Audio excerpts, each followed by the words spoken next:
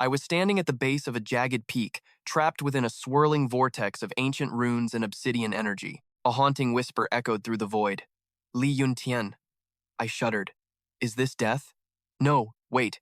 These memories. They aren't mine. Back in reality, a voice screamed my name. Suddenly, a piece of chalk came flying at my face like a heat-seeking missile. I snatched the chalk midair. It hit me then. The year is 1033. 15 years since I died on that frozen mountain. I sat in the back of the classroom, twirling the chalk between my fingers. Looking out the window, I saw a massive statue of myself. Professor Li Yunxiao, the fiercest instructor at Blue Flame Academy, slammed her fist on the podium. Li Yunxiao, how dare you sleep through my lecture, she screamed. I just blinked, trying to make sense of this new world. So, I've actually been reborn. She barked a question. How much time is required to forge a standard mystic weapon? I ignored the question and studied her instead. She's got that fiery spark. Sharp features, long hair, definitely a looker. If she traded that robe for a suit of armor and looked a bit more tragic, she'd be a dead ringer for the Crimson Lotus Empress. Too bad she's just a 4-quadrant martial lord. She's miles away from being a real threat. She froze, looking unsettled. What is this? Why did a single look from this nobody make my heart skip a beat? I must be losing my mind from overworking, she thought.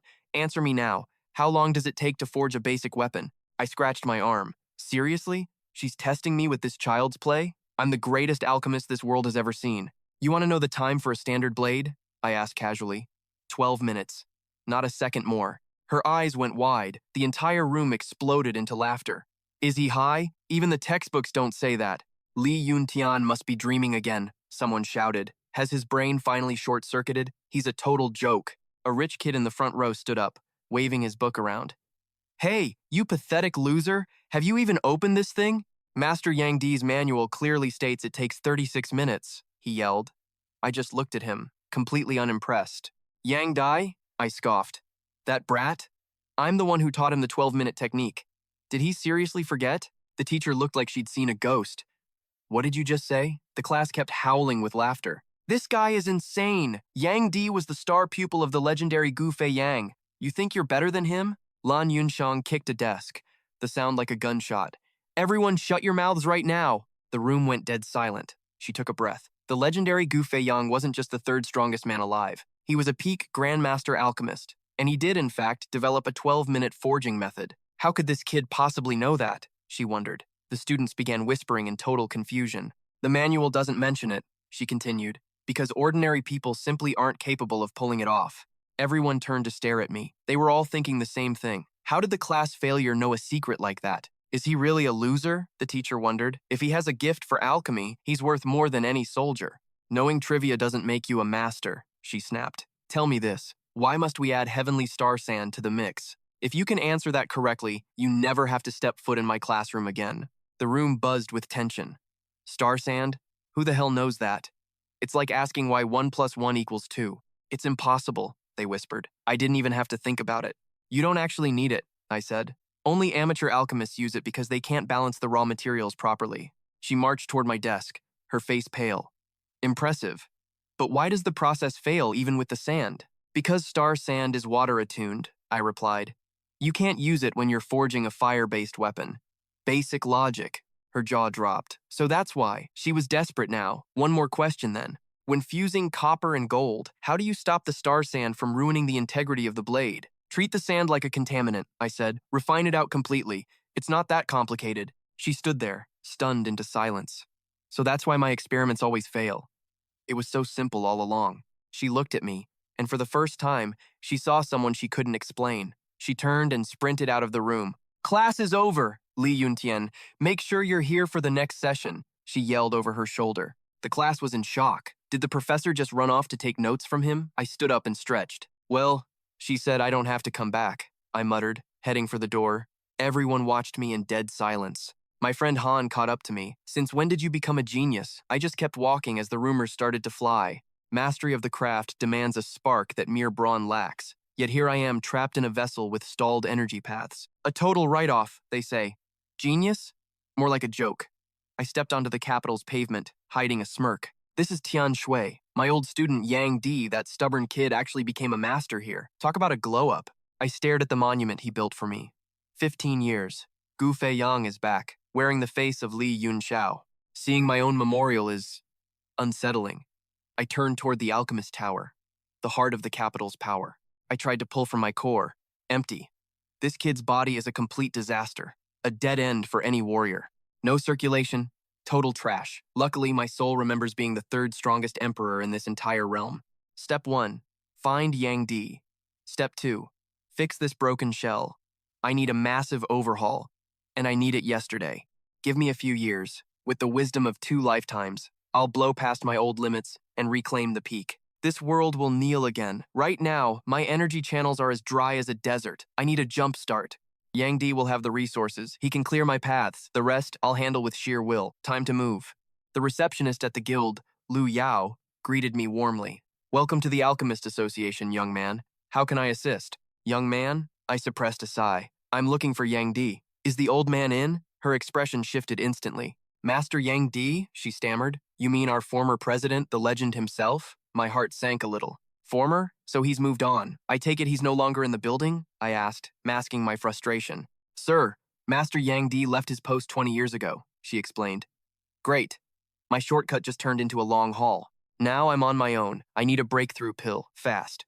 I, Feiyang, was once the dual master of Blade and Brew, a rank 9 sovereign, a pillar of the alchemist city, one of the 7 elders. My name carried weight. The Holy Domain even titled me the Vanquishing Martial Emperor. I reached the 9 heavens of power. Now, nothing. My former students are probably legends by now, while I'm stuck in a 15-year-old's body that won't even twitch. If I don't force these channels open soon, I'll never recover my prime. This is a race against time. Look, I said to the girl, I'll write down a list. Can you pull these ingredients for me? She handed me paper. Be my guest, she replied. As I scribbled, a man named Gu Vin approached, his voice dripping with condescension. Who are you wasting time with, Liu Yao? Master Luang is expecting you. Move it. He looked at me with disgust. She tried to explain. Sir, this gentleman needs supplies for a formula. I'll be right there. Vin snatched the page. Let's see what kind of formula a kid dreams up, he sneered. I looked him over. Rank 1, barely. He crumpled my work into a ball. Garbage. Pure trash. He tossed it aside while Liu Yao watched in shock. My blood boiled. A recipe I'd written worth a kingdom was being called waste by a bottom-tier hack. Get to Luang's office, Vin barked at her, dismissing me like a stray dog. He didn't have a clue. This isn't a playground. Scram. I didn't move. My voice dropped an octave, cold and sharp. Your name is Gu Vin, right? You passed your rank 1 exam. 7 days ago? He froze, blinking. Everyone knows I leveled up 5 days back. Now show some respect and call me master. I laughed. You call yourself an alchemist? I pointed a finger. Look at your hands. Your skin is turning gray and peeling. You've been messing with Yin Wind Stone to boost your focus for the test, haven't you? His face paled instantly. And that scent? Blue Flame Orchid. You're using it to numb the corruption from the stone. Amateur move. He stared at me like I was a ghost. There's a hint of tiger sulfur, too. Your exam weapon used it as a core. How? He whispered, his bravado crumbling. I leaned in, my gaze like a freezing wind. Impossible? I mocked. You think you're clever, but you only know half the story. That orchid? It has a bite. Every day at noon, your pressure points brow, crown, solar plexus, they feel like they're on fire, don't they? He started to shake. The fear in his eyes told me I'd hit the bullseye. He was dying and he knew it. You have talent, kid. Shame it's going to waste. To live, you'll have to chop off your hand and ruin your core. Don't lie to me, he gasped, his voice cracking. I turned my back on him. Fine, have it your way. I was going to show you the cure, but why bother? Suddenly, he lunged, grabbing my shoulder in desperation. Wait, tell me how to fix it. He looked into my eyes and recoiled, sensing the sheer power radiating from me. He saw a master, not a child. My aura was a blade at his throat. He realized he wasn't talking to a boy. Sweating buckets, Gurong bowed before me, his voice a desperate whisper as he begged for answers. The Alchemist Guild went silent, everyone watching the legendary master groveling at the feet of a teenager. I've never seen a master salute a kid. Well? I asked. Where's my medicine? Gurong snapped out of it. He lunged for the paper like a man possessed. Right away, sir. The crowd stood there, completely confused. I took the script, but a sneeze hit me hard. I used the precious paper to cover my mouth. Saliva ruined the ink. Gurong looked ready to explode, but I just tossed the damp paper aside. Get 10 of everything. Bring them to Jalan Academy. Gurong stood frozen, realizing a kid was ordering him. Who? Who are you? He stammered. I looked him dead in the eye. The name is Li Yunxiao. I didn't take your pride. You stepped on it yourself. My energy surged like a hungry tiger. I watched him tremble. He was shaking from head to toe. Remember what I said, I continued coldly. Your right hand has 3 days. Miss that window, and you'll never forge another thing in your life. Panic set in. 3 days? I don't even know these herbs. How do I know you're not playing me? I walked toward the door, waving dismissively. You're smart. You'll figure it out. Use some white moon bamboo. Mix it with wolf ginseng. It'll kill the pain in those 3 spots and buy you some time. It'll give your hand 2 more days. If you survive that long, come find me at the academy. Gu Rong clutched the note as his students fled. He was boiling inside, fueled by pure, dark hatred. He's not even a warrior. So why was I shaking? He glared at my back. Li Yunxiao, you brat. Keep acting tough. Once I have the cure, I'll rip you into 1,000 bleeding pieces, I swear. In a private room, Master Liang Wenwu gasped. A boy? You're telling me a kid wanted these herbs? Crane root and phoenix lotus? Lu Jiao nodded. Yeah, 16 years old, roughly. Liang's heart skipped a beat. Those are high-level boosters for warriors. Was there anything else on that list he gave you? These herbs blend together. It's beyond anything I've ever studied. I can't even grasp the complexity yet. If he comes back, you hold him. Don't let him leave. Then notify me immediately. Lu Jiao nodded. Crystal clear, sir. The search for the mysterious boy began. Walking through the city, I knew Gu Rong might struggle. I couldn't rely on that old man alone. I checked my storage ring. Let's see the loot. The ring glowed, revealing my sad collection of items. It was just trash, cigarettes, adult magazines, and a heavy iron sword. Nothing actually useful for my mission. 16 pounds of junk. I missed my old Star Slayer sword, but this heavy blade would have to do. I reached the academy, planning to forge my own weapons once I unlocked my true inner power. Suddenly, 2 thugs lunged at me. I dodged, drawing my sword to slice a warning into the pavement. Leji and Dufeng stepped up, baring their teeth. You're acting way too cocky today, kid. You again? Suddenly, Hanbai and Chen Zhen charged in, screaming for my blood, or rather, my protection. What are Lam Fai's dogs doing to our brother? Hanbai roared. I forgot I had loyal friends. Dufeng smirked. Lam Fai sent us to see if you're actually tough or just all talk. He attacked. My friends jumped in, shouting about bullies. Hanbai and Dufeng traded heavy blows. It was a brutal stalemate. Both guys were straining, their faces twisted as they pushed their limits. Chen Zhen braced his friend. Brother, did you really open your 4th meridian already? That's incredible. Damn right, Han panted, and these losers are no better. But then La Jie stepped forward. 4th meridian? La Jie laughed. You're bragging way too early, little man. Watch and learn. His fist glowed with 5 meridians of power. I watched Han's confidence, and his bones start to crack. A sickening snap echoed. Bach collapsed, howling. The crowd froze in shock. Just another schoolyard beatdown by rich thugs, Kiet sneered, flaunting his status. 5 pulses beat 4, Fong barked. Now beat it, losers. Try it, a girl snapped. Princess Xue stepped into the fray. She stood before me. Why would royalty shield a nobody? They retreated, muttering. You're only safe because of her. They spat. Wait, I said. You don't walk away after doing that. Fong turned, laughing. The deadbeat actually thinks he has a say? I drew my steel. Let's see the gap between us then. They took the bait. Fong's eyes burned with a cruel hunger. I'll break you, he hissed, lunging. My friends screamed in terror. Mouths gaped. I didn't flinch. I simply raised a well-timed knee. Fong folded, clutching his groin. One bad apple ruins the bunch. He sobbed on the ground. Kiet's finger shook as he pointed. My bad, I told them. He just ran right into me. The crowd whispered. Did he really just trip into a knee? Kiet wasn't fooled. This was no accident. It was a strike. Play smart, he roared. But you're a dead man walking now. My friends trembled. To them, I was a lamb facing lions. A 0-pulse apprentice versus a high-tier fighter? Absolute suicide mission. Kiet charged like a bull. I'm ending you for this. Xue screamed for me to run. I just held my ground. He unleashed 5 pulses of fury. The very air felt heavy. His fist hit my blade. A wet crunch, then total agony. I followed with a kick to his pride. Experienced the pain. 2 bullies, 1 pose curled and crying. The silence was absolute. Who punches a sword? Someone laughed. What a total moron. They couldn't decide if I was a genius or just lucky. I leaned on my sword. Is that the best you've got? If I couldn't handle these thugs, I didn't deserve to breathe. I walked toward Kiet. He was pathetic, begging for his life. 1 kick sent him flying into his friend. Wall meat. I stood over them, cold. The witnesses flinched in phantom pain. Bach cleared the area. Chan whispered, Did you unlock pulses? Nope, I replied. It isn't that easy to do. Then how? I just smiled. They were just very clumsy. Xue stared at me. Who are you really? Yunxiao? Their families will retaliate, she warned. You've made powerful enemies. I jammed my blade into the dirt near Kiet's groin. Next time, I'll finish the job, I said, walking away. You arrogant brat, she yelled. I didn't even look back, Chan sighed. The family name might not be enough this time. The academy has its own rules, Bach added, looking grim. You're talking about Lam Fai? Shue's face went pale white. 7 pulses, a true monster, and he's coming for me. I limped toward the barracks, mocking the word warrior. A real killer and a student are 2 different species entirely. My pulse was a ghost. Not one energy gate had opened. This shell was nothing but a fragile cage of bone and regret. If the gates are locked, I will tear the walls down. I cracked my knuckles, preparing the Heavenbreaker protocol. History remembers 10 monsters who ruled the world. They were the 10 sovereigns, the absolute peak of human destruction.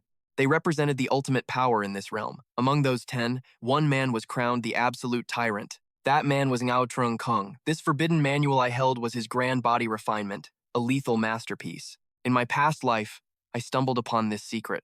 It is the most brutal, sun-tempered physical art in existence. I died before I could ever taste its power. Now, in this weak frame, I began the first set of agony. I crossed my arms, lungs screaming for air as I slammed into the dirt. I was completely spent, gasping for life. This technique is pure insanity. It felt like my muscle fibers were being shredded. No wonder he was a god. The entry level is pure torture, but if I master this, I can reach the summit without even opening my veins. I clenched my fists, a desperate fire in my eyes. I was once the 3rd greatest legend. I have the grit.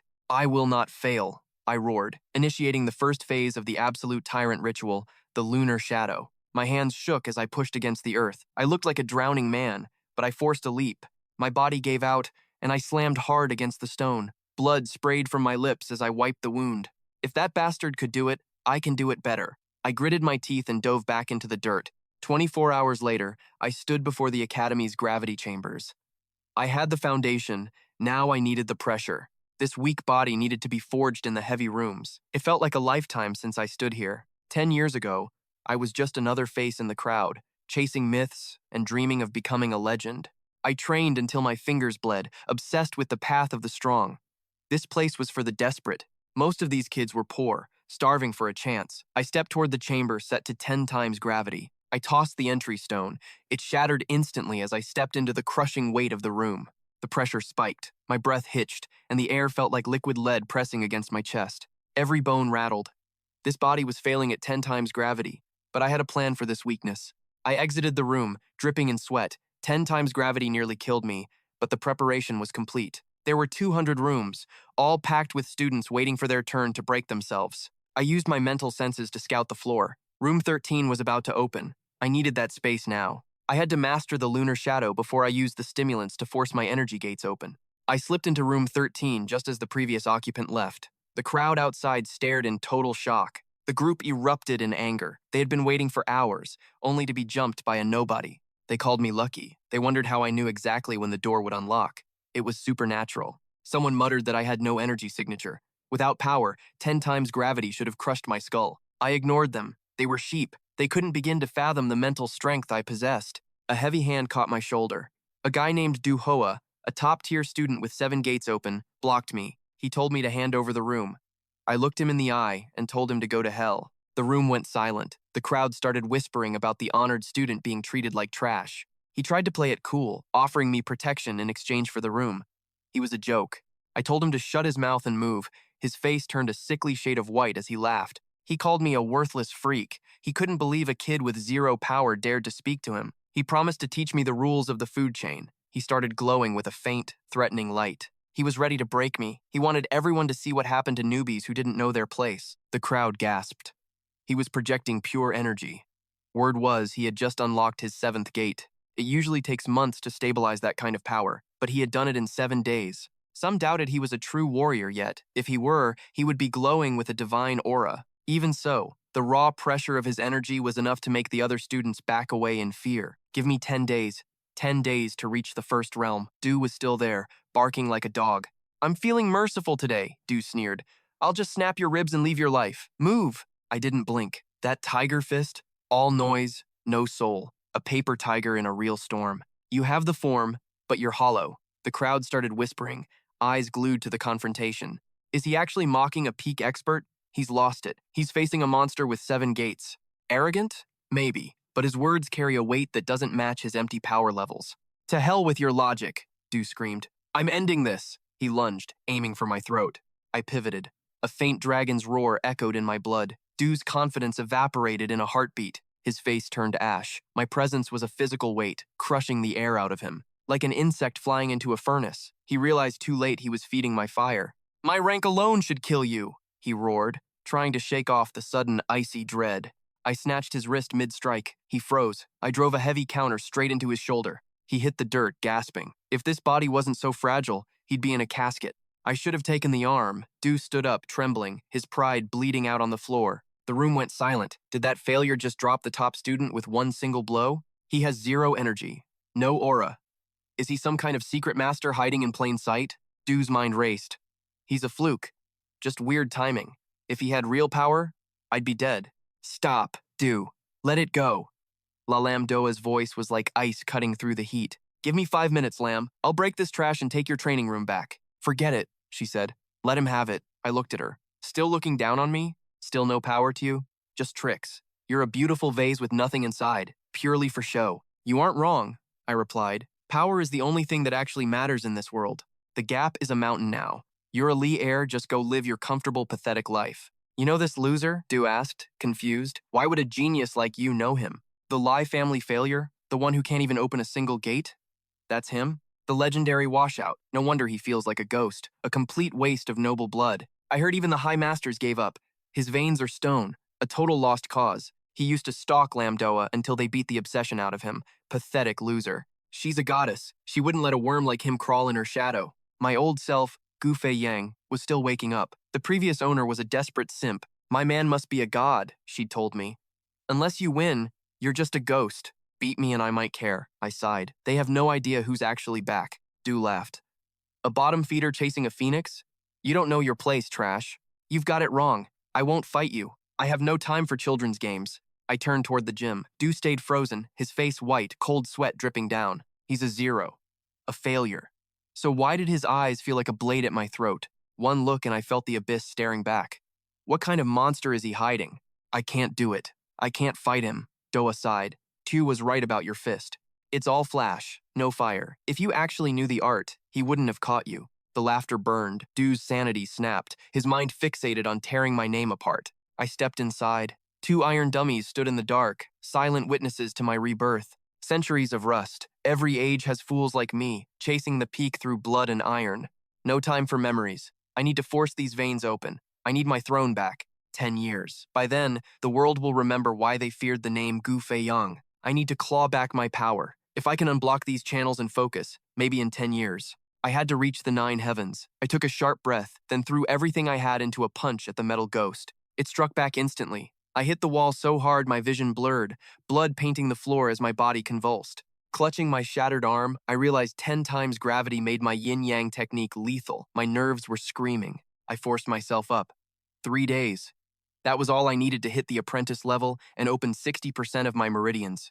I lunged back into the fray, screaming for more.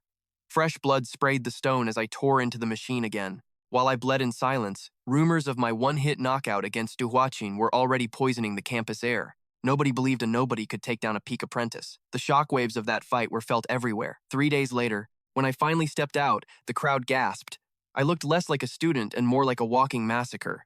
My clothes were shredded rags, and the copper scent of fresh blood followed me like a heavy, suffocating shadow. I moved past the 10 times gravity zone. Whispers erupted. People wondered what kind of monster would do this to himself.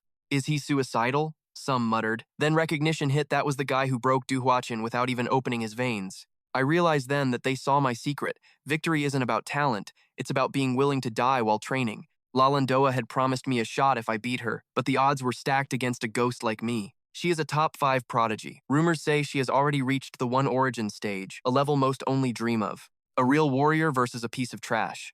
The next student entered my training room and immediately started screaming. Their shriek echoed through the hall. Everyone rushed over, faces pale as they peered into the carnage of room 13. The room was a slaughterhouse. Walls were painted red with my blood, and in the center, a sight that defied logic.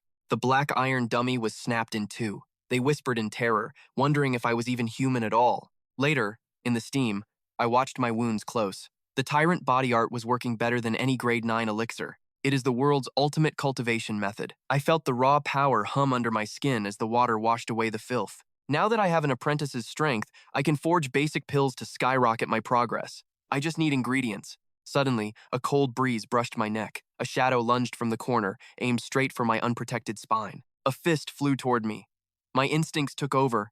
I caught it mid-air and twisted the attacker's wrist till it popped. It was Han Bak. He hit the dirt with a pathetic howl. "It is me, Yun," he sobbed, clutching his mangled hand. The fat guy wailed, staring at his crooked arm. "It is broken. You actually broke it." I just shrugged. "You should not sneak up." I reached out to examine the damage. He flinched, screaming in pain. "I just wanted to see if you were different," he gasped. "You are too strong, Yun. You are not the same person." I did not answer, my hands moving toward his dislocated joint. "I have not even unlocked my core yet," I said coldly. "Why are you bothering me?" He looked at me in disbelief. "Still no core? You are a freak. Anyway, Professor Luo is hunting for you. Where have you been hiding for 3 days? That brat Luo? What does she want?" I gave his arm a sharp tug, and he shrieked like a dying pig. "Done. It is back in place." I wiped my hands as he collapsed, face down in the dirt, groaning in agony. "Calling her a brat? You have lost your mind." He scrambled up and grabbed my leg. "Listen, things just got dangerous. Lam Fai has been ghosting everyone. He is in seclusion, trying to force a breakthrough to the One Origin level. His goons, Dufang and Lakit, are waiting. Once he emerges as a true warrior, you are his first target." "One Origin?" I scoffed. "That is nothing to worry about." Han Bak's jaw dropped like I had just insulted a god. "Nothing? Do you realize what that means? It is the birth of true Qi. He will be a real cultivator, not just a trainee. The gap between an apprentice and a warrior is a mountain you cannot climb. It is a completely different world of pain.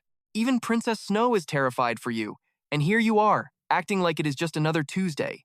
You are insane." I remembered Lam Fai, the bully in chief. I patted Han's shoulder, a dark thought crossing my mind.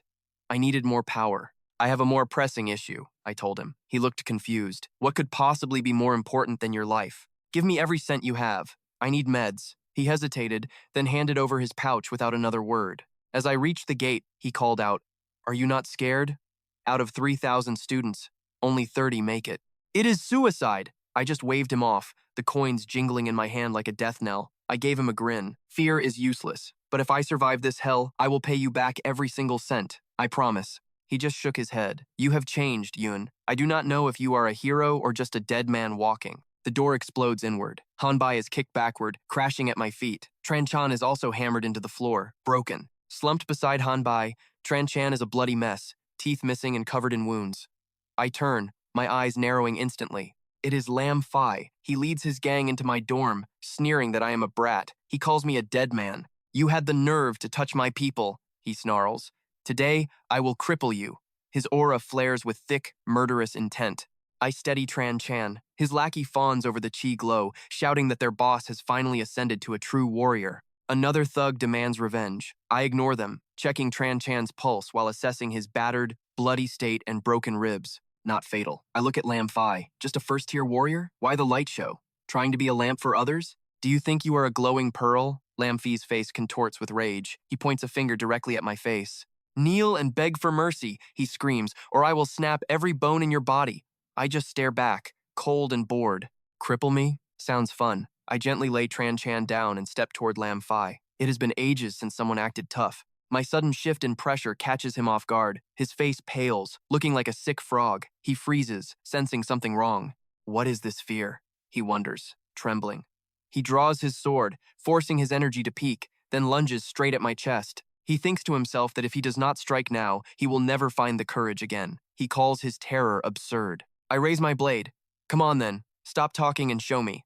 Lam Fai's ego snaps under the mockery and he roars. He screams, swinging wildly at my sword. "How dare you laugh at me?" The impact echoes through the small, cramped dormitory room. I slide back, using my blade to balance. His strength is decent, but it leaves a small notch in my cheap steel blade. Lam Fai looks stunned. He cannot believe I blocked his strike. His thugs stand there, their mouths hanging open in total disbelief.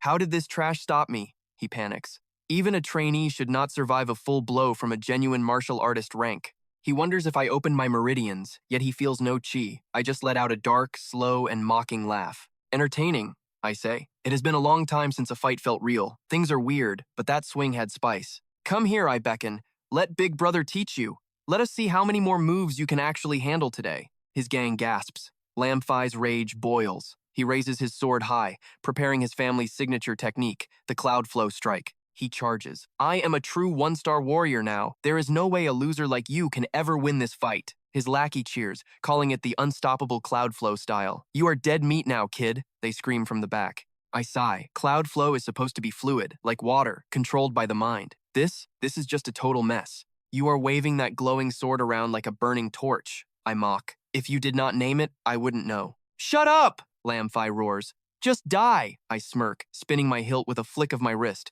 A sharp ring sounds. Getting a lesson from me is the luckiest thing for your ancestors. My blade flashes, sending his sword flying into the air. His weapon embeds itself into the door. The room goes silent. Lam Fai stares at his empty hands, his eyes wide. I sheathe my blade and exhale. Standing before him, my shadow looms large. He still does not understand how he lost. His hands shake. How? I am a warrior. You have not even opened your pulse. I do not give him time. I lunge, my fist connecting hard with his jaw. He hits the wall with a thud. His cronies scream his name aloud. Boss! Lam Fai! They cry. He is a bloody mess, my boot print practically tattooed onto his face. I step closer. I drive my sword into the floor, inches from his manhood. He shrieks in terror.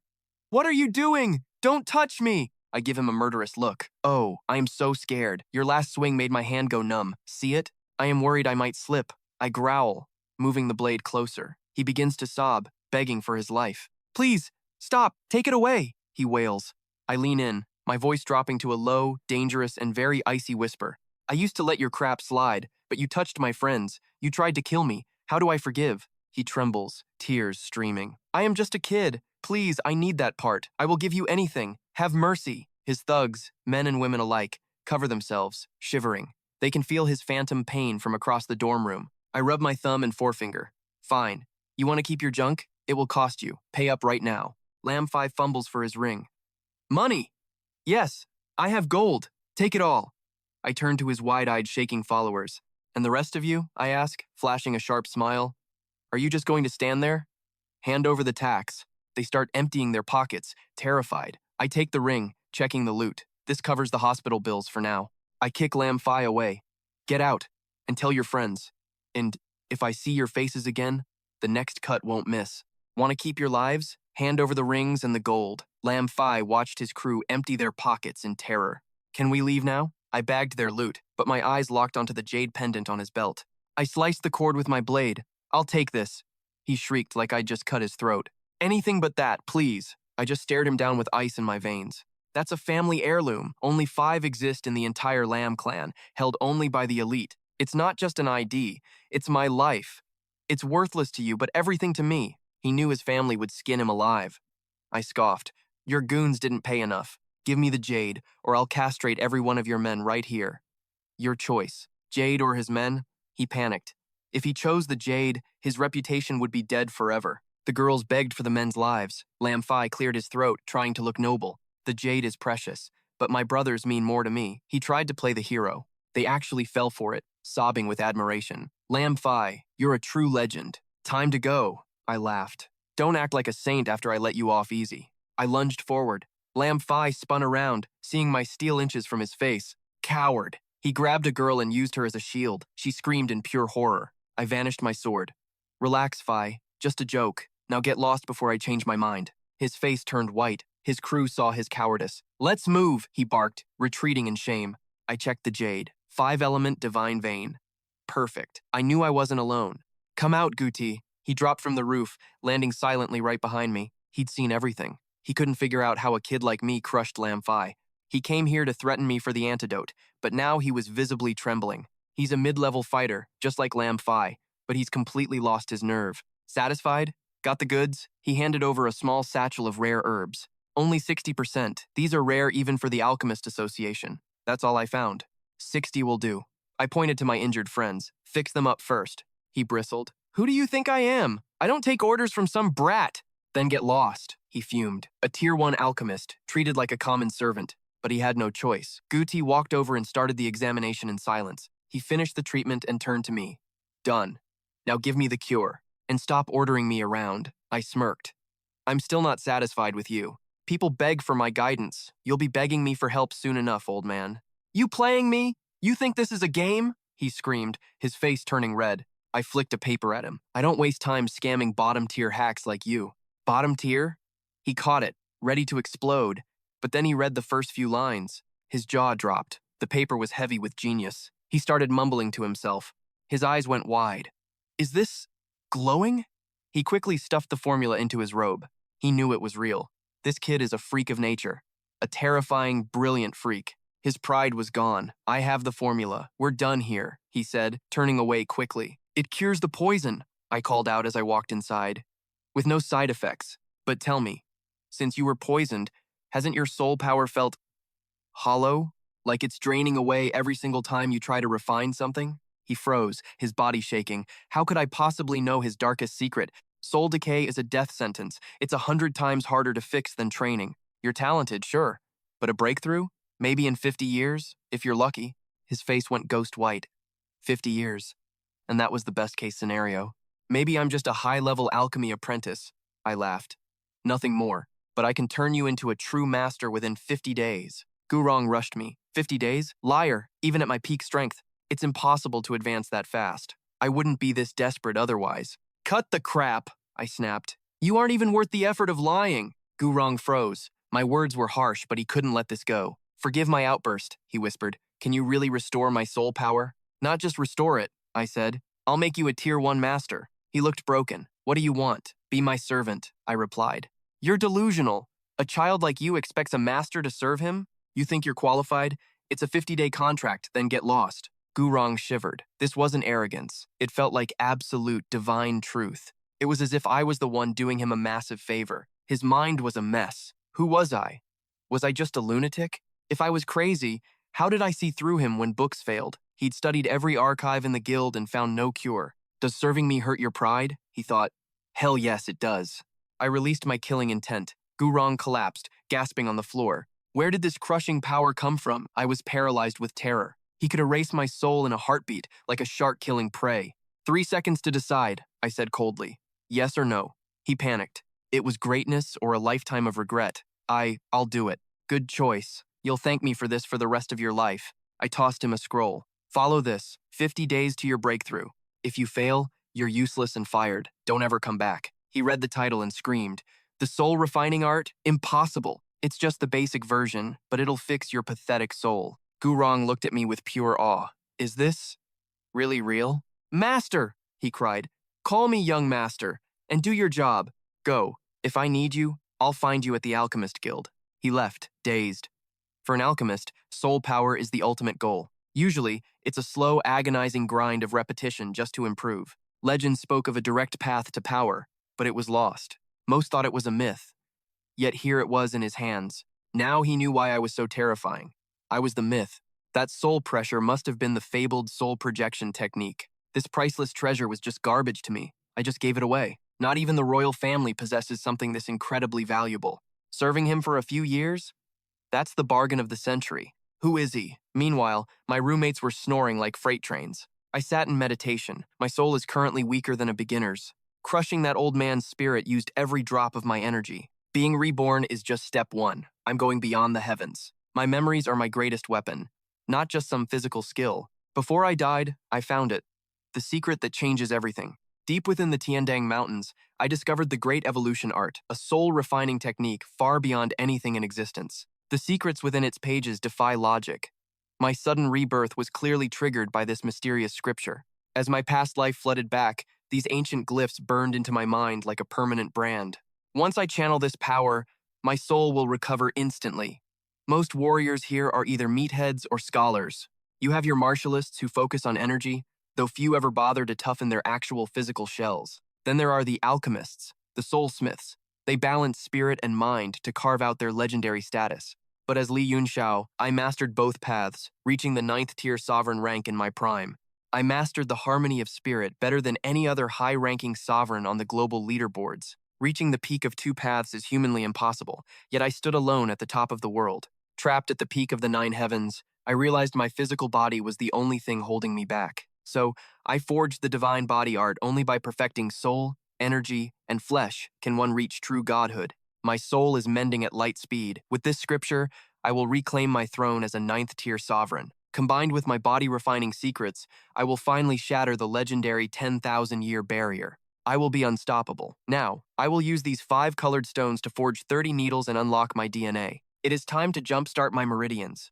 Honestly, Gu Vin did a decent job sourcing these raw materials. I tossed the powder into the air, watching it swirl into a glowing alchemical circle under my mental command. I shattered the jade pendant, unleashing a flood of golden soul energy that filled every corner of the room. I am puppeteering these ingredients in mid-air, using pure soul focus like a master conductor in the dark. My past life instincts kicked in, merging ancient formations and medicinal arts into one fluid, deadly strike. This soul burst turns a total rookie into a god, allowing a first-level beginner to craft like a master. Even with this weak student frame, I can synthesize complex elixirs that would make veteran alchemists weep. The mixture crystallized. Suddenly, the needles shot into my pressure points, screaming with raw, unbridled energy. My blood felt like liquid fire as I felt my very existence rewriting itself in the shadows. "Break!" I roared. 5 massive energy rings erupted through the smoke, shattering the silence of the night. I stepped out, checking my hands. Only 5 meridians? Not exactly the miracle I was hoping for, honestly. These needles are potent. I need to hunt down the remaining 4 pieces of that blue jade immediately. My friends, Han and Chen, finally woke up, stumbling toward me with looks of absolute horror. They think the Lan family poisoned me. Chen was ready to call in a hit squad for revenge. "Young master, you look like death," they gasped. I forgot the potion turns my skin a sickly green. "Calm down," I said, wiping the grime off. "I just had a very productive, very violent night." Their jaws hit the floor when I told them I had wiped out the Lan goons and looted them. "Wait, you are saying you actually opened 5 meridians in one go?" They looked at me like I was a ghost. "Every single one," I confirmed. They just stared at each other, wondering what hell had broken loose. Chen started laughing. "I knew it! A general's son does not just stay a loser forever, does he? He is already dreaming of leading millions of soldiers to crush the Lan family into the dirt." But Han was the voice of reason. "Opening meridians is great, but now you have a target on your back. The Lan family will not take this lying down. You are in more danger now than ever before." Chen scoffed. "Please. They are no match for him now, and they would not dare attack us at school. This academy is protected by Headmaster Zhong Lisun, a legendary 5th-tier martial king. He is the strongest man in the kingdom. Even the emperor bows to the school's strict neutrality. Inside these walls, your own power is your only shield. It is a survival of the fittest nightmare. We are not just students. We are combatants in a never-ending struggle for status and survival." Han shook his head. "Lan Fei is a cockroach, but he is not the one you should fear. You are forgetting about his half-brother, Lan Xuan. He is ranked 3rd on the elite student list." I looked at the horizon. Local rankings mean nothing to a man who has already conquered the heavens. On the Heavenly Martial Leaderboard, I'm ranked 3 among the world's absolute elites. Han Bak sighed. "Lam Huyen is graduating soon. Word is he's already a level 2 warrior." Tran Chan gasped. "A warrior? He'll be a national guardian." Han Bak shook his head. "An 18-year-old warrior? He's a freak of nature. He'll be a high commander soon." Tran Chao sighed. "Hope we survive until he graduates. Warriors don't bully losers, right? Surely he wouldn't come after us over some petty school drama." Yunxiao just laughed.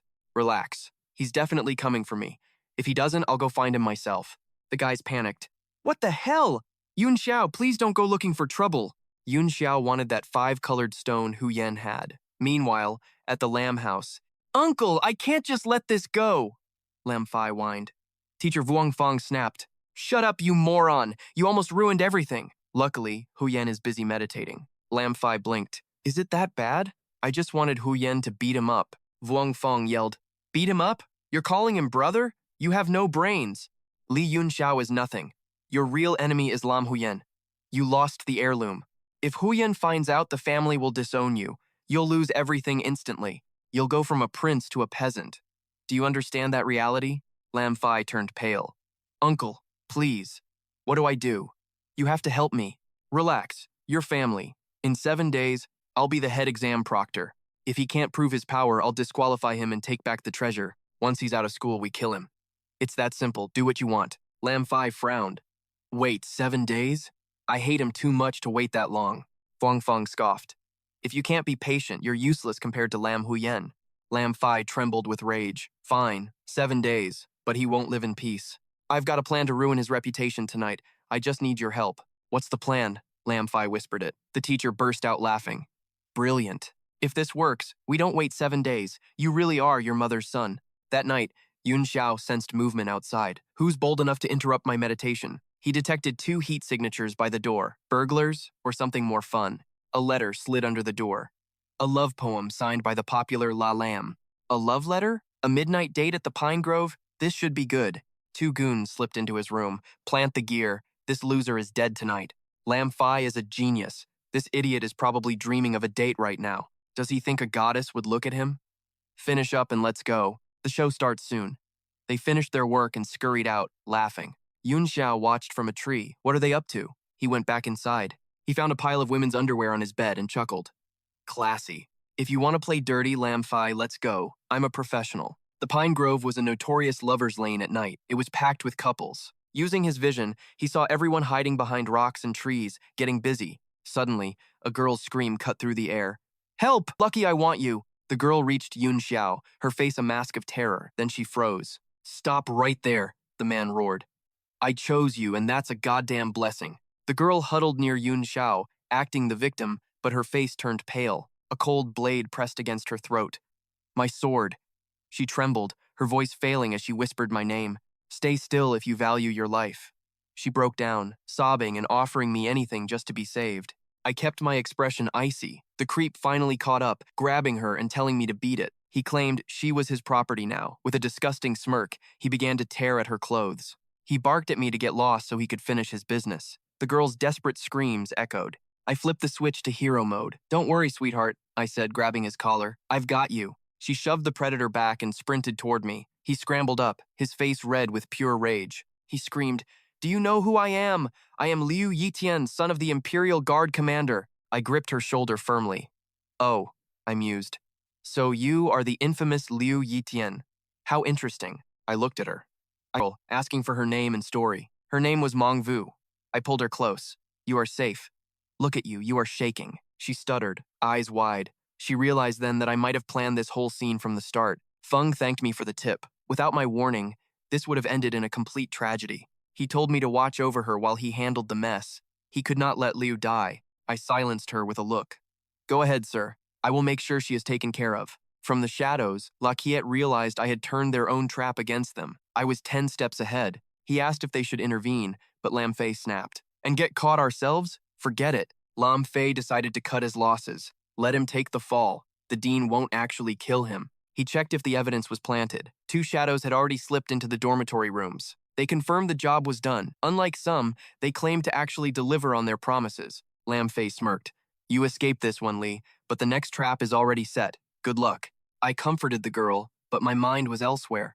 The real show was just about to begin. Feng pulled Liu from the mob. I lifted the girl up, telling her the threat was neutralized. She blushed, clinging to me.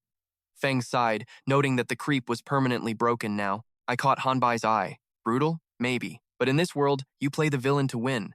Feng ordered everyone back. He would report this to the dean. Liu got what he deserved. He told me to stop holding her so close and find her roommates to take her home. A few girls stepped forward, claiming they lived with her.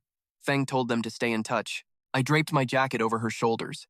Stay safe, I whispered as they led her away. She looked back, but I just waved. Just doing my duty. Come find me if you need anything. Suddenly, Lam Fei's group blocked the path. A group of female students looked absolutely furious. Lam Fei played the hero.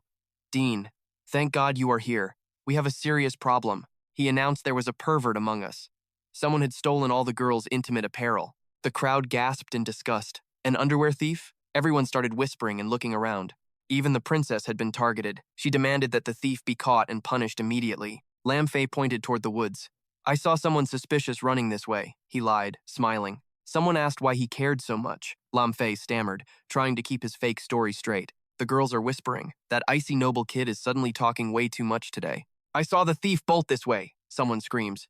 Boss, Lam Fei spotted him. Lam Fei acts like a hero. I'm just doing my duty. Follow me, everyone. He plays the saint. As students, we have responsibilities. Why are you dodging the truth? You look guilty, he sneers. I'm 90% sure you're the rat, Li Yunxiao. His crony nods.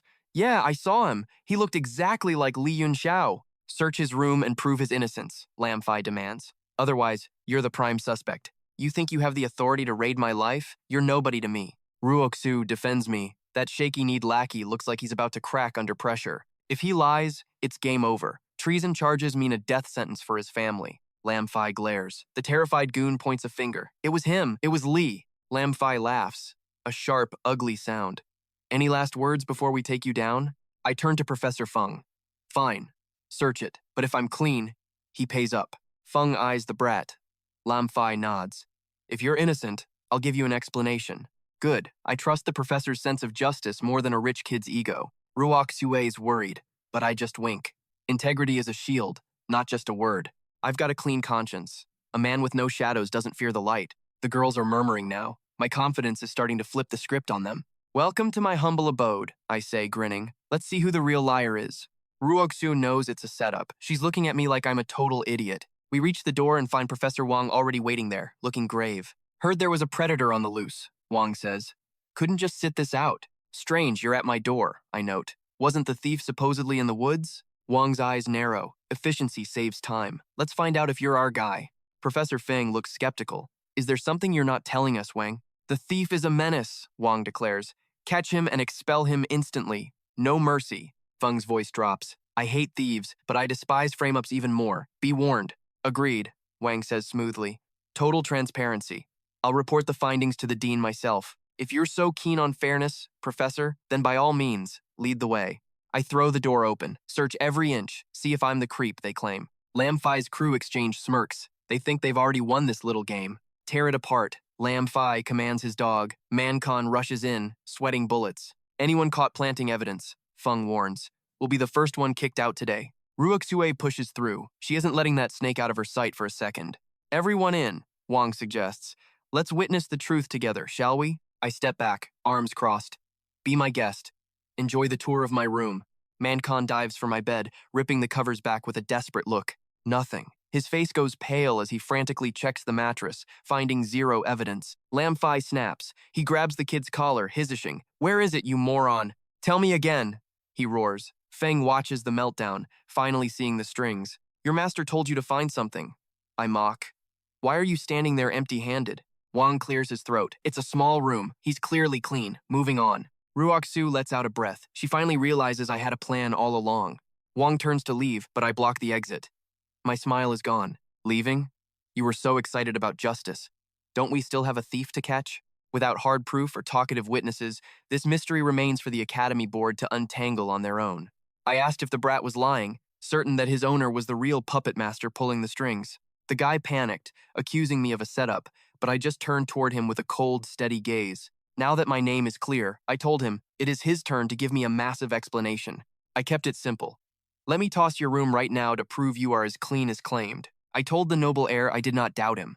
I just could not swallow this level of disrespect. He snapped, saying he would keep his word and let me search just to shut me up for good. My buddy realized the brat was losing this fight and whispered that we should vanish before things turned south. The entire crowd followed us like a pack of hungry wolves, straight to the suspect's private living quarters. He opened the door, mocking us as poor losers, while warning us not to touch his expensive designer gear.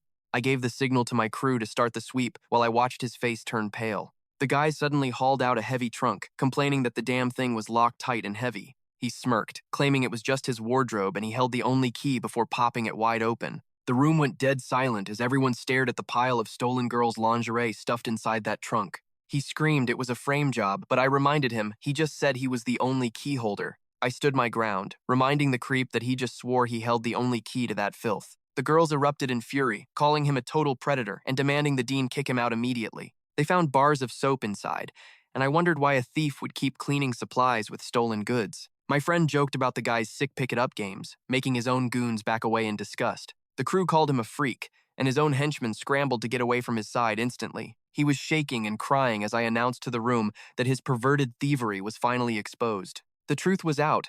He was a thief and a harasser who deserved the worst kind of punishment possible. Though we wanted to tear him apart, I said we should follow the rules and let justice prevail. I told the crowd to let the instructors decide his fate, and they all roared for total, fair justice.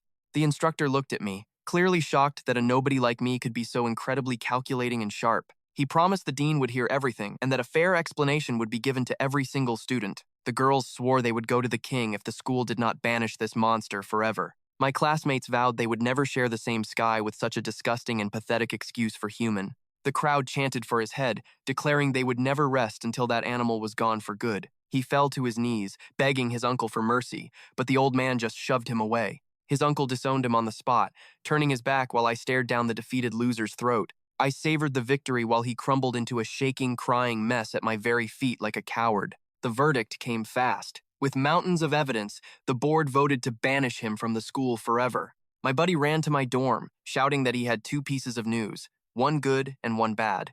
I knew the good news was the expulsion, but I asked him to hit me with the bad stuff. He said I was a psychic, but the bad news was the brat's uncle was running our finals. My crew was terrified, thinking we would all fail the year because that teacher would surely hunt us down. I laughed and told them if that old man tried anything, I would pack his bags just like his nephew. My friend warned me not to be reckless, reminding me that a teacher has way more power than students. I told him I did not care about titles and asked if the older brother had made a move. He said the big brother wanted revenge, which meant we were in for some serious, life-threatening trouble soon. I just grinned, thinking about the rare magic stone that big brother was about to deliver to my door. Deep in the Alchemist Guild, my teacher stood before the masters, testing her skills on a massive iron axe. She was sweating bullets, shouting for the metal to hold as the glowing weapon hovered in the mid-air. She caught the axe and exhaled in relief, presenting the finished masterpiece to the high officials of the kingdom. Guild Chairman Hua Han gripped my sun axe, eyes gleaming. "Master Yun, simply incredible work. Top tier grade 1, he announced. The council cheered. I had finally crossed the finish line. I thanked the masters. Hua Han leaned in, his voice a low, gravelly rasp. "How did you stabilize the gold? You failed that step in every previous attempt." I recalled the boy's secret advice. The chemical reaction is usually far too violent. I added celestial sand to slow the burn, but it presented a new problem. Normally, sand's water essence kills the fire, rendering the entire ritual completely useless. So I treated it as slag. I refined the sand out after it stabilized. Silence. A simple fix for a deadly error. Hua Han smiled a grim smile. Brilliant. Our kingdom finally has a true alchemist among these many talentless pretenders. The king must know. A royal banquet shall celebrate your rise tomorrow night. I stood frozen. These masters knew nothing. My victory felt like a clever theft. Please, I whispered. No parties. I prefer the quiet shadows of the forge. Elder Niam stepped up. In this kingdom, promotion is a mandatory matter of state. You have mastered the sword and the vial at such a remarkably young age. 2 royal galas in 3 years? Only the legendary Yang Di ever managed that. I shook my head humbly. I cannot be compared to a godlike legend like him. Yang Di had a god for a mentor. You have done this entirely alone. With a real teacher, you will surpass him. Today, we celebrate our 2 stars. You and Gu Rong are the future. Suddenly, the warm air turned ice cold. To Vian Kyo spat, Gu Rong is nothing but a walking, rotting corpse right now. The room froze. Explain yourself, the chairman demanded, his eyes narrowing with suspicion. I tried to leave. Hua Han stopped me. Stay. You were part of the family. Kyo smirked. Gu Rong cheated. He used the forbidden, soul-rotting Yin Windstone. Gasps. That stone offers quick power but demands a life in a dark exchange. Nonsense, someone cried. Q threw a ledger onto the heavy, scarred oak table. He has been buying every detox herb in the city to stop the rot. He is fighting poison with poison. He is already a hollowed-out, dying shell. Bring him here, Hua Han roared. Drag him out of his hole this instant. I watched the door. Ambition is a drug. I had almost tasted it once. Everyone murmured. Using that stone is a death sentence for any alchemist's future career. It is too absurd, Hua Han said. Kyo, you have always held a grudge. You harassed him since he was an apprentice. You cannot just fabricate such lies. Fabricate? Q laughed. The poison has likely reached his very marrow by this hour. Here is the evidence. My men tracked every single purchase he made this week. He has been buying antidotes since his promotion. 5 days ago, he turned to toxins. He is in seclusion, desperately trying to balance venoms, but the rot is relentless. No pill can save a man that far gone. He is completely, utterly ruined. Bring him, Hua Han repeated. I looked at the chairman, the kingdom's greatest master. He was a tier 3 legend. He would not let fraud stain our honor. Gu Rong limped into the hall, skin like gray ash. He looked at me.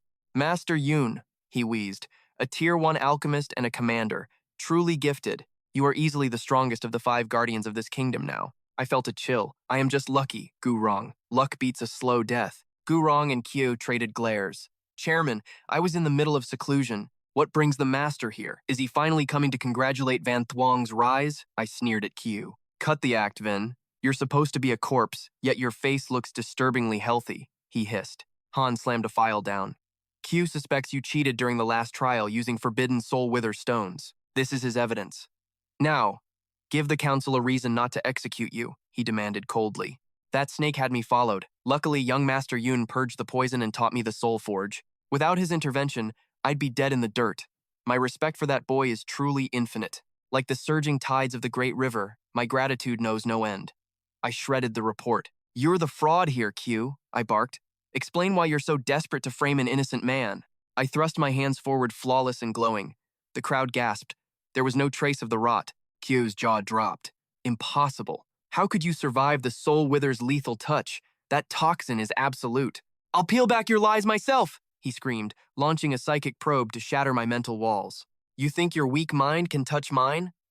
I laughed, a predatory gleam in my eyes. I unleashed a tidal wave of soul force that crushed him into the marble floor with a sickening thud. How? How is your spirit this powerful? He wheezed, blood trickling from his trembling, broken lips. I'm a true master, Q. Real power can't be faked, I growled as his body began to wither.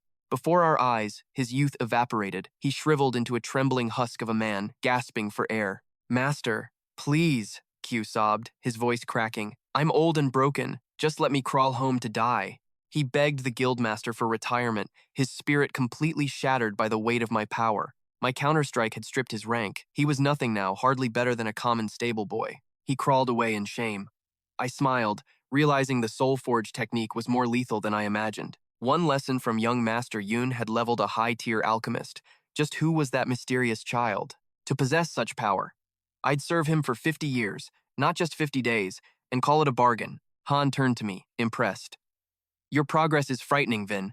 Your soul force is rock solid for a rookie. Take the girl and get her certified, he ordered. I bowed deeply. As you wish, Guildmaster. Outside, Thuong pulled me aside. Master Vin, would you consider taking on a very special student? A student? I asked. She nodded. Brilliant mind, but his body is completely useless for physical combat. He's self-taught but has no path forward, she explained. I scoffed, wondering why a general cared so much. You're a legend in the God Guard, Thuong. Your rank is higher than mine. Why bring him to me? You're an alchemist yourself. Why not teach him? I pushed, but she shook her head solemnly. He's the Duke's grandson. My position makes a formal apprenticeship. Complicated. I need a neutral party. The Long General's boy? The famous martial failure? I laughed. A weak frame usually means a weak spirit. I've heard the rumors, though I've never met him. Physical frailty is a death sentence in this craft. Without a strong vessel, he'll never survive the furnace heat, I warned. But she wouldn't back down. He has something. Special, she pleaded. Just train him as a scribe, give the Duke some dignity. Consider it a favor to the crown, she added. I sighed, weighing the political weight of her request. Fine, I'll test him, but if his soul force is 0, he's out. I don't train ghosts. She thanked me, but I was already looking toward the horizon. The academy exams were calling. She thinks I'm the genius. She has no idea I'm just a student of the real master. 3 days later, Gallum Academy was a storm of nerves for the annual year-end culling ceremony. The arena, built by the legendary Yang Dich, loomed over us. Today, dreams would either fly or die. Fail this test, and you're expelled. Every year, the gates are choked with the tears of losers. I stared at the statue of the old master. It's strange. Looking at my own face from 15 years ago. I've only opened 2 energy gates, a student whimpered nearby. I'm going to get kicked out for sure. Just hit 1 and you're safe, his friend hissed. Just don't be a joke like that, Li Yunxiao. He's the ultimate failure, they mocked. Snow grabbed my hand. Ignore the noise, she whispered softly. Trashy elites, Hanbok spat. They're just here for the circus, but my class was full of them. Dozens of rich kids just wasting time. At least 15 of them got expelled today. Master Lack is away, Wang Feng shouted. I'm running this exam. Listen up. Roll call is over. Late? You're out. And today, we're changing the rules. Usually you just need a pulse or a heavy hit, but too many of you are frauds. Cheating with pills is over. Now, you must pass both the energy flow and the power strike. He glared at me, Li Yunxiao. He knew I beat Lam Fai and wanted me gone. One more test to make sure I'd be kicked out for good. He was desperate. Lam Fai's crew circled me. Keep staring, I growled. I'll pluck your eyes out myself. They flinched. Eyes open. Idiots, I said, stepping up to the stone. Watch the master. I ignited the seafloor, then the sacral, solar, heart, and throat. Wang Feng's jaw hit the floor. Finally, the crown. 7 gates flared white-hot. The crowd went dead silent. 7? All of them? Someone gasped. Wasn't he the Academy's biggest joke? A total failure. Even a Tier 4 master said his veins were permanently fried. Wang was trembling. Everyone in the country knew my name as a punchline. He figured I used drugs or some brute force hack to take down Lam Fai. Watch this, I smirked. 1,000 pounds of force is just the warm-up. I lunged. One punch. The rock groaned, chain snapped, and a golden shockwave rocked the yard. I pulled back, my knuckles smoking. My fist was etched 3 inches deep into solid stone. No way, they whispered. He broke the heavy-duty restraints with a single hit. That's pro-level strength. Even a new warrior couldn't leave a mark that clean. My friends cheered like they'd won. Damn, Yunxiao, you've been holding out on us. Wang stood frozen. How could Lam Fai lose to someone with this much raw power? Are we done here? I asked. I'm busy. I turned to walk away. Everyone knew Wang just got slapped in the face. It had to burn. Opening gates is just kindergarten stuff, Wang screamed, his face turning purple. I just laughed. But then, I stopped cold. A heavy shadow stepped into my path. Lam Huyen. Black gang leader, someone whispered. Wasn't he in deep meditation? Rumor said he hit the first tier.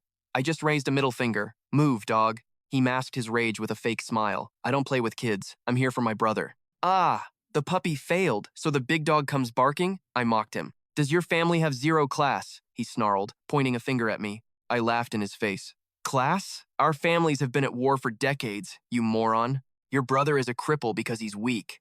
You want a lecture or a fight? You little rat, he hissed. I'll make you regret ever taking a breath. I clapped slowly. There he is, the real thug. Stop pretending to be noble. He tossed a challenge letter down. I won't waste words. This is your end. My brother was an idiot for getting caught, but I still have to handle this. I'll teach you a lesson you'll never forget. The crowd realized Lam Fai was the villain. Wang Feng was fuming. His nephew just admitted everything. Total disaster. 2 choices, Lam Huyen said. 1. Kneel and swear you'll never touch my family again. 2. I break you in a duel, then you crawl. Choose wisely. Pick the first one. It's easier. My friend Snow rushed over. This is too far. You want him to kneel in public? She cried. That's not a choice. That's murder. Snow raised her hand to stop him. Look, Huyen, you're a 9-star fighter, almost a master. After graduation, you're a lock for the Royal Guard. Bullying a trainee is pathetic. Where's your pride? Yunxiao casually dug into his ear and spat. Your brother's a pervert who steals panties. How good can you be? Since when did your clan care? About honor? Hu Yin's eyes turned blood red. Coward. Hiding behind a girl? Is this really the Duke's grandson? The great general's boy? Ha! Yunxiao didn't waste his breath. He just launched a glob of spit at him. Hu Yin ducked. Yunxiao snatched the challenge, shredded it, and flashed a middle finger with a cold smirk. You're trash, but I accept. In 3 days, I'll have you groveling and licking the dirt off my boots. Snow rushed to block him. No, Yunxiao, don't let your ego get you killed. You can't do this. Hanbok nodded. Don't be stupid, Yunxiao thought. 15 years ago, this body was a total wreck, but having real friends beats my past life, ruling the world from a lonely peak. I'm not alone anymore. Yunxiao patted her shoulder, smiling. Relax. His crew looked baffled. Hu Yen barked. You gave your word. No show in 3 days means you're finished at this academy. Yunxiao just waved him off, walking away slowly. Don't sweat it. I won't wash my feet until then, Hu Yen screamed. I'm gonna cripple you for good. The blood feud between our families has lasted decades. I'll start by settling the score with you. Kids, before I uproot your entire clan. Later, at the Alchemist Guild, Yunxiao's voice cut through the air. He watched Wu brewing. Keep your soul energy steady. You're losing the balance. Focus on the flow. Too much frost grass. Toss in a dust flower to stabilize it or this whole pot is going boom. Wu spun, frantic. What? Yunxiao kept shouting. Purple smoke. Wu snapped. Shut up, you know nothing. 3, 2, 1. Everything blew up. Wu stood there, covered in soot and looking completely dazed. How'd you know it was the grass? Yunxiao shrugged. I caught the scent. Go tell Gu Vin I'm here. Wu blinked. Scent? The master's in deep meditation. I don't have the rank to even talk to him. Jiao walked in. Failed again? Are you hurt? Wu sighed. I'm fine, but I've wasted a fortune on herbs. I'm a failure. Yunxiao turned and flashed Jiao a charming grin. Well, hello there, Miss Lu Jiao. She gasped. It's you, Yunxiao smirked. I'm flattered a gorgeous woman like you remembers my face. Jiao said. Master Liang was blown away by that prescription you left. Wu's jaw hit the floor in shock. The master loved it? You're an alchemist? Yunxiao shrugged. I used to be. Not officially these days. He turned to Zhao. Take me to Vin, beautiful. She hesitated. He's isolating, but follow me. She patted Wu's hand. Don't give up. You'll get it. Wu shook his head, looking totally defeated. You've been paying my way for years. I'm a burden. I just don't have the gift for this. Zhao insisted. Stop it. You're the best. Yunxiao cut in. Next time, use 3 fewer strands of coldweed. And if it's too pale, add 1 cloud drift sprig. Trust me. Wu looked at him, bewildered. Are you actually a master? Zhao beamed. Just listen to him. That formula he gave before was pure genius. Wu nodded. Okay, I'll try it. Yunxiao and Zhao made their way toward Guvin's private room. Zhao whispered, We're here, then knocked. Guvin's voice roared, Leave me alone, no interruptions. Yunxiao hollered, Vin, it's me, Yun. Open the door. Zhao gasped. You can't talk to him like that. Sudden footsteps thundered inside. The door flew open. Vin burst out, sobbing with joy, and grabbed Yunxiao. Master Yun. Zhao froze in shock. Yunxiao shoved the old man's face away. Get off of me. Miss Zhao, you're free to go. Thanks. She stood there, baffled. The arrogant Master Vin is acting like a total fanboy who just saw a miracle. Inside, they entered. Vin beamed with pure excitement. Master Yun, my soul power is fully restored. I even hit a major breakthrough. I actually made it. Yunxiao groaned. I'm not here for small talk. I need you to brew some specific pills for me. Vin nodded frantically. Yes, sir. Whatever you want. Yunxiao listed the items without a second thought. A surge pill and a blast pill. Vin hesitated. But those are both nearly rank 2 medicines. I just hit rank 1 as an alchemist. I don't think I can pull that off successfully. Yunxiao smirked. I'm here. What are you fearing? Prep the ingredients. I'm on a tight clock. Vin's mind raced. Is Master Yun really going to tutor me personally? Is he actually an alchemist? How could he even have the supplies? Everything is ready. Yunxiao said 1 set was enough, leaving Gurong stammering about why he'd brought 3. Gurong figured Yunxiao was a fraud who didn't even grasp basic success margins. A novice usually hits 60% on basic stuff, but there is never a guarantee, especially with advanced pills. 3 batches felt like a gamble, but Yunxiao didn't care. He barked at me to begin. We started, the small room filled only with his sharp commands. He treated me like a lapdog. Focus, balance the power, pure energy, you idiot. It fused. 2 perfect pills. I was a sobbing mess, finally breathing again. I held them, weeping. Genuine, high-grade power, 2 at once. It was unheard of. What just happened? It felt impossible. He just stared at the results in his hand. Gurong was desperate. Please, he thought, just keep insulting me if it means I learn more. He was lost in a dream of becoming a legend. Then, reality hit like a blade. Yunxiao sneered at the quality. This trash? How did we even produce this junk? He called me a rookie and told me to rest while he fixed my mess. He claimed his current energy was enough for a quick refinement and got to work. Gurong watched him refine finished pills. He thought you could only refine raw ingredients. He had never seen hand seals like those. They were complex, ancient, and terrifyingly efficient. He finished quickly, sighing that his low energy held back the final quality. He needed those pills to hit the 1-element stage within 3 days. The second pill was a backup. He was not leaving anything to chance. 72 techniques. He did not just refine them, he made them flawless. I knew then, I would follow this man forever. Yunxiao just walked out. He passed Lu Wu, who was bragging to the crowd. Lu Yao was glowing with pride. Yunxiao did not stop. He needed to enter seclusion immediately. To beat a 9-star fighter like Lam Huyen, he had to hit that next stage. At the academy, the principal and Van Thuong were discussing the recent chaos. They talked about the shattered records and why Lam Fi was kicked out. Zhang Lishan found it amusing, watching the noble brats tear each other apart. But he was focused on Van Thuong, 21 and already a powerhouse. He planned to name her vice principal at the upcoming celebration. She was not listening. Her mind was stuck on the boy everyone called a loser. She could not believe a total washout was causing this much trouble. The principal urged her to focus on her rank as a guardian, but she stood up. I have to stop them, she said, ignoring everything else he had planned. She was convinced Yunxiao was walking into a death trap against Lam Huyen. Suddenly, the principal was beside her, asking if the kid was really that weak. She warned him that Yunxiao was dangerous, likely already reaching the 1-element level. She did not believe it herself. Even at that level, Lam Huyen was a monster. Ranked 3rd on the elite list, Lam Huyen was practically a master already. She owed him for her own promotion. She could not let him get slaughtered. The principal laughed, deciding to tag along to see the show. A top-tier fight involving a supposed nobody? This was getting interesting. In the training rooms, others were gossiping about the match. Lam Doa brushed it off. She had no time for a clown's execution. Compared to the real elites, she thought both of them were just playing games. Taking on weaklings proves nothing. Only Big Brother Lamb from White Phoenix is a true powerhouse in my eyes. Du Hoa Chin's blood was boiling. Fine, if you won't go, I'm going alone. I've been waiting to see that loser breathe his last. Landoa watched them go. She thought to herself how pathetic it was to lack the guts to fight Li Yunxiao, yet find satisfaction in watching others do the dirty work. People without a spine are just cowards. Suddenly, Landoa spotted someone walking straight toward the tenfold gravity zone. Landoa was stunned. Was that Li Yunxiao? Over at the Jia Lam Academy arena, Lam Huyan was already seated, waiting for his arrival. A crowd gathered, whispering about whether the kid would show. Skipping out is smart. Better to lose face than to lose your life. His friends arrived. Snow turned to Fatty Han and asked if Li Yunxiao was actually going to make an appearance. Han Bok sighed. He had no idea. The guy had been a ghost for days. He wondered if his friend had actually bolted. Tran Xiao cut in, saying that was impossible. If he ran, he wasn't fit to carry the Li name, let alone lead them. A real man dies on his knees. He doesn't live in shame. Snow snapped at him to stop the morbid talk and stay positive. The crowd erupted. Look, the loser actually showed up. Lam Huyan's eyes snapped open as the shouting reached a fever pitch. Everyone was buzzing.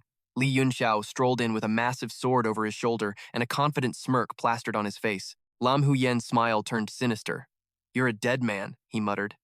The crowd was split between calling him a hero or a fool. Some said he was just doubling down on his own stupidity. Huyan was a peak 9-star warrior. This was going to be a massacre. He might not last one hit. Snow screamed at him. You idiot, why are you here? Lam Huyan is going to kill you. Tran Xiao was baffled, wondering what the hell Yunxiao was thinking. Suddenly, Van Thuong rushed forward, her face flushed with anger. Get out of here, she barked, pointing toward the exit. I'm putting a stop to this. The duel is officially cancelled. The stands hissed. If he hid behind a teacher now, the Li family name would be dragged through the mud forever. He was already trash, so what was a little more shame? Van Thuong insisted she had to protect her student's life. Li Yunxiao looked at her and asked why she was so intent on protecting Lam Huyan from him. Everyone, step back, he said coolly. Crippling this guy won't take me more than a few seconds. Van Thuong was speechless. She wondered if the pressure of the match had finally caused the boy's mind to snap. She braced herself, ready to jump in at a moment's notice. She couldn't stand by and watch him get destroyed. Li Yunxiao stepped up to Lam Huyan and drove his sword into the ground. Huyan sneered, I thought you'd chickened out. Li Yunxiao clenched his fists as a powerful golden aura flared. You think talking will buy you more time on this earth?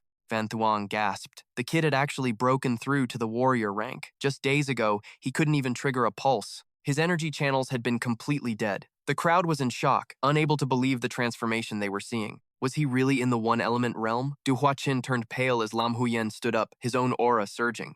No wonder my pathetic brother lost to you, Huyan said. You've been hiding your strength, but your luck ends today. Huyan's power rolled off him in waves. The spectators felt the pressure and gasped at the sheer intensity of his strength. He was a peak 9-star warrior after all. At this rate, he'd be a master in less than a month. Everyone wondered how many hits Li Yunxiao could survive. Looking at their auras, the kid seemed destined to be crushed instantly. Vuong Fong hoped for an upset, but deep down, he knew that was just a pipe dream. Then, Principal Trung Li's son arrived. One hit? I wouldn't be so sure about that, the principal said. The crowd immediately bowed in respect to the old master. He told them they were all underestimating the boy. He promised that this match was about to get very interesting. The faculty watched intensely as both fighters released their energy. The principal noticed something strange about Li Yunxiao's footwork. Something felt off. The air around Li Yunxiao seemed to warp and ripple with every calculated step he took. It was as if the space itself was vibrating, syncing up with the rhythmic heartbeat of the world following his lead. That footwork was a high-level secret art. He was forcing the environment into perfect harmony with his own movements. It was a display of masterclass technique. Van Thuong saw the principal's focus and realized the situation was more complex. Lam Huyan gathered his energy. You're already struggling to walk under my pressure, and you still want to fight? Huyan's aura seemed to swallow the boy whole. Don't worry, he roared. I won't kill you, I'll just make you kneel in shame. He planned to humiliate the entire Li family. He launched his star palm technique, sending a massive blast toward his opponent. The air screamed as the palm strike flew. Li Yunxiao reacted instantly, leaping high to dodge the incoming devastation. Lam Huyan's eyes widened in surprise. He hadn't expected the trash to move with such incredible speed and grace. What? He blew right through my wind barrier. Thinking of running? Not a chance. Lan Xuan lunged, firing energy bursts. I triggered Shadow Shift, my speed hitting a whole new gear. I danced through his barrage effortlessly. Impossible, he choked. What kind of footwork is this? Weightless and agile, I glided past the shocked gazes of Zhong Lishan and Yun Chang. What? The old man squinted. He realized every stride I took was perfectly linked to the last. My rhythm was flawless. I wasn't just dodging, I was completing a complex, lethal sequence. I soared upward, gathering a violent vortex of energy like a hurricane brewing in my palms. He's syncing with the world's pulse, Zhang Lishan stammered. The entire crowd was paralyzed with shock. Natural energy flooded me. He's channeling the heavens, the principal screamed. He's actually doing it. Spectral hands materialized around me. I twisted my wrists, weaving that cosmic energy into a weapon. The palms fused into 3 massive sigils that orbited me like cold, glowing moons. Lan Xuan stood frozen, awaiting his end. Life is a dream, I whispered. Crimson seal. The palm streaked forward like a meteor. The floating life seal? Zhang Lishan shrieked. Impossible. He knows I shouldn't be able to cast this. I'm bending the world to my will. My grasp of natural law is beyond his comprehension. He can't even see the path I'm on. Is he Yang Di's pupil? Yunchang wondered. Is that truly the master's legendary signature move? No way. He's just a novice. What's his connection to a master like Yang Di? The giant energy hand slammed down like a falling mountain directly onto Lan Xuan's head. He took the full hit. Shredded and broken, he collapsed, staring blankly at the sky. He fell motionless. I landed, my entire frame trembling from the sheer drain of power. The crowd erupted. The useless heir of the Li family just ended him in a single shot. The top genius of the Blue Gang utterly dismantled. There was no suspense, just total defeat. I exhaled. This heaven channeling style only works on weaklings because the prep time is too long. How did he lose? They screamed. Lan Xuan was supposed to be the best. It was a massacre. A 9-star warrior was left broken and bleeding in the dirt. A 1-star versus a 9-star. The gap should have been an impossible lethal mountain. I stepped over him, raising my heel. I told you, the old man roars. Stop! No one's saving you, I told the broken boy. The principal thinks I've lost my mind. He lunged at me, screaming to stand down, but his authority means nothing to me now. My boot crushed his stomach. Blood sprayed. I watched the light die in his eyes. He's ruined, they shrieked. He just shattered the boy's cultivation core for good. A broken Dantian is a life sentence of shame, unless a legendary level 7 drug appears. I didn't stop. I drove my second kick straight into his bloodied, open mouth. Li Yunxiao, Yunchang screamed. His blood stained my boots as I leaned in close. I promised I'd make you lick my shoes. He's nothing but a hollow shell now. I'm a man of my word. I snatched his necklace, and I'm taking this too. The dean arrived, fuming. You're a monster. That was unnecessarily cruel and heartless. I kicked the body toward him. He swatted it away and glared at me with murder. He was defeated. Why the malice? I shrugged. It's a death match. Mind your business. He's speechless. The crowd can't believe I dare talk to the principal that way. Not even the king or the guildmaster would show such blatant disrespect to this man. His eyes bulged, then he burst into a dark laugh. Brat, do you know who I am? Zhang Lishan. Martial King. Took you 100 years to get there? I mocked him. If I were that slow and still bragging, I'd have killed myself out of shame. The crowd gasped. I'm insane. His aura exploded. You're asking for a painful death. Power erupted. Old fossil, I roared. Bullying a teen? Pathetic king. I'll return this pain 100-fold. I stood tall, defying him. My fighting spirit was blinding. An indomitable soul lived inside. Pressure crushed, yet I breathed. That familiar, haunting, stubborn look. He looked exactly like goo. Spat blood. I'll kill you. Swallowed the pill. Power exploded. The king's confidence died instantly. Bullying a child ruins reputations. Even a king fears shame. My aura became truly terrifying. I harnessed the sky's energy. The great gale, she whispered. No! Impossible! The king yelled. He sweat in my presence. That was the master's move. Eyes open. The world trembled. A strike that broke gods. A legend born of destruction. Stop, the old man cried. He saw my hidden ties. Hurting me meant his end. He backed down, saving face. I'll let this slide, liar, but don't be so heartless. He vanished in a blink. The crowd watched in shock. He never showed mercy before. Vent that energy, she screamed. I meditated, burning from within. She saw the divine rhythm. She sat, seeking my light, harvesting my chaotic, raw energy. Both of us entered trance. The stadium went dead silent.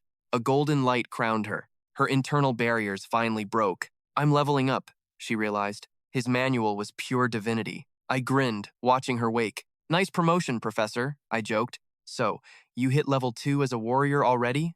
I glanced at my teacher. You're a martial lord in the 4-phase realm. Climbing a tier for you is 100 times harder than it is for a rookie like me. Is a little progress really that shocking? Yun Chang didn't buy it. She lunged forward and twisted my ear, snapping, "Quit playing the fool with me! You just broke into the warrior rank a few days ago!" She sighed, convinced that hanging around this brat would eventually give her a heart attack. She leveled a stare at me. I was only in seclusion for 5 days. How did the entire world flip upside down while I was gone? I want the truth, right now. Ow, take it easy. I winced, trying to pull away. I'm still recovering from my injuries. You can't interrogate a wounded man like this, Professor. It's cruel. Give me 10 days or a couple of weeks to heal up, and I'll spill everything. Yunxiao finally let go, her eyes narrowing as she processed my excuse. Fine, she grumbled. But you have 3 days, 72 hours. After that, get your butt to my office and start talking. I watched her walk away, a smirk playing on my lips. Asterisk. What a bossy woman. Zero logic. But her talent is incredible, definitely worth the investment. Asterisk. I headed back to the training hall and cranked the gravity chamber to 10 times normal. As I stepped in, I felt the crushing weight trying to buckle my knees. I needed to burn through the residual energy from that burst essence pill. As I walked through the campus later, the other students scrambled to get out of my way. They looked at me like I was a ghost. Lambdoa walked out of a practice room, frozen by the sudden, terrified silence that followed in my wake. I stepped into my booth while everyone else trembled. Asterisk, what the hell happened? Asterisk, Lambdoa wondered. Asterisk, this isn't Lam Huyen's usual style at all. Asterisk, the whispers started the second I passed. That kid's aura. I can't even get within 10 feet of him without my skin crawling. Tell me about it. He dropped Lam Huyen in one shot. That pressure he radiates is enough to crush a normal person's spirit. Forget the average Joes. I bet even the top 2 guys on the leaderboard, Bai Chengfeng and Lin Wu, wouldn't stand a chance against him. Get this word from the infirmary is that Lam Huyen's meridians are completely shredded. He's basically a walking vegetable now. Unless someone finds a level 5 soul pill, he's done for. Is that kid really that cold-blooded? That's terrifying. My source is the medical assistant. He's a level 1 healer, so he knows his stuff. Besides, he's basically family. He's my sister-in-law's brother, my neighbor's kid, and my cousin's brother-in-law. Trust me, the guy wouldn't lie to me. Li Yunxiao didn't even care that the dean was watching. He's a straight-up psycho, a stone-cold killer who doesn't respect authority. Keep your eyes open and stay out of his way. If you cross him, there's nobody in this city who can save you. Lambdoa stood there, her mind racing. Asterisk. 1 hit? He took out Lam Huyen in 1 hit? This kid is a peak level 2 monster. Asterisk. Inside the room, I punched a training dummy into splinters. The walls were spiderwebbed with cracks. My soul power was already back to level 1. Asterisk. The great Genesis mantra is legendary. Asterisk, I thought. Asterisk. Recovering my alchemist soul strength this fast is a miracle. I'm finally ready. Asterisk. I could finally start forging mystic weapons and brewing elixirs again. Feeling satisfied, I headed back to the dorms to call it a night. I reached for the door handle but stopped. A cold shiver ran down my spine. Something felt wrong. I turned to bolt. A hand shot out from the shadows, grabbing my collar. Going somewhere? Yunxiao yelled, looking like a vengeful spirit in red. Did you think my orders were just a suggestion? It's been 5 days and you haven't shown your face once. I shrunk back, trying to look pathetic. I lost track of time while training. She narrowed her eyes, scanning me. Peak level 2? She gasped. You hit the ceiling of the 2nd tier in just 5 days? That's physically impossible. You know the side effects of popping random pills, Li Yunxiao. You've stumbled onto something big. Start talking right now. I realized there was no escape this time. She started firing off questions like a machine gun, making my head spin. How do you know Yang Di's secret seals? Where did you learn Gu Feiyang's signature palm technique? You were a nobody. You didn't even have your meridians open a week ago, and that move you used to suppress the pill energy. What was that? 5 days to hit peak level 2? And that lecture you gave on upgrading weapons? How could you possibly know all that? I scrambled for an answer. What did Dean Zhonglishan say about all this? He must have a theory, right? She looked confused for a second. The dean? He thinks you were secretly trained by Master Yang Di himself. He thinks he taught you everything. The forbidden techniques. The alchemy. He's convinced you're Yang Di's star pupil. Is he telling the truth? I nodded quickly, seizing the lifeline. The dean is a genius. He hit the nail on the head. That's exactly what happened. Blaming it on Yang Di was the perfect cover. Plus, I actually wanted to meet the guy and see if he'd dare call my bluff. Yunxiao laughed, but there was no humor in it. Nice try, but that's total garbage. Everyone else might buy it, but I don't. The Li family might be military heavyweights, but they've never even met Yang Di. There's zero connection there. And for your information, Yang Di doesn't even know the Great Cloud Palm, so how the hell did he teach it to you? I froze. Asterisk, crap. She's smarter than she looks. Asterisk. She sighed and let go of me, her expression turning somber. Fine. If you want to keep your secrets, keep them.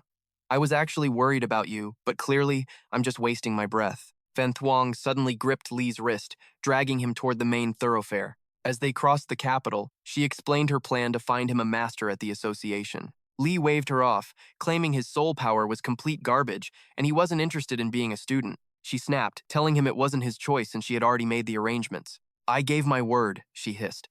Like it or not, you're meeting him today. Li sighed, asking which supposed legend was actually willing to take him on. She barked that the man was the most promising alchemist in the guild and had been hard to convince. You'll see soon enough, she said as they stepped into the guild's grand hall. Gu Rong was lecturing a crowd of students when she pulled Li through the doors. Master Gu, I've brought the eldest son of the Li family as promised, she announced loudly. Li winced at the sight of Gu Rong, who didn't even look up from the blackboard. Take him to the apprentices for a preliminary evaluation, the master replied dismissively. As she hauled Li away, a girl named Lu Jiao suddenly blocked their path. It's you! My brother's alchemy success rate has peaked thanks to your advice, she cried. Li shrugged her off, telling Lu Jiao that her brother just needed to stay the course. She beamed, explaining that her brother was now wealthy and currently in deep cultivation. I honestly don't know how I can ever repay you for that help, she added. Li smirked, suggesting that she could always just offer herself as payment. Before the girl could even blush, Van Thuong delivered a sharp blow to Li's head. Stop hitting on girls in a place like this, she screamed as Lu Jiao fled in tears.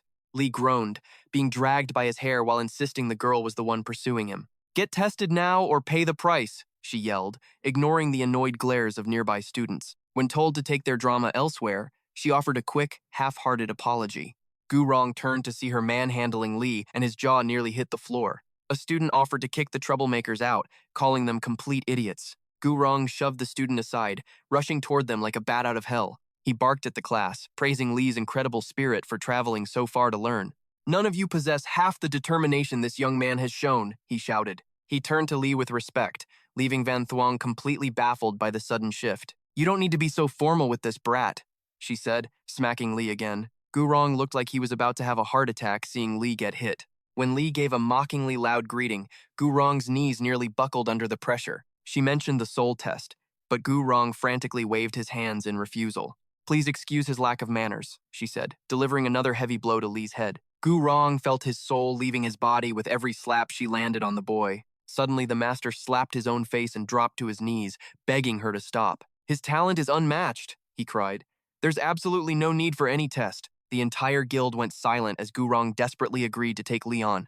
Li raised an eyebrow, questioning if the old man really had the guts to be his master. Gu Rong immediately backtracked, tears streaming down his face as he realized his mistake. Van Thuong was lost, asking why the great master was acting like a total lunatic. I'll do anything, the master sobbed. Just please, stop hitting that boy's head. As she stared at Li in confusion, the sound of heavy boots and shouting filled the air. Make way, soldiers yelled as the third-rank royal alchemist Zhang Qingfan made his entrance. Zhang scanned the chaotic room, while Van Thuong quickly offered a respectful bow.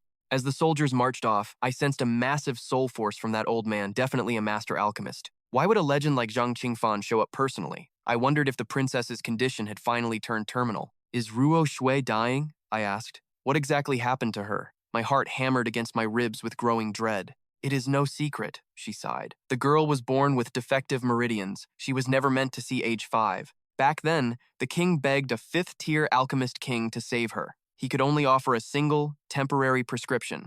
He guaranteed 10 years of life. By my count, we are in year 9. Her time has almost run out. Defective meridians? Unless someone finds an 8-rank yang pill, common medicine is just a slow, expensive way to watch her die. An 8-rank pill? She gasped. Could that really work? But those are only found in legends and ancient myths. Only a legendary 8-rank sovereign could brew that, she whispered, her voice trembling with the weight of the impossible. A sovereign? Gu Vin muttered. At that level, you are basically talking about a god walking among us mortals. I turned to my teacher. Go on ahead. I need to discuss some private apprenticeship details with Master Gu Vin. Gu Vin caught my drift and ushered me away. Don't worry, teacher. If he wants to learn, I'll teach him. I will do exactly as he says. No need to worry about any trouble, he promised, looking strangely submissive. Fine, she said. I turned to Gu Vin. Find a quiet room. I have questions. He bowed like a servant. She watched us, baffled. Why was a powerful master like him acting like a lowly servant to a mere student? I patted his shoulder. Go tell Zhang Qingfan that you have found a way to cure the princess's defective meridians. Master, you cannot be serious, he stammered. That is an impossible task. I just gave him a cold, hard stare. Besides the pill, the golden needle technique works. My soul power is low, but I will fix her in stages. He looked like he had seen a ghost. The legendary golden needle? You actually know how to perform that art? Are you absolutely sure? I ignored him and started writing. Just tell them you are doing it. I will handle the rest. With your current skill level, did you really think I would let you touch her? Just stick to the plan. Fair point, he whispered. But when you start the procedure, could I watch? I just want to learn a little. Whatever. But we take this job. Once her current medicine fails, she is a dead woman walking. No more delays. I handed him the finished list. These are the materials for her treatment. Tell Zhang Qingfan to get everything ready. He grabbed the paper, his eyes shining. This was his chance to witness a miracle. Then he squinted at the list. Wait, why is this list so long? Half of these items look like they are for forging high-end weapons. I headed for the exit. I am short a few blades. Might as well let the palace foot the bill. He stood there, stunned. I walked into the city, my mind focused on the task. Precision was everything now. The needles must be perfect. Length, weight, and purity, every micro detail is critical for the stimulation to actually work.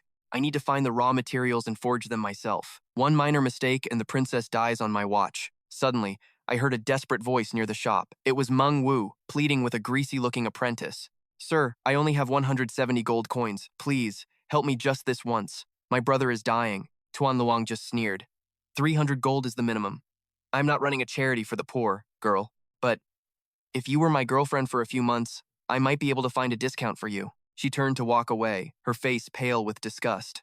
Not in a million years, she snapped over her shoulder. He grabbed her arm roughly. Wait, 3 months. That is all I ask. Don't you want to save your brother? She froze. He leaned in, his hands wandering where they didn't belong. I am going to be a master alchemist. You should be honored I am even looking at you. Sign the deal, and the spirit water is yours today. Give it to me, she sobbed. I will pay you every cent back within 3 months. I promise, on my life. He laughed. He won't last 3 months without this. Money means nothing to a dead man. But you're priceless. You're a soft, pretty thing. Why make this so difficult? He reached for her, his eyes filled with filthy intent. A sharp crack echoed as my fist met his face. He howled, clutching his bloody nose and reeling back. Who the hell are you? He screamed. I stepped between them, my shadow falling over the trembling girl. The man who is going to break you for touching my woman, I said. Fate is a strange, twisted thing. She looked up and gasped, recognizing me. I saw a flicker of hope behind her tears as she whispered my name. Clutching his side, Tuan Luang hissed through the pain. You think your people actually claim you? Don't make me laugh. Got any idea who you're messing with? You're dead meat, kid. Li Yunxiao just shrugged. Should I? You look like a nobody to me. Keep grinning while you can, he snarled. I'm a ranked apprentice at the guild. I've got real backing. Master Jia Rong himself trains me. Plus my blood brother is Long Hao, the commander's firstborn. He runs the entire capital guard. If you value your life, get on your knees and start begging. Give me a few hundred gold coins for my trouble, and I might let this slide. Li Yunxiao pulled out a heavy purse. I've heard of Jia Rong, and sure, I know the commander. But his kid? Completely unheard of. As for the money? Right here. Tuan Luang's eyes practically turned into dollar signs. Li Yunxiao tossed the bag onto the dirt, and the greed-driven fool lunged for it. Before his fingers even touched the leather, he caught the boy's chilling gaze. Better hope Lady Luck is on your side today, Li whispered. A shiver raced down his spine. Those weren't human eyes. Not even the grizzled veterans on the front lines carried that much death in their stare. He knew instinctively touch that gold, and he'd be a corpse. Behind them, Meng Wu stood frozen, paralyzed by the sheer pressure radiating from the boy. She regretted everything. Desperation for cash had led her to help Lam Fai set this trap, but Lam Fai was already gone, kicked out and disgraced. She couldn't erase the memory of that duel, the way he moved like a phantom, his strikes elegant yet devastating. It was otherworldly. She didn't know what true power looked like, but it surely started and ended with the man standing right there. Tuan Luang's head snapped toward a noise in the distance. How? Over here! Help me! He screamed, spotting his savior. Captain Long Hao of the Capital Guard halted his patrol and looked over. Tuan Luang pointed a shaking finger directly at Li Yunxiao. I don't give a damn who you are, Long Hao said, stepping forward. You've got 2 ways out of this, and neither is pretty. First, crawl to my friend, beg for mercy, leave the girl and the cash, then vanish. Or second, I break you and let you rot in a cell. You've got 3 seconds. Tick-tock. Tuan Luang smirked, finally snatching the gold from the ground. Told you I had friends in high places, the rat barked. Next time, learn to recognize your betters before you open your mouth. He didn't even see the movement. Li Yunxiao's boot connected with his stomach like a sledgehammer, sending him flying toward the guards. Hey, how? My center. It's gone, Tuan Luong wheezed, clutching his gut. He broke me. I'm a nobody now, completely crippled. You've got a death wish, kid, Long Hao roared. Li Yunxiao just smiled. I'll take option 2. Lead the way to the dungeon. I could use a vacation. Meng Wu gasped, stunned by his recklessness. Infuriated, Long Hao drew his blade and lunged with murderous intent. Rot in hell, Long Hao screamed. He knew if his friend stayed a cripple, he'd be the one facing his father's belt and the master's wrath. Meng Wu's eyes went wide, but the fury on Long Hao's face suddenly drained away, replaced by pure, unadulterated shock.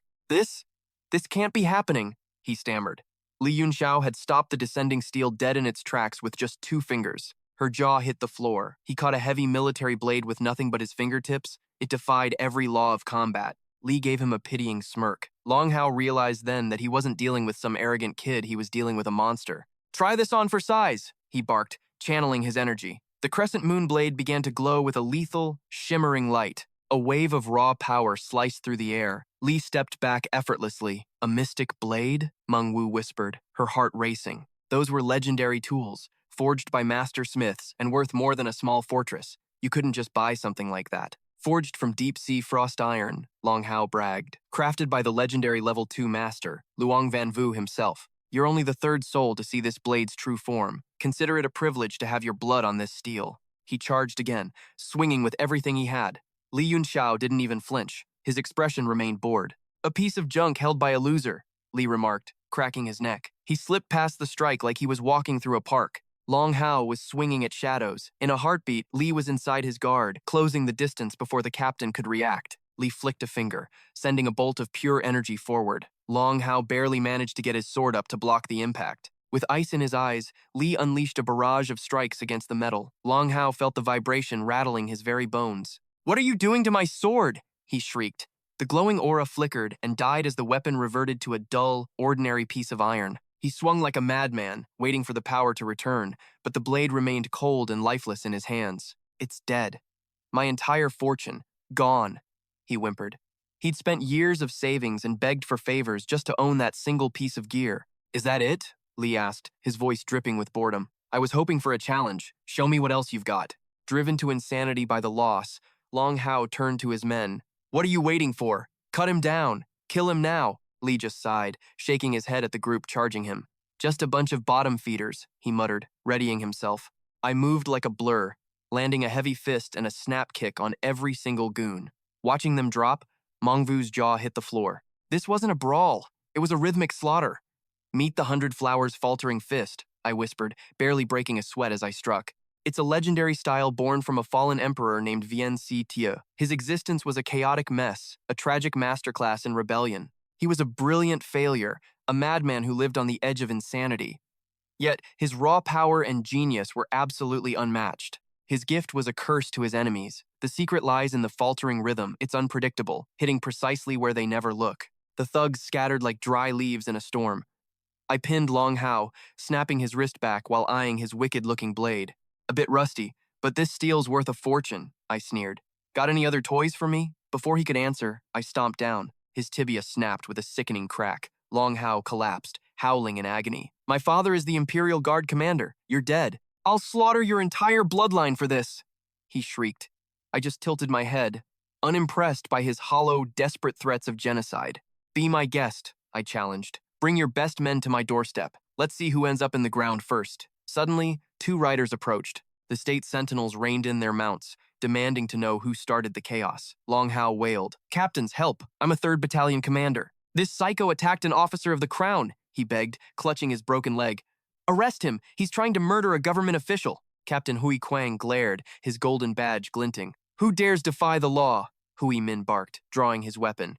"Drop that blade and surrender now. Put your hands up, kid."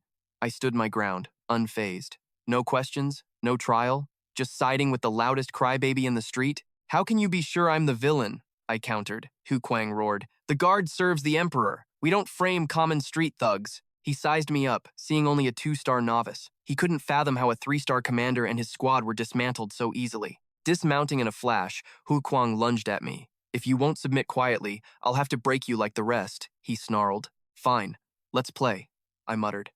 I gripped Long Hao's stolen saber, channeling my essence until the blade began to hum with lethal power. A searing arc of energy sliced toward Hai Kuang. His eyes widened. How could a mere two-star brat project such a terrifying blade aura? Hui Kuang countered with a frantic strike. Our energies collided in a deafening crack, the shockwave nearly knocking him off his feet as he landed. Panic flickered across his face. "A mystical weapon," he breathed. "No wonder you're so cocky. You're hiding behind a high-tier artifact, aren't you?" The stolen blade shimmered with an eerie light in my palm. Hui Kuang's expression shifted from shock to pure, unadulterated greed as he stared. "That steel is mine," he thought. He leveled his sword at me. "Too bad your little reign of terror ends here and now, kid." I surged forward. "End this? I'm just getting started." These guys were an entire rank above me. I couldn't afford to play defense. If I didn't seize the initiative immediately, their raw power advantage would flatten me like a bug. I had to strike first and fast. Hui Kuang drew his steel, screaming, "You want a grave? I'll dig it." We clashed, a whirlwind of sparks and steel at point-blank range. My speed was blinding. As our weapons collided, the sheer force of my momentum sent Hui Kuang reeling, his footing completely blown away. I vanished from his sight, executing a shadow step. I reappeared in his blind spot, launching a flaming kick fueled by pure demonic speed. My heel connected with his ribs. He crumbled, gasping for air. Seizing the opening, I leaped high, bringing the blade down like a guillotine. One solid hit to break his spirit. I had to keep him suppressed so he couldn't tap into his full cultivation potential. "Damn you!" he roared, rolling away. "You asked for this." He unsealed his own weapon, the diamond saber, which erupted in a blinding white light. Crimson and azure energies slammed into each other as we traded blows. The impact sent tremors through the ground, forcing Hui Kuang to stabilize himself. "What's happening? Why is my blade cracking?" he stammered. I didn't give him a second to breathe, pressing my advantage with relentless strikes. I lunged again, but Hui Min screamed a warning. He bolted from his horse, a streak of armor and steel coming to his partner's aid. Hui Min's blade whistled toward my spine, but it only cut through air. I was already gone, leaving nothing but a flickering shadow behind. "Idiots!" I shouted, appearing behind them. "I baited you both into the kill zone. Now, let's see you survive this!" Hui Min gasped. "You set a trap for both of us?"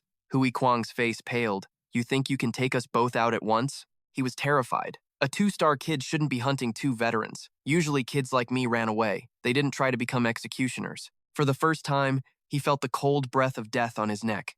"Enough games!" the brothers roared, bracing themselves for a final stand.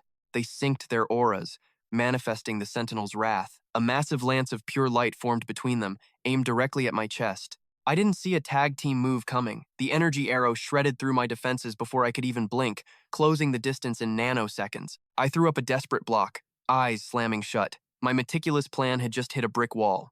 I'd miscalculated the price of their desperation. The blast hit me like a freight train. Crimson sprayed the air as my grip failed, the stolen saber clattering uselessly onto the cold stone. I skipped across the pavement, my body a broken mess. The crowd winced at the sound of my bones hitting the floor. It was brutal. I lay there, bleeding out in front of a stunned Meng Vu. She couldn't believe I'd actually pushed two legendary sentinels to their absolute limit. He managed one last desperate strike, then shouted for me to run even as the impact sent him flying. What was happening? I bolted in a blind panic, my mind racing to find help. "Behind me," Long Hao roared. "She's escaping! Catch her now!" Long Hao spun around to find his men out cold on the pavement. Two elite guards stepped toward Li Yunxiao, eyes narrowed. They couldn't believe a mere two-star fighter forced them to use a combined strike. Even now, the shock was visible.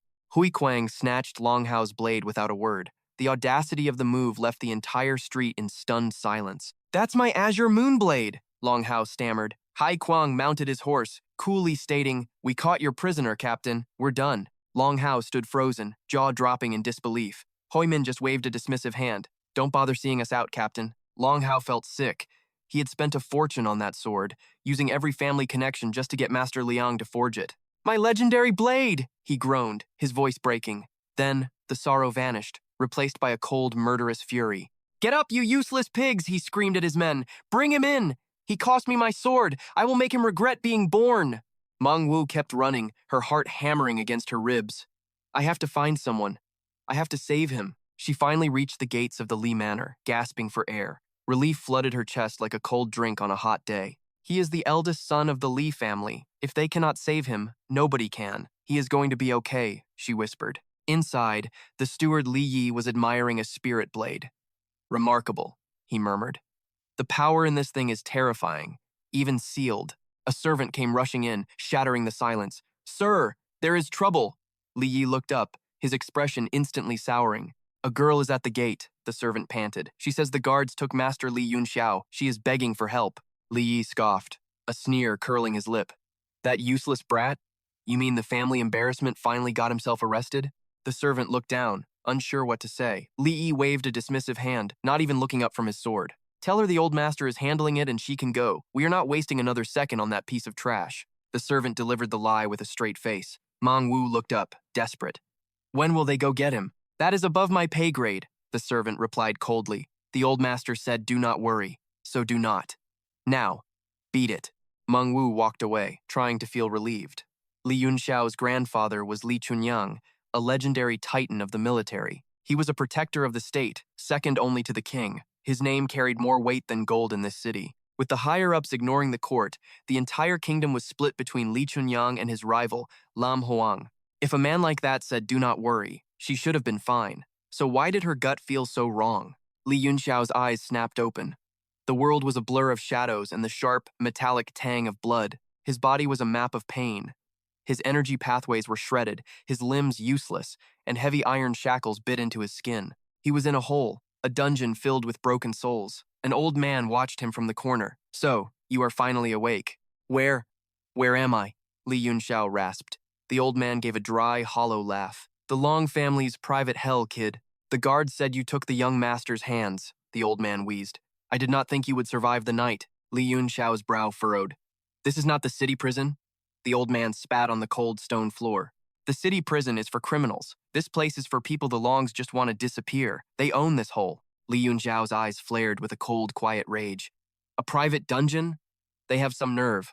I will make them regret this. Regret? Kid, you are never leaving, the old man hacked. I have been in this cell since I was your age. He pointed a trembling finger. I spat in the street in front of their house. That was 40 years ago. He gestured to another silent figure. He was 8 when he looked at their maid. They took him and his father both. He is 48 now. He has never seen the sun as an adult. Li Yunxiao's chest tightened. This was not just a prison. That maid is probably long dead by now. Do not lose hope, Li Yunxiao whispered. I am getting us all out of here. The old man just turned away. Dream on, kid. Just be grateful if the bread is not too moldy today. Li Yunxiao did not answer. He forced himself upright, his bones grinding as he began the ancient breathing pattern. The other prisoners watched, their eyes dull and hollow.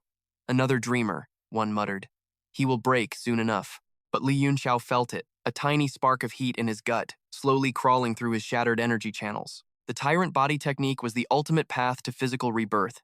It was his only way out of this darkness. Over at the Alchemist Guild, Gu Rong was trembling with fury. This is not a game. You are telling me he is just gone? Yun Cheng's voice was barely a whisper. I have checked everywhere. It is like he vanished off the face of the earth. With no one else in sight, Vin felt his blood run cold. He began to tremble violently as the gravity of the situation hit him. Van Thuong broke the silence, suggesting they replace the assistant immediately to ensure the acupuncture was performed correctly. We cannot afford any more delays. The princess's life is hanging by a thread. Hua Han chimed in, his voice tight with growing desperation. We have already tripled her daily dosage, yet her condition remains spiraling out of control. If we hesitate any longer, I fear the worst is inevitable. Princess Than Pham nodded grimly, agreeing that there was no room for error. She didn't care about the assistant's status, she only cared about a cure. I will step in as your assistant myself. How could some spoiled, wealthy playboy possibly grasp the intricacies of such a delicate procedure? If you want to play mentor, do it on your own time. We are out of minutes. Guvin's face turned a ghostly shade of white as he realized his deception was failing. He collapsed to his knees, sobbing hysterically as he prepared to confess the terrifying truth. He recounted every detail of his scheme through his tears. Upon hearing the confession, Hua Han and Than Pham exploded in a fit of rage. You have some nerve, Vin, gambling with royalty's life like this. Hua Han sneered, unable to believe Vin's stupidity. You actually let a useless trust fund brat play you? You believed a teenager could actually master the art of vital pressure points? You are an absolute fool, Than Pham barked in order to have the master dragged to the dungeon. He ordered Vin to be executed the moment the crisis passed. Vin crawled forward, clutching at their robes while begging them to trust the young master. He insisted the boy was their only hope. Than Pham delivered a brutal kick to Vin's face, sending him tumbling backward as he roared in fury. Do you have any idea how grave your crimes are? If you hadn't lied about knowing those specialized acupuncture techniques, I would have appealed to the High Alchemist Guild for help long ago. Now, the medicine is failing to stabilize her wounds entirely. It is far too late to seek outside help now. You deserve 1,000 deaths for this. How am I supposed to answer to the king? Van Thuong raised a hand to intervene.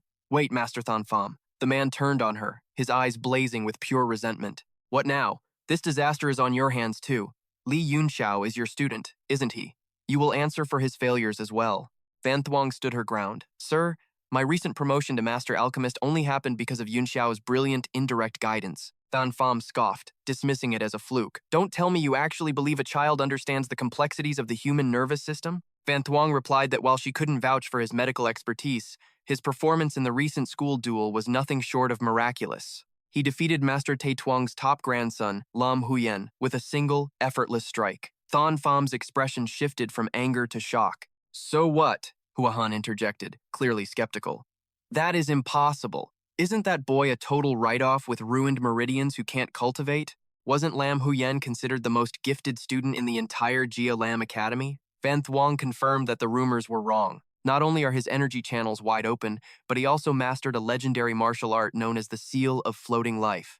Than Pham gasped in disbelief. The Seal of Floating Life? Unless he is a direct disciple of the great Yang Di. I cannot confirm his lineage, Van Thuong admitted. Than Pham began to pace, realizing that if he was Yang Di's protege, he might actually save them.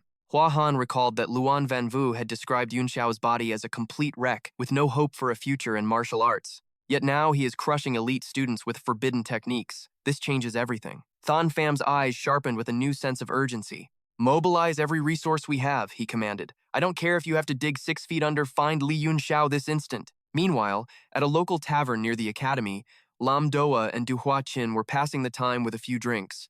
Seriously, Lam Doa, the entire school is buzzing about that legendary fight. It is a real shame you weren't there to witness it yourself.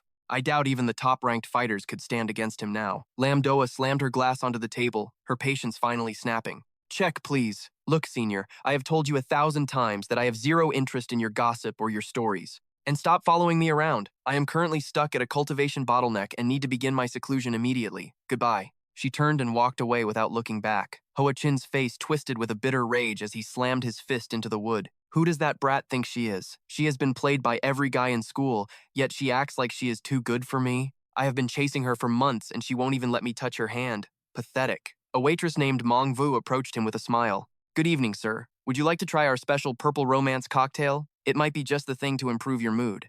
Hua Qin squinted at her through a drunken haze. Wait, I recognize you. You are one of the freshmen, aren't you? I never forget a pretty face from the lower classes. You're Mong Vu. I'm Du Hua Qin, and I'm about to become a full warrior. He reached out and grabbed her hand firmly. What's a girl like you doing slinging cheap booze? It's a total waste of your talent. Mong Vu remained professional and asked if he wanted a glass. The purple romance is only $6 a pour, senior. He laughed mockingly. $6 for a taste of love? What a joke. He reached up to stroke her face with a predatory grin. You're way too beautiful for this dump, Mong Vu. Be my girl. I'll give you a fixed allowance of $100 every month. Mong Vu shoved his hand away, her eyes turning cold. Have some self-respect, senior. Hua Qin gaped at her in stunned silence. Hua Qin lunges, clutching the girl's face while snarling that a lowly barmaid shouldn't dare refuse his advances tonight. He demands her submission as Han Bok and Tran Chao enter, discussing their failed search over a few stiff drinks. They spent the entire day hunting for Master Van without finding a single clue regarding his current status. Surveying the unnatural silence, Han Bok wonders if they wandered into the wrong tavern by mistake this evening. Tran Chao spots the girl who framed their friend, while Han Bok labels her a clingy shadow to La Lam. Sensing they are weaker, Hua Qin barks a command for them to vanish within 3 short breaths. Han Bok mocks his arrogance, asking if he truly doesn't recognize them while demanding news on Master Van's location. He warns the bully that bothering Master Van's girl is a fast track to a very early, painful grave. Realizing they are Li Yunxiao's associates, Hua Qin freezes as Tran Chao traps him with a heavy, threatening arm. He warns the coward that being off campus means they can summon a mob to erase him from existence instantly. Hua Qin trembles, remembering these men are heirs to the kingdom's most powerful and ruthless military commanders. In the capital, these wealthy brats are untouchable and capable of committing any atrocity without facing legal consequences. He feigns interest in his training, claiming he has no time for drama before trying to leave. Denying any connection to the girl, he insists they can't blame him and rushes out to find safety. Hanbok scoffs, noting the coward only escaped because their primary enforcers were still out searching for Van. Tranchao tells him to ignore the trash and asks if he fears something fatal happened to Van. With the Alchemist Guild and Royal Guards searching everywhere, even an ant should have been found by now. Tranchao admits the boy has changed so much lately that he barely recognizes his old friend anymore. Mengvu timidly interrupts, asking if the missing person they are searching for is actually named Li Yunxiao. Tranchao slams the table, screaming that she is the one who framed the young master with her lies. Stuttering in fear, she wonders why the family hasn't rescued him since 3 days have passed since his arrest. Hanbok bellows for her to talk, and the terrified girl recounts the entire nightmare to the shocked men. Enraged, Tranchao strikes the table, demanding to know why she kept this vital secret for so long. She claims she informed the Li Manor, where a high-ranking servant told her to just mind her own business. Realizing she never saw the Duke, Tranchao bolts for the door, sensing they are out of time. Hanbok stops him, insisting they recruit Master Trong and Teacher Lack to force the royal guards to cooperate. Their combined influence could make the elite palace soldiers stand down and surrender the prisoner without a fight. Tranchao agrees as Hanbok orders the girl to come along, since her involvement is far from over. At the Long Manor, the younger son, Long Thien, focuses on his martial arts under his father's watchful eyes. The general praises his progress, noting he is far more disciplined than his useless, lazy older brother. Long Thien humbly points out that his brother is already a 3-star warrior, leaving a massive gap to close. Noticing his father's grim expression, the boy asks what heavy burden is weighing on the Royal Guard commander. The general sighs, explaining they have been searching fruitlessly for a high-profile youth for 3 full days. The pressure of the failed manhunt is suffocating him, even though he barely understands why the boy matters. He mentions the target is the Duke's grandson, then asks where the elder brother has run off to. Long Thien reveals his brother is in the dungeon, torturing a kid who supposedly broke his hands recently. Hao went down there to make the prisoner suffer until he regretted the very moment he was born. The general groans, calling his eldest son a pathetic waste for being crippled by a nobody in public. Long Thien suddenly remembers his brother brought in a young man 3 days ago, matching the description perfectly. He mentions the prisoner's name was Van, and the general's heart stops as cold dread washes over him. The general tries to dismiss the coincidence until his son clarifies the full name of the boy downstairs. Long Thien confirms the name is Li Yunxiao, and the general feels his world collapse into ash. He mobilized every soldier to search while the boy was rotting in his own basement for 72 hours. He realizes his son kidnapped the Duke's grandson and a legendary general's son, sparking a political apocalypse. The boy's words hit like thunder as the general realizes his son likely already killed the vital prisoner. A sudden commotion rattled the estate. Guards scrambled, shouting that intruders had breached the perimeter. "Who dares trespass?" I roared, my voice echoing through the courtyard like thunder. My students looked on with awe. My mere shout sent ripples of fear through the air. Their pride shattered when a soldier's cry cut through the tension. Commander Lack had arrived. "By order of Master Than Pham, we're seizing this estate. Resist, and you'll be branded a traitor." It happened too fast. Armed men swarmed the grounds, pinning us down before we could react. These weren't ordinary guards. They were elite warriors. My heart sank as I saw the commander. I masked my panic with a pathetic bow. "Masters, what is the meaning of this intrusion?" Than Pham gave me a cold look. "The boy you kidnapped is hidden somewhere inside these walls. For 3 days, the capital was in an uproar. Who would have thought he was right here?" Fear gripped me. My son had done something reckless, something that would ruin us both. I wanted to throttle the boy myself. Then, they brought forward the witness to testify. She recounted every detail, the harassment, the struggle, and the moment my son took him. She left nothing out. Every bruise, every scream, every act of cowardice was laid bare. "You heard the girl," Than Pham said. "We're taking over. If I'm wrong, I'll pay the price." "But we're not wrong," the general added. "We have the proof. Don't make this harder." I was cornered. There was no way out but to play along and hope for mercy. Master Vin watched in silence, regret washing over him like a cold tide. He had taken in a student on a whim, never imagining the chaos the boy would cause. It was a lapse in judgment that now threatened to burn everything he'd built. "Tell me one thing," the commander barked. "Is the prisoner still drawing breath?" "I have no idea," I stammered. "My son acted alone. Let me lead you to him." Deep in the dungeon, I felt my shattered meridians pulsing. I was close to a breakthrough, but time was a luxury I didn't have. Footsteps echoed down the hall too soon. The door creaked open. My tormentors walked in, their faces twisted with petty malice. "I'm going to make you wish you'd never been born." one of them sneered, sitting comfortably. They dragged me to the pillar. I counted 5 men, 2 warriors, and 1 high-level master. My energy was still depleted. Fighting my way out was a suicide mission. I had to wait. "Wake him up," the leader ordered. "I want him to feel every drop of this venom." They prepared a cocktail of salt and toxins designed to turn every scratch into a nightmare. "Don't die on me yet," he hissed. Then he stopped, his eyes widening in confusion. My skin was unblemished. I looked up and smirked. "Who are you again? Some nobody?" Infuriated, he drove his fist into my gut. "Let's see if that mouth still works after this." Blood sprayed across his face. I just laughed, the metallic tang filling my senses. "I remember now," I wheezed. "You're the stray dog who lost his favorite toy." "Kill him!" he screamed. "I want him dead, now!" His friend held him back. "Not yet. Death is too easy for a cockroach like this." He regained his composure, a sick grin returning. "You're right. Let's give him the family special. 100 lashes," he decreed. "Make sure he feels every single one before he goes." I braced myself. The punch had hurt, but something strange was happening inside me. The impact hadn't just broken bone, it had sparked a fire in my core, feeding my power. It was the tyrant's art. Every blow I took was being converted into pure, raw energy. I remembered my duel with the Emperor. We fought for days, leveling entire cities in our wake. I lost that fight because his body was a fortress that thrived on conflict. Now, the irony hit me. Their torture wasn't killing me, it was making me a god.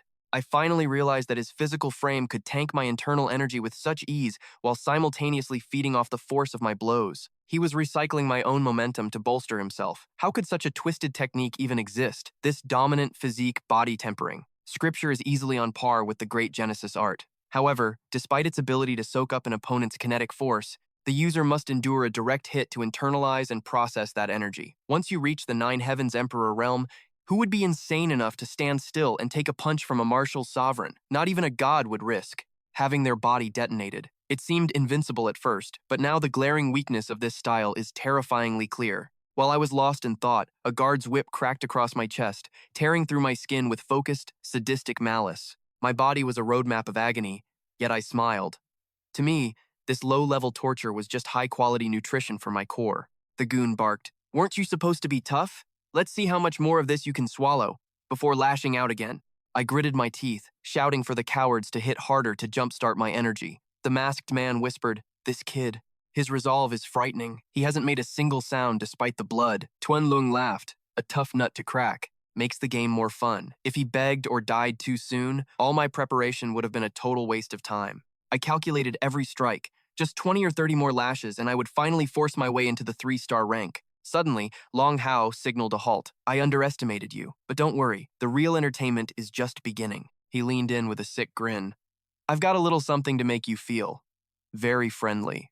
I laughed internally. I was already at the peak of 2-star. I could break these chains whenever I wanted, but my shell was still battered. Plus, a second-rank master was lurking nearby. I decided to wait and see what twisted trick they had up their sleeves. Tuan Luang produced a vial. My personal masterpiece. Even a eunuch would turn into a wild beast after one whiff of this. He tossed the powder at 2 guards. Their eyes glazed over instantly as they began clawing at each other in a primal trance. They locked together in a grotesque embrace. Tuan Lung chuckled. "It brings the dead back to life." I felt a chill. This was psychological warfare. Long Hao looked disgusted and waved his hand. "Enough testing. Force the rest on him." Tuan Lung approached me, shaking the vial. "They only got a dusting. This entire batch is reserved just for you." This was spiraling out of control. Just as nausea hit me, my internal energy surged and snapped. I finally hit 3-star. Damn, what a way to level up. I didn't care about the method. I just focused on the explosive power in my veins. I shattered the iron bindings and lunged at Tuan Lung. "Rot in hell, you freak!" The powder exploded over the entire group. Long Hao scrambled back, screaming for an antidote. Tuan Lung just stared blankly, foaming at the mouth in a daze. "No cure, brother. Just lean into the madness," he whimpered. Long Hao kicked him squarely in the teeth. "To hell with your madness!" He turned to the shadowed figure. "Ma Ba, kill this brat right now!" The old man shed his cloak, his eyes burning with intent, but I was already mid-air, closing the gap in a heartbeat. He ripped his shirt off, revealing a physique of pure muscle. A mere boy thinks he can challenge a lion like me? I activated the lunar soul gaze. Our eyes locked, and for a split second, the old master froze like a statue. I channeled every ounce of energy into a single fist. The impact sent him crashing through the stone floor like a meteor. He coughed up blood, stunned. Soul arts? He didn't finish before the drugged guards began swarming over him like hungry wolves. Long Hao, lost to the drug's heat, joined the fray. I covered my nose and bolted for the exit as the moans began.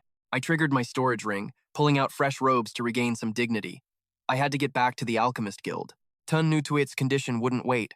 I kicked the heavy cellar door open and stepped into the blinding afternoon sun. I blinked as a crowd of familiar faces stared back at me. Master Trun, Turhan, what are you all doing here? Trenshan rushed forward. Are you hurt? I shook my head casually. I'm fine. Why wouldn't I be? A chorus of rhythmic, disturbing grunts echoed from the dungeon behind me. Trun Shan's face twisted in sheer horror. How can you say you're fine with that noise? He tried to push past me. I put a hand on his chest to stop him. Long Hao's father looked relieved. I was alive but confused. Than Pham sensed a shift in my aura, something powerful. So you're the famous Li Yunxiao, she whispered, looking toward the cellar. What exactly is happening down there? Trenshan peeked inside and immediately doubled over, dry heaving. He sprinted away before losing his lunch on the grass. Hanbach frowned. What's the big deal? I shrugged. Long Hao is just bonding with his men. Best not to interrupt.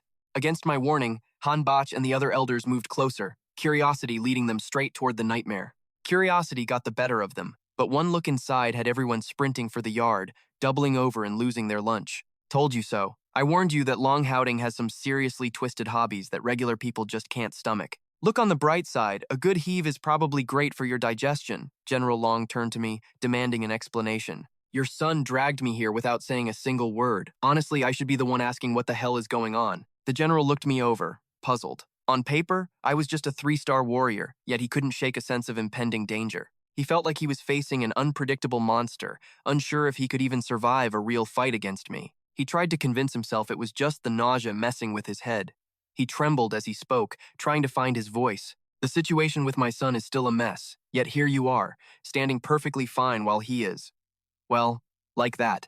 Gurong couldn't help but chime in, muttering something about the apple not falling far from the tree. Watch your mouth. I am the commander of the Imperial Guard and a 3-star Great Martial Master. I would never stoop so low. Zhang Qingfan cut him off, noting that everyone in the room was a respected warrior. Then he turned his focus toward me. So, you're the famous Li Yunxiao? I shot back, asking if he was the one and only Zhang Qingfan. We have the president of the Alchemist Guild and the commander of the guards here. Between them, it's either the king or Zhang Qingfan, or maybe Xiao Qingwang. It wasn't exactly a hard riddle to solve. Zhang admitted that I was far sharper than the rumors suggested. He asked if I really knew the art of pressure point needlework. I told him there was only one way to find out. The princess is royalty. Her life is priceless. We can't just let some kid go poking around with needles on a whim. Fine, don't let me try. But tell me, do any of you actually have a better plan? The room went dead silent. Zhang finally gave in. If you save her, you'll have a permanent get-out-of-jail-free card in this kingdom, no matter what you do. But if she dies, not even your grandfather, Li Chunyang, will be able to shield you from the consequences. You're dead. My life has always been in my own hands, and that's exactly where it's staying. Zhang's expression soured at my confidence. Gurong jumped in to break the tension, ushering everyone toward the princess's chambers since time was running out. I caught Meng Wu's eye and told her that since she'd gotten me into this mess, she was going to help me get out. I needed a solid assistant for this procedure. She tried to back out, claiming she didn't know the first thing about medicine. You're doing it whether you like it or not. I told Zhang I'd need her and Lady Yunchang, and he'd be footing the bill. Zhang agreed instantly, stating that everyone would follow my lead and do exactly as I commanded during the procedure. Yunchang smiled to herself. This legendary needle technique was something only high-tier alchemists could dream of mastering. No alchemist would miss a chance to see this. Gurong tried to buddy up to me, asking if he could be my assistant instead. I shut him down immediately, reminding him that the idiot Liang Jun was his disciple.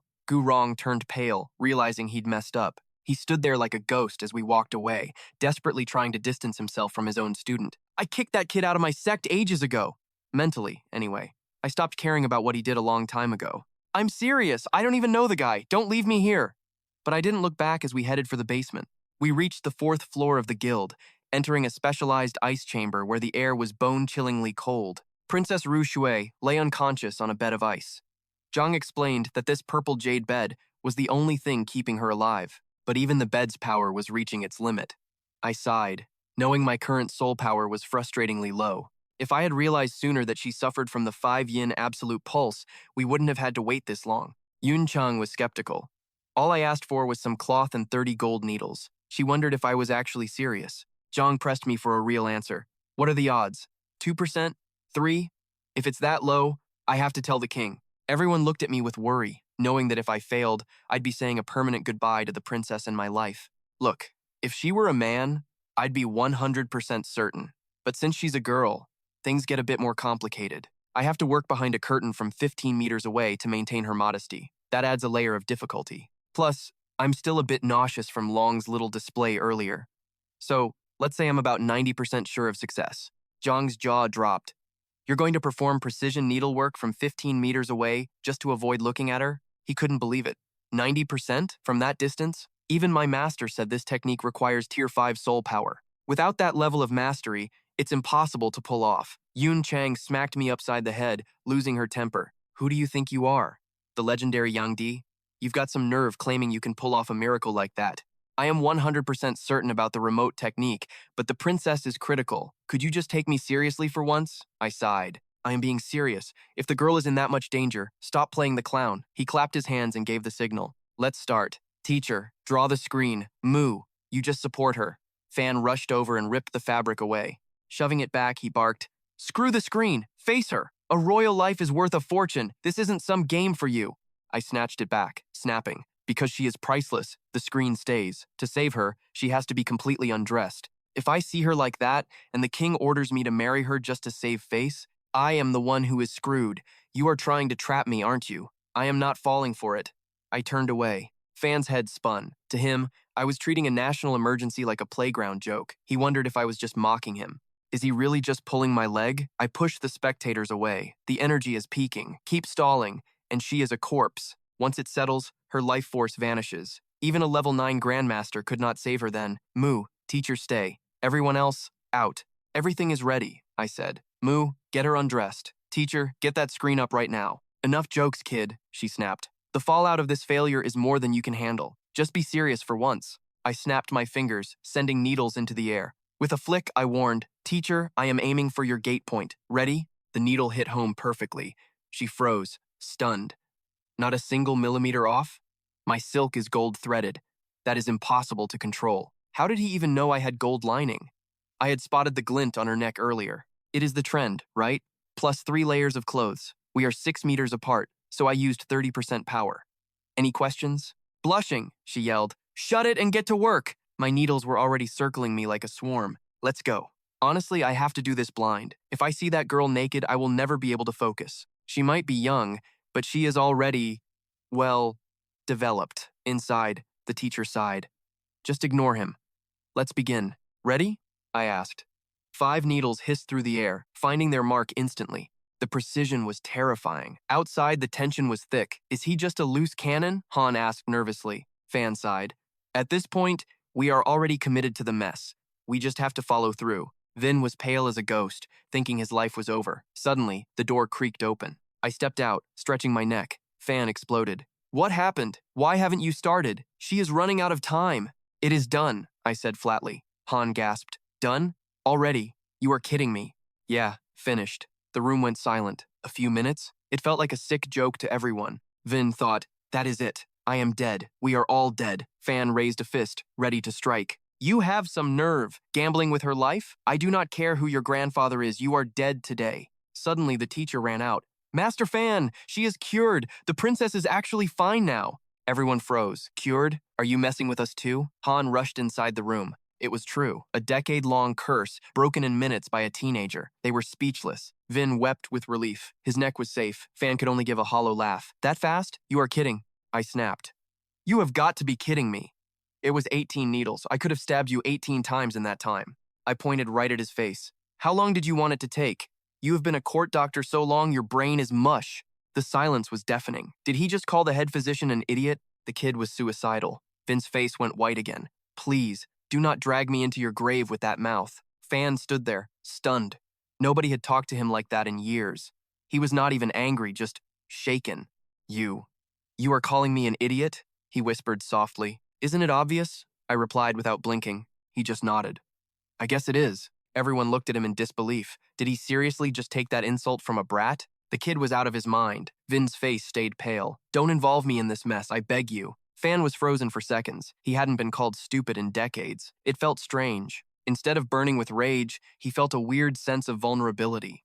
It actually hurt his pride. He asked quietly. You really think I'm an idiot? I just looked at him. Isn't it obvious? He simply nodded. Yeah. Van Thuong demanded apologies. I ignored the fraud. She apologized for me. The master admitted truth. He stayed for observation. She signaled 2 guards. Why the sudden transformation? Mastery shouldn't be overnight. She suspected my act. The guards were clueless. I became a stranger. Is family tragedy driving? Was I masking strength? Danger lurks in shadows. Civil war is imminent. Lidat stole power. Father is stuck abroad. He seized total control. Grandfather was illegally caged. Elders remain suspicious now.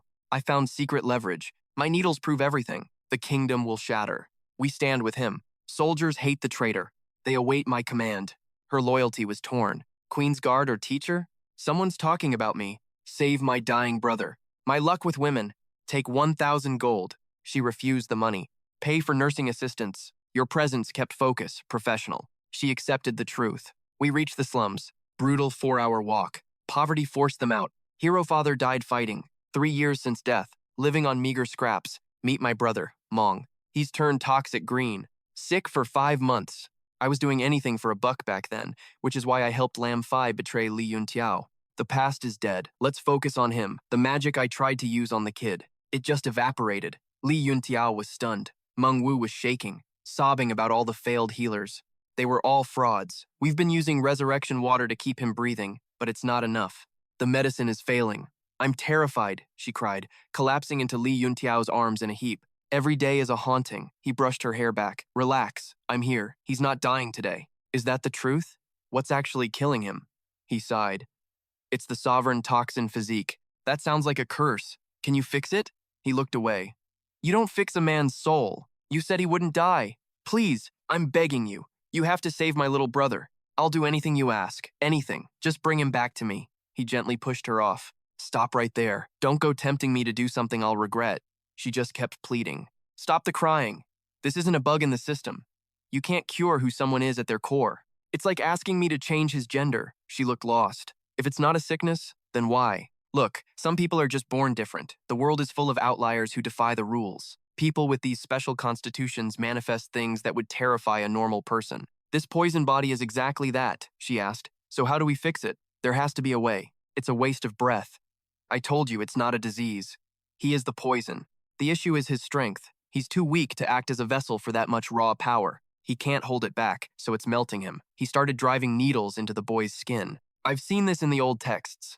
The first step is just stopping the internal leak. If he just grinds and levels up his core, all these problems vanish. But damn, this toxin is heavy. Inky sludge climbs the silver needles. I press my palm to his brow, and the steel tips launch like bullets. The blood and soul venoms are fusing. His sister panics as the traditional pressure points fail to respond. I shove him upright.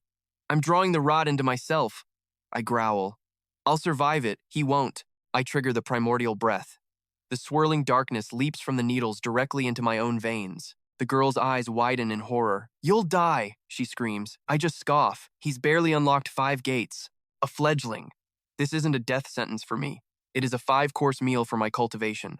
She watches, frozen, as the ink-black veins crawl up my arm and paint my face in shadow. The boy's deathly pallor finally lifts. The darkness is choosing a new, much stronger host, me. Tears hit the floor. I grin through the burning. Corrode me? I am the architect of my own soul. She looks at me like I'm a saint. Since her father died, every helper just wanted her beauty. But here I am, risking it all for nothing. To her, I'm a warm light in a cold world. The boy is clean. I pull the venom deep into my gut, locking it down with sheer will. She's sobbing with relief now. I can feel the ancient energy buzzing under my skin. Jackpot. Pure primordial power. Delicious. The kid groans, his eyes fluttering open to a world he almost left. She lunges for him, a mess of tears. You're back. You're finally back. He looks at me, dazed. That's Master Li, she says. He's the reason you're still breathing. Bow. He rolls out of bed, trembling, and hits the floor. Thank you, Master, for my life. I stare him down. Too weak, I mutter. There wasn't even enough poison for a decent appetizer. You're a natural-born toxin hive. We need to brew more, make it richer. He looks terrified. He laughs nervously, looking for a joke. But my face stays stone cold and serious. I don't do comedy, kid. You're the luckiest brat alive. Now, 3 bows. Don't stop. Wait, you're taking me as an apprentice? Xiao asked, stunned. Me? Your master? Ha! You actually want me as a mentor, Yun? Look at your age. You're barely older than my sister. maybe a year ahead of me, and you want to mentor me? Please, if I bow to anyone, it'll be the Divine Guard's Grandmaster. Yunxiao seethed, thinking, in my past life, one flick of my wrist and this power could obliterate an army, Bai muttered. I'm grateful for the cure, but Wu cut him off, slamming his head down. Shut up and bow to your master. Master Yun is a once-in-a-century genius. Being his disciple is a massive blessing for us. Sister, you're my own blood, Bai cried. Don't ruin me, Wu snapped back immediately. Ruin you? I'm doing this for your future. Her eyes welled up with frustrated tears. Fine, don't cry. I'll do it, Bai sighed. Master, please accept my formal salute. You're skeptical now, but I'm handing you a supreme physical technique. The Overlord Mantra. It's perfect for your constitution. Master this, and your potential will become truly limitless. Bai's response was a total buzzkill. Thanks, but can't you just teach me Tiger Strike? I fumed. He wanted a basic playground move over the world's greatest physical art? Wu smacked him. Listen to your teacher. You don't get to choose, you brat. You have to start with the basics. Master the Overlord Mantra before asking for more. If you make Master Yun happy, maybe he'll show you the real secrets later. I sighed at their shared ignorance. I don't even know that trashy Tiger Strike. You're learning the Overlord Mantra because it's the only way to suppress your internal toxins. It stops the poison? Bai asked, intrigued. There are 18 distinct forms in this art. I'll teach you the first 3. By dusk, his agonizing screams echoed through the mountains. Remember these 3. Practice them day and night. Hard work is your only path now. Once you reach the first-tier warrior rank, I'll find a technique for your talent. Bai perked up. Really? What else do you know? It better beat Tiger Strike. I snapped a branch in rage. Never mention that amateur bottom-tier trash to me again. That's beginner garbage. Trust my plan. For now, you must fortify your physical core. That's how you'll evolve the poison. By the way, where'd this rock pile come from?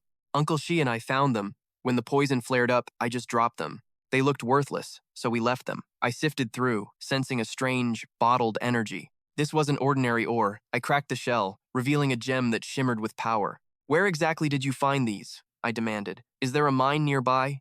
An old mountain mine outside town. It's restricted, but we scavenged these from the perimeter. These are purple sunstones. 5 rank materials, perfect for crafting high-level energy arrays. If I'm right, the elite Jolin Academy is built entirely from this very material. For gravity arrays? Bai's eyes widened. Does that mean they're actually worth a fortune? Exactly. Kingdom-level training rooms are rare because these stones are almost impossible to buy. Only world-class masters can build gravity chambers. This piece is crude, but it's huge. I could create a 3-meter gravity field with this. Bai looked at it with pure greed. Jackpot. Wait, master, you wouldn't steal from your own student, would you? It vanished. This is useless to you now, I said. I'm just keeping it safe for your future. It's like your savings account. Now get back to training those 3 forms immediately. Once the toxins peak, I'll extract them. To me, Bai was a walking health tonic. I headed home humming. What a haul, a legendary poison-bodied disciple and rare ore. With his raw talent, he rivals my best previous students. Now, I need better gear. Finding that stone was pure luck. It's time to visit the Alchemist Guild for refinement. At the guild, Fan stood before Han with a drawn blade. Find Yunxiao, now. Meanwhile, I strolled inside and found Jiao. I need to borrow an amplification array. She looked terrified. Master Truong and President Hua have been scouring the city for you. I'm just here to use the guild's enhancement array. Master Zhang and the president both promised they would help me find. What's the emergency? Did the princess crash? No, that's impossible. Lu Jiao urged me to just face the music. This way, sir. I sighed. I needed their help, so I played along with this little charade for now. Right here. She looked at me weirdly. Most people would be trembling with joy to meet these 2 legends. Grandmaster Zhang, President Hua, he's here. She bowed and vanished. I didn't wait for an invite to enter. I marched up and claimed the head seat. What do you want? They stared, their jaws hitting the floor. They handed over a royal invite, a party for the new master and the princess's recovery. 5 guests allowed. Is that it? I asked. They laughed. We want to know. Are you Yang Di's secret protege or not? No, I snapped. They blinked. Then how do you know the rebirth seal, the golden needle technique? I stood up to leave. They were fuming. Nobody treats them like this. But Hua Han stopped my exit. Hold on, Yun. We have gifts. A token of gratitude for saving the girl's life. Take a look. I popped the lid. A rank 2 badge? Hua Han nodded. Your skill is legendary, but my authority is limited. Go to the capital for rank 3. It's a start. I nodded. The monthly pay isn't half bad. Thanks. I tucked it away. There's more, he said, pointing. Don't bother, I replied. It's a sword. I can feel it. What do you think? They asked. I needed their secrets, so I sucked it up. It's all right, I guess. But it's a mess of mistakes. For a third-tier smith, you're trying, but it's fundamentally flawed and weak. They were insulted. A mess? This is a treasure. I sighed. You used fourth-tier metal for this blade. You think expensive equals better, but you can't handle that energy. You just hammered it into submission. It's brittle, unbalanced. A lower-tier metal worked properly would cut this in half. It's just fancy scrap. Their faces went pale. They'd never seen it that way. And your forge? I continued. Total amateur hour. You used beast flame on water iron. You literally burned the soul out of the material. It's dead weight. What did you expect? A miracle? Zhang stared at his masterpiece. Suddenly, it looked like a rusted nail. It was his pride and joy. Now, it was just a pile of garbage. He felt like a total failure. They looked at me differently now. In this backwater kingdom, no one had ever spoken such hard truth. A new world of craft opened before them. Master Yun, teach us. How do we make it perfect? I'm busy making my own gear. I'll use your lab. Pay attention. You might actually learn something today. They stood there, chanting my words like a prayer. Gu Rong was literally in tears of pure gratitude. I've called every student here to witness your brilliance, he sobbed. We were fools. Please, show us the truth. Stop. That weapon is a total failure. Even at rank 3, it's inferior to a basic blade forged from simple materials. High-grade steel is powerful, but it demands too much from the wielder and shatters easily.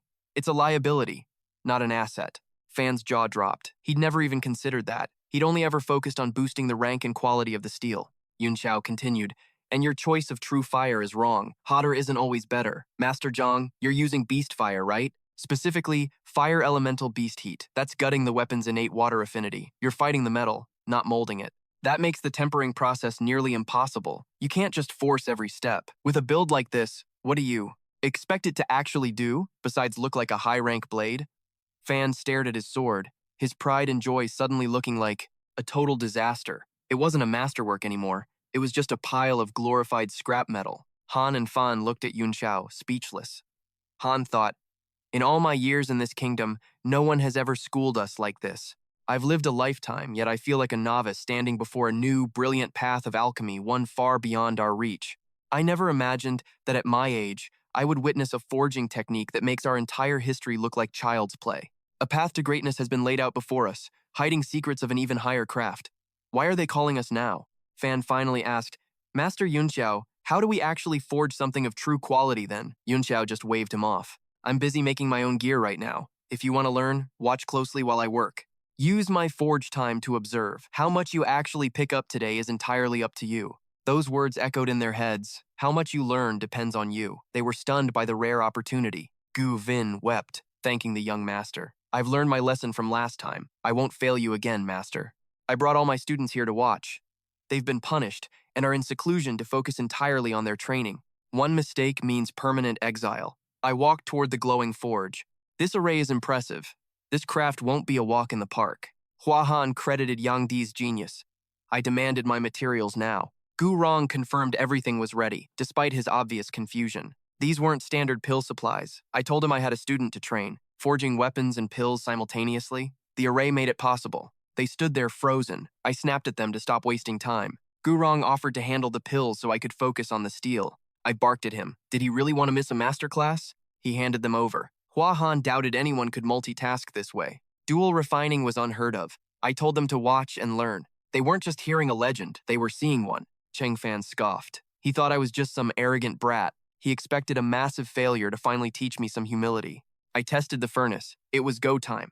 One punch popped the lid.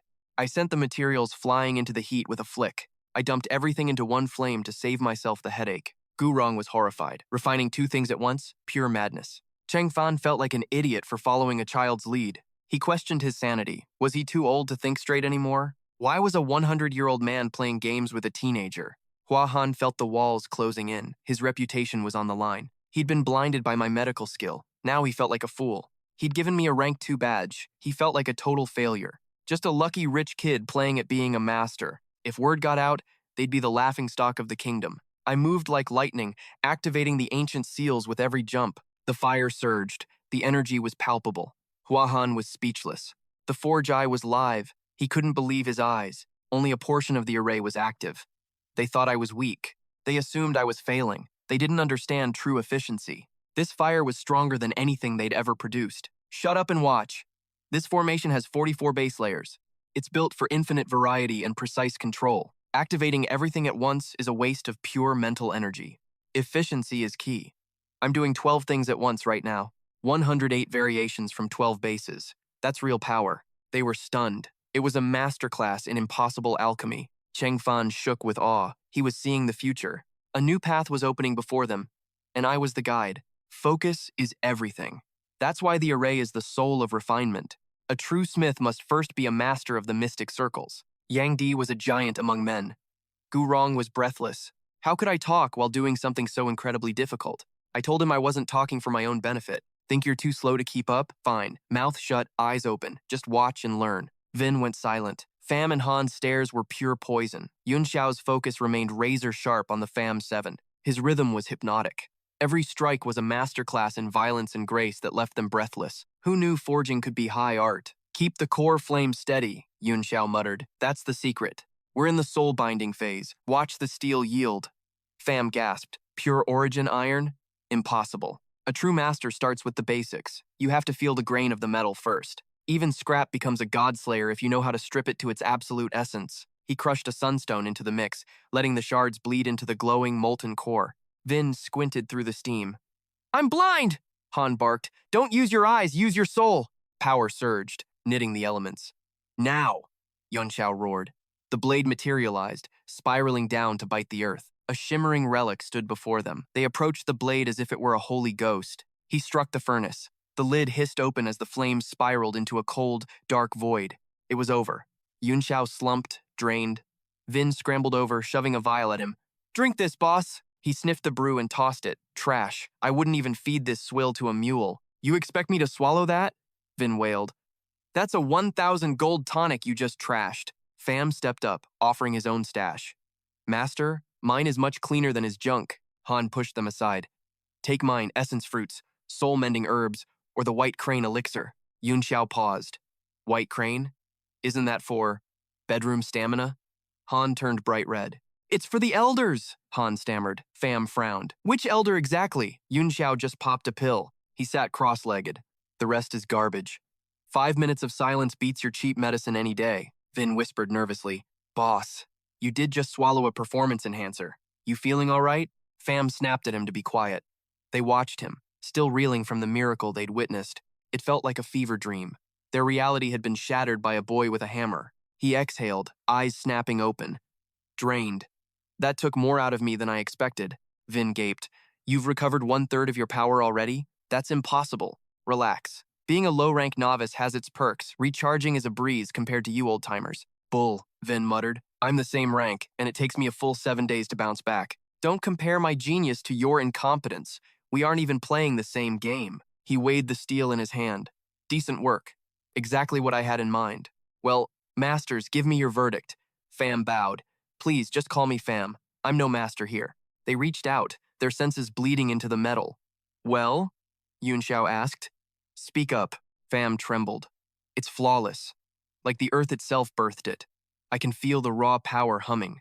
I've never seen metal this alive. Its pure essence, stripped of every single imperfection. Is this its true form, Master? Can it evolve further? What happens when it breaks its limits? I locked the energy into the core.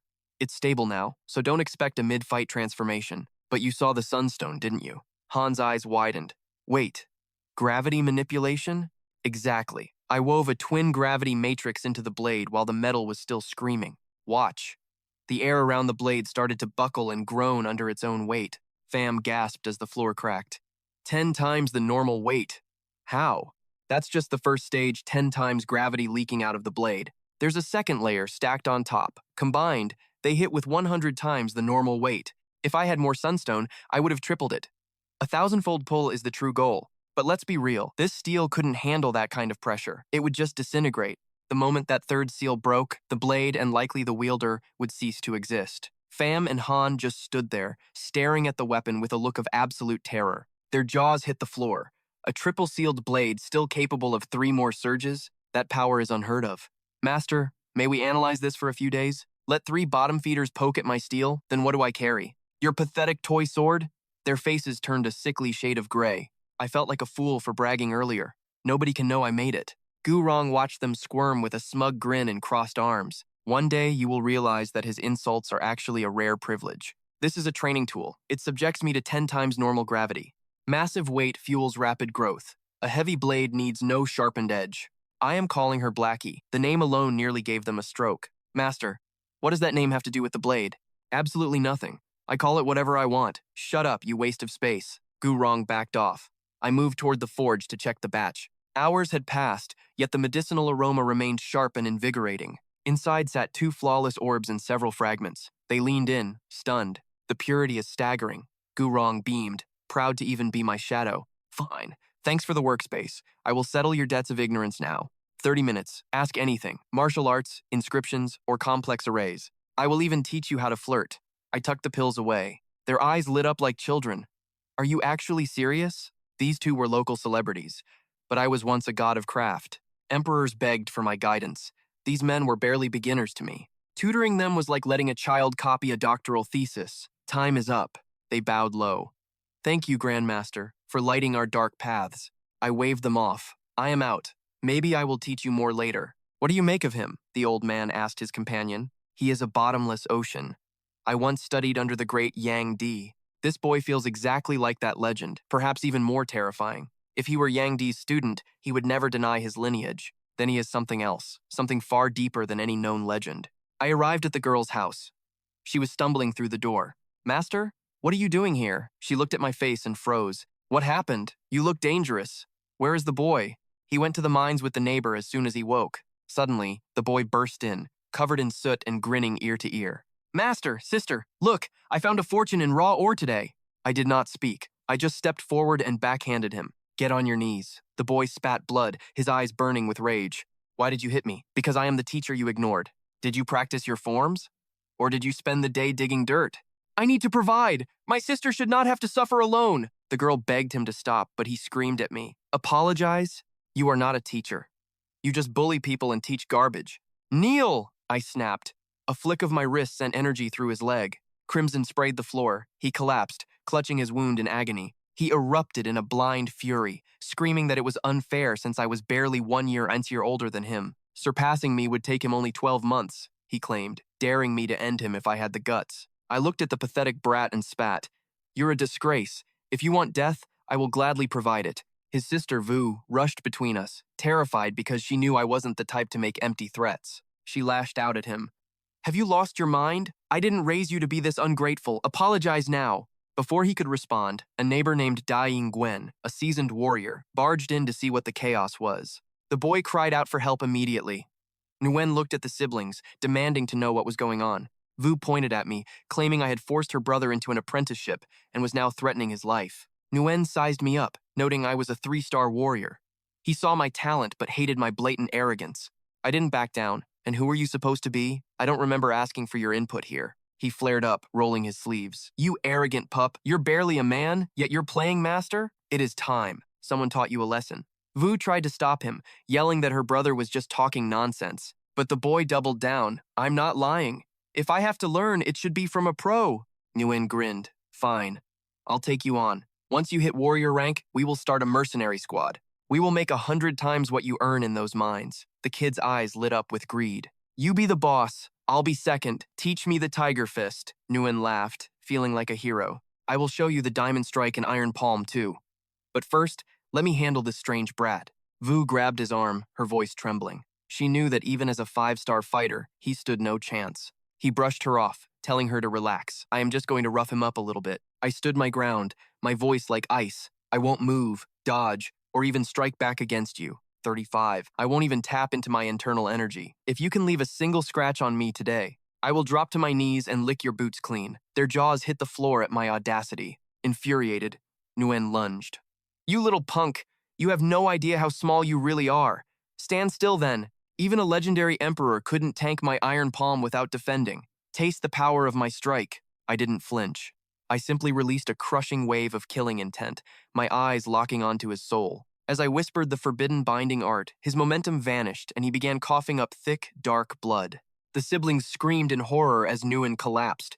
Kneel, I commanded, and he fell as if possessed. He was broken at my feet. Get over here and start cleaning my boots. I said coldly. The boy was frantic, begging his hero to get up and use his special moves to crush me. As Nguyen crawled toward me, I delivered a brutal kick to his face. You aren't even worthy of this. The boy watched, paralyzed, as his idol was sent flying across the room and knocked out instantly. He couldn't believe his eyes. A powerhouse like Nguyen had been treated like a stray dog. I turned my gaze to the kid. You were so eager for death earlier. It is your turn now. Vu threw herself at my feet, sobbing. Master, please! He is just a foolish child who knows nothing. I sighed, looking at his raw potential. Forget it. I have no interest in training such pathetic trash. I turned to leave, but a desperate scream stopped me. The boy was trembling, dropping to his knees. He crawled toward me, ignoring his sister, and grabbed my robe with shaking, bloodied hands.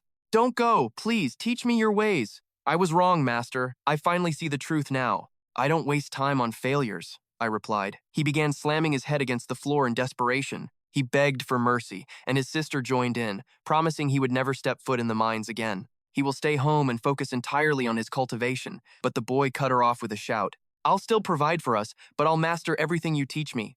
I won't fail you again. One chance, I said. Open 7 energy gates and reach first-tier warrior status in 5 days. If you fail, stay out of my sight forever. He went silent. Vu gasped. 5 days? That is impossible. The boy's eyes were finally lit with a fierce, burning resolve. He gritted his teeth and accepted. I gave the boy 5 days. A deadline to prove his worth. I'll return then, I said, heading to the local hotel. I holed up nearby, pushing my gravity training to 10%. Meanwhile, the Alchemist Guild was spiraling. Their leaders, Shu Han and Zhang Qingfan, had suddenly vanished into total, deep seclusion. The city buzzed with rumors about their mysterious, high-stakes disappearance. 5 days later, I emerged, now a 4-star martial artist. I heard screams at the house. Stop. You're killing yourself. Just a little more, he gasped, poison veins bulging out. You'll die, she cried. Then I'll die a warrior, he spat. He surged, energy exploding. He was now a rank 1 warrior. I did it, sis, he cheered, despite his blackened, toxic skin. Look at yourself. I'm finding Master Yun. Only he can help. I appeared instantly. Still making a mess? Let's get to work. Master, I did it, he shouted. I just shoved him down. Sit, I commanded. Time to drain that filth from your veins. I channeled my energy, pulling the black rot from his body. He exhaled. The pain is gone, but I still feel strong. That's the heavenly poison body, I explained. The toxin is fuel. The deadlier the poison, the more power you will eventually wield. But right now, your weak body can't handle the raw heat. As you level up, you'll master the source, not just survive. Once you find balance, you'll weaponize that rot against every enemy. At your rank, you will be completely and utterly invincible. Master, are there others with strange powers like mine out there? The world is full of monsters. Keep walking, you'll find them. So the poison is actually a good thing? He asked, surprised. Of course. Why else would I be taking it for myself? He realized I'd been scavenging his leftovers. I handed him pills. These will hold the rot back for 3 days at a time, but the only real cure is to keep rising in rank. I handed the sister a pill. Take this. Stop being weak. A UN charging pill? This costs 5,000 gold pieces. I stayed silent. My past creations were worth 10 million stones. Uncle Le walked in.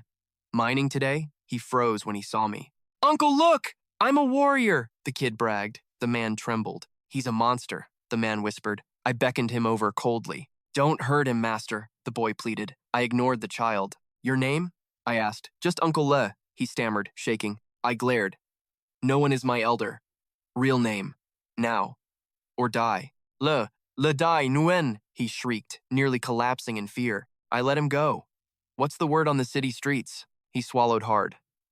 The State Duke's mansion. It's been seized. Everything is under lockdown, he whispered. The world is changing. I narrowed my eyes. The game was finally getting interesting. I sent Nguyen deep undercover to bleed our family's secret mining operation dry tonight. Infiltrate them, I whispered. Find those purple sunstones. 500 gold pieces each. 500? Bach gasped. Nguyen just smirked. The miners are all my old crew anyway. If those stones exist, I'll find them. Nguyen vowed before vanishing into the shadows. He left, grinning. I turned to the others. Clean up. We're crashing a palace gala. The palace? They stammered. I didn't answer, dragging them straight to the high-end tailors. While Vu obsessed over silk and Bach tried on lipstick, I felt the walls closing. Urgent business, I lied, backing away. I'll meet you at the palace gates at sunset. I bolted. No business, just a craving for street food and the sweet taste of freedom. Suddenly, a masked shadow whispered my name and sprinted toward the city's dark underbelly. Lame, I muttered, flicking my empty bamboo skewer like a deadly, precision-guided missile. The wood curved through the crowd. The stranger realized too late he couldn't outrun me. It tore through his palm. He gasped, more shocked by the sugary scent than the blood. I lunged, pinning his shoulder. His internal power instantly locked behind an iron wall. Bystanders gaped as I dragged him away. He couldn't believe a failure like me was this strong. I shoved him into a filthy alleyway. Talk! Who are you and who sent you? He groaned, yanking the wood out. I just wanted to lure you away, young master. He pulled off his mask. It's me, Li Hien, from the Duke's personal guard, sir. Hien? Why aren't you with my uncle? I growled. This better be life or death. The rumors, he stammered, crushing a 9-star warrior in one hit, saving the dying princess. He looked at me with pure terror. You've been playing us all for fools, haven't you? Get to the point, I snapped. Your uncle knows you're heading to the palace tonight. I turned to leave. If he's lecturing me, I'm gone. Wait, it's about Li Yi. He's watching you. If you show up tonight, Li Yi will strike to kill, master. The 4th master begs you to stay away. Don't start a war you can't finish. I laughed. Li Yi? He's a glorified house pet who was lucky to get our name. If he stays in his cage, fine. If he barks at me, I'll bury him. Hien trembled. Don't be reckless. He's powerful and he's not working alone, sir. He's already seized control of the family while you were playing the spoiled brat. Your father is paralyzed with worry for the old master. That's why he hasn't moved. Just lay low. Once we're ready, we'll wipe these traitors out in one clean sweep. You're all playing checkers while the world burns, I scoffed. I know his real boss. It's not some secret cult. The king is the one pulling the strings here. How else could a nobody lead? The throne wants our family divided and weak. Hien went pale. He'd only just heard these theories from the Duke's inner circle. He stared at me like I was a monster. How? How did you figure that out? It's simple math, I said. Grandfather is a legend. Father has a 1,000,000-man army. If you were the king, could you sleep knowing we control the entire nation's military? He's using Li Yi to rot us from within and keep my father shackled. It's a perfect trap. And my family is walking right into the center of it. Hien looked broken, his hope vanishing. Are we just doomed then, young master? Go back to my uncle, I said. Tell him to keep playing his little role. Tell him I'm coming to the party, and tell him not to worry about me. I'm not interested in their politics, but if they touch my life, I'll end them. I walked away without looking back, leaving him alone in the cold, dark alley. Li Yi's playing a dangerous game. If he's that bored of being king, I'm happy to help him retire. I walked off, leaving Li Xian gaping like a fish at the palace gates as the elites arrived. These state dinners are basically high-stakes shark tanks. Everyone's there to buy favors or bury their enemies. Han Bai and Chen Zhou intercepted me. Where the hell have you been, Yun? Han barked, slapping my back. Chen's face went pale as he clutched his swollen hand. What are you made of? Touching you nearly broke me. Han laughed at his friend's misery. I just pulled out 2 shimmering gems. Swallow these, I said. These will break your limits. Consider it a fast track to becoming a real warrior, I told them. Chen gaped. No way. I've barely opened my 4th channel. Han peered closer at the pills, totally skeptical. Is this a prank? Spirit pills are supposed to be dull gray. These look like literal diamonds. Eat them or don't, I snapped. The Grandmaster himself brewed these. They didn't need a second invitation. Then Meng Wu appeared, looking stunning in crimson and white, a far cry from her usual tavern disguise. Beside her, her brother waved. My 2 friends just stood there with their mouths hanging wide open. She looks familiar, Chen whispered. Han's eyes nearly popped. Wait, that's the girl from the pub. He leaned in, grinning. Keeping the best for yourself, Yun? How's your stamina holding up these days? Chen joined in. Who knew that plain Jane cleaned up like a goddess? You've got a sharp eye. A real diamond in the rough, Han added. Meng Wu blushed and looked away, clearly flustered by them. I put an arm around her. Let's get this straight. This is Meng Wu, and my new apprentice, her brother. Meng Bai bowed respectfully. The guys were floored. Wait, you're actually taking on a student now? Han scoffed. You're really taking on kids just to get close to the sister? That's low, Yun. Meng Bai snapped at me. Wait, you only took me on because of her? He got a smack for that. We moved into the inner sanctum. This was the VIP lounge where the real power players were gathered. Li Yi was already there, acting like he owned the place, until he spotted us walking in. My uncle, Li Baifeng, sat beside him. He still saw me as the family's biggest, most useless disappointment. He couldn't reconcile the failure he knew with the man who was currently commanding the entire room. Across from us sat the head of civil service, Lam Huang, and the legendary General Xiaoqing Wang. The general watched me closely, remembering how I'd saved the princess with a few silver needles. The princes were also watching. They knew tonight wasn't just a party, it was going to be my show. Sit down, Li Yi commanded. Family belongs together, even the ones who usually hide in the shadows. The room went cold. I turned to Meng Wu. Ever wonder why our nostrils face down, Meng? She looked confused. Why? I pointed at Li Yi, who was practically vibrating with unearned arrogance. Because if they faced up, a little rain would drown a man this full of himself. I joked. Li Yi spat out his wine in a spray. The room erupted. The insult was absolutely surgical. The lambs struggled to keep straight faces, but the general just roared. This kid is something else. Li Yi slammed his cup down, screaming my name. His guard lunged at me, barking about respect. The man moved like a blur, hand outstretched to crush me for disrespecting the clan's supreme leader. I stood up, tossed my water aside, and backhanded him so hard the sound echoed like a gunshot. I drove an elbow into his gut, shredding his shirt and sending him flying across the marble floor. He landed broken and wheezing at my feet. I caught my falling glass without even looking at him. The room went silent. Li Yi was shaking, his face turning a shade of purple I'd never seen. I kicked the guard toward Li Yi's table. I remember when you were just a useful servant, I sneered. Watch your dogs, brother. Or better yet, watch your own neck. You're looking a little fragile lately. Servants should know their place, or they end up as dog food, I added, leaning in close. Not tonight, I told the room. I'd hate to ruin the royal carpets. Li Yi finally snapped. He drew his blade and lunged. I didn't even blink. Before he could reach me, I had vanished. The general's hand flicked out, sending Li Yi spinning back. That's enough, the old man boomed. The king signaled for the feast to begin. Commander Xiao is right, General Yang barked, his finger accusing me. Clear a spot for young Master Li, a servant whispered. I ignored the stares, coolly pouring another drink. Li Yi's face burned. He slammed the table, pointing a shaking finger at me. Brace yourself, Yunxiao. A storm is coming for you. Beside him, Bai Feng watched. Barking dogs don't bite, I muttered, sipping. Prince Xiaoqing looked at me, his mind racing. My previous movements, they were too perfect. He'd seen my strike fluid as water, effortless, and lethal. My martial intent flowed without restraint, defying every rule he ever knew. No mere soldier could possess such mastery. It was a depth of power even he could not begin to fathom or explain. Then, the room went silent. The king had arrived. We all stood together, bowing our heads in a display of rehearsed humility.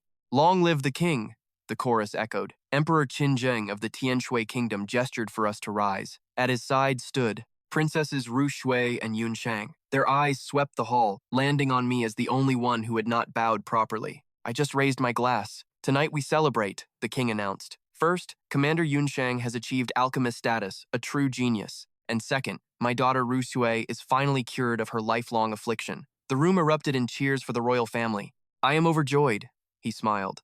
Prime Minister Lan Huang stepped forward.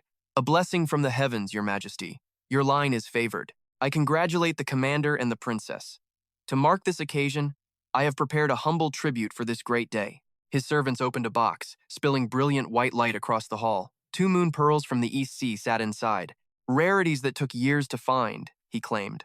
Then it was Prince Xiao's turn to present his gifts to the ladies. The minister is generous, Xiao chuckled. Those must be worth 100,000 gold pieces. I cannot match that vast wealth. Instead, I offer 2 scrolls, the Solar Axe Technique and the Pure Heart Scripture for their personal growth and protection. The Solar Axe? Yunsheng whispered, stunned. The legendary technique of the Six-Path Master from over 100 years ago? Thank you, Commander, they both said, bowing deeply to the old warrior. Then Liang Wanwu stepped up with his offering. A second-grade youth elixir. It guarantees 20 years of frozen beauty, he boasted, holding up the small, glowing, medicinal vial. Finally, Li Yi moved forward, eyes fixed on the commander. Such elegance deserves only the finest treasures in the land. I commissioned the kingdom's greatest master to carve this hairpin from pure heart jade, he said, presenting the ornate accessory. Pure heart jade? Liang gasped. The legendary stone that wards off internal demons during cultivation and focuses the mind? It focuses the mind and shields the soul, Li Yi boasted. A treasure I secured specifically for the beautiful commander. Only she is worthy of such a gem, he added smoothly. Yunshang thanked him politely, though her eyes remained distant. Then he turned to Princess Ru Shui. Your beauty is legendary, Princess. I have long admired your grace and spirit. I struggled to find anything in this world truly worthy of your presence or your high royal status. Murmurs broke out. The guy was practically proposing in public. Ru Shui looked visibly uncomfortable, her face growing pale. She looked like she wanted to disappear. Then, Li Yi pulled a glowing object from his robe with a flourish. I sent men to the Fire Crow Empire to fetch this a spirit beast egg, A gift for you, princess. I hope you love it. The room gasped. A spirit beast? These creatures were the apex predators of the entire Tianwu continent, feared by everyone. Even the strongest warriors gave them a wide berth. Many had tried to tame them as loyal guardians for their personal armies. Most failed. Their feral energy was too volatile, and their instincts were too savage for any human to ever control. But there was a trick, a brilliant, expensive way to ensure total loyalty from the moment the creature is born. You bond with the egg daily. When it hatches, you are the first thing it sees, the only thing it loves. A raised beast is a shadow that never leaves your side. Because of this, the market for eggs had skyrocketed lately. Kids today, Prince Xiao sighed, shaking his head. Buying love with a fortune. That is one hell of a price tag. Ru Shui took the egg with a forced smile. Thank you, Li Yi. But then, my voice cut through the silence. Nice rock, I drawled. It is a real egg, sure, but what is the point of a dead one? Plan on grilling it? Because the inside is completely rotten. It is literal garbage and cannot be eaten or hatched. You bastard, Li Yi screamed. Do you have any idea what this cost? It is worth 1,000 of you. Price does not change the fact that it is a dud, I shrugged. The king leaned in. How can you be sure? He will just keep lying, I said. Crack it open. See for yourself. Li Yi went ballistic, face turning purple. Crack it! If it breaks, you could never pay me back. I looked at Ru Shui. Princess, wait a few months. When it never hatches and starts to smell like a corpse, you will know I was right. Li Yi looked ready to kill. The king warned me to keep my mouth shut without hard proof, citing the princess's life as my only saving grace. He dropped the charges but demanded silence. I just waved him off, my mind already on those monster eggs. Their color and energy were dead giveaways, but they're so rare that no one here could even recognize them. Prince Yang offered 10 dragon pearls to the princess, wishing her a husband as perfect as her face. He then bribed the commander with 10 top-tier stones, pushing him to become the nation's third great general. Wanwu stared. Those pearls were worth a fortune, tens of thousands of gold coins each, easily. Dropping 10 pearls plus 10 elite stones, the sheer wealth in that room was suffocating everyone. High-level warriors crave these stones. Their raw power makes that beast egg look like a cheap toy. Even Yun Chang looked stunned by the sudden display of riches. The prince figured the girl was too noble for simple pearls, but for Yun Chang, they were perfect bait. She wasn't just a pretty face. She was a national guardian, a force of nature. Reaching that rank at her age, she was a walking legend with a bottomless future. The prince knew she was his ticket to the throne, his ultimate political leverage. Beyond power, he wanted her. He'd been obsessed with her beauty for years. He'd been ghosted before, but he bet everything on this one grand gesture. She tried to keep it professional, turning down the heavy gift with a cold, polite bow. He lost it. He lunged forward, dropped to one knee, and begged her to marry him. She didn't even touch him, just used her sheer presence to force him back to his feet. Don't make me embarrass you, she hissed. He couldn't believe he was being rejected again. He screamed that if he wasn't good enough, then no man in this kingdom was. She just turned her back on him, calling him a fool. He was losing his mind. Is there another man? He roared. Tell me his name so I can kill him. The whole room went silent. Even the king leaned in, waiting for a name.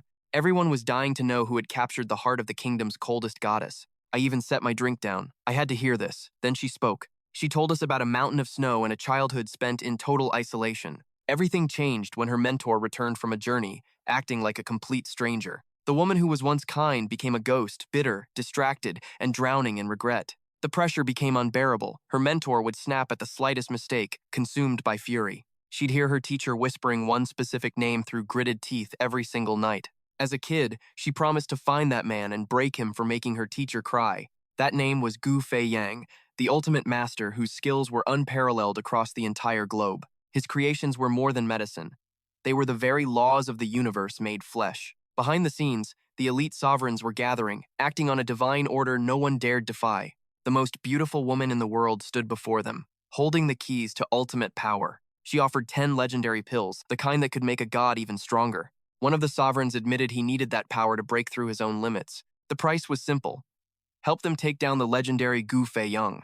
The lords agreed. For 10 pills, they'd do anything, the lady asked. Some thought 10 pills was overkill just to kill one man. They were arrogant. But the others knew better. Gu Feiyang wasn't just a man. He was third on the global rankings. His power wasn't something you could just handle with a few extra soldiers. One warrior claimed he'd just mastered a new technique and wanted to test his luck. The others laughed, telling him he could take the lead when the target arrived. He promised to try, but he knew he'd need every bit of help he could get. What secret hell did you master to think you can survive Gu Feiyang? She asked. He just smiled. Ever heard of the infinite void palm? The room went cold. Everyone froze at that name. The lost art of the void sovereign from 5,000 years ago? Exactly. The ultimate divine strike. Even the strongest legends would be erased by this. He doesn't stand a single prayer against me. My fear vanished as I laughed. My own spear was a legendary artifact of pure slaughter. My reincarnation spear, combined with the 100 battles style, can butcher gods and devils alike. The Duke added, 10 martial emperors and the matriarch. We are an unstoppable force of nature. Not even the top 3 ranked monsters could walk away from this ambush alive, he bragged. I worried the prey had smelled the trap. What if he's too cowardly to show up? Then we just drink and enjoy the mountain view, he replied. His reputation will be dead anyway. This palace was a forbidden paradise. No outsider had ever stepped foot here and lived. Perched on a frozen peak, it felt like a dream. 10 masters waiting for one man. He's hiding, someone sneered, swirling their wine. The great emperor is nothing but a ghost. Rank 3? I mocked. He's just a lucky fraud who hasn't met real power yet. Nobody is insane enough to face 10 emperors at once. It's not a fight, it's a funeral. Could he bring reinforcements? Someone asked. What if 10 more monsters show up to help him? Let them. 10 against 10. We still win. I'll take his head personally, he declared. Then she spoke, her voice like ice. He doesn't need help. He never has. How can you be so sure? I asked. Because, she whispered, he's already standing behind you. I spun around, heart hammering. Where? I don't see anything but the mist. You're dreaming. I'm not guessing, she said, eyes wide. Can't you feel the world starting to scream? Just a mountain breeze, I told myself. Then the wind turned into a roar of thunder. The roof vanished. A hand made of storm clouds reached down to crush our very souls, the palm of the world's end. It moved with the weight of a falling star. Give it everything, she shrieked. If you hold back now, we all die in the dirt. Die, I screamed, unleashing the void palm. My spear hummed with a desperate, killing light. 10 ultimate laws of destruction collided. Long seals, Buddha hands, and frozen hells erupted at once. We threw our entire lives into that one strike, a symphony of violence against the sky. Our combined might was nothing. It was swallowed whole by that giant, indifferent cloud of death. The explosion threw us like rag dolls. We were broken, bleeding, and suddenly very, very small. A golden light pierced the dark. She looked up, her eyes filled with a terrifying devotion. She looked like a child in love. He's still the most beautiful thing I've ever seen. The clouds formed a staircase to heaven. A man stepped down as if walking on water. It was him, Feiyang. He walked past our shattered bodies without even looking down. Why did you force this? He asked. She wept, her heart breaking for the 1,000th time. Let me dance for you one last time, she begged. He sighed. You lost the moment you cared. I lost long ago, she whispered, wiping tears before drawing her blade for a final suicide. You can't kill me, he said calmly. These 10 insects couldn't even scratch my shadow. They were just a distraction, she spat. Bait to waste a fraction of your divine strength. But they were useless. They didn't even make you sweat. She launched herself into the sky. She didn't strike him. She fired a flare. The Hidden Sisters began the final, forbidden ritual. The starry void array ignited, locking the universe in place. She really wanted him dead. The mountain curse? He asked, looking up. You'd destroy your own home just to kill me? I'll bury us both, she cried, raising the purple sky sword to summon the end of days. That traitorous girl, Hongnian. She's using this battle and the purple sky sword to end Feiyang right here and now. Pure energy rained down in a relentless barrage as I dodged Hongyan's fury, shouting, Purple Star Array! I can channel the celestial power of this divine lightning blade, seizing the mountain's very soul. Atop these snowy peaks, under the ancient stars, I am God. Feiyang, your skills won't save you today. You're finished. I gathered my strength, summoned my steel, and whispered, Old friend, it's all on you. Activating the formation, I declared, against 1,000,000,000 stars, my blade shall carve its own path through heaven. Hongyan's voice drifted like a ghost. In the cold night, don't seek the living, seek the divine. Watching from the shadows, Van Thuong trembled. She prayed for him to hold on, her heart racing with fear. She was mesmerized by that peerless man. My memory of that day ends there, she recounted softly. I woke up to a silent palace. My sisters were gone, leaving me only with my elders. Snow Mountain was a ghost town. I had no choice but to leave and wander the continent alone. I just wanted to see those eyes once more. That's when I realized my master had actually lost. Feiyang, the vanquisher, had crushed 10 martial emperors alone, shattering the world's balance of power. The entire continent was in an uproar. His name was everywhere, until the news of his death broke. They said he died at Tianneng. I refused to believe it. Who could possibly kill a god? Later, I stayed at the academy in the Water Kingdom just to be near his famous statue. Back in the present, Van Thuong sighed, her eyes heavy with sorrow as she glanced at Li Vantu. She looked at the boy and froze. His gaze was a mirror image of the great emperor himself. With a heavy sigh, she turned away. Too bad you aren't him. Vantu just stared, completely confused. Tao Duong asked desperately, "Who is he? Am I not even worthy of being in his shadow?" "He's dead," she replied. Tao Duong felt a spark of hope. Then I have a chance. What did he do? If he did it, I can too. Van Thuong looked at him coldly. You really think so? Listen well. At the Sea of Divinity, he forged the legendary Star Slayer, a rank 10 masterpiece. He became the youngest grade 9 alchemist in history and an honorary leader of the Alchemist Guild. For a woman, he leveled a superpower with a single strike, erasing them from the map. To avenge a friend, he slaughtered thousands across 8,000 miles of ocean, defying the Sea King. He dominated the rankings at the Holy Sanctuary and was crowned the vanquishing Martial Emperor. On the snowy peaks, he descended from the clouds and effortlessly defeated 10 masters. Even the world's beauty couldn't capture his heart. The room fell into a deathly, suffocating silence as she spoke. Van Thuong continued, "Now you know. If you can match even 1% of him, I'm yours." Tao Duong shook. Everyone knew that name, the legend that had vanished 15 years ago. "I'm exhausted," she said, walking away. "I'll be taking my leave." Tao Duong stood there, utterly rejected. The guests were stunned. Li Vantu stood frozen with his drink for several long, awkward seconds. Mong Vu shook him. "Vantu, you okay?" He finally snapped out of it with a weary sigh. The emperor announced the party would continue. Tao Njuet watched her brother mope back to his seat. She thought, if only he'd won her. That would have gained them a master and a legendary army. It would have been a massive power shift. She stepped forward. "Now, it's my turn to present." The feast resumed. Mong Bak whispered, "Master, who was she talking about? Was it Duong Dish?" Mong Vu shook her head. He was Duong Dish's mentor, the peerless Gu Feiyang from the academy. "Wait, that one?" Mong Bak exclaimed. "I've seen the statue. It's cool, but not exactly a heartbreaker. If he rejected the world's most beautiful woman, the guy must have been a total moron."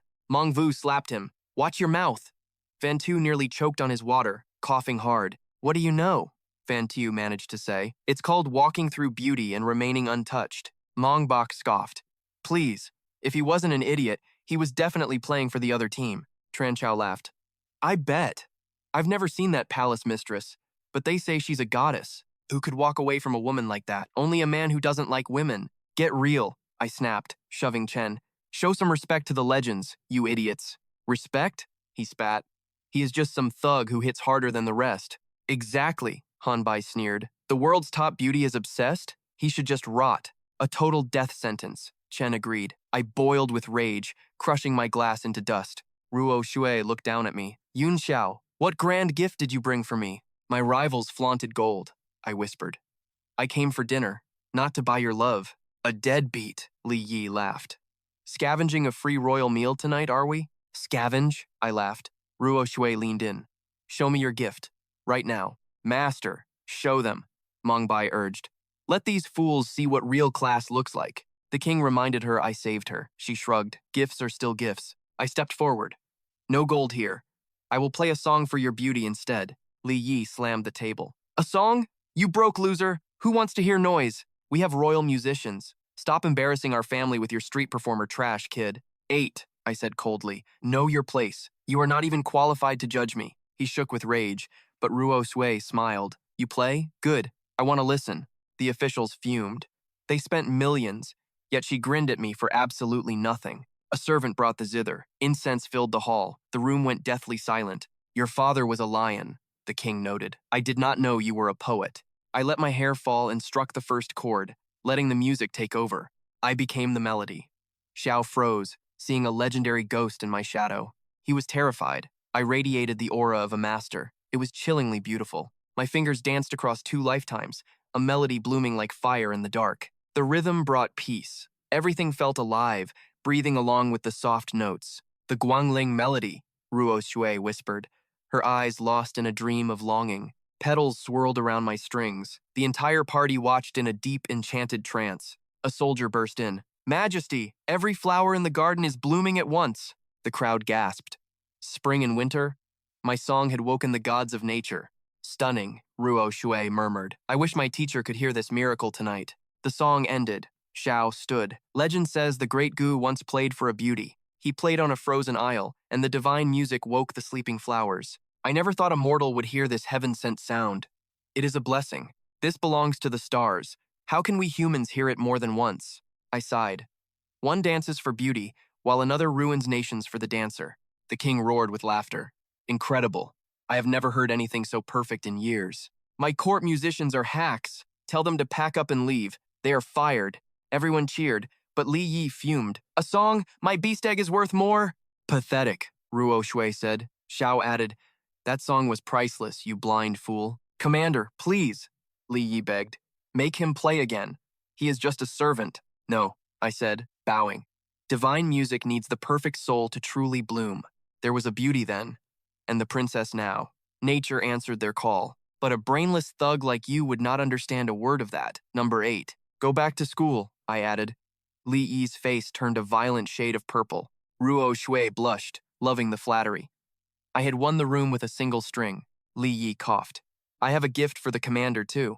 Something truly legendary. Actually, he sneered, I have prepared a little something special for Commander Xiao tonight. General Xiao shook his head, refusing to take what he had not earned. But Li Yi persisted, claiming he had heard rumors. Years ago, a brutal duel against the Battle Kingdom's king left the general with internal rot that never truly healed. His power was trapped, stagnant. By sheer luck, Li Yi claimed he had found an Aqua Dragon purity pill to gift him. The general gasped.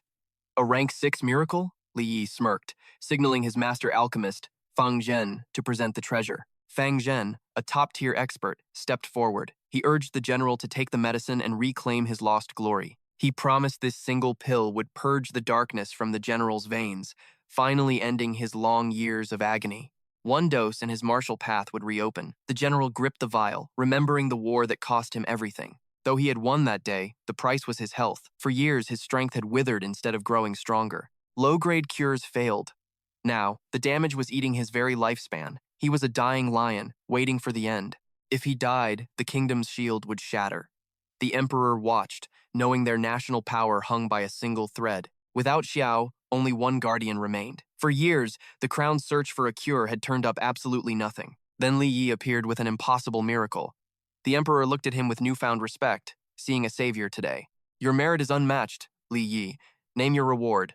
I will grant you anything you desire, the king declared solemnly. I seek only one thing, Majesty. I wish to marry Princess Ru Shui, Li Yi replied, bowing with hungry eyes. You filthy servant! A toad dreaming of swan meat? Ru Shui screamed, turning to her father in absolute pure disgust. Father, don't agree to this. Li Yi knew his low birth was a cage. He held power, but lacked true status. Enemies were everywhere. To survive, he needed the royal name. This marriage was his ultimate play for total survival. Becoming the prince consort would change his fate forever. Besides, Ru Shui's beauty was a prize he truly craved today. Father, you wouldn't! But Li Yi cut her off, swearing his love was real. He begged the king for mercy. The king sighed. It is not your choice, Ru Shui. Li Yi's service is too great. I can trust him. He risked his life to find that rare beast egg for you. Such devotion is hard to find, he added. A daughter is precious, but the kingdom is eternal. He needed Li Yi to keep the northern clans under control. Ru Shui froze. Her father was trading her away like silk. The betrayal felt like a dagger to her heart. In a rage, she grabbed the gifted egg and smashed it. I don't want your garbage, she screamed as it broke. A vile, sulfurous stench filled the air. Everyone gagged. The rare gift was nothing but a rotten, stinking black mess. See? He brings me rot and calls it love, Ru Shui sobbed, pointing at the foul sludge spreading on the floor. The king frowned. Rare items are hard to judge. Li Yi was likely cheated by a merchant. It wasn't intentional. Li Yi nodded frantically, playing the fool. Yes, Majesty, I was scammed. I will kill the man who sold it. The king dismissed it. The pill is what matters. For your loyalty, I hereby decree that Ru Shui shall be yours. The princess collapsed. Then, my voice cut through the room. Wait, that Aqua Dragon pill is a total fraud, too. I stepped out from the shadows. That pill is a lie. Silence fell. Li Yi began to shake with fear. Accusing someone of fraud before the king is treason. To lie about a hero's cure? That is a death sentence. Who would dare trick General Xiao? Ru Shui looked up, a spark of desperate hope finally lighting her teary eyes. It is a fake! Execute him! She cried. Li Yi turned on me, snarling. I paid a fortune for this. Majesty, he is talking nonsense. Kill him now! Li Yi shrieked. his face twisting into a mask of pure terror. I just pointed at the rotten egg. The king grew cold and ordered Master Liang to examine the blue pill. It looks real, Majesty, Liang whispered. But its rank is too high. I cannot say for certain if it is true. General Xiao looked at me. Prove it, boy. I walked forward, my eyes fixed on the deceptive glowing sphere. The pill has no poison alone. But if it touches a drop of blood, it becomes a lethal, soul-shredding venom. One swallow and the general dies instantly, I warned. The king slammed the table. What? Li Yi stammered in fear. He is lying. The general will be cured. Li Yi's voice cracked like glass. He was a trapped rat now. If I am wrong, take my head. But if he dies, who will pay for his life? I asked, staring him down. How do we test such a treasure? Li Yi blustered. My life is worth more than your petty, jealous insults. It is simple.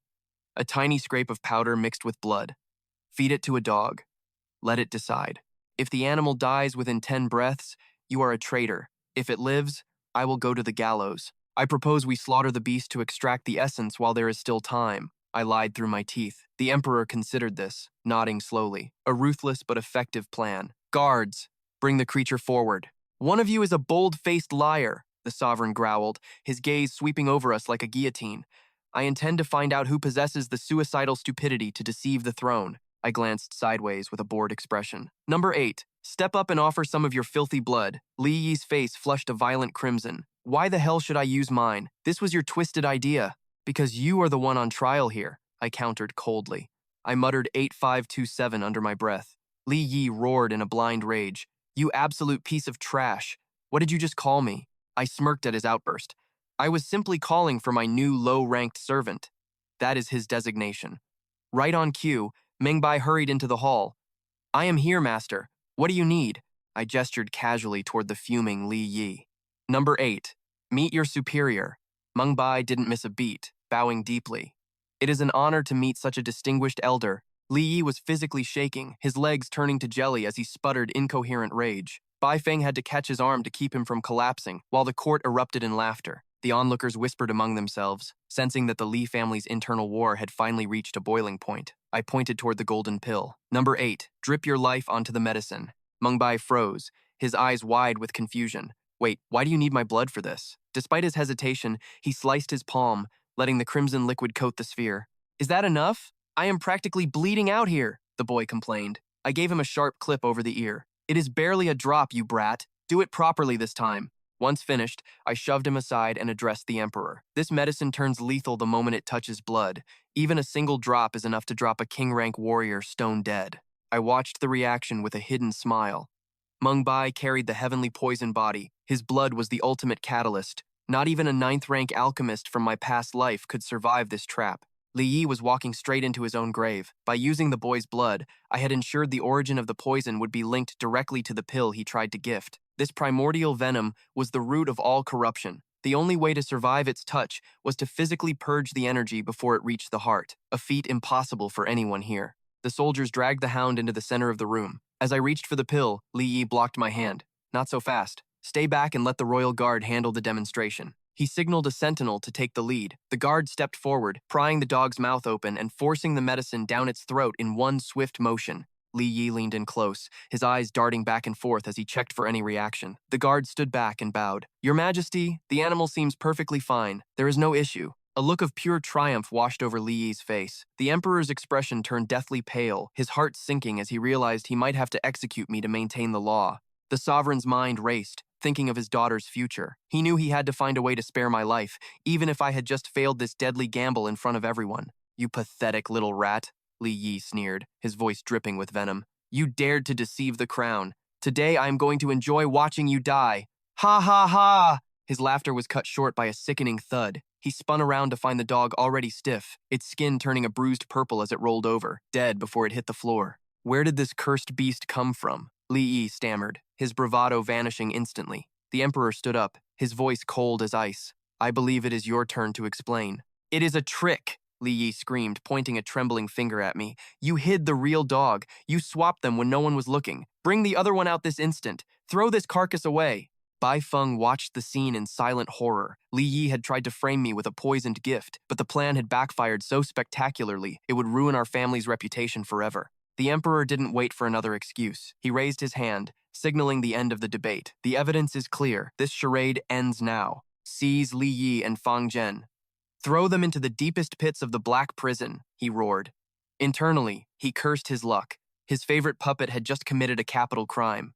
If he spared the boy, he would lose his leverage over the general, but if he executed him, he would lose his best chance at controlling the Li family's vast influence. As the guards dragged him away, Li Yi's frantic screams echoed through the stone halls. He cheated! He hid the healthy dog! You have to kill his whole family! This is a setup! The gathered officials watched with cold indifference. Scheming against a high commander was a one-way trip to the executioner's block, and Li Yi was just a fool who got caught. Even without an immediate death sentence, everyone knew the emperor had other plans for him. The political landscape of the kingdom had just shifted under our feet. General Xiao stood up abruptly, clutching his side as a grimace crossed his face. Your Majesty, my old war wounds are acting up again. I must beg your leave to depart. Take care of yourself, Commander, the emperor replied with genuine concern. I will have 100 prime resource pills delivered to your manor by nightfall. The general gave a stiff nod and prepared to leave. Hold on a moment, I called out, stopping him in his tracks. I might be able to help with that internal damage. The emperor's eyes lit up with hope. It is true. He mastered the acupuncture techniques that cured the princess when every other doctor in the city had failed. Reluctantly, the general sat back down as the court fell into a hushed silence. Everyone watched as I reached out to take the pulse of the nation's greatest warrior. I focused my divine sense, feeling the jagged energy tearing through his veins. Well, little brat, the general grunted, his voice full of skepticism. What do you see? A brat, am I? I whispered with a smirk. He laughed harshly. Even your grandfather is a mere child compared to me. What else would you be? I ignored the jab and went straight for the truth. 3 times a day, your arm bones and wrists feel like they are being chewed on by fire ants. Is that right? The color drained from his face as he stared at me. I didn't stop. At high noon, your primary pressure points freeze over, leaving you paralyzed with a bone-deep chill. He tried to speak, but the words wouldn't come. A year ago, you started losing your cultivation energy during the early morning hours, didn't you? It was subtle at first. Now, that weakness lasts until the sun is high in the sky, and every time you try to circulate your power, it feels like lightning striking your heart. Am I wrong? The general sat frozen in his chair, his arrogance completely replaced by a look of sheer terror. I pulled my hand away, knowing I finally had his full attention. Tell me, do you lose your energy flow every morning between 3 and 5, and does it now last until 9? Exactly. And do your meridians feel like an electric current is surging through them when you circulate your power? Yes, precisely. I thought so, Yunxiao muttered. The king was stunned. Kid, you're terrifyingly sharp. How did you know? You nailed it. There's a cure, right? I stayed silent, focused on my chicken leg. Talk, kid. Why are you eating? He barked. I swallowed. You think a kid has some miracle? I was just guessing. Forget I ever opened my mouth. The room went silent. I finished my snack and took a slow drink. He stared. No one dared treat him like this. I call your grandfather an old ghost, he growled. Your father is a brat to me. So what are you? A tiny brat? I set my glass down. Call me young master, I said. My friends turned pale. I was playing with fire. The crowd panicked, demanding a commander call me master. I'd lost my mind. I was a dead man. Do you know who you're talking to? He hissed. Nobody acts superior to me. I took another bite. Suit yourself. I'm not forcing you, but if you're done talking, there's enough meat here to keep your mouth shut. The emperor gasped. The audacity. Qing stood up, radiating pure, demonic rage. I stayed cool, sipping water. His fists clenched. His ego was bleeding out. Quite the ego, Commander, I said. People whispered that I had a death wish. My kin rushed in. Commander, please, he's young. Forgive him for his family's sake. Suddenly, Qing roared with laughter and slammed my back, nearly making me choke. The old ghost's grandson has balls. I love it. He grabbed a chicken leg, grinning. Why is my son so boring? Fine, young master it is. I'll call you that. Everyone was stunned. Since when was the Iron Commander this chill? He leaned in. So, young master, about my illness, can you really save me? I stayed silent. Don't push it. I'm being nice. I glared back. My bones still ached from his hit. Nice? You tried to break me, he chuckled. Fine. What'll it take to remember? I raised my glass. A drink first. Let's get wasted. We'll talk business later. Deal. Today we drink until we drop. He laughed and hammered my back again. Was I a genius or a clown? Either way, the room finally respected me. The family has a future, someone noted. I see why I lost now, another sighed. The party ended. Everyone left. Shui ran up to me, blushing hard. Thanks. It was nothing, I said. She huffed, face turning crimson, and ran away. Commander, wait, I called. Once I have the cure, I'll find you. I'll be waiting. Don't forget. He left, clearly intrigued by my games. My friends swarmed me. Man, you actually tamed the beast. We're so proud. But how'd you know that pill was lethal? My student asked. You just knew? I shrugged. If it were the real deal, it wouldn't be toxic. Basic logic. They were floored. What? I started walking. Not here. Let's move and talk. I explained the poison secret to them. You're insane, my friend whispered. Pulling that off in public? One slip and we'd all be executed. My student realized I'd used him again. They finally saw they were my inner circle. A guard stopped us. Master Li, my lord wants a private word with you. I waved him off. Sun's down. I'm beat. Some other time, a voice echoed. The night's young. When kindred spirits meet, drinks are required. A curtain opened. Am I worthy of being your friend? The prince asked. I just sighed. Even for a friend, I'm not interested in being alone with men. Sorry. The prince laughed, revealing the carriage's interior. That's easily fixed, isn't it? I have my girls here, every one a beauty. They'll dance while we drink. My handmaidens are beauties. They'll pour the wine and dance while we drink. Wouldn't that be a kingly way to spend the evening? Fine, I said, eyes flashing. If it is that important, it is worth the ride. I stepped inside. Beauties served wine as the prince spoke. The rumors lie, he said. You have more guts than they say. You flatter me, I replied. But look at your brow. That royal aura. You were born to lead. Yue froze. He did not expect me to be so blunt. Commander Bai said I would meet a savior. He told me my path would finally clear tonight. Honestly, at first, I did not believe a word. Are you that man, Yunxiao? I looked at him. The third squad's leader, Bai Mu, is a ghost. A prophet who reads the stars. Is it real or just a show? I wondered about his ancient arts. I knew the stars too. In my past life, I met masters who could truly see through time. Yue clapped, and a figure emerged from the smoke. It is very real, the prince said, smiling. A pleasure, young master, the commander said. A woman? A female commander? You are well guarded. But count me out, I added. I have no interest in your bloody coups or crown secrets. Yue was stunned. The maids shook with fear. Such treasonous talk usually meant a short life. You are bolder than they say, she whispered, and sharper. The prince will soon rule this land. Helping him secures your family's future. Unless you have not heard about the Li family's crisis, I did not care for their drama, but this body is theirs. Their blood flows in my veins. They raised me. Besides, once I regain my peak power, a tiny kingdom like this is nothing. I could build empires if I wanted, but if I die now, I protect no one. I need a shield. I need a safe harbor while I climb back to the top. Protecting them is the least I can do. Fine, I said. I want your word. As long as you breathe, the Li family stays safe and rich. I swear it, Yue replied. As long as I live, and as long as they do not betray me, the Li family will thrive. They earned it. It is a shame my father is so cold. Fickle? I cut in. Betraying allies is what kings do. Now, tell me what you need from me. Commander Xiao's wound, Bai Mu said. How sure are you that you can actually heal him? Yue knew there was no cure. Every enemy's plan relied on that man staying broken and weak. If I fixed him, the entire political board would flip. I drained my glass, feeling the heat. 100%, I said. They stared at each other, shocked by my absolute confidence. Are you certain? Yue pressed. I leaned back. Did you want me to fail him instead? No, he waved. Heal him. If Xiao returns, my brother cannot start a civil war so easily. Time is on our side. But the king. I paused. He is 16 next year, right? 30 years younger than Prince Yang. The king wants you, but his time is running out. Yue's eyes widened. What do you mean? Did you see something? Bai Mu leaned in close. They say your skills are peerless. What is wrong with his majesty? I set the glass down. He is 70. Old, yes, but his eyes are fading. It looks like a slow, hidden poison. Poison? She gasped. Yue's face twisted in rage. It is my brother. He is too impatient. If the king dies now, it is chaos, I said. Get a decree. Become the successor tonight. How can you be sure he will pick me? He asked. Yang was always the golden favorite. He won the wars. He had the glory. But look closer. The king is icing him out. He is stripping Yang's power and giving it to you. Even Bai Mu was sent to guard you. The royal guard does not pick sides alone.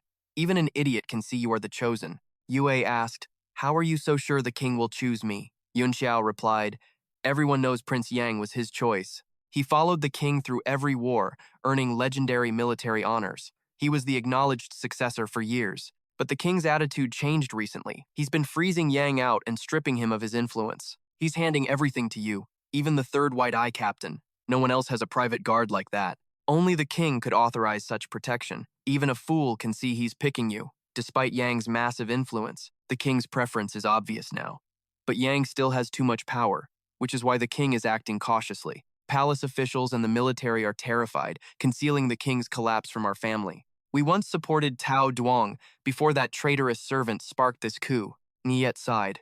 Even a genius like you missed the mark, Van Tu. Everyone is blinded. I am merely a sacrificial pawn for my father. He forced me into this. Now, it is either the throne or death. Must we save the prince? He only cares about saving himself, Nuyet replied. The king is using me as a human shield against the rival prince. So you are just bait to keep the rival occupied while he stays king? Exactly. You are brilliant for seeing through his game so quickly, Thieu. Had you joined me sooner, we would already hold every advantage. My instincts were right. You truly are the golden ticket I needed. But we have a problem. The king is poisoned and could die tonight. Without his protection, you are a sitting duck for the first prince. Unless we cure Commander Thieu Kin Vuong, that is our only miracle. I see. A life debt from the commander secures the entire military. If we bring him to our side, the game is practically won. This succession war is decided by only 6 powerful men. Secure their support, and any opposition becomes irrelevant noise. Chancellor Lam is a vulture, waiting to see who bleeds out first. Your grandfather is missing. The Li family's future is a total gamble. Commander Thieu is a wild card, serving only the crown until now. Master Alchemist Truong favors the rival, which puts us at a disadvantage. President Hua avoids politics entirely, chasing spells while the city burns. But the dean is on my side. I was his favorite student. Help me reclaim your family's power, and we will control everything. That gives us 3 out of 6. The math is in our favor. Even if the others back Duong, we have already seized the advantage. Do not forget the king. While he breathes, your supporters mean nothing. Nuyet paled. Are you saying my father's life is my biggest obstacle? He is a tool. Use him right and win, or he will bury you. If he dies, we frame the rival for the murder and end this. Nuyet grabbed my hands. Help me, and I will protect your family. I will even give you my sister's hand once I am crowned. I spat out my wine. Wait, are you serious right now? She is a handful, but she is yours. Guillet joked darkly. Keep her as a mistress. We are men. We understand these arrangements. I stared at him. This man would sell his own blood for power. He is exactly like his father. A cold-blooded dynasty of snakes. His guard, Bak Mao, blushed. Their bond was clearly more than professional. Business first, I said. Suddenly, a guard screamed, "Assassins!" Arrows hissed through the air. Outside was chaos. Inside was dead silence. I sipped my wine. Steady hands for a man under fire, Your Highness. Bak Mao protects me, but you're calm. That is truly terrifying. I laughed. Unless she is protecting me too, I am a dead man. Nuyet roared with laughter. Relax, Thieu.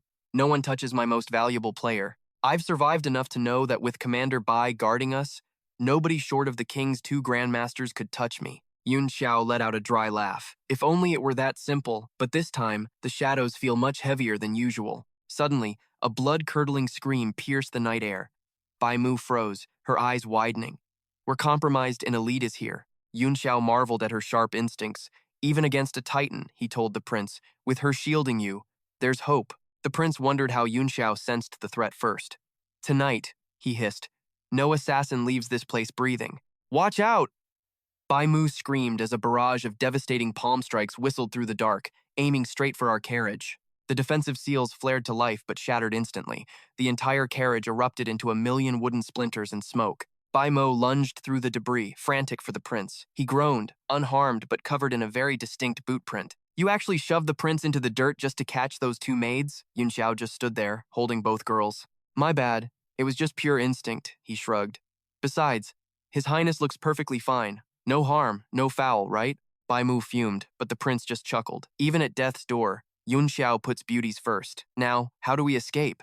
2 hooded figures emerged from the shadows. Bai Mu stepped forward, her gaze locking onto the leaders of the ambush. I see through your little transformation trick, she spat. Altering your muscles to hide your identity won't save you tonight. You're fast and fluid, but you can't beat me. You're just the distraction meant to keep me busy, aren't you? The real plan is for your partner to execute the prince while I'm occupied. Isn't that right, Captain Cao Feng? She called them out. The elite first squad captain, Cao Feng, and his treacherous lieutenant, K. Meng. Her heart sank. One was a peak master, the other a seasoned veteran. This wasn't a fight, It was a massacre. Cao Feng, you're a high-ranking officer of the crown. Have you lost your mind joining the first prince's coup? Do you have any idea how the king or Commander Xiao will react when they find out about this betrayal? Cao Feng laughed coldly. Don't act so holy, Commander. We both know you've dipped your toes in these royal feuds before. I'm here on the king's direct orders to protect Prince Tao Yue, she roared. Does the king know about your treason? Words are cheap, he countered. Once I scrub this scene clean, dead men won't be telling any tales to the king. Everyone dies tonight. He gestured to his partner. Kill the prince, that arrogant Yunxiao brat. And the girls. Make it quick. Kaimeng nodded, drawing his blade as the two assassins surged forward like twin bolts of lethal lightning. Bai Mo expected Kaimeng to go for the prince, but Cao Feng intercepted her with a bone-shattering strike. Eyes on me, Commander, he barked. Bai Mo barely twisted away as Kaimeng's fist whistled toward the prince's chest. A shimmering barrier flared, absorbing the impact and blasting Kaimeng backward. The prince had activated his secret ace. Yunxiao raised an eyebrow. The Cloud Mist banner? That's some high-tier redirection tech for a prince to be carrying. Kaimeng spat out blood, staring at the glowing aura. Meanwhile, Bai Mu pressed her advantage, launching a fierce counterattack. Give it up, Cao Feng. This banner is impenetrable to anyone below a Grandmaster. You're just wasting your breath here. Cao Feng didn't flinch. That rag is just a prototype from Master Yang Di. It's barely got 30 minutes of juice left. Kill the Yunxiao kid first. Once that shield dies in half an hour, the prince is a dead man walking. Run, Yunxiao, Bai Mo screamed, but Kaimeng was already a blur, reappearing right behind the young man's neck. You're just a low-level fly, Kaimeng sneered, his blade gleaming. Did you really think you could outrun a professional? Petals of crimson energy swirled around his sword, the deadly peach blossom style. Bai Mu felt her heart stop. Not bad, Yunxiao remarked, casually watching the petals. The flow is decent, like willow branches dancing in a storm. Your technique captures the romance of the flower, he continued, while the two maids watched in a terrified trance. But you've completely missed the soul of the water, he sighed. Kaimeng growled. Your life ends here, you arrogant brat. Yunxiao drew his sword in a blur. Watch closely, amateur. I'll show you what the peach blossom style actually looks like. He raised his blade, and suddenly, the air exploded with the scent of spring. Flowers bloomed in the dead of night. With one elegant sweep, a sea of petals engulfed the clearing. The assassins froze, their jaws dropping in utter disbelief. Kaimeng's sword slipped from his hand. This is the true essence? He felt a sudden, overwhelming urge to weep. I've spent 30 years obsessing over this style, he whispered, and his life's work felt like a cheap imitation. I want to kneel, he choked out. Yunxiao sheathed his blade, his expression cold. Join me, and I might actually teach you. Kaimeng trembled, his spirit broken. The true peach blossom, he repeated, as Cao Feng watched his partner crumble. Ji Meng, remember your place. You're the deputy of the elite guard, bound by duty. I sheathed my steel. You might lead the guard, Ji, but listen to me. You're just a man. Without a soul for the craft, rank is a hollow shell. Life is a blink. Only the art is eternal. My words hit him like a brick. He looked desperate. If I walk away, will you really teach me the secrets? It's a masterpiece, I said, but the road is long. Come find the end. He wavered. A sudden wind seemed to carry his old life away forever. He lowered his steel. Sorry, boss. Cao Feng's face turned a murderous red.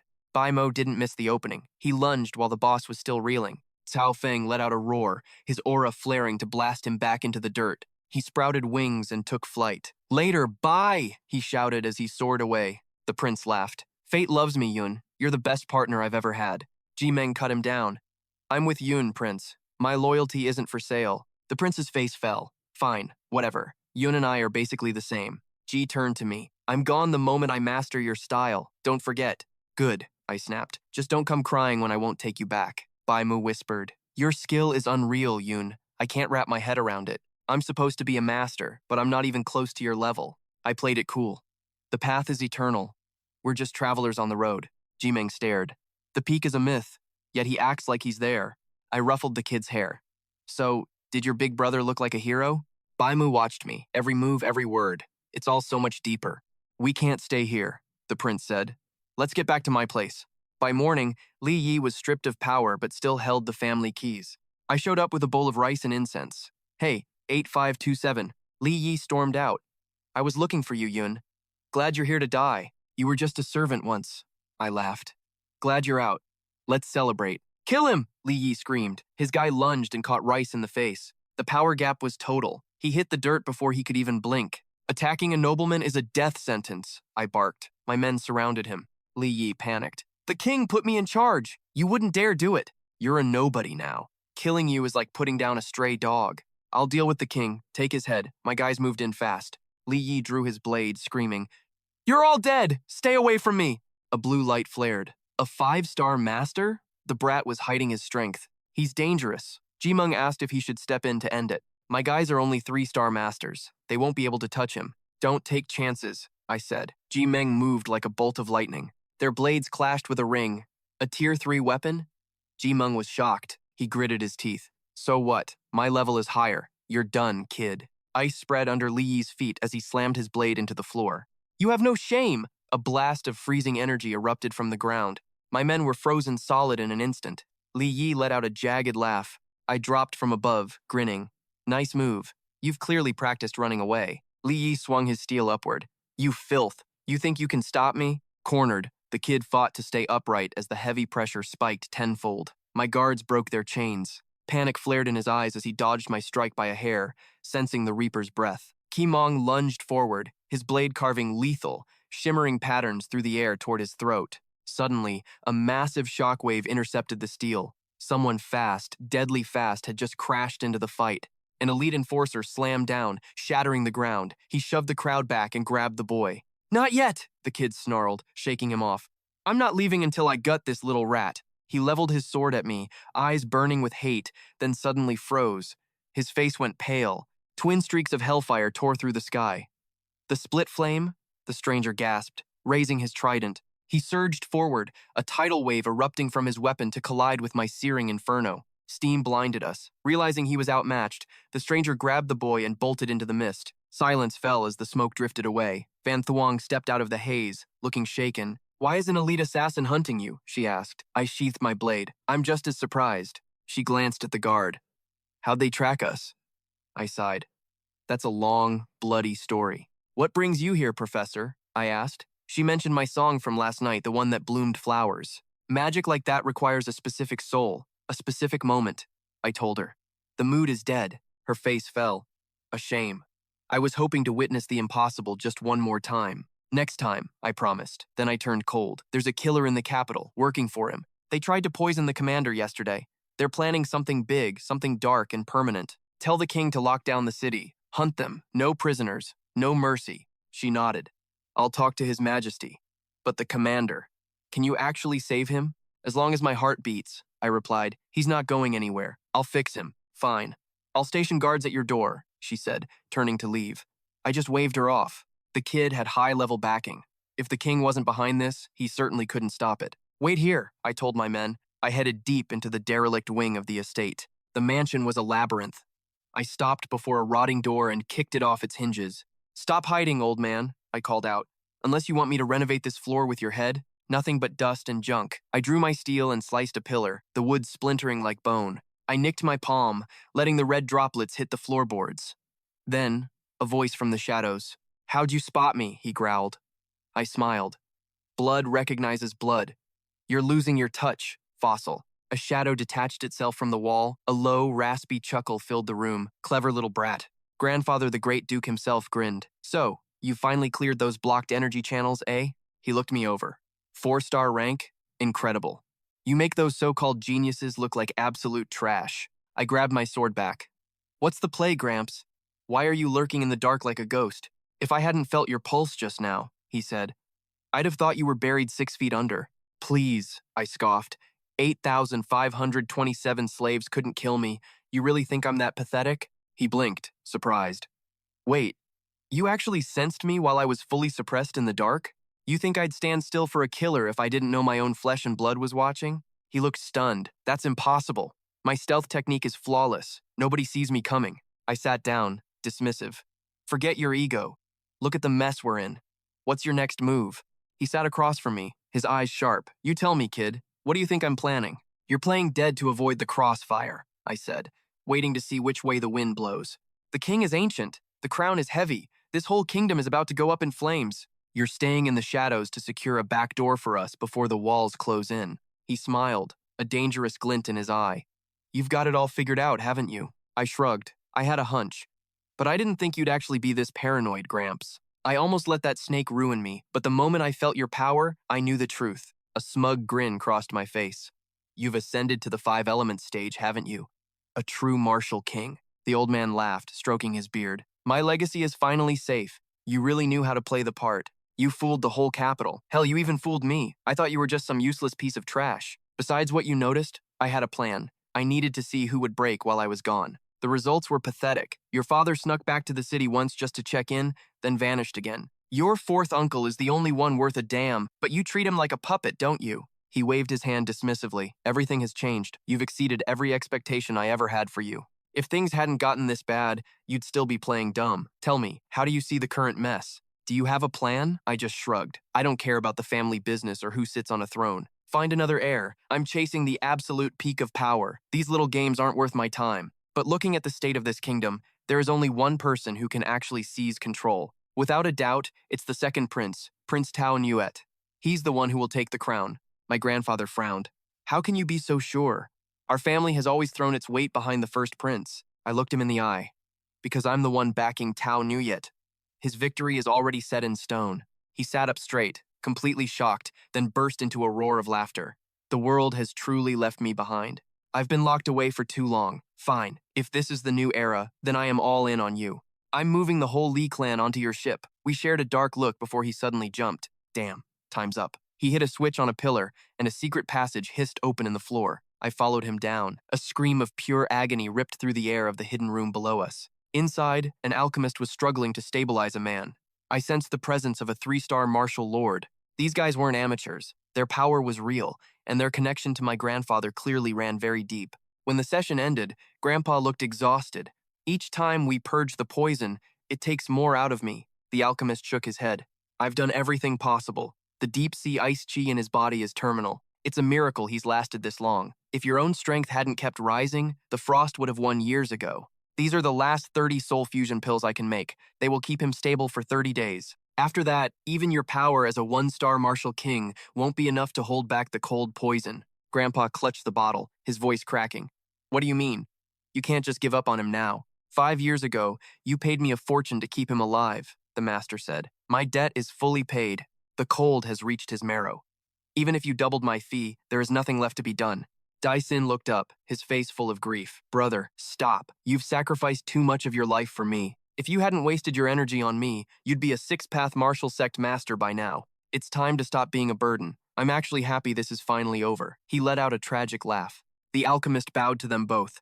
I stepped into his path, my eyes cold and full of disdain. Hold on, you're telling me you're actually supposed to be some kind of level 3 master? If you weren't the old man's blood? He snarled.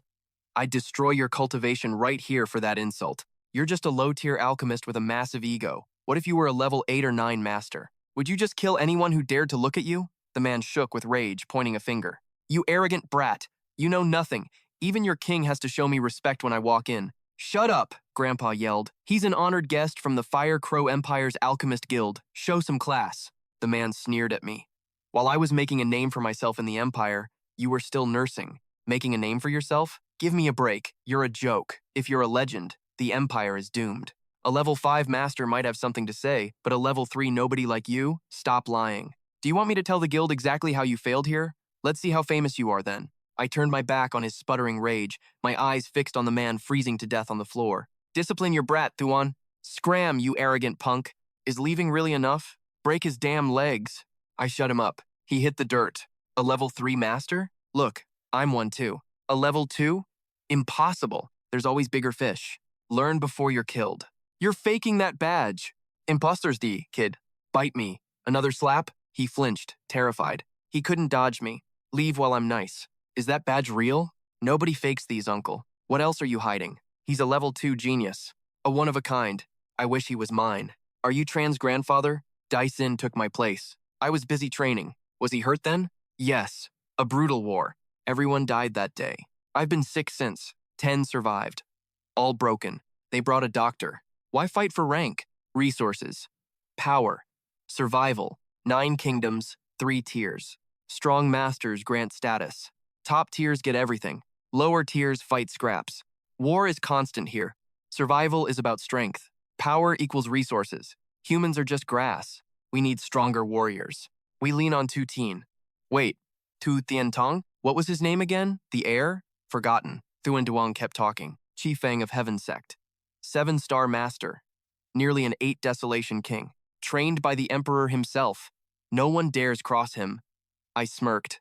Right. Chi Feng? That kid's the sect leader? An emperor now? Happened after my fall, I guess. He was just a king then. Avoid the fire empire, he warned. Don't cross the Heaven Sect. Even their disciples are deadly. I asked about the 5-year war. 5 years ago, we were crushed. We're sitting this one out. Sacrificing resources for peace is our only path to recovery. Move fast, I said. The king won't go down without fighting. Only the prince can stop this. He looked totally blindsided. The world's changed, he whispered. You don't know the half of it. The king's cruelty hurts, but I'm already a dead man walking. Watch my family. He gripped my hand, eyes full of desperation. As long as I'm here, they're safe. They both started sobbing. I ate watermelon, killing the drama. It's just poison, guys, relax. No funerals. I've seen this icy poison before. Deep and bone-chilling. It's been there for years. You were both hit by the same killer. Frozen energy, he nodded. The top warrior of the 100 nations. King Dichtiosun, they said. I recalled that ice move earlier. Same technique, but that kid's power was nothing compared to yours. Thuan Duong froze. The king and Dichtiosun back him? I should have killed him. I smiled. You'll get another chance. Cure the old man first. He pulled out some useless medicine. Even masters failed. What can we do? I just stared back. Curing it is hard, but suppressing it? I can do that easily. He grabbed me. What? Don't you dare play with me, boy. I shook the vial. King's chi with pills? The master was close, but ignorant. Wrong dose, wrong energy. Your chi is the issue. You need pure yang power, he sighed. In this whole nation. Only 3 have it, but none follow the yang path. Where is one? I knew.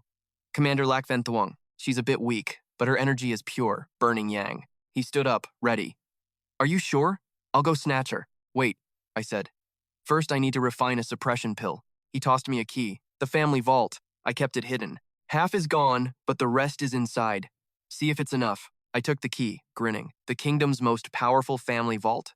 Must have good loot. Exactly what I need to level up. I waved goodbye, dreaming of treasure. The guards started whispering. Where's he going? Young master's back. I ran to my uncle. Take me to the vault. He froze. That place is sacred. And that key. You saw the master? Is he okay? I sighed. Stop talking and take me there. It's the old man's orders. I stood at the glowing gate. Vermilion fire? No way, I gasped. Feng's jaw dropped. You recognize this seal? Impossible. My father hired every elite expert in the city. None could crack it, I noted. When was this built? Feng sighed. It's ancient history. Predates our family's rise, he whispered. This isn't our work. It's something far older and deadlier. I stared. The Vermilion Fire Array. A lost 9th-tier relic. Extinct for centuries, except in myth. If my ancestors built this, they were gods. We are just shadows of their former glory. I slid the key home. The mechanism groaned, revealing a dark hallway that smelled of dust. This is forbidden ground, Feng stammered. I cannot enter without permission. I'll stay here and watch. Fine by me. I stepped into the shadows. The air felt heavy with the weight of secrets. Glowing crystals illuminated the descent. At the bottom, I found the heart of the hidden vault. I laughed. A spatial ring? No, this is something massive, anchored to a divine source of power. No wonder the fire seal was here. This artifact was never meant for mortal hands to hold. I pushed my perception to the limit. Where was the anchor? Where did this energy bleed from? The pressure spiked. Pain exploded in my skull, and hot blood began leaking from my eyes. I collapsed, trembling. Wiping the red away, I grinned. So, you've got teeth. Let's play. Time to see your true face. I focused my spirit into a single, piercing drop of essence. The stone shell shattered. Shards fell away to reveal a blinding, pulsing core of pure light. The world deity Stele. My God. How could anything be this terrifyingly, beautifully powerful? It scorched my soul, bypassing my mental shields as if they were made of thin glass. This force dwarfed my legendary 9th-tier blade. It was like trying to swallow the entire galaxy. The 10 directions, I breathed. The realm where men become legends, or they become gods. Was this a weapon left by a martial god? It had to be. Nothing else feels this absolute. Only divine power strikes the soul directly. I felt the weight of eternity pressing on my heart. My inner technique surged, dancing in sync with the Stele's ancient, humming, rhythmic heartbeat. the energy fused. A blueprint of the cosmos etched itself into the fabric of my mind. God-tier cultivation, I realized. The power began to overflow, threatening to drown my very existence. I tapped into the astral flow.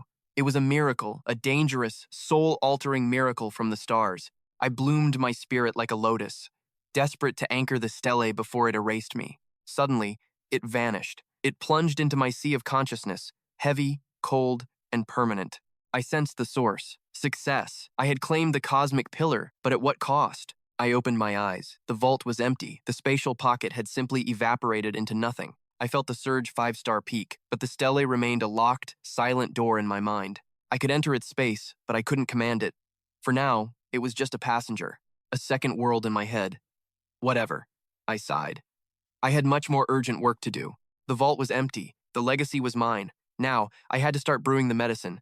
I needed to heal my allies and prepare for the war that was already knocking. The kingdom is a powder keg. Peace is just a lie we tell the dying. At the Alchemist Guild, the clerk stuttered. Jiarong is. He is in deep, deep meditation. Get him, I snapped. He won't mind the interruption if it's me. Go now. But the risk. If we break his focus, the mental backlash could be fatal to him. His soul could shatter, the girl warned, her face pale. I didn't even blink at her. If he finds out I was here and you stayed silent, that's your real death sentence. She looked at me like I was a monster, arrogant, reckless. Perhaps she was right. Alchemists think they're kings of the world. They don't look down for anyone beneath them. He's just a spoiled brat with a sword, they whispered. They had no idea who I was. I didn't care for their opinions. I have a list, I said. Bring me every item. I needed a quick batch of meds. Van Vu looked at me like I was crazy. He babbled about hiring experts. I told him I did not need any help. Since when did this guild get so chatty? Mong looked incredibly skeptical. I once waited a month for a simple grade 2 pill. This was ridiculous. I dismissed them. Just get Jia wrong. Stop wasting my damn time. Van Vu hesitated. I snapped at him. Are you calling him or am I leaving? I turned to walk away. Kamong was shocked. I was disrespecting a master. I told them to let the king die. Maybe then they would listen to me. Wait, Van Vu screamed. I will drag him out even if he is dead. I smirked. He is in deep meditation. We should not disturb him, right? Van Vu panicked. The commander is dying. Only you can save this nation. He ran to find Jia Rong. If he failed me, his career was over. The king and the guild leader would tear him apart for this mistake. Mong wondered who I was. Van Vu led us to the private lab. He pointed at Li Yunxiao. You, go knock. She looked like a ghost. Her hand shook. They both expected the master to kill whoever woke him. The door flew open. Gu Rong stormed out with eyes full of rage. Who dares disturb me? Van Vu stammered, pointing at the poor girl. He roared at her. Then he saw me. His face went totally blank. I did it, I said. Any problems? He immediately turned into a servant. He shoved everyone aside. Why did you not tell me the boss was here? He escorted me inside. This is our finest lab, he bragged like a child. I just nodded and drew my blade. The air in the room froze. Mong gasped. My sword intent was fierce yet graceful, like falling petals. I moved through the forms. Every strike was a dance of life and death. I finished the ritual. If you cannot learn this, you are fired, I said. I do not keep idiots around. Mong immediately sat down to meditate. I walked toward the furnace. Gu Rong ordered the guards to clear the hall. Do not let anyone in, even the king. Li Yunxiao nodded in fear. Watch and learn, I told him. You are only here to help me. Honestly, you are just doing grunt work. He did not mind at all. His eyes lit up. Doing your chores is the highlight of my life. I closed my eyes. The divine monument appeared, a shimmering relic of power. Gu Rong's jaw dropped. Did you rob a national treasury for all this? It is my family stash, I replied. He looked like he won the lottery. These ingredients are volatile. My soul power is barely enough to tame them. Skill is not enough. I need raw spiritual energy to survive this process. Today, we both level up to grade 2. Failure means we both burn. Now, get me some tea. He scrambled away as the world turned cold. While we were locked away, the kingdom was being ripped to pieces. My grandfather declared my cousin a traitor. A massive manhunt began instantly. The military purged the traitors. Every official who helped him was dragged out. Houses were raided and burned.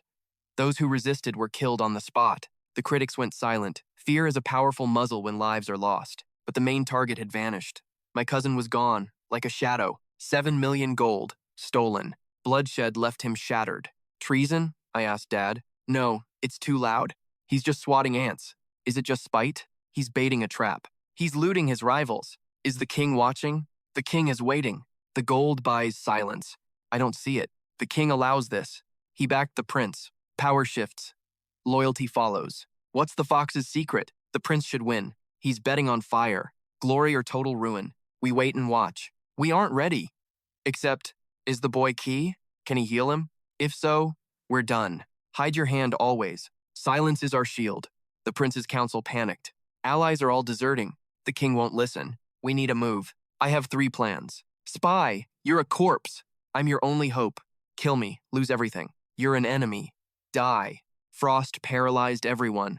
These are elite masters. Don't waste useful lives. Give me the plans. Exile, kill, and freeze. Exile is impossible now. I won't kill him. Who stops the invaders? If he heals, heal him, lose power. Your Highness, do we even stand a chance? My voice cracked. Zhou Yang's lead vanished. The second, Li Yunxiao stepped into the light. The room felt smaller. I will end him, Zhou Yang hissed, his eyes wild. I will kill Li Yunxiao before he heals the king. Li Yi shook his head. Killing him is just one step. General Zhao King is a loose end that must be cut too. Last time you tried an assassination, remember the outcome? Li Yi's words stung. Gao Feng shuddered at the memory of that bloody failure. Zhou Yang winced. He had not only failed to kill the 7th prince, but he had lost his top commander in that mess. Eliminate Xiao King, and you become the undisputed leader of the realm guards, Li Yi promised, stepping closer like a dark serpent. With 5 full battalions under your thumb, the throne is yours. Think about the strategic border at the Great Mountain. The Gold City and Big Snake Peaks are your natural shields. Our troops are already stationed near Whitehead Station. It was a classic power play. If you open the gates, our army can bypass the mountains and strike from within. Just one letter from you, Prince. Let our 100-warrior legions use the mountain pass to surround Whitehead Station. We will trap the Flying Dragon Legion and Li Chongfeng inside Gold City.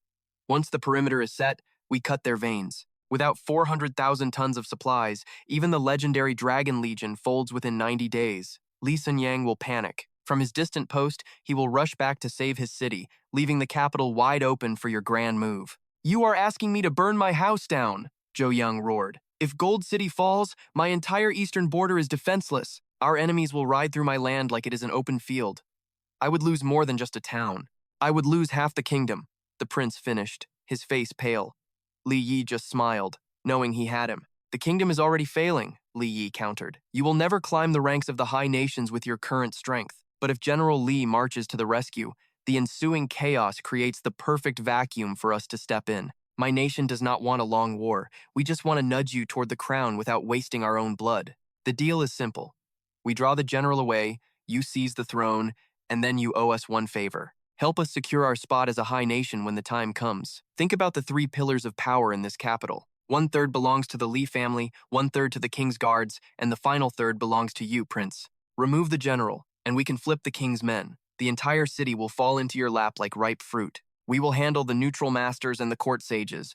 No one will be able to lift a finger to stop you. Everything is ready. We will tie up the Grandmaster so he cannot intervene. The crown is sitting there, waiting. The people will follow the winner, Li Yi whispered. Zhou Yang's heart raced. The world will belong to me, he breathed. Deep in the lab, I watched Gu Rong sweat over the cauldron. Li Yunxiao's shadow loomed over the entire operation. This is the second one, Gu Rong muttered. A rank 2 fire pill was supposed to be impossible for a novice like him. Yet, with Yunxiao's cryptic advice, the impossible became routine. I need more soul pills and bird spirit medicine, the kid said. I handed him the last of the bird spirit stock. Take this soul pill, he told me. Recover your strength and start another batch. Forget the fire pills for a second. We need to mass produce the spirit enhancers. I need your full focus on this. You want me to handle the secret recipes? Gu Rong's eyes nearly popped out of his head. You are trusting me with these? Yunxiao tossed a piece of paper like it was garbage. Stop acting like a rookie. You have been with me long enough. These low-level formulas are basically street trash. Don't get so worked up over nothing, he added with a yawn. Gu Rong clutched the trash formula like a holy relic. This wasn't junk. My old medicine took 3 days to heal my soul. With this new pill, I could recover in 24 hours. It tripled my efficiency and boosted my raw spiritual output 3 times over. It wasn't just healing, it was evolution. Most pills that boost power leave permanent scars on your inner energy channels. But this bird spirit pill used the body's own hidden potential to forge the meridians into something stronger, something unbreakable. We swallowed the pills together. I felt my mind expand. Sparks of pure inspiration began to dance behind my closed eyelids. This was it, the threshold. I could feel the rank 2 breakthrough clawing at my soul. It felt like lightning in my veins. It was like the first time I ever touched magic, but 1,000 times more intense. Success was pulsing in my heart. I could see the title now. Master Gu Rong, rank 2 alchemist. The prestige, the wealth, the absolute power over life and death. My life was about to change. From today on, I wouldn't be a servant or a student. I would be a god among men. I was riding a wave of pure euphoria, ready to conquer the world, until that one specific voice cut through my dream. A sharp, annoying shout from the hallway shattered my concentration. I felt my stomach flip. I wanted to throw up everything. My consciousness felt like it was sinking into a bottomless black ocean. If I couldn't claw my way out of this soul abyss, my mind would be shattered. At best, I'd be a vegetable for life. Then, a voice cut through the void, commanding me to wake up. Was that young Master Yun? Save me! The hallucination dissolved as I was violently yanked back to the surface, feeling a surge of warm energy flooding my senses. I gasped, eyes snapping open to find blood trickling down my face. Yunxiao just scoffed, calling me pathetic for passing out over a little sting. He mocked my weakness, wondering how I'd ever survive the real world. Sobbing, I stared at the needle in his hand and lunged forward to hug him. Young master, I almost didn't make it. I was right on the verge of hitting level 2, but that girl Li Yunxiao completely ruined my focus. She is my absolute jinx. Yunxiao just looked at me sideways, asking if I realized I'd actually succeeded in reaching level 2. I froze, then let out a hysterical laugh. Level 2! It actually happened! I really am a level 2 master now! This can't be real. It has to be a dream. Young master, do me a favor and hit me. Punch me hard so I know I'm awake. Before I could even finish the request, Yunxiao delivered a brutal blow to my gut. It felt like my entire body was breaking apart. I collapsed, clutching my stomach and crying. I asked for a reality check, not an assassination attempt. Why are you so damn ruthless? His fist was still glowing with lingering energy. He muttered that in all his decades traveling the continent, he'd never met anyone so thick-skinned. It seemed the pill's power wasn't quite enough to spark my full potential, but it was sufficient to push my cultivation forward. At the very least, I've broken through to become a level 2 alchemist. I finally feel worthy of wearing this professional badge. I scrambled to my feet, shaking my head. This is totally unfair. When we first met, you were basically a nobody with 0 skills. Now you're a 6-star warrior and a level 2 alchemist in record time. My poor heart just can't keep up with this pace. Yunxiao gave me a cold smirk, suggesting that if my heart was that weak, maybe we should just swap them out. I stammered a frantic refusal, just as Liu Jiao burst through the door, looking completely panicked. She apologized for the intrusion but looked desperate. Your father, Li Changfeng, is trapped. The enemy has him surrounded at Kun Kim City, and all communication lines have been cut. The Grand Duke is absolutely livid and is already mobilizing the army for a rescue. We were ordered to get you back to take command. Yunxiao sighed, annoyed that the world had gone to hell after only 10 days of seclusion. It seems someone has a serious death wish. I'm done here, he said. You all get some rest.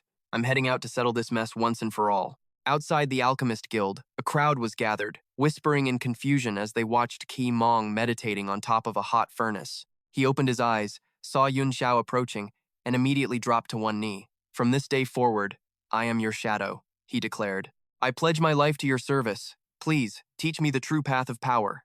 Yunxiao looked down at him with an unimpressed expression. You hit level 2 in 10 days? That's pretty mediocre talent. Whether you can follow me depends on your grit and what you contribute. The crowd nearly choked. Mediocre? Qi Mong is a high-level master. People couldn't believe what they were hearing from this kid. At that stage of martial arts, every single advancement is like trying to grab a star from the sky. It's supposed to be impossible, but 10 days? 10 days to level up? The onlookers were stunned, unable to comprehend that kind of rapid progression. And to this boy, that kind of speed is just average? Qi Mong didn't even flinch, admitting that he was slow and lacked natural genius. I'll work 10 times harder than the rest. I'll give 100 times more effort just to prove I'm worthy of standing behind you. Yunxiao nodded. History's greatest masters didn't just have talent, they had the heart and the persistence to never back down. I like your attitude. Starting now, you're part of my inner circle. Qi Mong looked like he'd just been handed the keys to the kingdom. As they walked away, I hurried after them, feeling left out.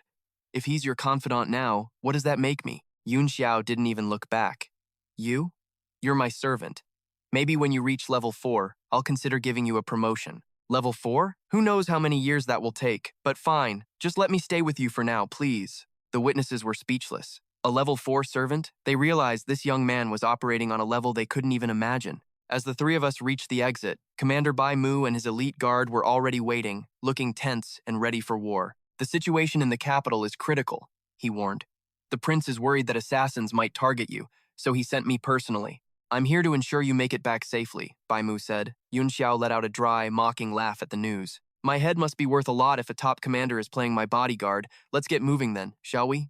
As the escort moved out, an assassin's arrow suddenly hissed through the air. Bai Mu vaulted from his horse in a blur of motion. He deflected the attack instantly, shouting for the guards to stay sharp. Yunxiao calmly picked up the fallen arrow to inspect it. This is bamboo reinforced with ironwood. Standard military issue. Qimong whispered, asking if the prince's own people were responsible. Not likely, Yunxiao replied coolly. Stay alert. The real enemy wouldn't be this sloppy or this obvious about their gear. Li's roar shattered the air. Slaughter every last one. No survivors. I spun around, eyes locking onto him. You again, you backstabbing snake. Luo Yunshang isn't here to play savior this time, Li sneered. There's no escape. Brothers, handle the rest. Leave the brat to me, I barked at my crew. Yuan Jia and Yuan Wen shrugged off their heavy capes, ready for blood. They loomed over Ji Meng. Show us something worth our time, boy. It'd be a shame if you broke too early. Don't sweat the small fry, brother, Yuan Wen chuckled.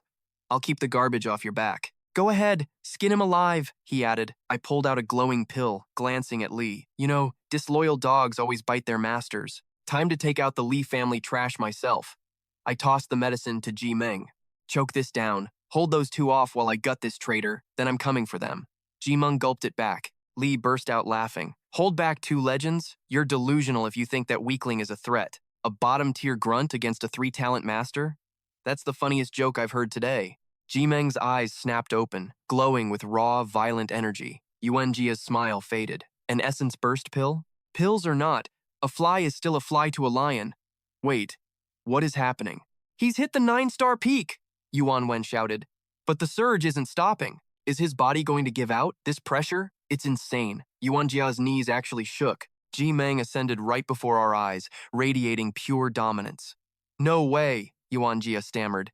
That's a Grandmaster's presence. He actually crossed the threshold? Yuan Wen gasped. What kind of god-tier alchemy was in that pill? Can a single dose really rewrite destiny? Ji Meng stepped forward, voice cold. Who was talking about skinning who? Petals of energy swirled around him like a deadly storm. The two brothers exchanged a look of pure dread. How can a nobody hit this level? Yuan Jia roared, channeling his inner strength into his weapon.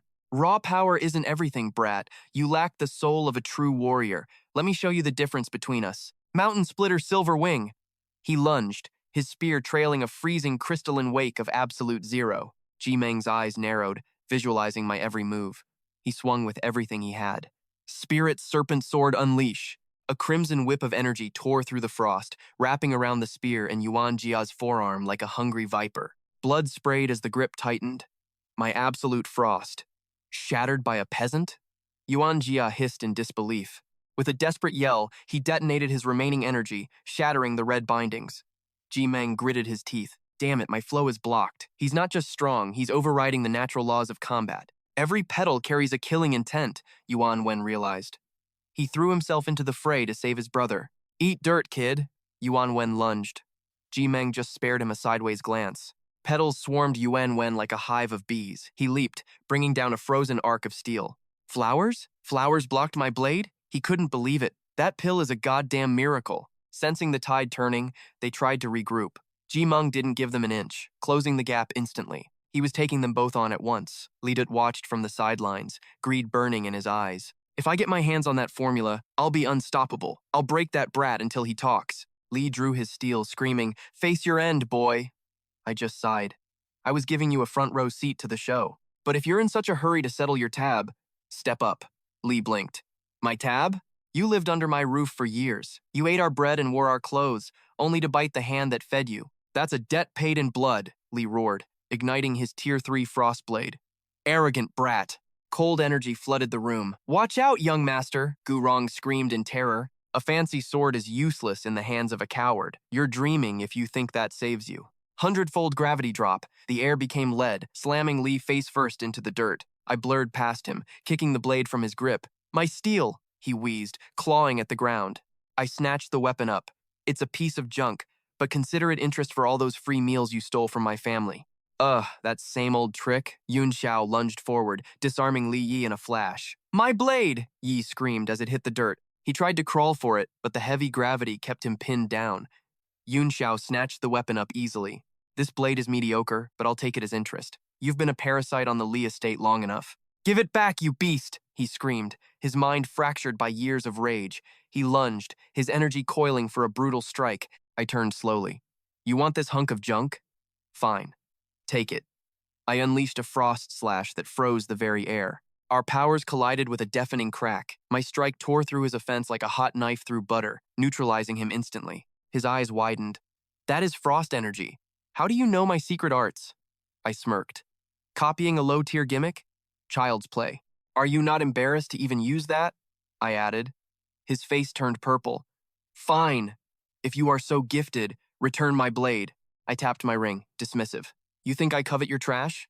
I have my own grade 3 steel. I unsheathed the spring water sword. He stumbled back, jaw-dropping. Another grade 3? That is impossible. How could a brat like you possess such a relic? You are awfully chatty today, I noted. Trying to buy a few extra seconds of life? Tell me, how long does the river flow? Always eastward. The scent of blossoms intoxicates the guests, but one sharp edge can purge 14 provinces. Witness the dual frost. He trembled as terror paralyzed him. He could not believe his eyes someone was actually dual-wielding 2 grade 3 artifacts at once. Even a legendary martial lord would struggle to sync 2 high-level weapons. It was not just difficult. It was unheard of, especially with conflicting elements. My mind raced. Who the hell is this kid? Li Yunxiao is a walking anomaly, a total nightmare. He is too dangerous to breathe. He charged again, pouring every ounce of his essence into one final, desperate gamble. I do not care if you have 10 swords, he roared. There are 2 entire tiers between us. You cannot bridge that gap. 2 tiers? I scoffed. A martial lord like you does not even make me blink. Hey, Eighth, look into my eyes. He locked eyes with me and froze. His scream died in his throat as his consciousness began to shatter under my gaze. He was a puppet now, his body no longer his own. Good boy, I whispered. Kneel before me, or I will carve you up. He dropped to the floor like a broken doll. I moved like lightning, both blades singing as they found their mark. Brother, watch out, his comrade yelled, but it was too late. I took his arm clean off before he could even scream. He came to, howling in agony. Forget the mission, we need to bail. His allies slammed down a smokescreen to retreat. They snatched the crippled man and vanished into the sky. I did not bother chasing. Let them go. How is the commander? I exhaled sharply. That soul seal took a massive toll on my mental reserves. I cannot pull that trick again anytime soon. I need to be smarter. My defense is solid, but my energy is bottoming out. I looked over the carnage. The count was staggering. The survivor, battered and bleeding, pointed to the treachery. Gao Feng's men. They ambushed us from within. It was a massacre. I saw the guard kneeling over a fallen soldier. One of yours? I asked. He nodded, his voice thick with grief. His name was Liu Zheng, only 27, 3-star rank. I kept telling him he had a bright future if he stayed sharp. He died for his creed, I said softly. As a National Guard, he fulfilled his vow. There is a certain peace in that. His eyes were wet. They were all good men. They should not have died in some back-alley betrayal. They deserved much better. Honor is not reserved for the battlefield, I reminded him. They did their jobs. That is enough. We stood in silence. Back at the palace, the mood was grim. That traitorous snake is still in the capital, the king spat. I thought he fled. The prince is in bed with the enemy, the princess whispered. Betraying the clan just to settle a grudge? Has he no soul? If that is the case, the advisor added, it explains exactly why the city fell so fast. It was an inside job. My heart skipped a beat. What is the situation? The princess handed me a report, 800,000 enemy troops. The enemy broke the pass and now has the city surrounded. My father, the general, is currently trapped inside. What is the court's move? I asked. The king was panicking. The city is our last line. He is calling the old guard. He wants the duke to lead the relief force. I stood there, stone-faced. The advisor watched me, confused by my silence. His father is at death's door, he thought. Normally, a kid would be screaming for blood, but he is chillingly calm. Yunxiao wondered what was happening. Yue looked grim. The news arrived 5 days ago from the front lines. 800,000 soldiers from the Battle Kingdom crushed Whitehead Pass and have now surrounded Kunjin City. Your father, General Flying Dragon, is still trapped there fighting. The plea for reinforcements just reached the capital palace. How did the court react? Kunjin is our final shield. If it falls, the consequences for the kingdom will be catastrophic. The king is panicking. He's calling for the duke to mobilize the army and march to the front immediately. He's summoning all the military leaders, demanding that the old duke take command of the relief force right now. The duke? You mean the old man? I asked. Pure Yang watched me, his mind racing at my reaction. Anyone else would be losing their mind knowing their father was in danger, but this kid is eerily calm. It's unsettling. Listen, he muttered. Kon Kim is a fortress. Your father has 300,000 elite guards inside. 800,000 enemies is one thing. But you're saying the officials are in bed with the prince? Then the rescue call is a total sham. Their real goal is to draw us out into the open. Once we leave the capital, the first prince can take whatever he wants. By the time we realize that the front line was a distraction and rush back, it will be over. No room for regrets. Exactly, the old man replied. Sharp kid, but what if the distress call is actually real? If your father can't hold a fortress with 300,000 men, then he deserves to fail. He needs to learn. Besides, you know I cannot leave this city right now. I stayed silent. I knew the old man was still haunted by the Tran incident. Sir, think bigger, I said. Even if that letter is real, the situation is worse than you think. The enemy has been stuck in those mountains for a century. They do not just play nice. You think they're just helping a prince seize a throne? They want the whole damn kingdom. The prince paled. You mean an actual invasion? If that city falls, the heartland is wide open. Their cavalry would burn everything to the ground. We cannot let that happen. It is impossible. Their true motives are a blur, I replied. They want us confused and second-guessing every move. But we cannot ignore the call. Even if it is a trap, we have to walk into it. The old man stood up, his face dark. That prince has lost his mind. This is suicide. He has waited for that throne his whole life, I said. Then you were born and ruined it. The scales tipped. Now he is willing to burn the world just to sit on the ashes. The prince slammed the table. My brother is a monster. He would sacrifice everyone for his own ego. If he wants the crown that badly, I will just step aside. An official suddenly cried out. Your Highness, no! You are the light of this nation. You are the only hope for the people. If he takes power, darkness will swallow us. Chaos will be our only law and our only future. Millions of lives are on the brink. For their sake, you must fight for that throne. The prince sighed. Fine. For the people, I will fight my brother to the bitter end. The official began to sob. Such wisdom. Under your rule, our nation will finally see its glory. I rolled my eyes. This fake performance was nauseating. The old man narrowed his eyes at the official. If you care so much, I will give you 300,000 men. Go save the city yourself. The man froze. Well, that is. A commander turned to me. Do you have a plan? The official glared. He was sure this was just a ploy to make me look like a hero. If I saved the day, my family's legacy would be untouchable for 1,000 years. I have a plan, I said. But it is not for everyone's ears. The official huffed, pointing. These are the prince's most trusted men. How dare you? I stared back. I don't trust them. Actually, let me be clear. I do not trust any of you. At all. His face turned red. This is an insult. You are disrespecting the prince himself. I did not even blink. If you stay, you bet your life. One word leaks, and I take your head. Deal? The room went silent. They looked at my eyes and felt a chill. This was no game. Who was this kid? Why should they be responsible if secrets got out? They looked at the prince. Go, the prince said warily. Go to the tavern. Get some drinks. Just leave us alone. The officials stormed out, knocking over chairs. They headed straight for the nearest bar in a rage. Okay, they are gone, the commander said. Can you talk now, or do I leave too? I grinned. Relax. The plan is simple. We strike both ends of the snake at once. The prince sighed. I never considered that. But we are short on men. The capital is locked. The king's stance is clear, the old man said. He is already replacing our generals with puppets. And if that city actually falls, we will not just lose a battle, we lose the kingdom. We are cornered. Our only shot is mobilizing 500,000 Central Army troops. Pure Sun countered, noting the crown prince leads them. He will never help us. Begging is useless. Even a royal decree won't stop his betrayal. He will watch us rot. I could rally veterans, but the Duke must stay to guard the capital's heart. Van Tio spoke up. The city needs its shield. You stay. I will lead the rescue. Pure Sun was shocked. You? Those old war dogs are too arrogant to follow a kid. Without a legend at the helm, they will just become a lawless, uncontrollable mob. White Eyes added that even with veterans, the numbers are too thin to save the city. If Kon Kim falls, that small force won't make a dent. Van Tio just smirked. You are all forgetting 3 key players. Moon was baffled. 3? Who is left? First is the leader. I may be young, but I have a commander they will respect. He is currently a wreck, but under my care, he will return to his prime. With the right medicine, he will be a monster on the battlefield once again. Pure Sun asked if he really found a cure. Ventier produced his mystic fire pills. These will burn out the frost poison instantly, restoring his peak power without any side effects. Perfect! Pure Sun cheered.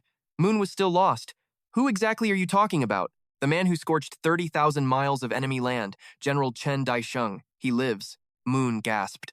The loyal general? I thought he died in that suicide mission years ago. The king betrayed him to weaken me. He barely crawled back from that hell. Assassins tried to finish him that night. My father was a fool to treat him so. I used a death row decoy to fake his passing. He has been hidden ever since. He recovered in my secret vault, while the world mourned a ghost. The king gave him a title but dragged his family's honor through the mud. Moon and White Eyes bowed. When I take the throne, I will restore his knee. White Eyes realized the truth. If Chen is the muscle, then Tio is the heartbeat. That frost poison from Yi Xiaoshan is nothing. I can suppress it easily, Fen Tio said. White Eyes called him a genius. With those two, the rescue mission was finally possible. I am curious about the third person, Moon said. Who else could we possibly need? Fen Tio laughed. I am going to help you build an entire army overnight. Pure Sun was confused. An army? From where? Fen Tio pointed to the academy. Your teacher, Zhang Lishan. Moon shook his head. He stays out of politics entirely. He only fights if the nation is falling. Fen Tio smirked. I don't need him. I need his students. Remember the Great Crisis from 60 years ago? The regular army folded, and rebels reached the gates. The academy director stepped in. He mobilized the students. They didn't just save the city, they won the entire war. They chased the rebels 30,000 miles and were named the 1st Guardian Corps. It is break time now. Students are looking for dangerous training missions for credit. The academy's training is already lethal. Cone Kim City won't be any different for them. If we make the rescue an official mission and double the rewards, they will flock. Moon's eyes lit up. A battalion of young masters. We would be completely unstoppable. Every legend in our history started at that academy. It is time they made history. We will have an army of warriors and masters ready to die for glory. One of them will be worth 100 regular soldiers. This plan is brilliant. Let the world see the power of the next generation. Let us take back our city. History repeats itself today. The academy will save the kingdom once again. Prince Nuit is drafting every student, the very foundation of this dying kingdom's future. He brought academy masters too. Even the weakest among them is a seasoned grandmaster.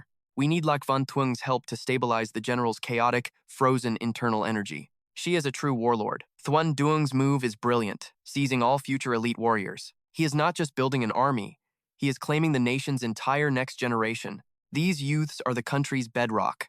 I noted that General Tio's injuries are critical. His grip on the royal guard is slipping. His authority is now almost non-existent. Unit 1 backs the eldest prince. Unit 3 follows Nuit. The others are scattering. But if the Marshal King returns, the guard will fall in line behind Prince Nuit. This realm has only 3 kings, and they all support you. Victory is inevitable. Nuit nodded. Who is the third? But Mo asked if it was Duke Tuanzong. The Duke laughed. No more secrets. I have reached the 5 elements stage, Marshal King. Everyone stood to bow and offer praise. I alone remained seated, merely clapping. At ease, he said, glancing at me. He saw my advice as a stroke of genius. To him, the prince's victory was certain. Suddenly, the prince walked straight toward me. You are my lucky star, he said. When I take the throne, I will reward you. Let us be sworn brothers today. We will share the glory and the pain. Your thoughts? The Duke watched, thinking this bond would make our family's future legendary and secure. Bachmao smiled, seeing me as a talent worth every ounce of the prince's effort. I pulled my hand back. Let us just talk about that some other time, I muttered. The prince froze, his mouth hanging open. He could not believe my blatant audacity. He is royalty, the future king. Offering brotherhood to a teenager is a massive, rare honor. Millions would die for this, yet I refused. My peers looked on in total awe. That is my idol, they whispered. The Duke knew this pond was too small for me. He realized I had been hiding my true self, eyes set far beyond these borders. I did not care for their games. Only this crisis forced my hand today. Otherwise, I would still be playing the fool. The nation comes first, Bak Mao lied. He tried to save face, claiming we should not worry about titles during this war. Wait until he is crowned to swear the oath, he suggested, smoothing the tension. The prince rubbed his head. Right. I am overexcited. We will wait for the coronation. Everyone breathed again. I looked up. The coronation? Honestly, let us just forget it. I walk alone. I do not do brothers. Do not ever bring this up again. The silence was lethal.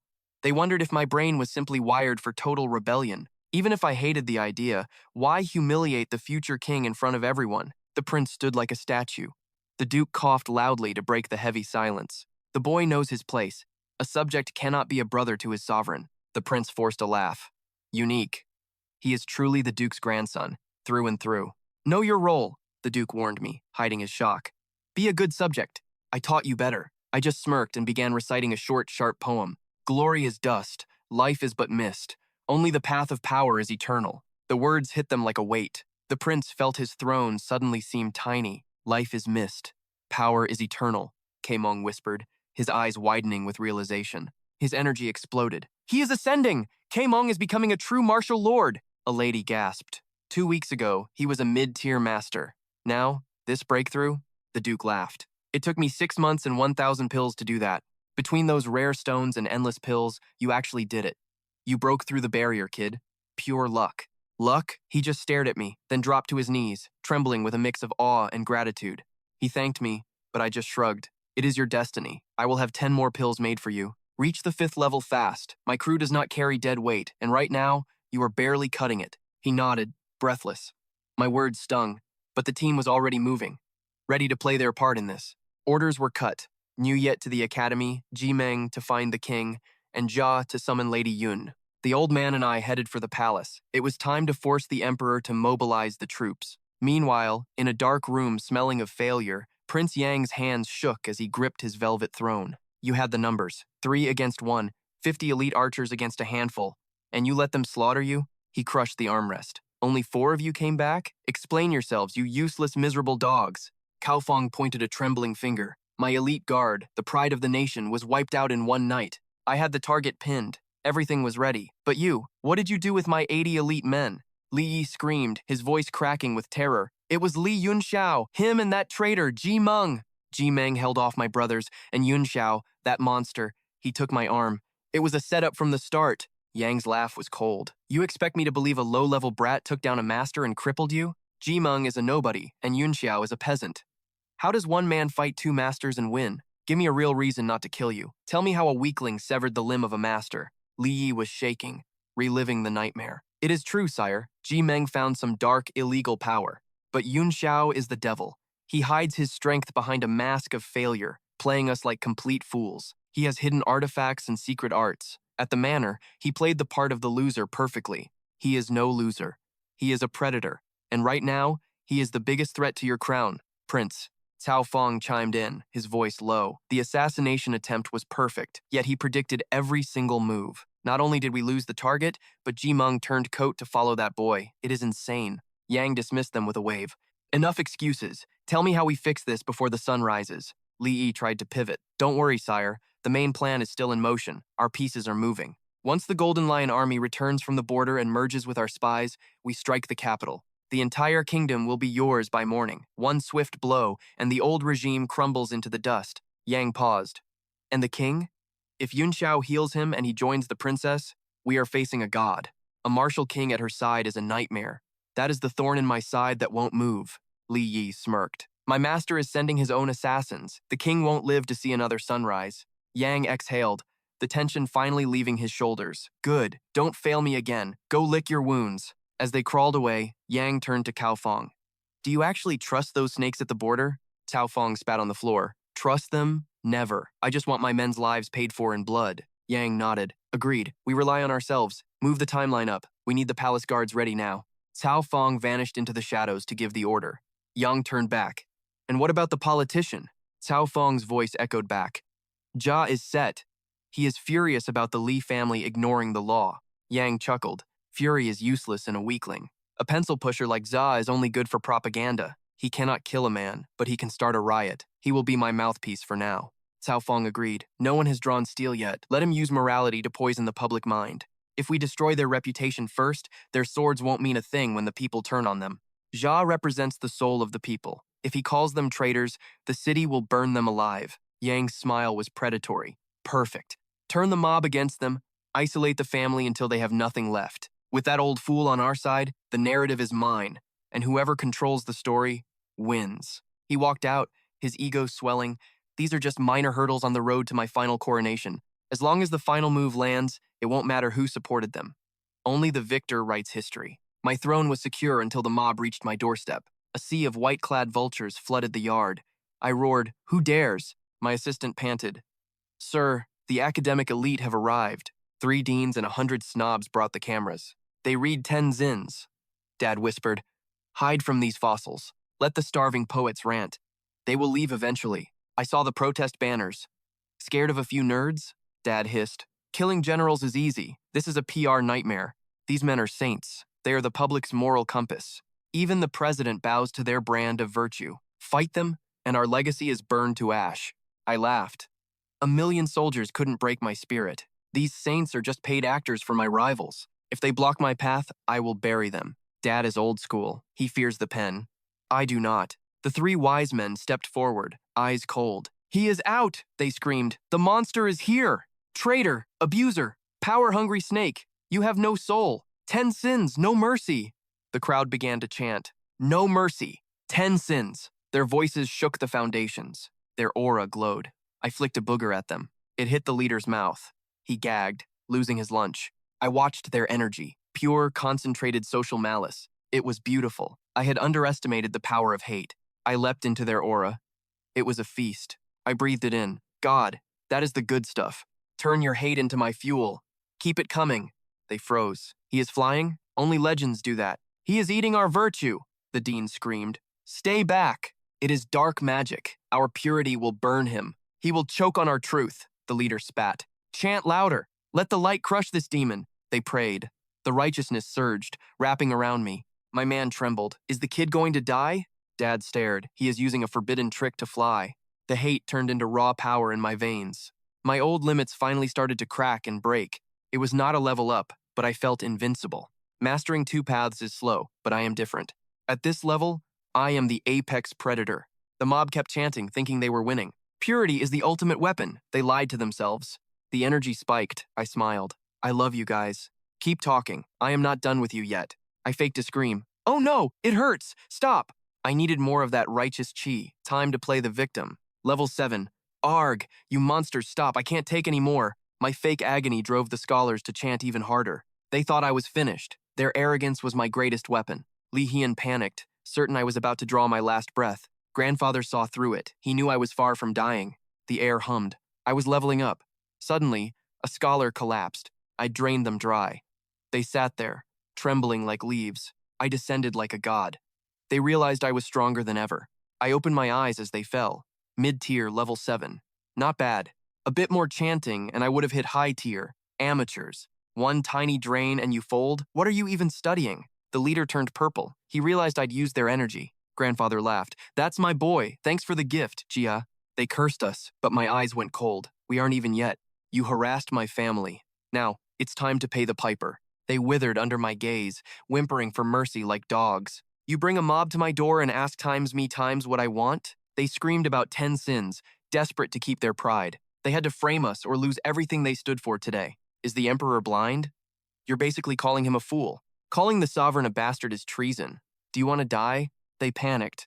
"How dare you? You're twisting our words, Li." "You deserve death, but I'll give you 1 path to survival." One fool claimed his scholar status made him untouchable. He babbled about being a man of letters. I didn't care. 1 strike silenced him forever. The leaders turned deathly pale. The rest scrambled, clutching my boots and begging for life. I leveled my blade at his eye. He was shaking, broken. 3 laps around the capital. Shout. "Gia is a scumbag." They were horrified. Insulting their master meant social suicide. They looked at my sword and chose survival over pride. "Li Hen, follow them. If anyone stops chanting, kill them." The walk of shame began. "Janyet Nia is a scumbag. Smile while you curse him. I want to see some enthusiasm." A parade of scholars laughing through tears. It was pathetic. The streets were stunned. My grandfather just watched in awe. Later, in the secret chamber, I checked on Dai Sin. "I won't let you die." I forced a pill down his throat. Grandfather asked when he'd wake. Right then, his eyes opened. He thanked me. Unsure of his fate, I told him to stand. I can feel my legs." He hadn't stood in 5 years. It was simple poison. Those masters only knew how to mask it. They used fire to soothe, but never pulled the poison out.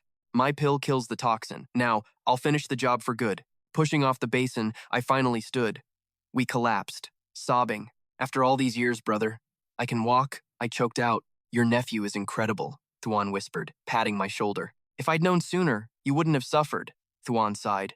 The general leads the army east soon, Van warned. Stay sharp. Leading a march? I thought those days were just ghosts. The kid is joking, I said. Van just challenged a bet.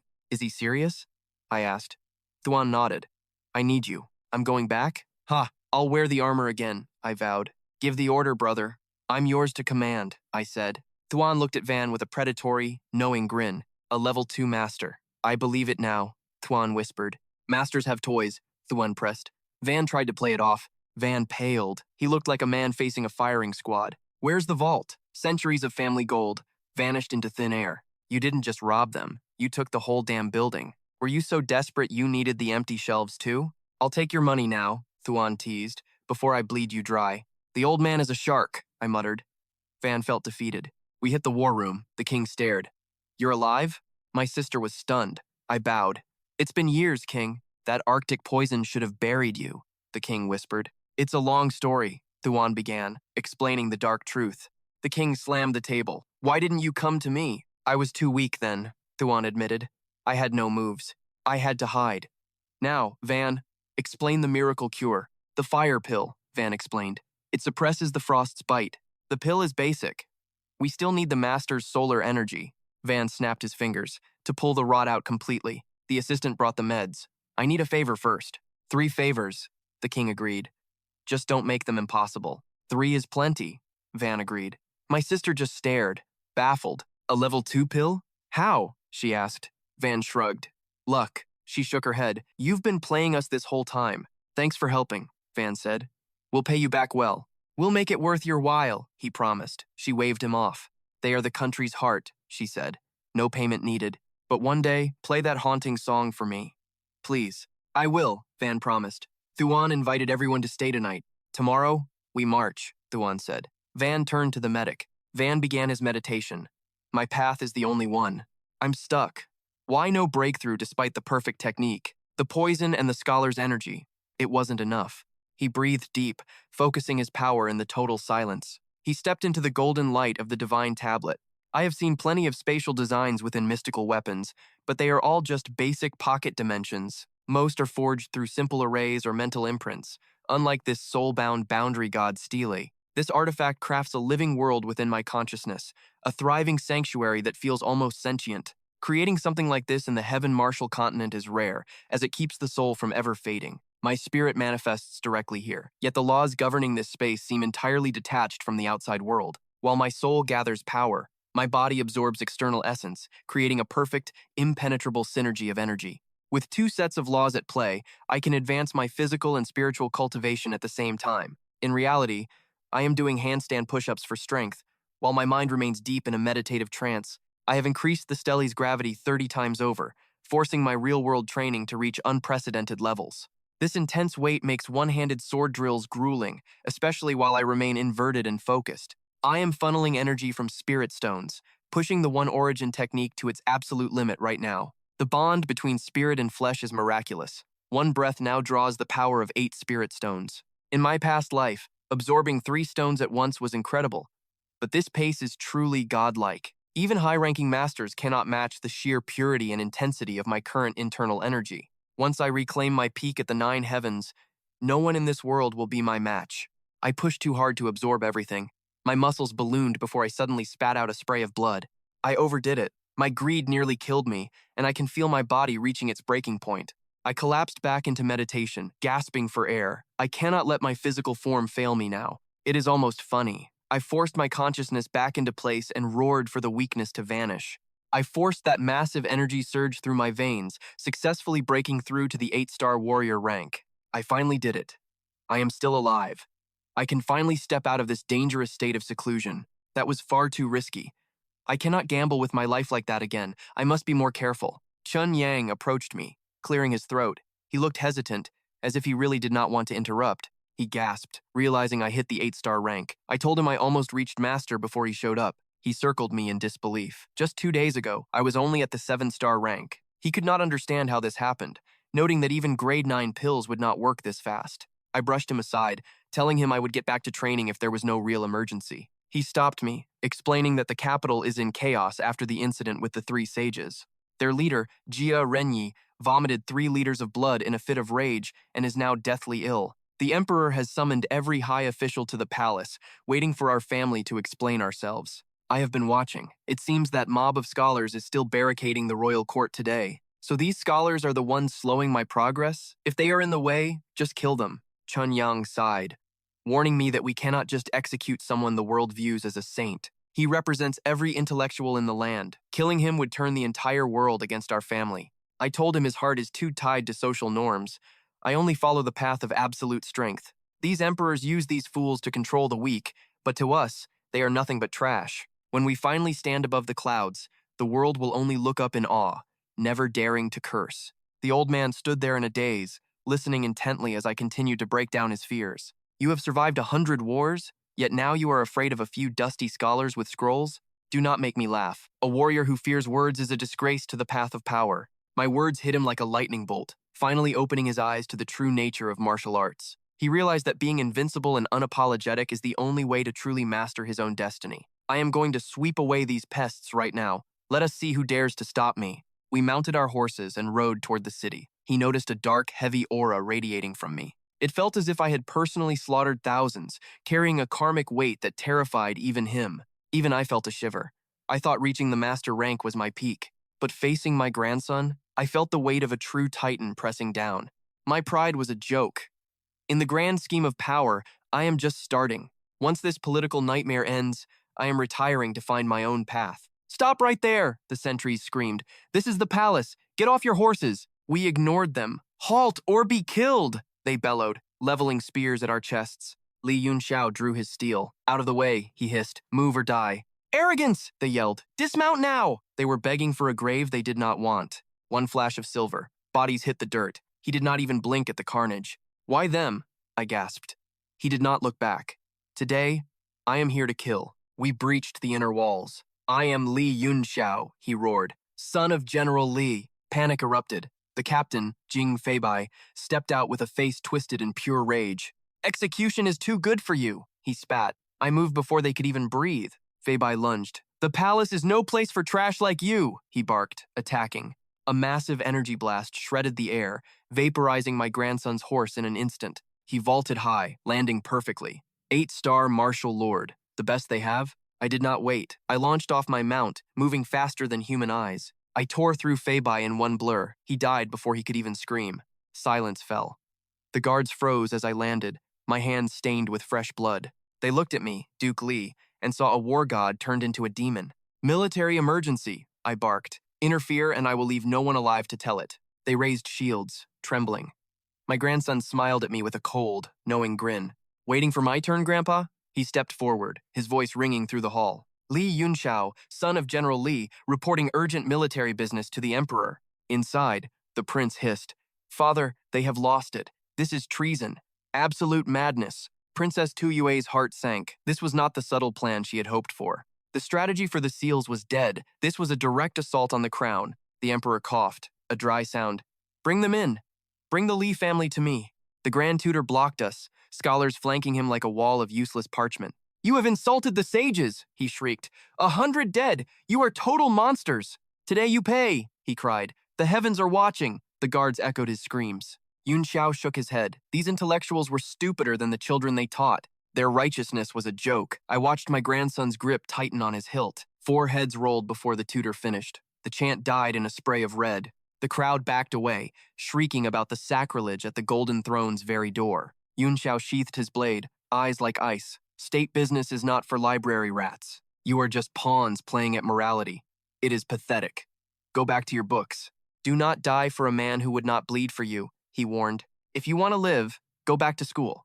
This is a graveyard, kids. If your master was righteous, he would be out here instead of hiding behind you. We walked through them.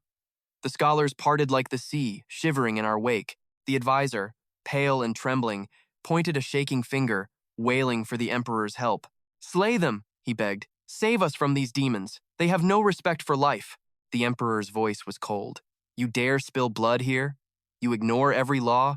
I do not ignore the law, Yunxiao countered. I am here to finally enforce it. The crowd screamed for my head, claiming I'd ignored every law in the book. I just looked at the prince and asked if he even understood what the law was. "I'm the heir to this kingdom," he barked. "Of course I know the law. You're just a common thug about to pay for his crimes." I let out a sharp, cold laugh. "Since you're so enlightened, is the Minister of Justice present?" Van Lam, the official, stepped forward warily. "I'm here," the old man grunted. "What do you want from me, boy?" I gave him a mock bow. My eyes locked on his. "I need a legal opinion, Minister," I said. "What is the specific penalty for obstructing a high-level military emergency report to the throne?" Van Lam didn't hesitate. "Interfering with urgent military intelligence is a capital offense. It carries the sentence of extermination for 9 generations. The court went silent as a tomb. They finally realized why I'd been screaming about emergency news since I crossed the gate. Those guards were dead men. The prince's face twisted. He hadn't expected me to use his own rulebook to justify the blood on my hands. He was scrambling for a comeback. "Fine. Maybe the guards were fair game," he hissed, pointing at me. "But those scholars outside? You butchered men of peace without a second thought. Those men were the moral pillars of our society. They spent their lives in prayer and poetry, grooming the future of this land, and you slaughtered them. You did it without a word. Is that your law?"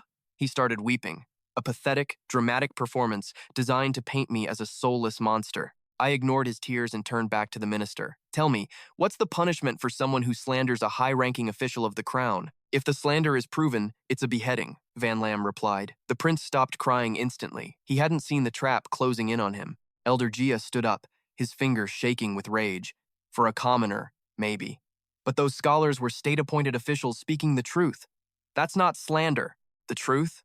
I smirked. "Be careful, old man. I might have to report you for lying, too." The king summoned me, yet those men blocked my path. They physically prevented me from executing a royal decree. "Tell me, elder, what's the legal price for standing in the way of the king's will?" The elder stammered, his face turning gray. Van Lam spoke up again, his voice like a gavel. "Obstructing a royal command is extermination of 9 generations." You could hear a pin drop. The court realized I wasn't just a killer, I was a strategist. Those peaceful scholars were technically traitors by law. "Everything's coming together," I whispered. "And correct me if I'm wrong, but wasn't your own grandson leading that mob? That puts your whole family on the block. You're the great moral teacher, right? Surely you believe the law is a mountain that cannot be moved, even for your own flesh and blood." The old man's face turned a violent shade of red. You little. "Your Majesty, please. You must protect your loyal servant from this madness." The king just stared at me, looking like he had a massive migraine. He was wondering if I was really the same nephew he'd always known. Our family had always been blunt instruments, soldiers who settled things with steel, not words. We usually lost these political games, but not today. I hadn't just fought my way into the palace. I'd walked them right into a legal slaughterhouse. I had the saint trapped by his own morality. If the king punished the elder, he'd be killing his own mentor's legacy. If he didn't, he'd be admitting his own laws were completely worthless.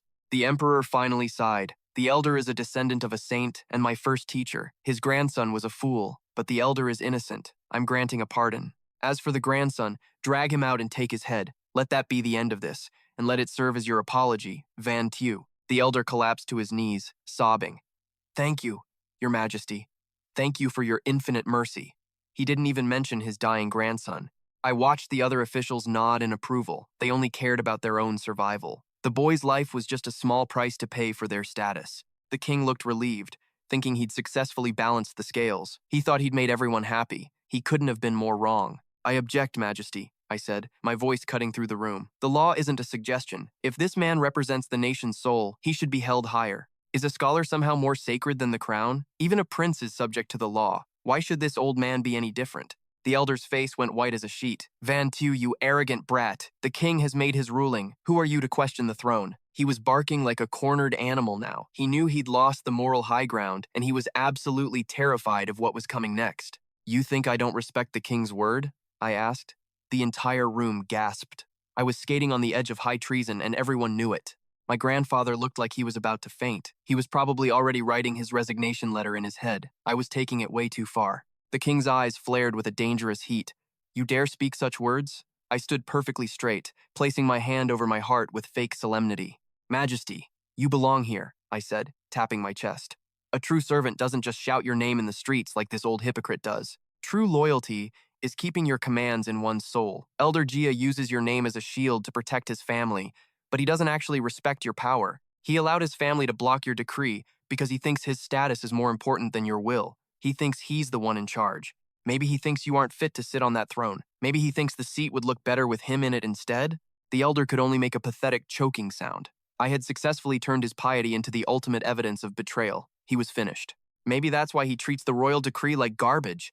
Does he really think he's more powerful than the king himself? Am I more noble than the king? Or does old Jia think the king is incompetent and someone else should take his seat? Should you sit there instead? The fake saint stammers, choking on his rage, while everyone watches him defy the imperial decree. Before he could even defend himself, I slapped a traitor's label on him. The old man went ballistic, pointing a shaking finger but only managing a pathetic, you. He was so livid he started crying, then literally coughed up blood and collapsed. The other scholars rushed over, screaming for their virtuous master who just died of spite. He breathed his last right there. The emperor stared at the crowd, stunned that a high-ranking academic could actually be provoked into a fatal heart attack on the spot. I didn't miss a beat. See? A true saint, I said. He took his own life to atone for his sins. He chose death over the crushing weight of his shame. I played the mercy card. He was a mess, but we should be the bigger people. Let us be generous and grant him forgiveness now that he is gone. I asked for the royal decree. The officials thought I was a monster. I'd bullied a man to death and then framed him for a crime he didn't commit. They knew I was a shark who never let go. The emperor cleared his throat, sensing the tension. He wasn't about to pick a fight with the Li family now. Vantu is right, the emperor announced. The dead deserve peace. We will move past this. He was still a scholar of the realm, regardless of his mistakes. He ordered a national funeral. The whole country would mourn a man I just dismantled. Then I turned to the real business. General, what's so urgent today? I stepped forward, my grandfather backing me up like a silent storm. I didn't whisper. Whitehead Pass has fallen. 1 million enemy soldiers have Kun Kim City surrounded. I need reinforcements immediately, I told the emperor. He just blinked at me and asked, and then what? I shook my head. That's it. Now we wait for orders. The emperor scoffed. This isn't news. I heard about this days ago. You are telling me this is the emergency that justified you killing my palace guards? The prince, Tao Duang, chimed in, smelling blood. You have a lot of nerve, Vantu. Murdering palace security over stale intel? That is a crime punishable by death. I turned to him, ice in my veins. If you are so brave, Prince, why don't you go to the front and kill invaders instead of just butchering your own? Tao Duang's face went red, but he shut up. He saw what I did to the scholar. He knew if he kept talking, he would be the next victim. I pivoted back to my performance. Wait, I forgot. The Golden Lion Legion at the pass? Your boys? They are all dead now. I guess you only win at home. Tao Duang glanced at the emperor, sweating. The pass had held for a century. Its fall was impossible unless someone had opened the door from the inside. Everyone in that room knew there was a rat. If the emperor found out the prince had sold out the country, Tao Duang would lose more than his title. Kun Kim City has 400,000 dragon soldiers, the emperor said. Even 1 million men can't crack that. This feels like a trap to pull my guards away. Maybe, I replied. But if the city falls, the enemy has a straight shot to your bedroom. Can your personal guards stop 1 million men? I highly doubt it. One of the prince's lackeys, an official, stepped up. Your father is a prisoner, Vantu. Of course you are exaggerating to get an army. This is serious. Before he could finish, my sword was at his throat. Say another word, you traitorous rat, I hissed. The emperor lost it. Vantu, drawing steel in court? The guards leveled their spears, but I didn't blink. This man is a cancer on our nation, I shouted. I'll use his blood to bless our banners today. The official turned pale, begging the prince to save him. I told the emperor I was in such a rush I forgot to disarm, but I found a spy. Tao Duang started screaming for my head again, calling me a lunatic. Then, out of nowhere, a hand like a sledgehammer caught him right across the jaw. My grandfather, Thuan Duang, had stepped in. He sent the prince flying 20 meters across the floor. Who wants to execute my grandson? He roared. Step up. The room went dead silent. The emperor looked like he'd seen a ghost. My grandfather hadn't just hit a prince. He'd shown he was more powerful than ever. I just stood there, watching the chaos. So, Your Majesty, I asked, are we going to save the kingdom, or should I keep cleaning out the trash? If the enemy breaks Jin City, they will sweep south. All 13 major strongholds of Tian Shui will fall like dominoes into their hands. Can the king's guard stop 1 million soldiers then? The ministry panics while Prince Yang shoots a coded look to his puppet. The official stands, sneering that Li Yunxiao is only desperate because his father is locked up, exaggerating the threat for personal gain. He claims war is too serious for hasty moves and demands a long-term plan while our borders burn to the ground. I draw my blade, pressing cold steel against that traitor's throat. The emperor roars in fury as the court descends into chaos. Brandishing a sword in the throne room is treason. But I do not flinch as guards surround me to protect their precious king. Since you despise our nation's survival, I will use your head as a sacrificial offering before the army marches to certain death. The coward begs the prince for mercy with my steel biting his neck. I look the king dead in the eye. Forgive my haste and my weapon, sire, but the crisis forced my hand. Today, I have simply caught a parasite eating our kingdom alive. This traitor poisons our ranks. Prince Yang snarls, telling his father that I am playing games with the lives of high-ranking ministers. He screams for my execution, claiming I am a madman, causing a riot in the imperial court to hide my own crimes. Before he finishes, a massive blow sends the prince flying 60 feet across the hall. Grandpa Li has finally lost his legendary patience. He stands there, radiating lethal intent, challenging anyone to touch his grandson while the king and the prince turn ghost white. I shrug, watching the prince cough up blood. Looks like Grandpa decided to go off script with a little extra dramatic flair. The court is paralyzed. Beating a prince in the golden throne room? That is not just a bold move, it is an act of war. The traitor collapses, foaming at the mouth. The king realizes Grandpa's power has surged far beyond what it was years ago. He has clearly broken through his limits.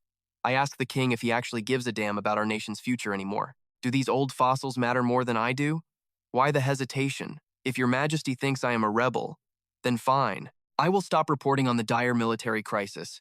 My family and I will gladly enjoy a quiet retirement. This conversation ends here. If the throne changes hands, you useless cowards will simply serve a new master.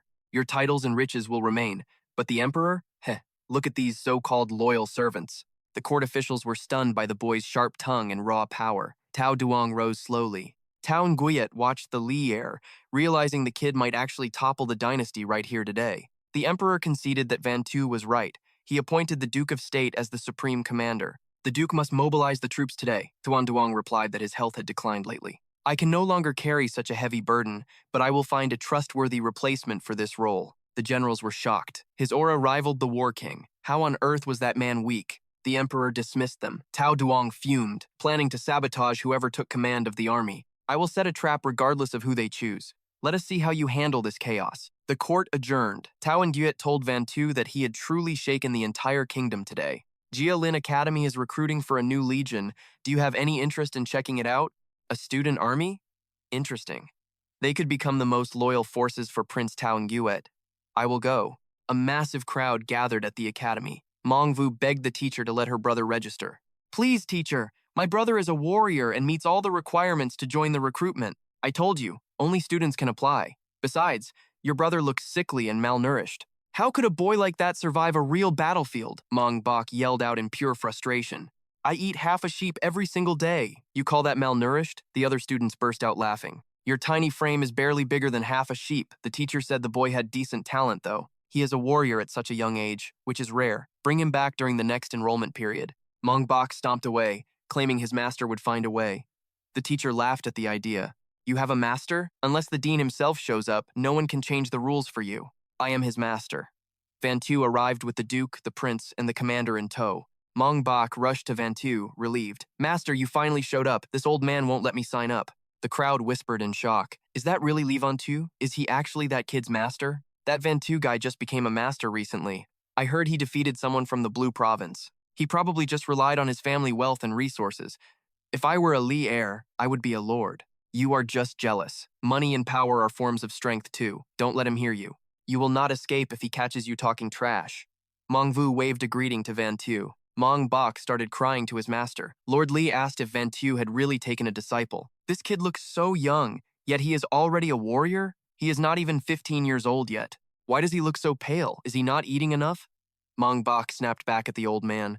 Who is this rude old fossil? The teacher suddenly dropped to his knees in a formal salute. I greet Prince Tao Nguyet, the Duke of State, and Commander Bai. The students were absolutely floored. That young man is the prince, and that old man is actually the Duke of State? Van Tu cracked his knuckles in fury. He kicked Mong Bak, sending him flying across the yard. Go to the 20 times gravity chamber for 1 full day. Commander Bai told the teacher to register him. The teacher obeyed immediately.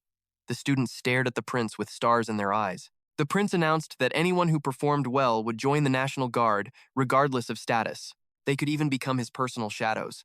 The crowd erupted in excitement at the golden opportunity. Joining the National Guard would be a dream. I will not fail the prince's high expectations. If he becomes king, we will be his inner circle. Stop pushing me. Get out of the way. Everyone get in line. Teacher Vin, I want to sign up. Move aside, it is my turn now. Quit breathing down my neck, Whitefeather snapped. Duke Jing, young Master Yun, let's wait over there. The roster should be out any second. Word is the turnout topped 2,000. Even the greenest recruits are moon rank warriors, Princess Lunar mused, imagining a force. Forged from 2,000 elites, this unit could crush 20,000 regular troops. Easy. I pointed toward the shade. Let's grab a spot. Go rest. Take Meng Bai with you. Meng Wu nodded obediently. Suddenly, Uncle Pure Sun slung an arm around me, grinning. Hey kid, that girl's got quite the curves. She looks like she'd bear strong sons. I just gave him the finger. Moments later, Whitefeather returned with the list. Roster's in, he said. 233 signed up. 27 are master level. The rest are all solid warriors. Lunar's eyes lit up, the kingdom's backbone. With these guys, we actually stand a chance at a real future. Whitefeather and Lunar bowed to Headmaster Zhang. Old Zhang Lishan nodded. 20 years ago, your predecessors raised the first student corps to crush the rebellion, saving Skywater from the brink of total collapse. Now, the enemy sieges Gold City. Our nation teeters on the edge. It's kill or be killed. We've all learned that the hard way. I've called you here to serve, to bleed for your home. The crowd of students erupted as one. For the motherland, they roared. Zhang Lishan continued. Prince Lunar will lead you into a new era. Pure Sun and Zhang Lishan locked eyes. The old man froze, stunned. Asterisk Pure Sunday. Did he really reach the king rank? Asterisk. He forced a smile. Your Highness, the floor is yours. Lunar stepped forward, her voice ringing across the grounds. 4 points, she declared. First, every volunteer gets 3,000 gold coins. Second, should you fall, your families receive a 5th rank officer's pension. Survive, and you'll graduate straight into that rank. Third, prove your worth, and you're in my personal guard. I'll take every last one of you who makes the cut. And fourth, for this campaign, I'm appointing Li Yunxiao as your commander. You follow him into the fire. His word is law. The crowd hissed with dissent. Lunar's brow furrowed. Got a problem with that? Damn right I do, snapped White Wind, the Academy's top-ranked prodigy. He stepped forward, eyes narrowed in defiance. Unless he beats me, I'm not following a word he says. Lin Wu, the runner-up, chimed in. Me neither. Lunar smirked at me. I love the fire in these kids. Go on, Yunxiao. Step up. And please, don't let them embarrass me. I sighed, rubbing my neck. I walked to the center and dropped a bombshell. Just come at me together. 2-on-1. Let's not waste time. The arena went dead silent as the crowd circled us. I've got a busy schedule, I said flatly. Don't want to keep you guys waiting. Both of you. Now. The crowd buzzed. These two were legends, the idols of every student here. They were considered untouchable. Sure, Li Yunxiao had dropped Lan Xuan in one hit, but people called it a fluke. But taking on both at once? He was a mere warrior, a whole tier below Lin Wu and the other. The guy was either insane or suicidal. White Wind was fuming, but Lin Wu stayed icy. Even the aloof Luolan duo had shown up to watch the carnage. Headmaster Zhang squinted. Asterisk. Wait, he was a novice just days ago. How the hell is he an 8-star warrior already? Asterisk. I unsheathed my blade and drove it into the dirt. I stood there, cold and immovable, like a relic of war. Lin Wu leveled his spear, the tip glistening. You're arrogant, Yunxiao. Fangirls screamed his name in a frenzy. Marry me, Lin Wu, one yelled. I shrugged. Arrogance is just confidence when you can back it up. He lunged. He was a blur. Let's see if that mouth moves as fast as your feet. His spear became a shimmering wall of steel. Dozens of strikes whistled toward my throat. I danced through the gaps, untouched. The crowd gasped at the speed. Too fast, someone yelled. Zhang Lishan watched, mesmerized by the primal roar echoing from the spear's movement. A 3-star master technique. The kid was a genius. Pure Sun gripped the railing, sweating for me. Dragon Tiger style, huh? I smirked. Watch closely, Meng Bai. You wanted to learn the Tiger Slayer palm? Class is in session. People stared. Was he really going to try and catch a spear with his bare hands? Is he suicidal? They whispered. I channeled my energy into my palm and stepped directly into the kill zone. I didn't even use a flashy skill, just raw positioning and timing. I swatted the spearhead aside like a fly. The vibration shattered Lin Wu's grip, blood spraying from his palms. The spear clattered. Silence fell. Hell yeah! Go, Master! Meng Bai screamed. Lin Wu scrambled back, snatching his weapon as he skidded across the stones. He went airborne, his aura exploding. Dragon's breath, tiger's heart. The air shrieked with the force of his final strike. A golden dragon manifested from his spear, diving straight for my chest. I finally drew my steel. I let the power surge, slamming my blade into the dirt. Come on then, I growled. Let's see if your tiger dragon spear can even scratch my defense. That overlord training wasn't a myth. My body felt like forged steel now, divided into 3 distinct levels of pure, raw resilience. First is the glass heart, then the supreme tyrant, and finally, the eternal body. I've pushed myself until my flesh is practically unbreakable. At the peak, 1 step levels a mountain and 1 wave parts the clouds. I triggered the glass heart defense and waited for the impact. Lam Vu didn't hold back. His strike slammed into my barrier, making the crowd gasp. They all thought I'd finally lost my mind. "He's insane," they screamed. "Why isn't he dodging?" To them, I was either a new god or a dead man walking. Even through the rising smoke, I could hear the cheers. I didn't feel a thing. I just stood there, looking better than ever. As the dust cleared, it hit me. The legends were true. The master survived the impossible because of this exact power. It was terrifying. Lam Vu started to tremble, his face turning pale as a ghost. I just laughed. Glass heart. Now this is getting interesting. Lam Doa stood there frozen. I could see the regret in her eyes. She probably remembered when she used to look down on me.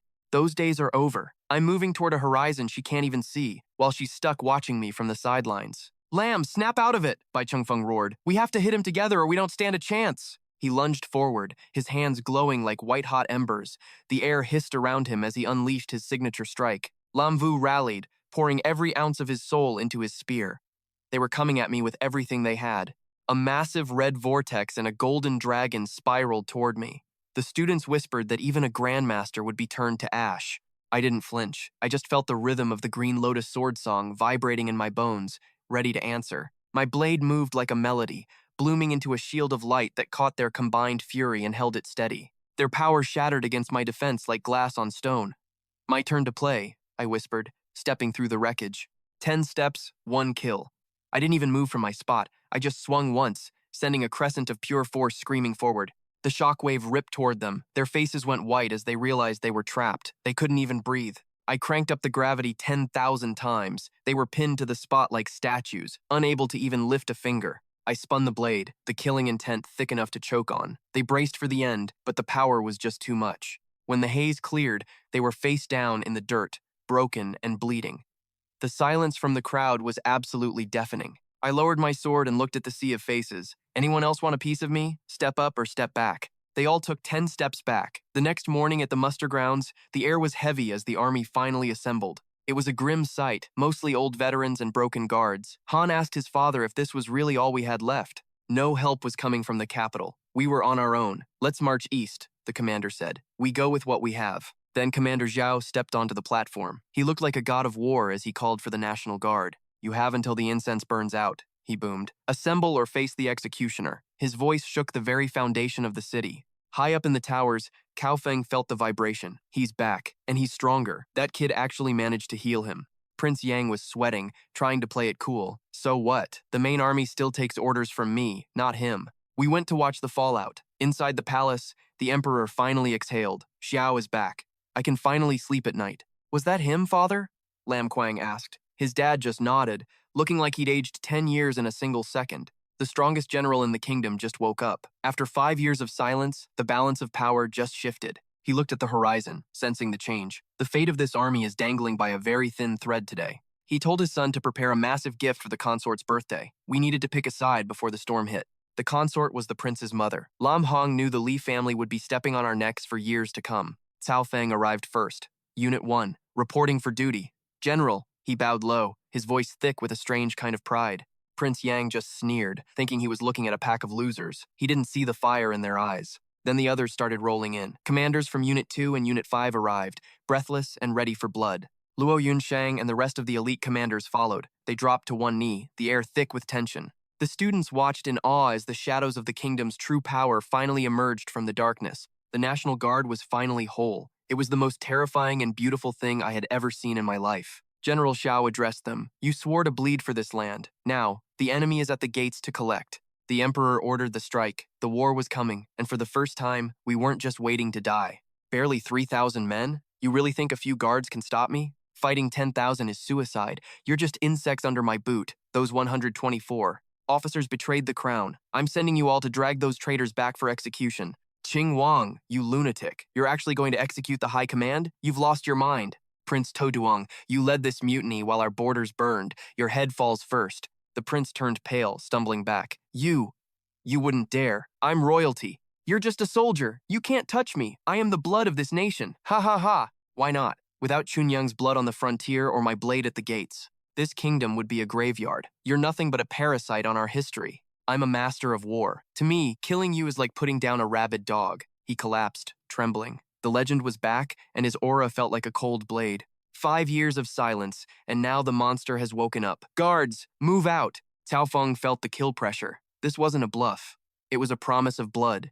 Tunjiet watched her brother fall. Is this what absolute power looks like? Pure terror? The traitors were rounded up. Van Tu smirked, watching the game change in an instant. 124 heads on the block. You think numbers protect you from the law? Chunyang didn't break you, but I will. Your lives end here to bless our march. This kingdom thrives with or without you. You're trash. Executioners, take their heads. The traitors turned ghost white. Swords rose. Then a messenger screamed, "Hold! Royal decree!" Cao Feng lunged forward with the scroll. The king has spoken. Mercy for the officers. Their crimes are death-worthy, but the war needs bodies. Let them fight to survive. The prince? 100 lashes. Tu Duong breathed again, thinking he'd kept his power. Qing Wang narrowed his eyes. The prince gets 500 lashes. The rest? Kill them anyway. A commander screamed, "You traitor! You defy the king!" Then his head hit the dirt. Blood sprayed everywhere. Tu Duong watched his allies die, realizing his title meant nothing now. 500 lashes for the prince! Everyone else, assemble in 10 minutes or face the blade. The sub-commanders fell in line. Qing Wang stepped back, letting Chunyang take the lead. Van Tu smiled. Fear is a powerful motivator. Now, the real war begins. Chunyang stepped forward. Tran Dai-sin, come claim your command. The crowd went silent. Tran Lam saw his father, a man supposed to be dead. He broke down instantly. Dai-sin growled at his son. Stop crying like a child on my battlefield. Move. The vanguard was set. 10,000 troops per wing. The machine of war was turning. Van Tu was given the rear. 2,000 students turned into a supply chain. The decree was final. The army roared. Survival was the only objective left. Dai-sin looked at the horizon. I won't return until the enemy is fertilizer. The gears of war are turning. We march now to face the storm together. Every man knows his post. No room for cowards in this new world. The drums are beating. This is for the kingdom and for our souls. Blood will water the earth today. Let's make sure it isn't ours. Victory or death. There is no middle ground when the gods are watching. The prince will bleed, and the traitors will rot. We move at dawn. Chunyang looked at me. A silent nod. He knew the price of this victory. The horizon is red. A warning or a promise. Only the sword knows. I felt the weight of the command. This is how a nation survives. We are the last line. The only line. For the kingdom. For everything. I watched the heavy wagons rattle along the dirt path. How much further until the next stronghold? I demanded. The scout saluted. Sir, Yangpu City is our next destination. At our current marching pace, we are looking at 10 more days on the road. 10 days? That is an eternity, I muttered. General Daisheng chuckled. Losing interest already, kid? What do you think of my legion? They are underwhelming, I replied flatly. He let out a booming laugh, spoken like a boy who has never seen the real world. There is a murderous edge hidden in these ranks, but only those who have tasted death and slaughter can truly project it. That aura is enough to— I cut him off.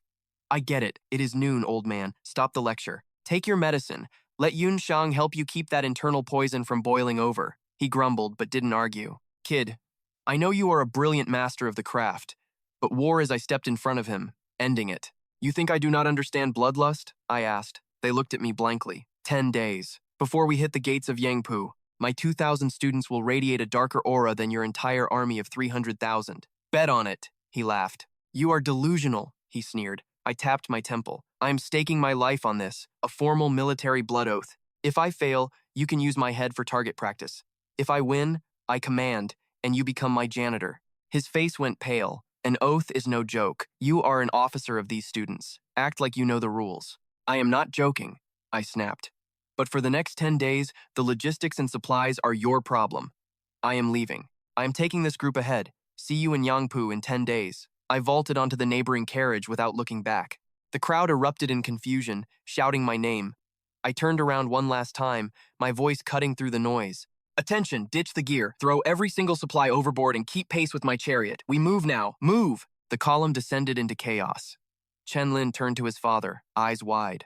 Are you really letting him walk away like this? Do you actually believe he can forge a war spirit stronger than the Central Army while sprinting for 10 days? Of course not, the old man replied. When Chen Lin mentioned the blood oath, his father smacked him across the skull. Who heard an oath? You actually want to execute the brat? We will just give him a hell of a beating later. He winced, clutching his side. The pain is back. I need that medicine. He disappeared into the shade of the carriage. Inside, the air was thick with energy. He looked at the woman focused in meditation. Can you endure this, Teacher Lack? She did not open her eyes. I am fine. Somehow, Li Yunxiao found a way to freeze the poison in its tracks. I can feel the solar energy surging through my veins. It is more effective than months of deep, silent meditation. Stop talking about the brat, he grumbled, waving a hand dismissively. I cannot wait to knock some sense into that kid. He needs a reality check. Then Vuong laughed from the corner. I would not count on getting that chance, old friend. What is that supposed to mean? The general asked. Outside, Han Bok whispered, You are really pushing your luck, boss. Between the oath and the general, you are lucky to be alive, Chen Chan added. I just smirked at the horizon. Is forging a little bloodlust really that difficult? I asked. Han Bok looked like he wanted to scream. A little bit? That aura is born from the heat of the front lines and the stench of death. You cannot just conjure it. It is the inner fire that turns a soldier into a god of war. It makes them unstoppable when the world ends. 10 days? Without a battlefield, you could not forge that spirit in 10 years. I looked him dead in the eye. Then I guess I will just have to show them what it feels like to die, I said, turning to the crowd. Listen up, Jialin cadets. We have 4 days to reach the outskirts of Yangpu. Move those legs or leave them. They groaned in agony, but I did not care.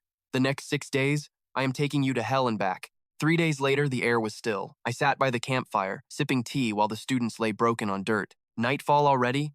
And some of you are still breathing. Look at that moon. It is beautiful. Come, join me. They glared at me with pure hatred. They had been running for 72 hours while I sat comfortably in the shade. Tea time is over, I announced, setting the cup down. Let's get to work. My lieutenants stepped forward with their spears. They began carving intricate, jagged patterns into the dirt. The students watched, bewildered by the bizarre, glowing geometry. As the final line was drawn, a heavy silence fell over the camp. The two boys collapsed, gasping for air. What is this supposed to be? Someone whispered. Look at the resources they are burning. Must be nice to be rich. The energy needed to jumpstart a seal that size is insane. It would take thousands of high-grade spirit stones. And who is going to activate it? We do not exactly have a world-class Grandmaster hiding in the wagons, do we? Understood. Huge restoration field. Sword down. Energy skyward. Fortune gone. Tier cores. Instant warriors. Enjoy trip. Confused. What's this hell? Red eyes. Soul linked. All fell. Zhen stared. Kicked 4 in. Play. Stop. Too much power. Expert soul. Can't hold. Illusion. Lifetime of trauma. Scars build character. Guard. Nightmare started. Meng watched. 13. 5 meridians. Star. 15. Warrior. Only hope. Capital dreams. Elite goals. Honor parents. Save sister. Wolf emerged. Shadows lethal. Beast. I ran fast. Jaws snapped. Fight. Die. Swung fists. Lifeline. Arms snapped like kindling. Beast. Left arm ripped. Right crushed. Agony screamed. Dreams died. Pain forest. Crawled home. Kill me. Armless. Sister screaming inside. Thugs. Late for show. Mayor's son used force. Sister. Kill you. Kicked. Powerless. Stomped against wall. Die. Useless armless trash. Family dead. Fire eyes. Flesh knitted. Demon born. Power. Hands back. Lethal. Butchered them. Monster's revenge. Kill everyone. Darkness took. Sky cracked. Reality back. Thousands woke up crying. Vicious. Glad I'm out. Carry me. Cry it. Dawn. Incense. Up bums. Enjoy the little vacation? Rage. They wanted blood. Full energy? Impossible, Vin. Their recovery speed is staggering. Yunxiao stepped forward, a smirk playing on his lips. I bet you were all cursing my name. I am not sure what horrors you witnessed in that trance, but mark my words, without true strength, those visions become reality. The crowd trembled as the weight of his words sank in. They realized it was simple. Evolve or die. I need power. Yunxiao continued his lecture. The illusion was a fabrication, but the demons inside your hearts, those are as real as it gets. If you want to survive and protect what you love, you must become an unstoppable force on this martial path. In 5 days, I will teach you the art of the killing aura. It is a technique designed to push your limits. He turned to Qimong. Your sword style is unique, but all paths eventually lead to the same peak of martial intent. You should join us. Yunxiao stepped down. This technique taps into raw bloodlust to ignite the dormant potential within your body. It first appeared on the bloodiest battlefields before masters refined it into a discipline. Your progress depends on your own soul's rank. There are 2 stages, refining the aura and triggering the surge. Now, everyone, commit these mantras to memory immediately. Keimong was floored. If a warrior refines enough killing intent, their combat power could literally double in an instant. If this manual were used for earth element training, its value would be astronomical. Yun Xiao noted that group synergy multiplies the effect. Keimong stared at him, bewildered. Is this kid really only 15 years old? He is an absolute freak of nature. In 5 days, you will unleash this together. The top 13 performers will be rewarded with a grade 2 alchemical pill. Their eyes sparkled with greed. A grade 2 pill? Gurong started sobbing, knowing he was the one designated for the labor. Yun Xiao suddenly shot a wicked grin at Meng Bai. Master, why are you looking at me like I am prey? I am borrowing the toxins in your system to punch through to the 9-star Earth realm. He dragged him into the carriage. Everyone began their grueling training. After 3 days and nights, a chilling crimson mist began to hover over every single student. Keimong felt the crushing pressure. Their collective killing intent was merging into a single, terrifying entity. Yun Xiao smirked. Not bad. It seems the trauma they faced in that illusion actually lit a fire under them. Keimong pointed with a trembling hand. What is that? That, Yun Xiao replied, is the finger of the slaughter god. It is the ultimate manifestation of the killing aura. Right now, it is just a ghost unstable and barely at a basic level. Still, for only 3 days of work, they have done remarkably well. Keimong swallowed hard. How deadly could it be? If it truly manifested, even a peak 9 heaven martial emperor would be turned to dust instantly. It is pure destruction. Keep them at it. The army is 2 days out. I am heading into the city. Keimong saluted with absolute respect. Gurong looked completely drained. I have been crafting for 72 hours straight. Take me with you so I can breathe. Meng Bai jumped in too.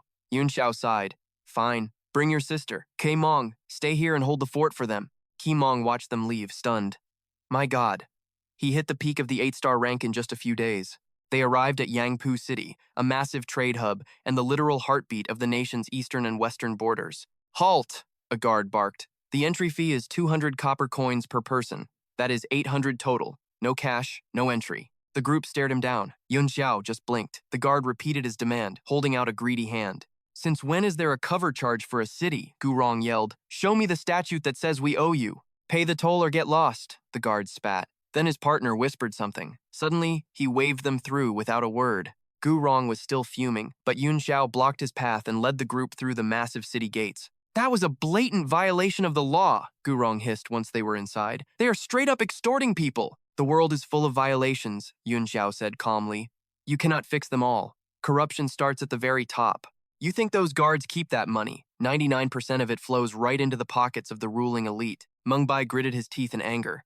These officials are parasites. Yun Xiao looked at the bustling crowd around them. If we kill them, nothing changes. We wait for the new empress to take the throne before we purge this filth. They stopped at the largest apothecary. Yun Xiao looked at the inventory and scoffed. The selection here was absolutely pathetic. Not even a single master alchemist in this dump.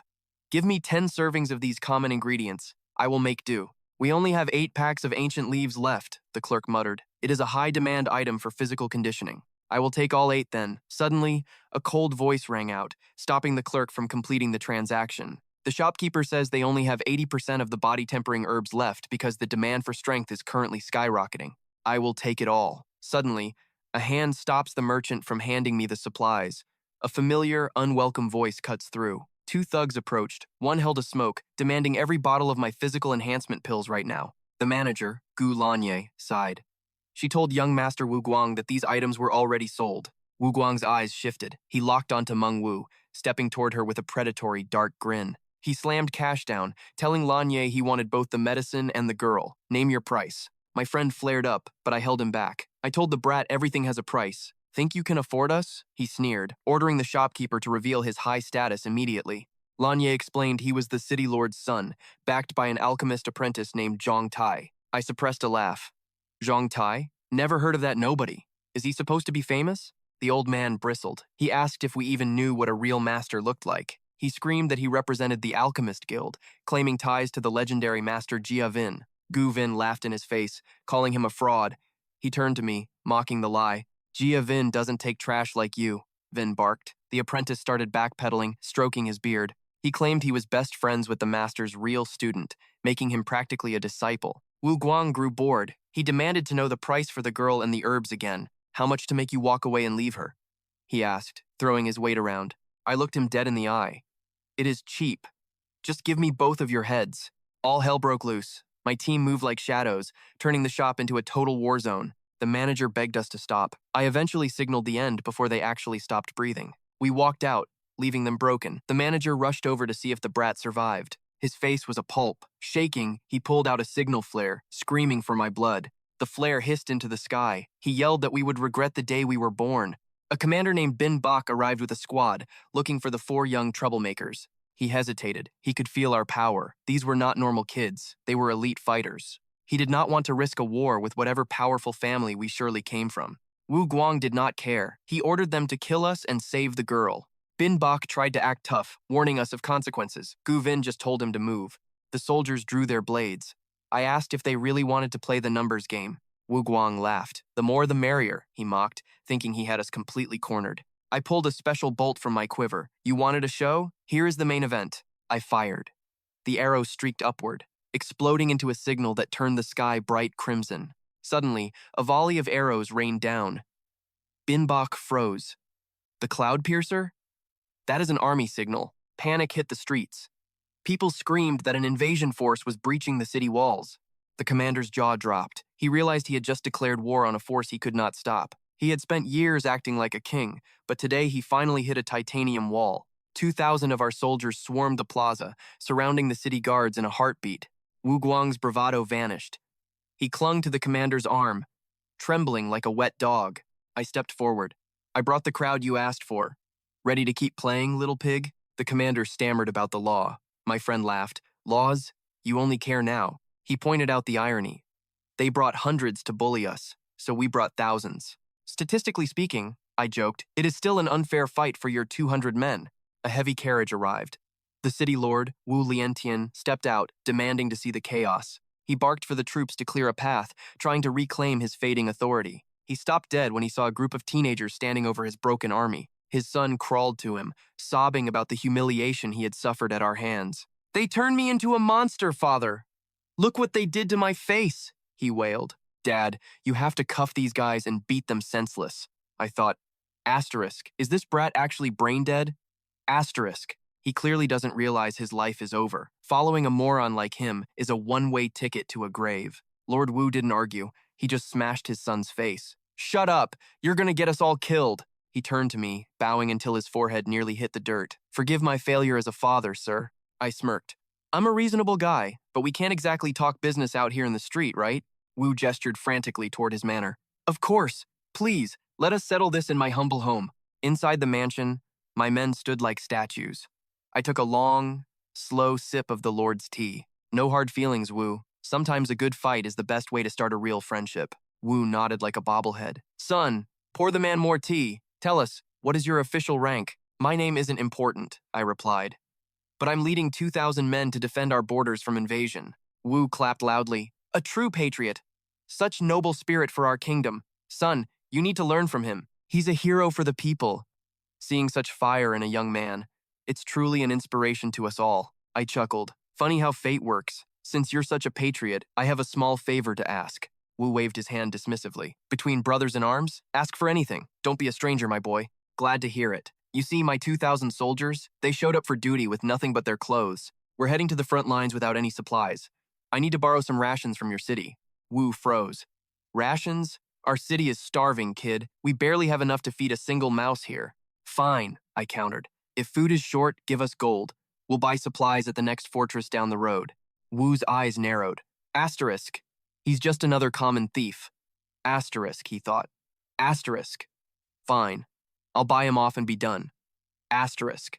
He let out a long, theatrical sigh, rubbing his palms. Look, I'd love to help a hero like you, but I'm a clean official. I love my people like my own children. I don't have a penny saved. Tell you what, I'll scrape together 10,000 gold coins from my personal retirement fund. How's that sound? I burst out laughing. Beside me, my general joined in. Wu looked like he'd seen a terrifying ghost. Behind him, the commander shivered. A single arrow we used cost over 50,000. Wu was a complete idiot. I waved my general over. The city lord is too generous. We'll just take a small sample of his kindness. I whispered the real order. My general grinned like a hungry wolf and walked out the door. What is this about? Wu asked, his voice shaking. I just raised my cup for a silent toast. Relax. Let's just enjoy this tea.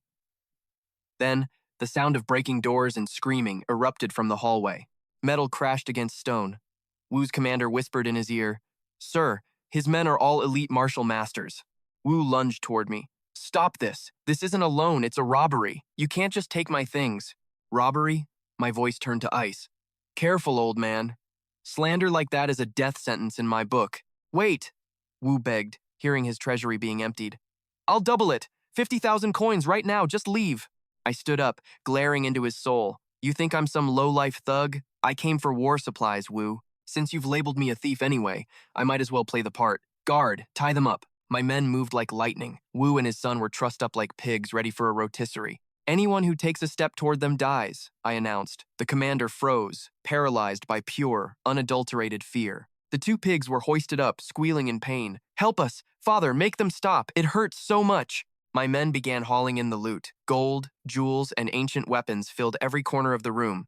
Incredible, my officer muttered. This tiny backwater town has a treasury bigger than a royal family's vault. There's over 100 million gold coins here. Imagine how many people he had to starve for this. One report to the capital and his entire bloodline gets erased for treason, my man added with a smirk. I looked at Wu. Treason? But the Lord is a clean official. He's poor as a church mouse, remember? My men caught on instantly. Right, these vaults are completely empty. We didn't see a single copper coin. Wu's face went purple. You can't do this. That money belongs to the first prince himself. You're dead. Touch that gold and the prince will hunt you to the ends of the earth. You're all dead men. Since it belongs to Prince Yang, I will take it without a hint of guilt. My students start stripping the place of every coin. I grab the refining stones and gems. The rest of the golden gear gets split among the crew as a bonus. As we divide the spoils, Chen Zhen points to our captives. He wants to know what their final fate is going to be. Han Bai suggests just slitting their throats. Killing the prince's men does not keep us up at night anymore. No Thien turns pale. The man begs for his life, offering us everything he owns just to keep breathing. I look at the pathetic mess he has become. I tighten his bonds. Taking his stolen riches is one thing, but taking his life? That seems almost too merciful for him. Work hard and steal more, pig. I will be back in a few years to harvest your hoard again. He collapses in terror. Once we are gone, he screams for his guards to send an urgent message to the prince. He wants us dead, no matter the cost. He chants for our blood until a guard whispers something in his ear that makes his twisted face light up with joy. He laughs like a maniac. The heavens are finally on his side. He orders the news sent to General Shang immediately. I lead my group out of the gates, ordering them to set up camp and keep refining their killing intent for what is coming. The ground begins to shudder. A massive cloud of dust rises on the horizon, accompanied by the thunder of 10,000 hooves. I call for battle stations. Chen Zhen curses, thinking that old Rat No managed to mobilize an army against us this quickly. Something is wrong. Han Bai notes that the local city guard does not have nearly this many horses or this kind of heavy steel. This is not a small-town militia. These are elite war horses, and the sound of their gallop is like a physical weight on the chest. An iron tide of armored warriors emerges like starving tigers. Han Bai asks for the plan, his voice shaking as the trap closes. Over 100,000 regulars surround our tiny group in seconds. Then Han Bai sees the banners and his face goes totally numb. It is the Golden Lion Legion. They were supposed to be wiped out at the border, yet here they are in full force. Their morale is terrifyingly high. Look at their gear, these men have not seen a single day of defeat. They look ready for blood. Did they just abandon their posts without a fight? General Shang Li Kun looks down at us from his war carriage like we are ants. He demands to know who gave us the right to raid his city. I tell him we are just retreating from the front lines.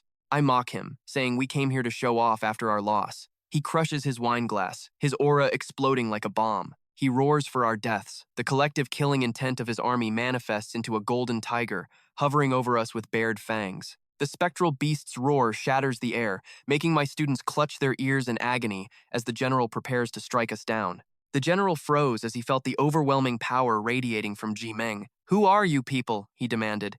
"It has been a long time. Do you truly not recognize me?" Ji Meng asked. Shang Quan realized it was him. "You have actually reached the rank of martial lord," the general gasped. Ji Meng shrugged it off as mere luck. "If you serve the prince, why loot the city and harass the local officials?" Shang Quan snarled with suspicion. "I have cut ties with the prince," Ji Meng replied coldly. "I serve only Master Yun now." The general stood up abruptly. If that is the case, the gloves are off. Who is this brat anyway? I held up my badge. I am the supply chief for the Eastern Expedition, here to resolve the grain shortage. Lord Ngo surrendered his family's wealth for the cause. He will be highly rewarded by the king for this. Shang Quan grew wary. Reports said the capital sent reinforcements to the city, but I seemed too early. Why does this so-called Grand Army consist of only a handful of people? The general asked with a sneer. Our route is top secret, I replied calmly. We are simply following orders to secure necessary military provisions. A shadow emerged from behind the carriage. It was Li Yi, whispering poison into the great general's ear. My heart sank as Li Yi grinned wickedly. Shang Quan roared that we were using forged orders for personal gain. Seize them all, the general screamed. Anyone who resists is to be executed on the spot without any mercy. The Golden Lion Legion charged forward, forcing us to face a massive army of over 100,000 men. Li Yi screamed for my death. I ignored him and signaled my team to clear the path immediately. Bai Feng and Lin Wu led the charge. My small squad moved with lethal precision, striking down every opponent. The elite Golden Lions fell like flies. They were completely outmatched by the power of my academy students. Shang Quan watched in horror as his men were slaughtered, while not a single one of ours was scratched.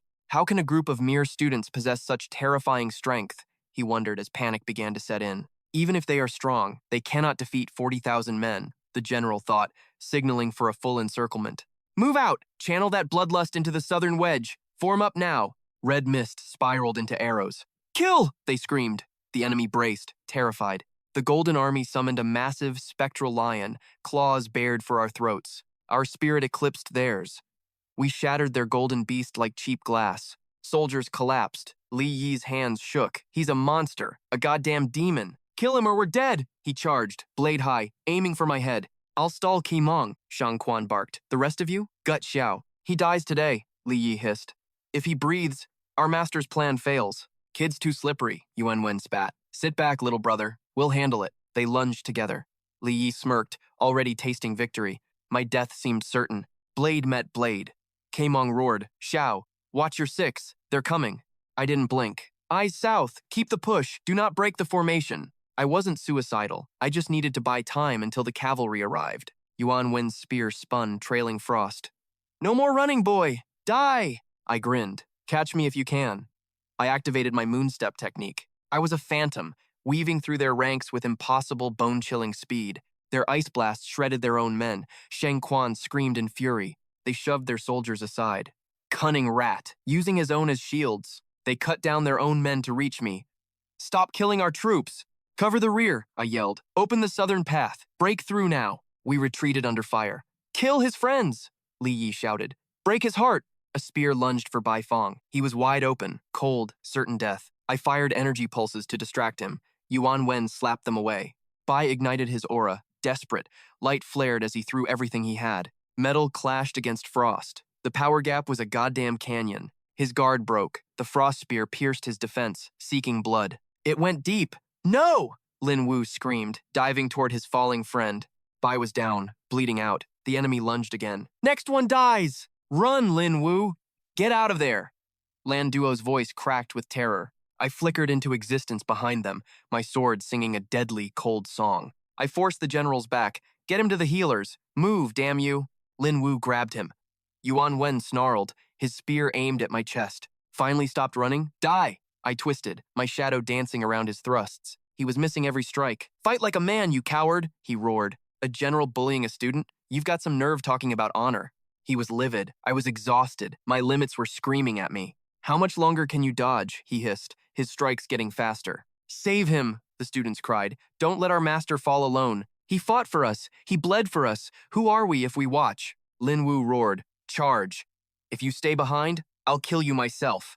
The academy became a single, jagged arrow of pure, unadulterated killing intent. Slaughter them! No survivors! 10,000 heads for our brother! They fought like savages. The Golden Lions, the unbeatable ones, actually flinched. Qi Mong and the enemy leader were locked in a bloody, brutal stalemate. They're out of their minds, Shang Quan whispered. Then, we heard the horses. Soldiers charged toward the fortress while I desperately patched up Bai Feng, screaming for everyone to hold the line until reinforcements arrived. 40,000 troops flooded the field to wipe out the filth, a scene of absolute carnage as the Academy battalion ignited the horizon. Li Yi barked at his senior to stop stalling and help him finish me off as I felt my strength finally beginning to fail. Yuan Wen dove from above like a predator, oblivious to the volley of academy arrows already closing in on his blind side. He spun around, his voice cracking in terror as a massive hand of dark energy materialized out of thin air to crush him. The spectral palm slammed Yuan Wen into the dirt while everyone watched in stunned silence, the murderous aura slowly receding into the mist.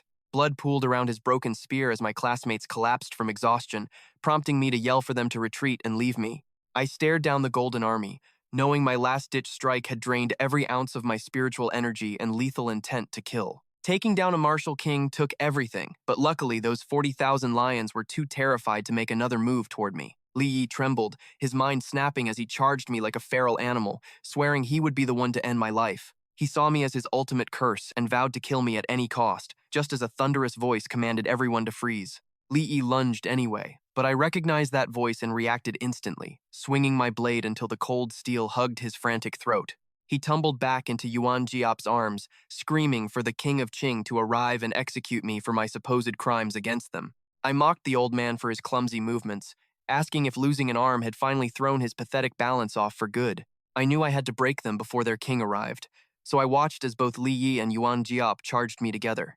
They screamed that I had nowhere left to run, forcing me to parry their blows while my body screamed from a dozen fresh wounds. The King's Legion was closing in fast, and Li Yi laughed like a maniac, convinced that no one was left to save my soul. My stamina was hitting zero, but I managed to land a brutal kick that sent that bastard flying high into the smoggy gray sky. He laughed through the pain and unleashed a frozen sword technique, but I centered my breathing and gathered my remaining killing intent. My defensive aura shattered his ice midair, leaving Li Yi speechless while Daisen roared in fury at the cowardice of the attack. He threatened to bury them all if I lost a single hair, while Yun Thuong watched me with eyes full of terror and desperation. I saw our allies approaching but knew time had run out, so I let my guard drop and let the darkness take over. I began absorbing the raw energy of heaven and earth, my aura surging so violently that Li Yi's jaw dropped in sheer disbelief. He realized my power was spiking and, in a fit of desperate rage, swallowed a forbidden vial of black poison to close the gap.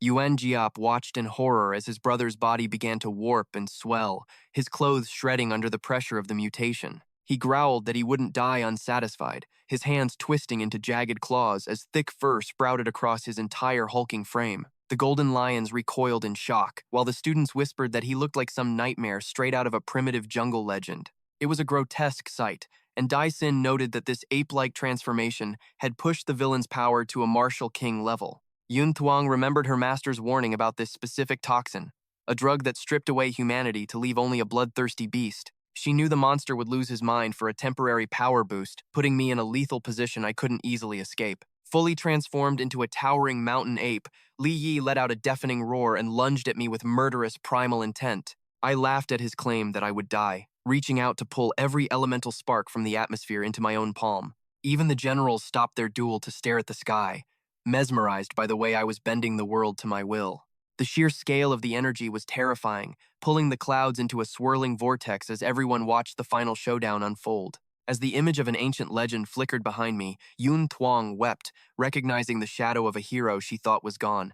I channeled the storm through my artifact, molding the wind and clouds into a colossal hand that loomed over the beastly Li Yi. I brought my hand down in a crushing arc, mirrored by the massive cloud palm descending from the heavens like the wrath of God. The ape-man had nowhere to hide and took the full force of the celestial strike, his screams echoing across the decimated battlefield. Yuan Jiap stood frozen as the shockwave flattened everything, watching his brother get pinned into the earth by my overwhelming spiritual force. The impact cleared the field, and as I collapsed from the strain, Qi Mong dropped his weapon and raced toward my falling body. The commander shouted for me while Qi Mong caught me just in time, his face pale with worry as he checked my pulse. I joked that I'd be fine if the beautiful teacher gave me a hug, making her turn away in a fit of red-faced embarrassment. Daisen laughed, noting that if I could still flirt, I wasn't dead yet, before turning his gaze toward the remaining enemy scum. He stepped toward the massive crater I'd carved into the earth, hundreds of meters deep, as the dust finally began to settle. Below us lay the mangled remains of Yuan Wen, and the students gathered around the rim to gossip about the sheer destruction. I clearly hit that ape with everything I had. How is there a person here instead? Where did that beast vanish to? This makes no sense. My blast leveled the ground. I saw him fall. He couldn't have just disappeared into thin air.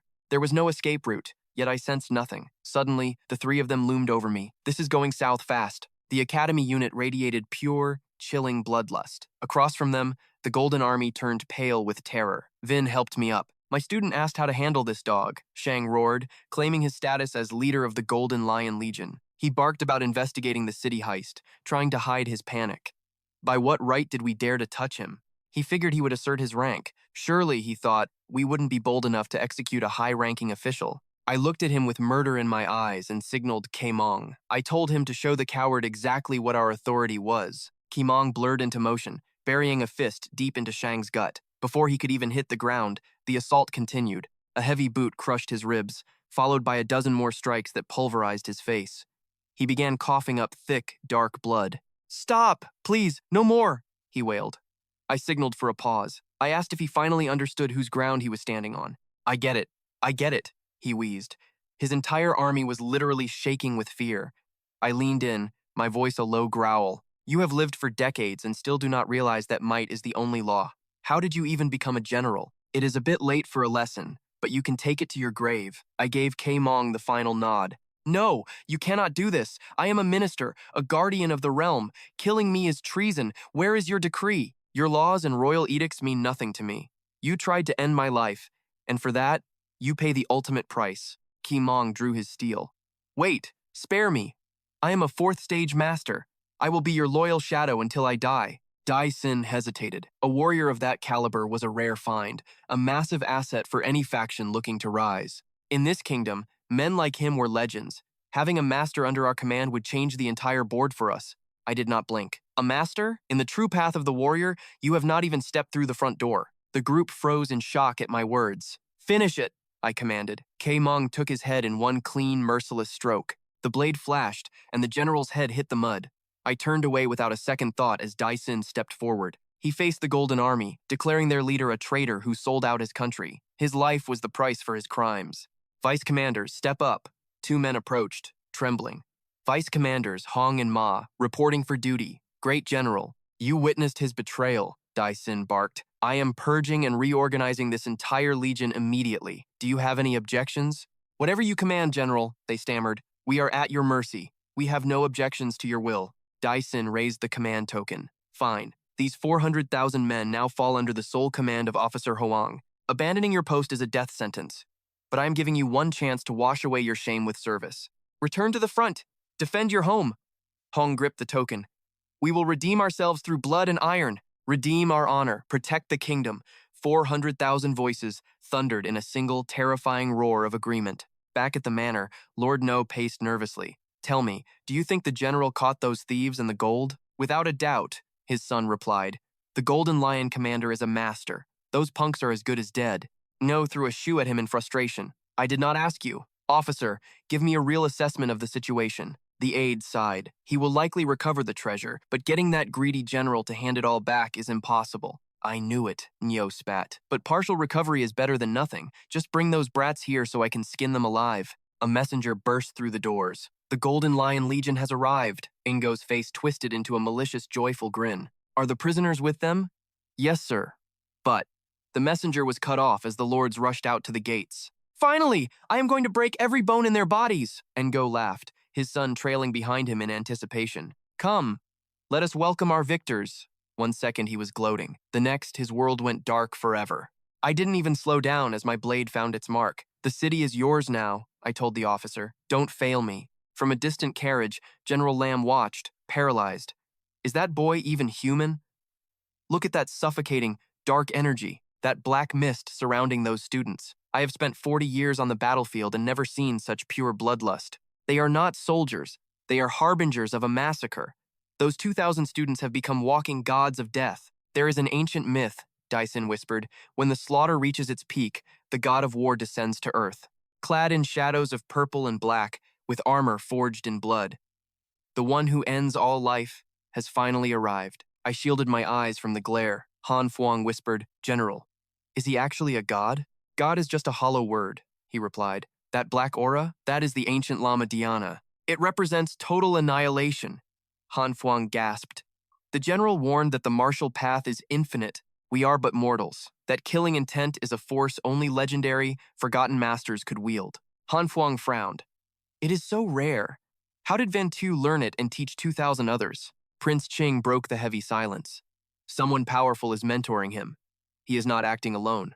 He is only 15, a rank 2 alchemist with Grandmaster strength. It makes no sense. He has a teacher. I would bet my life on it, the general added, his eyes narrowing. His mentor is no amateur, the prince recalled. Van Tu mocks even the greatest martial lords. His master's power dwarfs mine, Van Thuong whispered. I think I recognize that secret palm technique. He used the Great Cloud Palm, the trademark move of the late Emperor Gu Feiyang. Gu Feiyang had 5 elite students. The first, Hua Tianshu, is now a martial emperor. The second, Mo Xiao Chuan, vanished 15 years ago into the shadows of the Black Iron City. The third, Jun Ruyun, is a royal consort in a superpower empire. She would never hide. The fourth, He Lian, is fighting a brutal mercenary war for power in the City of Fire. The fifth is Yang Di, a rank 7 alchemist who likely reached the legendary Divine Sea. These names rule the world. Could one of them be the boy's secret teacher? It is not Yang Di, Lin said firmly. He swore never to return to this kingdom. He made a blood vow. And Ru Yun? She would just send an army to protect him. Han Fuang agreed. He Lian is too busy with his own war to hide in this place. And Black Iron City is 10,000 miles away. Only emperors can travel that fast. Unless you can tear the void, it is impossible. So, is it the first disciple? The prince turned to Van Thuong. You knew the emperor. Who is the phantom master? Van Thuong looked at us coldly. Why assume it is one of the 5 disciples at all? We froze. Han Fuang asked, who else would know the emperor's secret palm move? Van Thuong brushed back her hair. I know those 5 did not teach him that technique.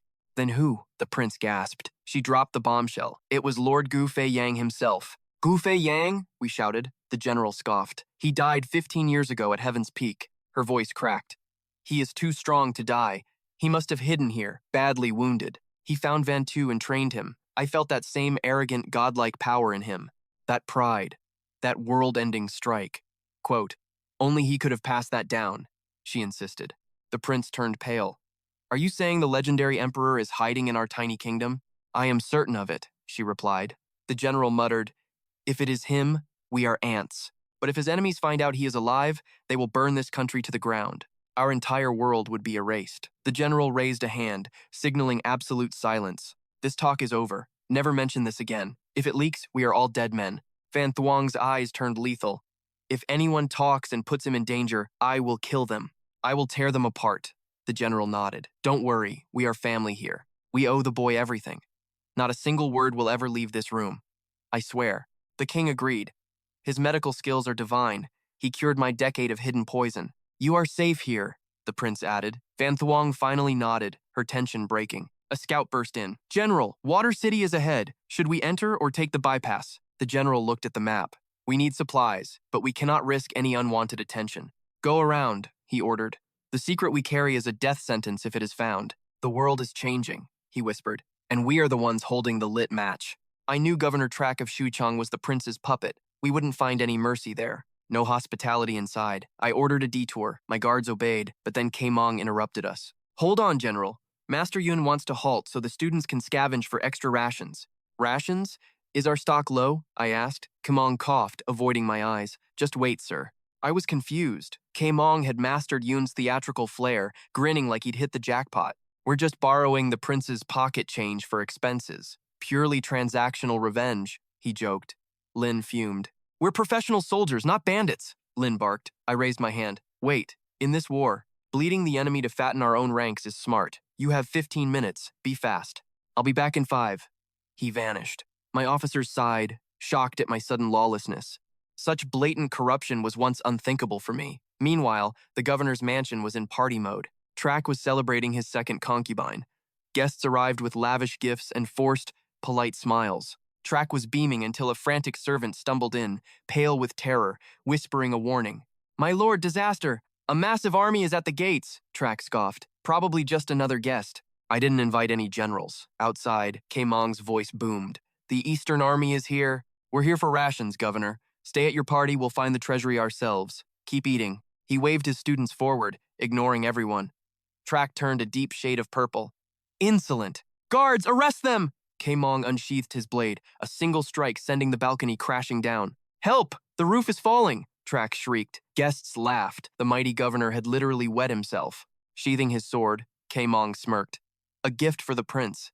He hurried back to me. Ready to move, he reported. I eyed him. Judging by that grin, what was the haul? Shuicheng isn't Yangpu, but it's a hub. I'm guessing you snagged maybe 1,000,000 gold coins? 1,000,000? Lin gasped. Mong shrugged. That's peanuts. Not even 10% of Yangpu. I gripped his shoulder. Wait, you cleaned out Yangpu too? No wonder you're so good at this. What's the actual tally for today? Mong scratched his head. Hard to be precise, but it's about 30 million gold. With artifacts, maybe 200 million total. It's a fortune. We all choked. 30 million? And that's not even a fraction of Yangpu? That's insane. The national defense budget is barely 1 billion. Where did they get this much gold? I have to report to Master Yun, he said. Chen Lin turned to me, nearly sobbing. I've never seen that many zeros. He goes on one campaign and becomes the wealthiest man. I've spent years in the dirt for a meager salary. When do I get to retire rich? Han Fang nodded, equally moved. He's right, General. I suddenly lunged toward the war map. This is pure insanity, I barked. If they're this loaded, I'm playing the villain too. Map, I pointed at the map. I'm counting the prince's cities. 1, 2, 3, 4, only 5? Not enough. If we detour for 48 hours, we can hit 3 more. No rush. We're in, they cheered. Soon we were systematically stripping every enemy-aligned city bare. Every stronghold under the crown prince was pillaged. Emergency dispatches flooded the prince's palace. The prince kicked a messenger across the room. Damn you, Chen Dai-sin. I'll kill you. Another one gone? Cao Fong whispered. The prince fumed. Those cities were my lifeblood. That money built my empire. Now the tap is dry. This is a total catastrophe. The Central Army is decimated. The Lion Legion is gone. My world collapsed in one night. How did it go wrong? He yelled. Cao Fong sighed. Li Yi was right. Yun is terrifying. Ever since that kid joined Princess Yue, your influence has been crumbling like a house of cards. Even Li Yi has vanished, the prince muttered. And that old fox Lam Hong is mobilizing. Does everyone think I'm a joke? Am I that easy for them to just cast aside? Stay calm, Highness, Cao Fong whispered. Remember our ultimate trump card. Even if everything fails. I did not care about the prince's faction. My ultimate trump card was finally ready for the killing blow. Just wait and see. I will watch every single one of you fall before this battle is over. 8 days later, we reached Anyang City. It was a small but vital choke point for the entire war. We arrived at the gates where the city lord, Yuan Zijun, was waiting to receive our weary troops. Welcome to the city, the lord said. He knew this was the first line of defense against the invasion. Once the army arrived, all local command was handed over. The burden of defense was no longer his alone. The streets were eerie and silent. Every civilian had already fled, leaving behind nothing but a ghost town. In the war room, Da Sheng noted we could only house 50 men in this specific strategic quarters. I stepped inside and apologized for the delay. My sister, Yun Shang, stood up with deep concern. You should be resting, she urged. I told her the logistics chief cannot skip such a vital meeting. Teacher Luo patted my back, telling me to prioritize my health over the stresses of this coming war. She looked at me strangely, thinking she must protect me since I was the disciple of that great lord. I broke into a cold sweat. There was no way she could have guessed my true secret identity. Even if I told her the truth myself, no one would ever believe the reality of who I am. Da Sheng waved me over to sit. The city lord watched us, looking completely baffled by our strange behavior. I quickly moved my chair away from Teacher Luo. The general just shook his head in total confusion. How can such a young boy be a high-ranking officer? Yuan Zijun wondered while beginning his briefing. The enemy has besieged the main city for 27 days without a single word escaping from the inside. 3 neighboring towns have already fallen. If the main city drops, the enemy will flood toward us next. These towns are Phoenix Hill, Flying Phoenix, and Yang Tam. I sent scouts to gauge their military strength. Each town holds 20,000 enemy troops. We are effectively cut off from any news from the front. We still do not know the exact size of the invading force, but estimates are extremely grim for us. I suspect we are facing at least 800,000 soldiers. Da Sheng sensed something was very wrong. Our movements were no secret, yet the enemy has made no move to intercept us. It is a trap. It is clear they do not fear our massive encirclement. They might even be colluding with Li Trong. If I were leading their forces, I would have struck the moment our main army marched out. I would have sieged the gates immediately, or seized the western high ground for a tactical edge. Retreating to the 100 Battles Kingdom is their backup. But this eerie silence is truly unsettling. Something is wrong. Ventu, what is your take on this? I sense a hidden trap. Aside from the 3 scenarios Han mentioned, why could they not simply be waiting for us? Just sitting there, waiting to swallow us whole when we arrive? That seems like total suicide. You do not understand. Our numbers are overwhelming. We would crush them in a massive pincer movement. Unless they have double our total strength, waiting for us like that would be pure madness. You are obsessed with the head count, but what about the quality? What if they are elites? 80,000 master warriors? Only a mind as wild as yours could imagine such a nightmare. Your 2,000 student soldiers were already an anomaly. Now you think high-level masters are involved? Look at Tio Qin Vung. One king-tier fighter can easily slaughter 10,000 ordinary foot soldiers. If they have one sage-tier warrior, they could dismantle a million-man army with a single hand. It is just a theory, of course. If that were true, Golden Silk City would be ashes. I believe there is only one real possibility. Their goal was never the city or the land. Their true objective is something else entirely. Vantu's words hit the mark with chilling logic. Finding their motive is our top priority.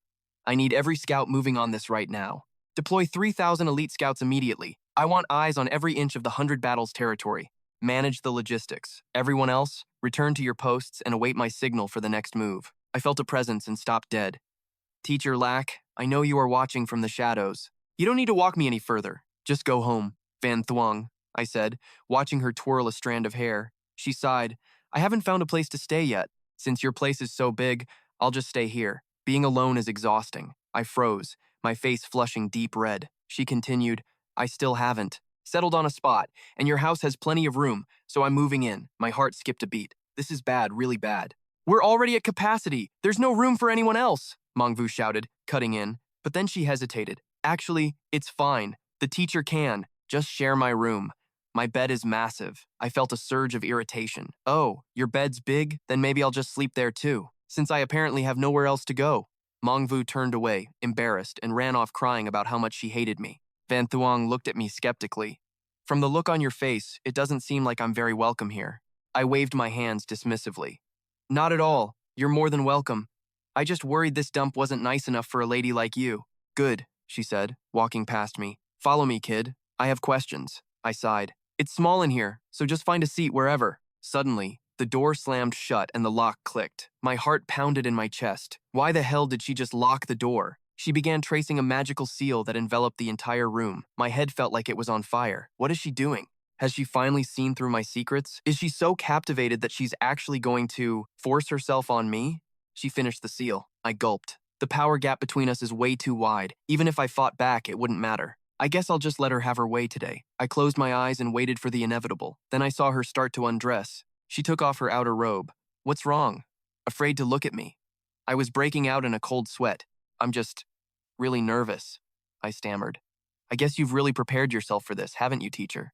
She took off her glasses. I've been thinking about this for a long time. I started taking off my own coat. All right, let's do this then. I'm shaking like a leaf here. Let's not waste any time. Van Thuong froze, staring at me as I stood there in my undershirt. What are you doing? I'm getting ready. I'm the man here. I should be taking some initiative. I'll help you with your clothes. Wait, something is glowing. Is this some kind of special game you want to play, teacher? She pulled out a massive axe and swung it right at my head. I blocked it, but the force crushed the bed into the dirt. I couldn't stop the blade as it edged closer to my nose. Then, boom, the entire house and the foundation beneath it split in two. Li Yunxiao, she screamed. If you weren't his student, I would have killed you today. She grabbed her coat and stormed off. I laid there in the wreckage, completely flattened. What is wrong with her? Why couldn't she just say what she meant? His student? She thinks I'm a disciple of Feiyang? No wonder I got thrashed. I'm my own master, for God's sake. I spent the next few days in deep meditation. Even though she nearly killed me, that brutal attack had a strange side effect. My body absorbed every bit of that intense energy she released. Instead of killing me, it actually started healing my old wounds. That 9 Yang energy is the ultimate treasure of the divine temple. I remember what that old guy said years ago. When a woman practicing that art shares her first time with a man, she passes all that pure energy directly into him. I wonder who's going to walk away with that prize in the end. Deep inside my soul realm, my spirit was working tirelessly. This physical form is stronger than I thought, even resisting that poison pill. I might have to start brewing the 9-core pill soon. But the 5 main ingredients are nearly impossible to find. I need the shadow branch, the wolf rock, the earth orchid, the thunder jade, and the blood fruit. Right now, I only have the shadow branch. I can't start without the rest. Suddenly, I felt a shift. The great divination art just vanished. What the hell is going on inside the soul monument? A mysterious energy descended from above. I turned around. What is that? The fire phoenix? A real divine phoenix? Here? That's impossible. That's a celestial being. Even in my past life, I never saw one. It has to be an illusion. A creature from the legends that can jump through space wouldn't be trapped in a weapon. But if it's just a vision, why is the energy so real? Before I could think, the city lord's doors burst open. Mong rushed in, looking pale. I stood up. What's the situation? It's a disaster, the officer said. 5 scout teams went missing, not a single word from any of them. The last 2 groups had emergency flares ready, but they vanished without a single signal. Nothing but silence. You're saying they were all slaughtered so fast they couldn't even fire a flare? I asked, my heart sinking. Han Fuang shook his head. It's worse than that. Each team had 300 men, split into many small squads. They were spread out to cover more ground, to take them all out at once without a sound. That's a nightmare. They couldn't have vanished into thin air, the general roared, his face twisted in pure frustration. I warned you, I replied coolly. They aren't just lucky, they're holding a massive trump card. He stared at me. Are you suggesting they've hidden elite squads in those 3 tiny villages? It's more than just elites, I countered. They've deployed a high-level tactical suppression field. I suspect the towns are trapped. That's why 1,000 men vanished without even firing a signal. The prince gasped. An array? The general looked defeated. How do we even counter that? A guard burst in, reporting a bizarre omen in the southern sky. The general's eyes went wide. I bolted outside, scanning the horizon. A fire phoenix was diving straight toward the mountain peaks. I turned to the official. Where exactly did that bird land? This was exactly like the prophecy. Feiyang town, he stammered. It sits right at the foot of the Phoenix mountain range. They say a god lives in those peaks, but I never thought I'd see proof myself. I hurried back inside. Listen, that sky show is a herald. Something legendary is about to wake. A treasure is surfacing, and it's tied to that phoenix. That's the real reason for this invasion. Our enemies aren't after territory. They're after the relic.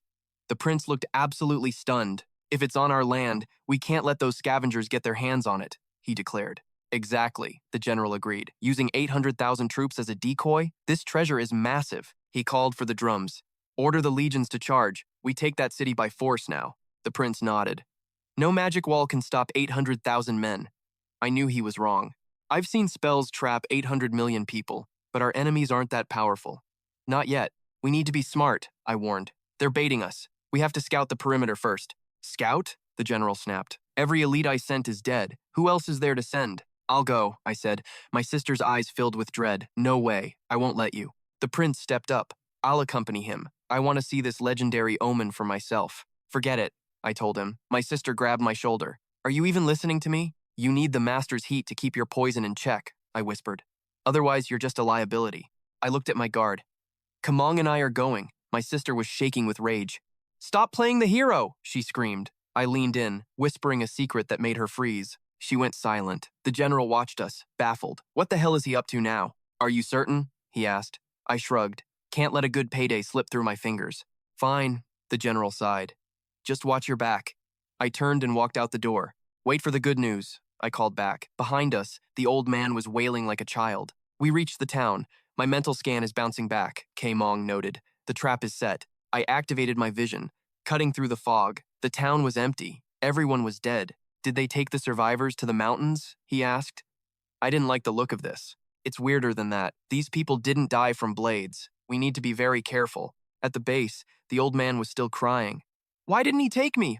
I'm more useful. He felt completely abandoned. Meanwhile, we arrived at the edge of the shimmering veil. The town is cloaked, Mong said. That's why the distress signals never reached the camp. Any normal soldier would walk right into this slaughterhouse without knowing it. I reached through the barrier. Careful, Mong warned. Relax, I said. It's just a cheap trick. We stepped inside and froze. Corpses of guards and families were strewn across the dirt. Those monsters, Mong hissed, eyes burning. They didn't even spare the innocent. Look closer, I said, kneeling by a body. It's not about who killed them, but how. These aren't sword wounds. They look like they were mauled by something wild. Just then, dozens of eerie green eyes flickered to life in the darkness around us. Van Tiu watched them. Monsters, he muttered. A sickly glow pulsed from the guards as creatures began crawling out of their mouths. Not one, but thousands. A carpet of vermin erupted from the corpses. Mong shrieked, Young master, what the hell are these? Every one of them has a warrior's power. Abyssal corpse worms, I replied. Weak alone, but their strength is in the swarm. They thrive in mass graves. It's no wonder this village is a ghost town. They've turned the whole place into a breeding ground. They're harvesting them. Look closely, those are fresh hatchlings. barely out of their cocoons. They're still vulnerable, but the potential is terrifying. Most are weak, but a few have matured. I sensed some at the peak of their power. Kamong's voice trembled with fear. He was terrified of their numbers, even if their rank was low. Relax, I told him. They're brainless drones, just ugly and easy to kill. I didn't wait. I unleashed a flash of absolute zero, instantly turning dozens of the skittering nightmares into frozen statues. They shattered where they stood. Kamong stared at me, stunned. He knew my cultivation was low, yet I'd wiped out 10 at once. That gave him the spark he needed. He roared, his fighting spirit igniting as he activated his spirit snake technique. His snake sword cut through 10 more. On my side, I kept the ice flowing, freezing the swarm before shattering their ranks. We fought back to back, carving a path through the tide. Suddenly, the ground shook. The alpha, I noted. This was getting interesting. The leader was massive, faster than the rest. It lunged. I countered with the flower dance, a giant bloom of energy. The energy petals swirled around the beast. Kamong saw his opening and unleashed a hail of sword strikes, his blades flying. It was like 100 cuts at once. The beast was torn to shreds in seconds. Not bad, I said, looking at the mess. Your sword intent is sharpening, I told him. Keep this up and you'll break through soon. Kamong dropped to one knee. Learning from you is the honor of a lifetime, he replied. With the swarm dead, the silence of Phoenix Mountain returned. High on the peaks, the Fire Crow Empire gathered. They stood before a massive phoenix array, their power radiating like a sun. The elite were all there. Vice Hall Master Lu He, the veteran Wu Tong, and the Five-Element King, Li Yunxiao. Beside them stood Sun Mei and the Formation Master Fu Yanming, who was currently weaving the complex seals of the array. Among the masters sat Tong Cheng, deep in meditation, alongside the 4-star martial lord Hua Bin Hong and Yi Xiao Son. Xiao Son stood ready. The Fire Phoenix's treasure was almost ready to hatch, and the tension in the air was palpable. The array hummed with ancient power as it stabilized. Suddenly, a sharp crack echoed. Hua Bin Hong froze, looking at his hand. The jade stone he held had shattered. Tatu turned to him, frowning. What happened, Hua? Why the long face? The 4 abyssal worms I left in town, Bin Hong growled. Someone just slaughtered them all. They're dead. Tatu smirked. So, we finally have company? Sun Mei giggled. Maybe your trashy pets just met their match, brother. Don't be so sure, she mocked. Losing rank 2 beast to some random intruder is pathetic. Tatu's face went cold. Don't get complacent. Who's gonna handle this? Sun Mei shrugged. Probably just some rats. We'll go take care of it. Bin Hong didn't wait. He vanished, his fury trailing behind him. My worms! God damn it! Xiao San watched him go, worried. I heard Tukan Vuong is in the area, Xiao San warned. If he's the one in town, Bin Hong is outmatched. Tatu dismissed it. Kan Vuong was crippled 5 years ago. Even if he's healed, he's a shadow of his former self. Besides, Bin Hong has the Thunder Beast. Even against a martial king, he won't go down without a brutal fight. We stay here and watch. If things get loud, then we send the cavalry. Xiao Sun nodded. Understood, uncle. Bin Hong arrived in a blur of motion, looming over us. I expected a threat, he sneered. Not a martial lord and a brat. You're just 2-star trash and a novice, he spat. I raised a hand. Save the introduction. We really don't care who you are. Big talk for a dead man, he growled. I ignored him, my eyes fixed on the massive thunder beast standing behind him.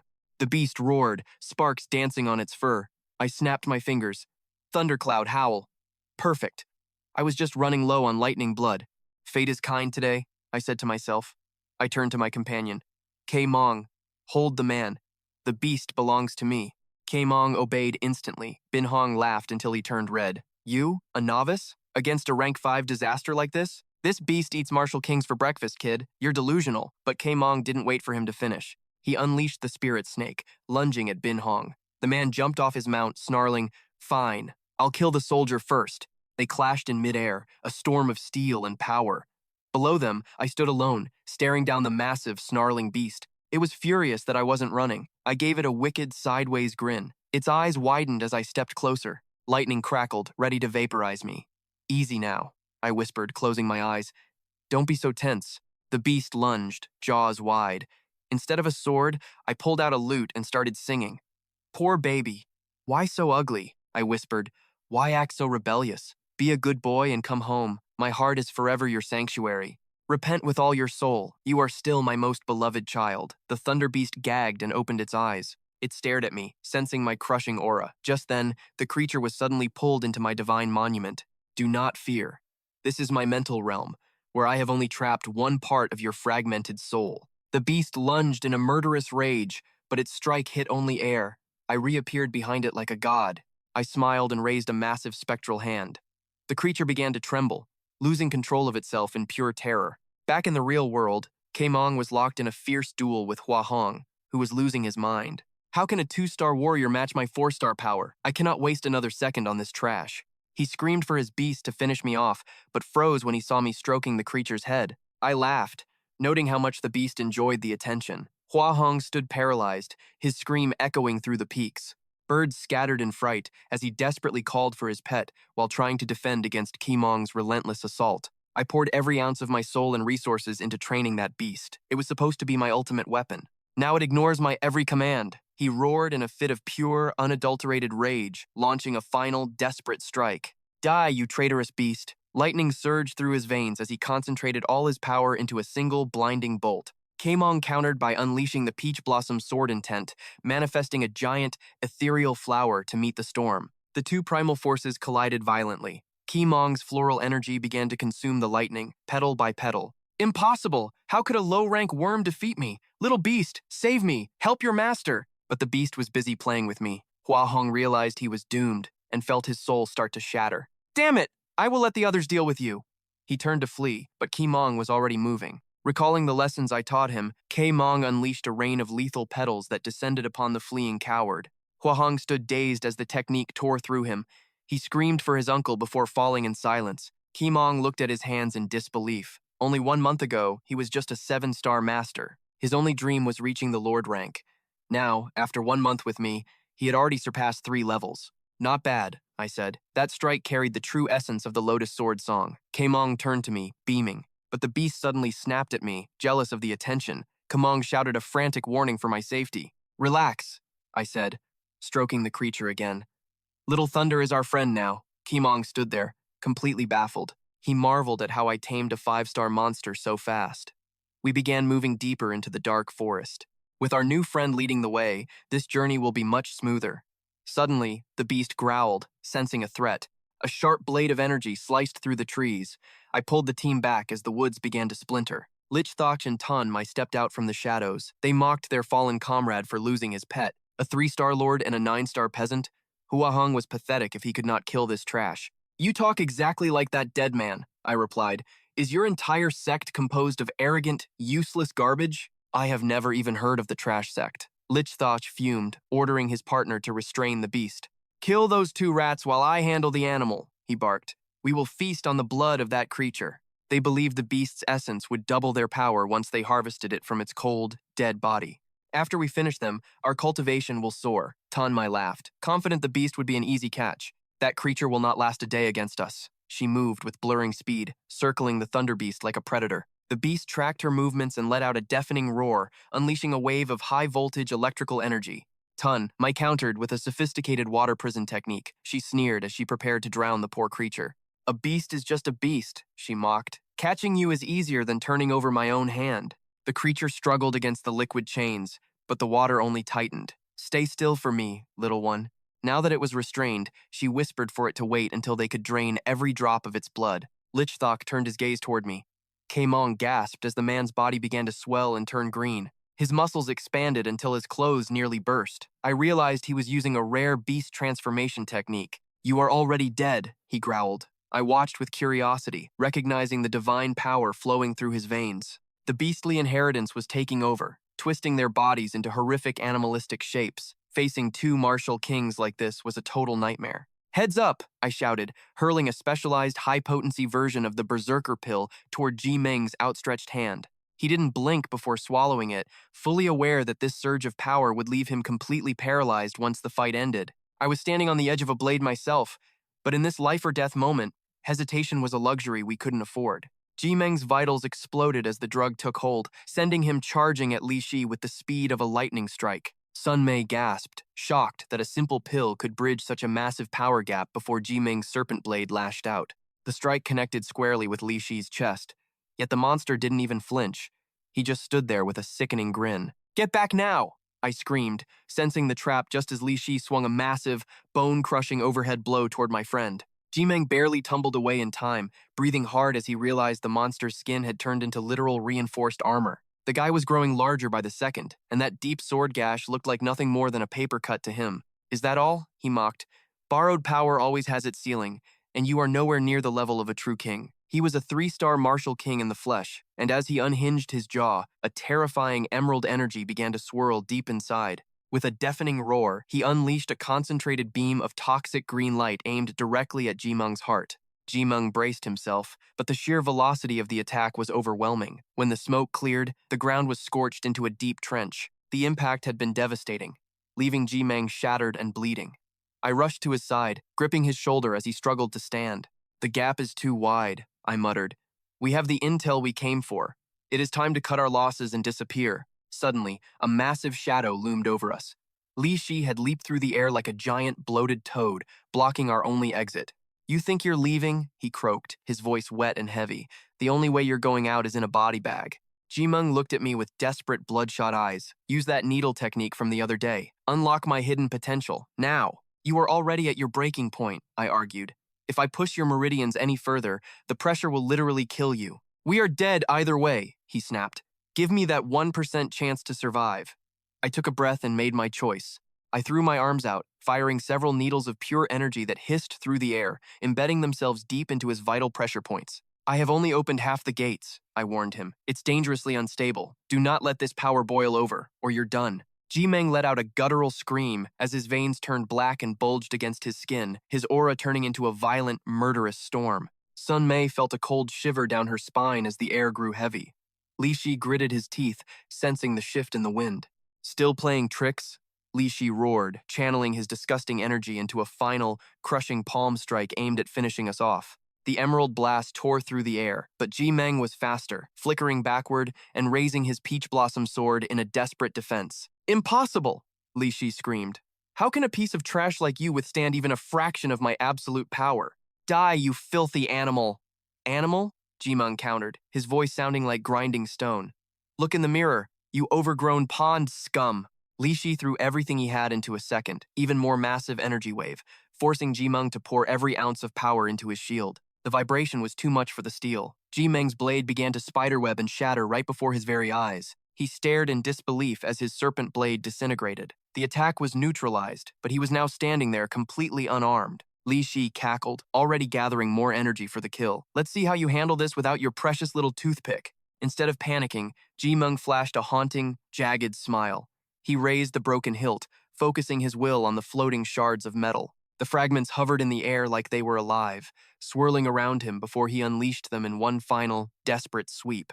10,000 blossoms bloom, he roared. Li Shi was forced to tuck into his defensive shell as the steel petals shredded his skin. I didn't waste a second, pulling a glowing weapon from my storage and tossing it. Jimeng, take the frost sword. Sun Mei's eyes went wide with realization. That is the lunar frost blade! Why on earth is my senior's weapon in your hands? He gave it to me as a souvenir. I lied with a smirk. Why? Do you have a problem with his taste in friends? She was trembling with rage. You insignificant worm! You think you have the right to even speak to someone of my standing? If you're so important, then stop barking like a dog and do something, I taunted. Or are you just another coward? She looked like she was about to explode. I will tear you limb from limb for that. Do you have any idea who I am? I know exactly who you are, I said, stepping closer. You're a fake who's trapped in that formation, too scared to move an inch. If you shift your weight, that lightning gale will rip you apart before I do. By the way, your fake eyelashes are falling off. If you actually have the spine to kill me, then come over here and try. I'm right here, waiting for you. Dignity, coward. Don't beg. Fuming, I grabbed the steel. Ice blinded him. He panicked. Burning life for one strike. 5 slashes, pure carnage. He begged. No one came. She blocked my killing blow. Steel clashed. We fell back. Retreat. His power is failing. The beast broke its chains. It struck fast like lightning. Do you love me, brother? Yes. Then D for me. She shoved him into death. Lightning silenced his final screams. She returned to finish him. Why? Because you're a monster. You're a toad. I'm disgusted. You were light. Now, rot. She crushed his dying face. You were my only hero. Dark magic ruined your soul. Just a toad in mud. My shame. My living curse. I've hated your skin always. My love died with you. Finally, dead. She laughed hysterically. She fled. I collapsed, exhausted. Stop! I finally hit bottom. Take the beast. Escape now. I'll follow the phoenix alone. The sacred fire. Ultimate power. Kings would die for this. 3 hours left, he muttered. 1 month wasted, no lies. Ancient seals take time, Master. 10,000 years end today. Master, they've killed our kin. Who? He roared in fury. That beast. Even I tremble. 2 masters dead? By kids? Are you joking? He hissed. The beast serves them now. He fought, but they're monsters. Forbidden arts stole our power. Did he actually kill the senior disciple? They are saying he tamed that thundercloud beast and boosted the commander's rank overnight. How does a low-level fighter crush a martial king? There is no way unless he is some secret alchemist from the Union. Massive soul power makes taming easy, but how much mental strength could a kid like that actually possess? Stealing a beast with a master is impossible. Plus, a pill that skips levels like that, it is literally unheard of. Stay sharp, everyone. We are in the home stretch. One slip up and I will personally see to it that you do not survive. That commander is bleeding out. It is just the kid and his pet now. They would not be stupid enough to show up here. Do not be so sure. Look up. He has already arrived. I stood in the brush, watching their every move. My heart hammered as I realized the scale of the threat. A martial master and a tier 4 alchemist? Where the hell did a small kingdom like this find such heavy hitters? The leader barked for me to show myself. I stepped into the clearing with a wide, cocky grin on my face. So, if I come out, do I actually get to walk away? I asked, staring down their massive fire trap. I cannot believe he actually came, and he is alone. The old man looked like he was about to explode with rage. You crossed the line, kid. You are dead. I just laughed, playing the part of the fool for their benefit. Hey, you are the one who said come out if I did not want to die. Are we moving the goalposts already? Keep talking, brat. It will not change the fact that you are a walking corpse. Suddenly, the alchemist held up a hand. Hold on. Let me have a word with him first. The leader growled about how we did not have time for games. What is the matter? Are you actually terrified of a little warrior boy? I will take full responsibility for whatever happens. Responsibility? I am in charge here. My word is law, and I say he dies right now. Fine then. Oh, great leader. Why do you not go ahead and break that ancient seal yourself? Fine, do whatever you want, but if this blows up in our faces, I am skinning you alive. Get over here, kid. Hey, brat! Front and center. I walked over, acting like I did not have a clue what was going on. Drop the act. I saw your face. You know exactly what kind of formation this is, do you not? A formation? Is that what you call these weird glowing scribbles? They look like tadpoles to me. I must be paranoid. There is no way a low-level Tier 2 kid recognizes an ancient relic like this. Still, being a Tier 2 alchemist at his age is impressive. Tell me, boy, who taught you? A Tier 2 alchemist? The leader's eyes narrowed as he reevaluated my worth and my threat level. A 9-star fighter and a ranked alchemist? This kid is a once-in-a-century prodigy. A monster like this cannot be allowed to grow. I need to find the right moment to end him permanently. My teacher is Master Hua Han, the head of the association back in the capital. The old man just chuckled. Hua Han? Typical.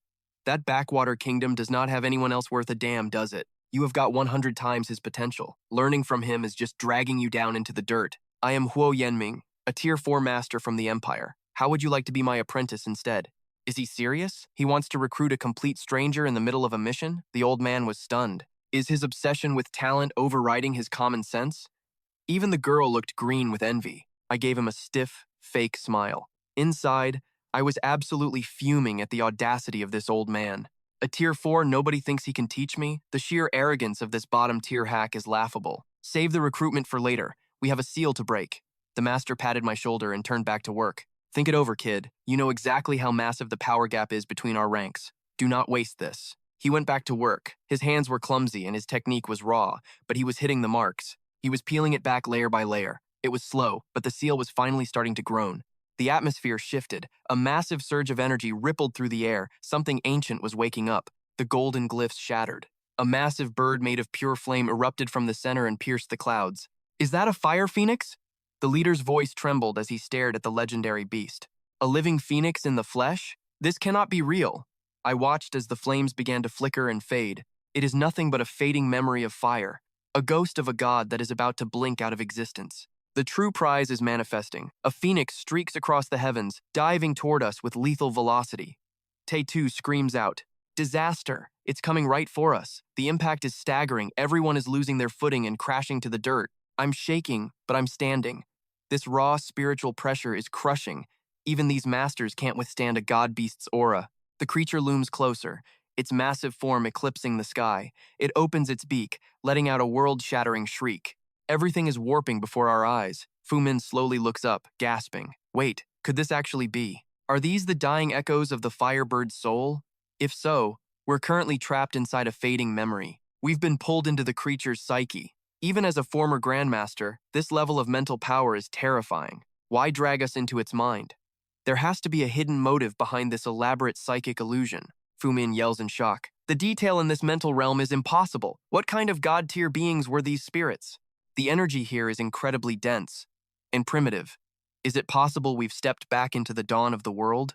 Taetu panics. What? You think we've actually traveled back through time to the ancient era? Fu Min shakes his head. It's just a vivid memory, an ancient landscape preserved in the beast's brain, not actual time travel. How do we escape then? T2 asks. Fu Min just grins. Leaving? Why would we ever want to leave now? If I'm right, the treasure is hidden right here in this dreamscape. You think I'm walking away empty-handed? What are you staring at, kid? Ditch-san snaps. I just point up. It really is a primordial spirit. A cerulean phoenix is circling right above our heads. Ditch-san freezes. God, the legends are actually real. Fu Min realizes it. The treasure isn't an object, it's the phoenix's heart fire. I knew this was the ultimate power source. That flame possesses unimaginable strength. It's the origin fire of a true divine beast from the old world. According to legend, these spirits were 10-tier deities. That flame is their literal essence, forged from the core of creation. Forget its raw power, the divine secrets hidden within that fire are enough to drive any sane man to madness. Look! Fu Min screams, pointing at the sky. Those shadows are falling! T2 barks back. We need that fire first. Secure the flame now, worry about the exit later. But first, let's talk about how we're splitting the loot. Everyone looks at Taetu. He's the strongest veteran here, but in a place like this, seniority means nothing. He might be our uncle, but for a god-tier relic, I wouldn't trust him as far as I could throw him. Taetu strokes his beard, laughing. You're worried I'll keep it all? I'm your elder, not a common thief. Nature's gifts belong to everyone who finds them. Don't worry. I'll make sure you all get your fair share. Fools. Fu Min thinks to himself. In this mental realm, raw soul power is the only currency that matters. How do we even divide a flame? Tong Tian asks. What's the plan, uncle?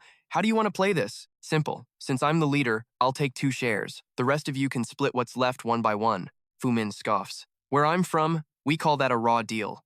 I'm the one who bled to break the seal. You sat back while I did the heavy lifting. And now you want a double cut? That's not happening. Watch your mouth! Taetu snaps. Without my protection, the local authorities would have finished you off long ago. I'm the one who found the coordinates in the archives. I've earned my double share and then some. I'm not arguing your cut, uncle, but I'm taking 2 shares for myself as well. The others look stunned. You take 2. He takes 2. What's left for me and Ditch-san? Scraps? Tong Tian is turning red. I respect the elder, but you? You haven't earned a double cut. Tonmai steps forward, the tension peaking. The group is fracturing. Greed is setting in. You want to try me? Fu Min asks, his voice ice cold. Unless you can take us both down right now, you're taking your single share like everyone else. Are you serious? You're just a junior. You think you can handle 2 masters at once? You're delusional. Enough talk. Fu Min challenges them with a wave. If you want to fight, I'll give you one. He fires a blast of pure energy. The 2 masters dive to the sides, barely avoiding the lethal strike. That was a master-level attack. But how? Taetu thinks. I didn't feel any internal energy buildup at all. Massive vines suddenly erupt from the ground around Fu Min. He laughs. Did you forget where we are? This isn't the real world. It's a psychic construct, and everything here is shaped by the power of my will. The horizon is melting. The very fabric of this reality is shifting under Fu Min's command. Fu Min figures that whoever has the strongest will gets to rewrite the rules of this mental dimension. He thinks he can play God here, but little does he know, I am the one truly in control. Fu Min's ego is physically warping everything. Suddenly, the landscape begins to shift violently right before our eyes.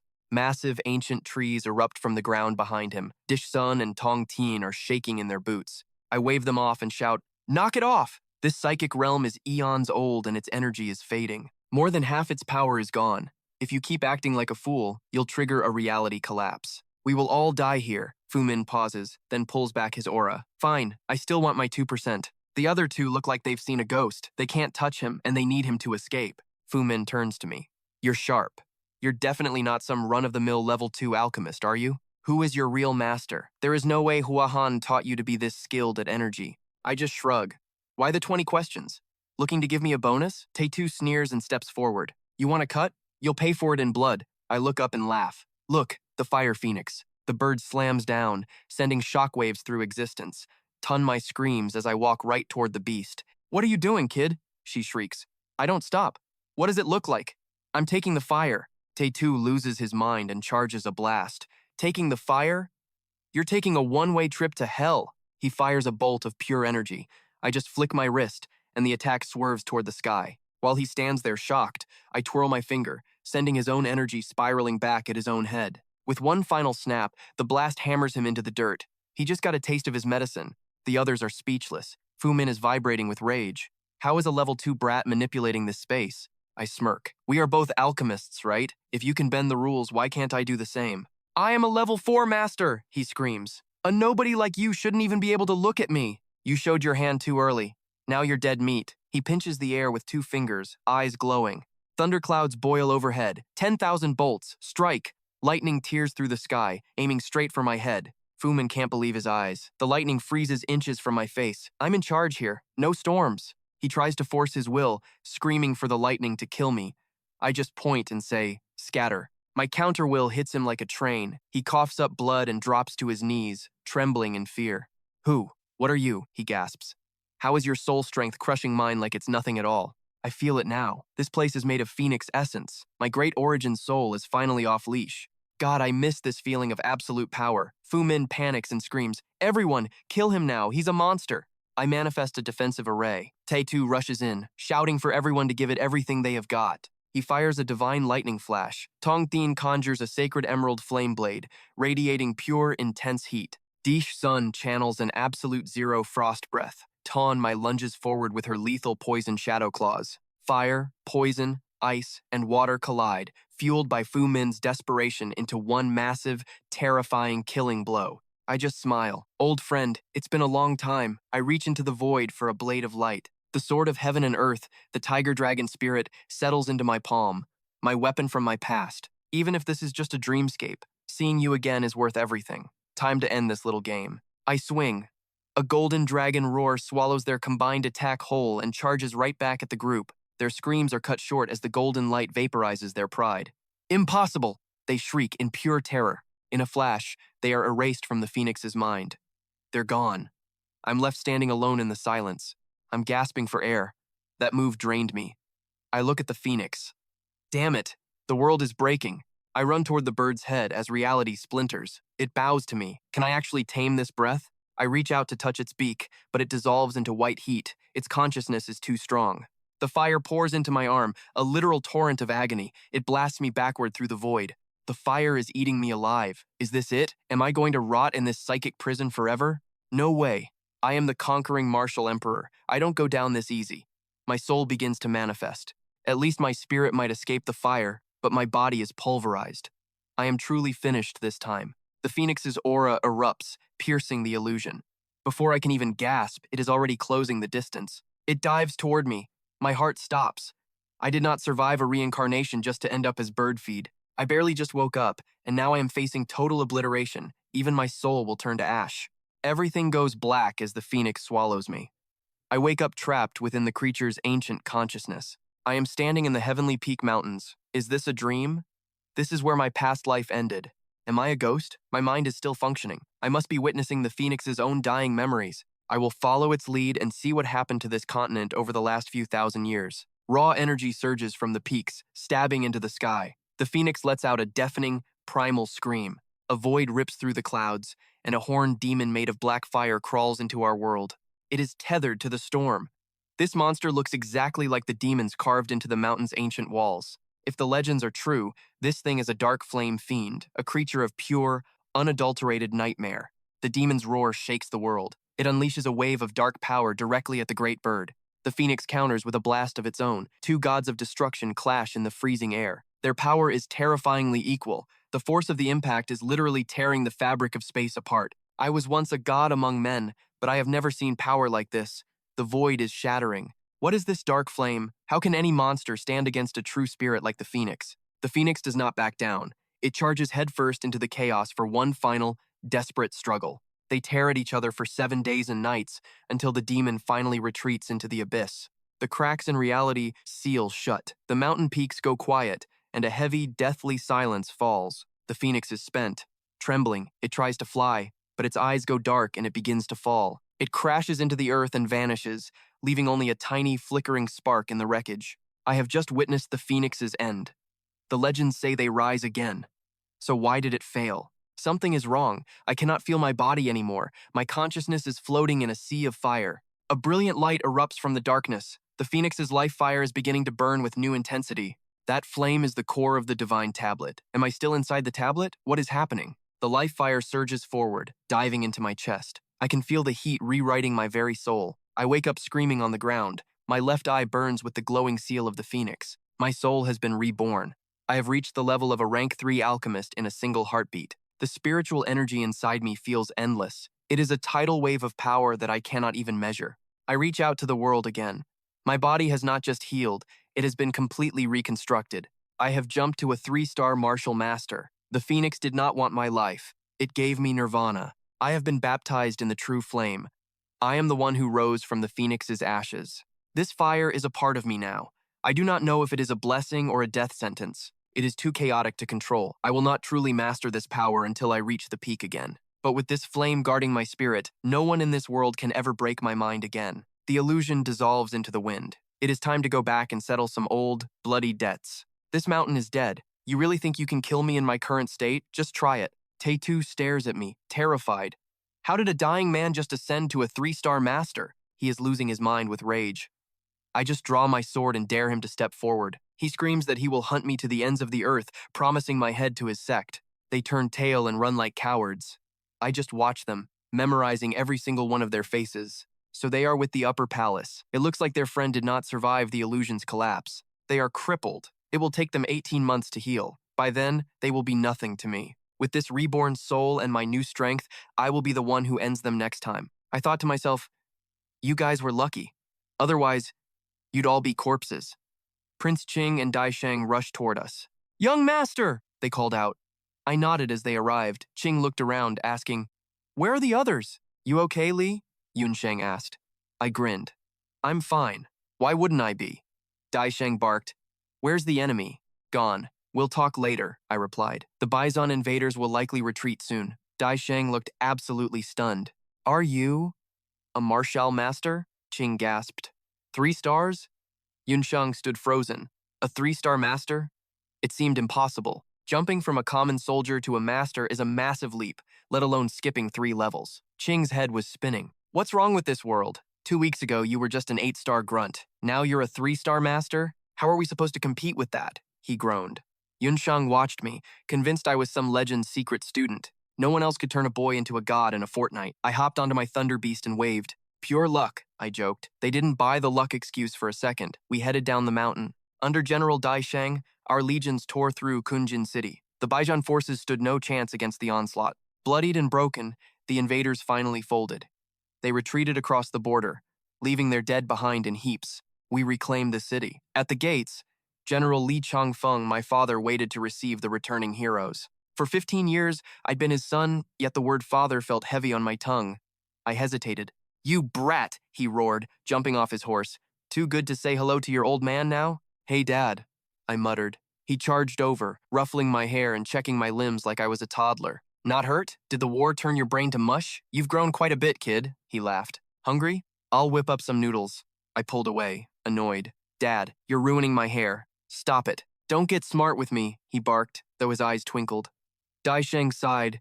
You've got a hell of a son, Li. My father scoffed. This kid? He probably just got in your way the whole trip. I should kick his ass. Han Feng snapped. Stop the act, Li. How much longer are you going to play dumb with us? What act? Dad asked, genuinely lost. Han Feng fumed. Hiding a genius like this. We thought we were brothers. Chen Lin chimed in. Every time my useless kid screws up, I look at yours to feel better. But this? You've been playing us for years, Chen Lin yelled. My blood pressure is through the roof because of you. Seriously, what are you talking about? Dad shouted back. Chen Lin pointed a shaking finger at me. Don't tell me you didn't know your son is a tier 2 alchemist. Dad froze. Han Feng wasn't finished yet. And a 3-star martial master? Give it a rest, Li. No one is that oblivious to their own kid. Dad turned to me, his face pale. 3 stars? A master? He looked at me like I was a stranger. My worthless son? The one who couldn't even cultivate? He grabbed my shoulders, his voice dropping to a whisper. Is it true? Are you really a master? An alchemist? I gave him a small, nonchalant shrug. Something like that, I said. Tears flooded his eyes. He choked out a laugh and wiped his face. "You little jerk," he sobbed, playfully shoving me. "You had me worried sick. We rested in Kunjin for 3 days." Claiming his old bones needed rest, Dad dumped his paperwork on the deputies and cleared out of the city. He spent the entire journey home staring at me, stroking my head like I was some lucky charm. While he doted, I focused on Ki Meng's injuries. The medicine I'd used was only a temporary fix. He was alive, but barely. It would be a headache, but I knew I could bring him back eventually. A month later, we hit the capital. News of the great victory sent shockwaves through the royal court. Everyone knew the war was over, but the real fight, the struggle for the throne, was just beginning. In his mansion, Prince Yang cursed. Those Bison losers were useless, but the trap is already set. Prince Yue watched from his balcony. Li Yunxiao. "I'll be waiting. You think you're so high and mighty. I'll watch you fall," he hissed. "I'll watch you crumble into nothing." The Game of Thrones was entering its final stage. At the city gates, the triumphant army marched toward the grand platform. The atmosphere was electric but tense. Usually the king himself leads the welcome, but today, the throne was empty. The king was missing. Instead, it was Prince Yue standing atop the platform, looking down at us with a cold, predatory smile. The ministers whispered in fear. If the king wasn't here, it meant the crown was already changing hands.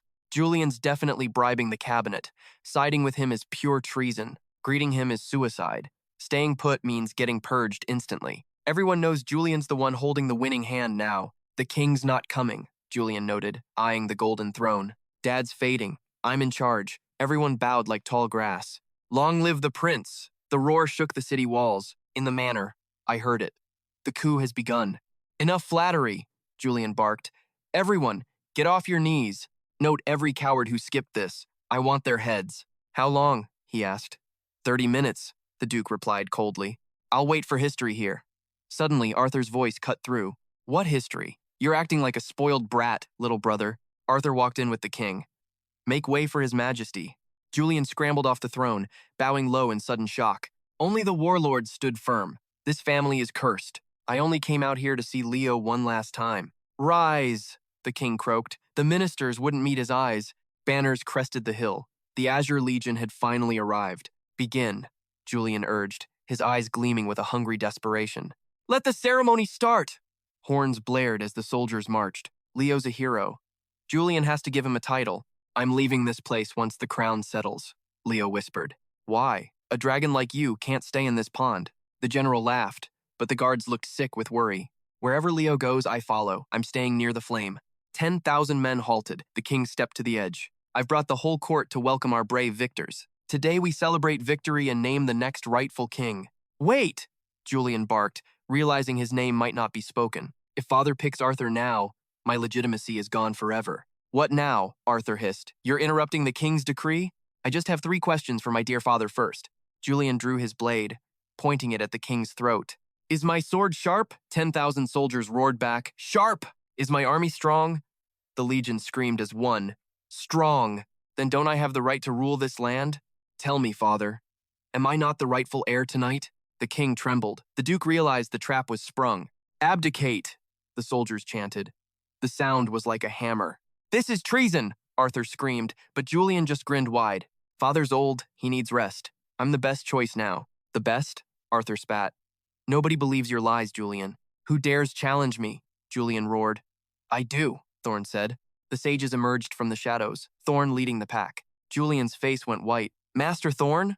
You're actually back?" "Your Majesty, I've arrived." The Emperor exhaled, relieved. "Thonfam, thank God you're here. And these gentlemen? Let me introduce them, sire. This is Grandmaster Yuan Hao, a high-ranking refiner from the Fire Crow Empire's Guild. He's achieved the prestigious rank of 4. Beside him stands Master Wang Shen, not only a Tier 3 expert, but also the personal protege of the legendary Master Yang Di. This is Zhong Zheng, another 3rd-rank master. And guarding them is Yuan Hao's enforcer, a powerful combat sovereign named Su Qiang. The room went cold. A Tier 4 master and a combat sovereign? Such power was enough to make anyone's heart skip a beat. Add a disciple of Yang Di to the mix, and it's overwhelming. Su Qiang glanced back at Thuan Duong with a mocking, arrogant smirk. Thuan Duong's face twisted in fury. Their eyes locked in a silent, violent clash. Thuan Duong shivered, blood trickling from his lip. Yuan Hao let out a booming laugh. "Zhang, your introduction is way too flashy. I'm just an envoy from the Fire Crow Guild. I was sent to showcase our prestige. However, based on yesterday's testing, I have some truly incredible news to share with everyone. My friends Zhang and Hua both crushed the Tier 4 exams. They are now officially recognized high-level masters within our Imperial Guild. The officials gasped. 2 Tier 4 masters? Right here in Tianshui? It was an impossible dream coming true before their very eyes. The Emperor stammered, turning to Thon Pham in total disbelief. 2 Tier 4 masters? It was just a stroke of luck, sire. Tao Duong's heart sank. His coup was over. He'd planned to seize the throne today, but the power balance had shifted completely. The Emperor's voice trembled with raw emotion. Thon Pham, after all these years, you finally broke through. This is truly wonderful news. Thon Pham supported the aging ruler. Sire, remember when I was 20? My only dream was to master the secrets of refining. 10 years ago, I thought I'd hit a dead end. My strength was failing, and I feared I'd be stuck at Tier 3 forever. I accepted that my journey was over. But fate had one more surprise. Heaven granted me a breakthrough I never saw coming. The Emperor sighed. This calls for a massive celebration. You've earned another 50 years of life. I only wish I had longer. I won't see your ultimate peak, old friend. Yuan Hao stroked his beard. Congratulations, Emperor. But here is the real deal. If either Zhang or Hua stays to serve Tianshui, your nation will immediately rise to great kingdom status. No more petty wars. The Emperor's hands shook as he gripped Thon Pham's arm. But Thon Pham just smiled. Don't worry, sire. I'm staying right here. Besides, I could never leave when a titan like Master Yunxiao is here in Tianshui. Why would I ever go anywhere else? The Emperor blinked. Master Yunxiao? Who? Zhang Pham stepped forward, his voice echoing through the massive, silent grand hall. Exactly. Hua Han and I only achieved our breakthroughs because of the profound wisdom and guidance shared by Master Yunxiao. The courtiers began whispering frantically. Yunxiao? Who is he? We have a hidden legend among us. Hua Han nodded firmly. Yuan Hao's interest was piqued. A hidden sage in Tianshui? Incredible. Zhang, take me to him. I must pay my respects. Wang Shen chimed in. Anyone who can elevate 2 masters with a single lecture is someone I need to see. Lead the way. Zhang Pham and Hua Han shared a look. Zhang called out over the crowd, Is Master Yunxiao present? I must thank him. Hua Han joined him, shouting, Master Yunxiao, please accept our deepest gratitude for your divine help. The entire army went silent. Only the wind whistled through the square. Li Feng scratched his head. Wait, Yunxiao? Isn't that my son's name? That's weird. Then, a teenager stepped out from the shadows. I just gave you guys a little nudge, that's all. Li Feng's jaw hit the floor. As Yunxiao walked toward the stage with his friends, the crowd watched in stunned disbelief. He looked like an ordinary kid. Yunxiao shrugged. Your success came from your own hard work. I can't take the credit. The crowd froze. What the hell? Is that really Li Yunxiao? The officials muttered. That brat? Is he actually the Grandmaster? It felt like a massive prank. Li Feng wondered if his son had finally snapped. Suddenly, Tuan Duong charged down, blocking the boy's path with a roar. You brat, stop this nonsense right now, he screamed. This isn't a playground for your jokes. You'll ruin our entire family. He was terrified. If the kid insulted these masters, even a sovereign couldn't save them. He pointed a shaking, angry finger. Get out of here before you get us killed, he hissed. Yunxiao just looked at him and rolled his eyes, annoyed. Thuan Duong turned to the masters, bowing low. Please, forgive my grandson. He's clearly brain damaged. He doesn't know what he's saying. But before he could finish, the 2 Tier 4 masters rushed forward, pushing past him. Master Yunxiao, wait, please stay. They bowed deeply. Thank you for your enlightenment, Yunxiao sighed. Like I said, you did the work. Just keep moving forward. Tier 4 is just the beginning. Don't get cocky. Thuan Duong stood there, frozen. The whole arena was paralyzed in absolute shock. Yuan Hao let out a mocking snort. Quite the ego on this kid. Zhang, you're telling me this brat is your mentor? Zhang Zhengzheng's eyes narrowed as he recognized the face. Wait, Yuan Hao, this is him. He's nothing but a dirty liar. The tension snapped. He stepped forward, pointing aggressively. It's you! You're the little con artist who's been playing everyone for fools. Pointing at Zhang Zong, Zhang Fan growled, Yuan Hao, I truly appreciate you coming all this way to help me test for Tier 4. But if you insult Master Yunxiao, expect no mercy. Xu Han stepped in. I gave him that badge myself. It is absolutely real. Do not doubt it. Our local guild is only authorized for Tier 2 honors. Otherwise, he would hold Tier 4 or 5. Yuan Hao and Zheng Zong were stunned. Are you saying 2 Tier 4 masters were played by a kid? Yuan Hao snapped. This is a total joke. A complete farce. It is beyond ridiculous to believe this.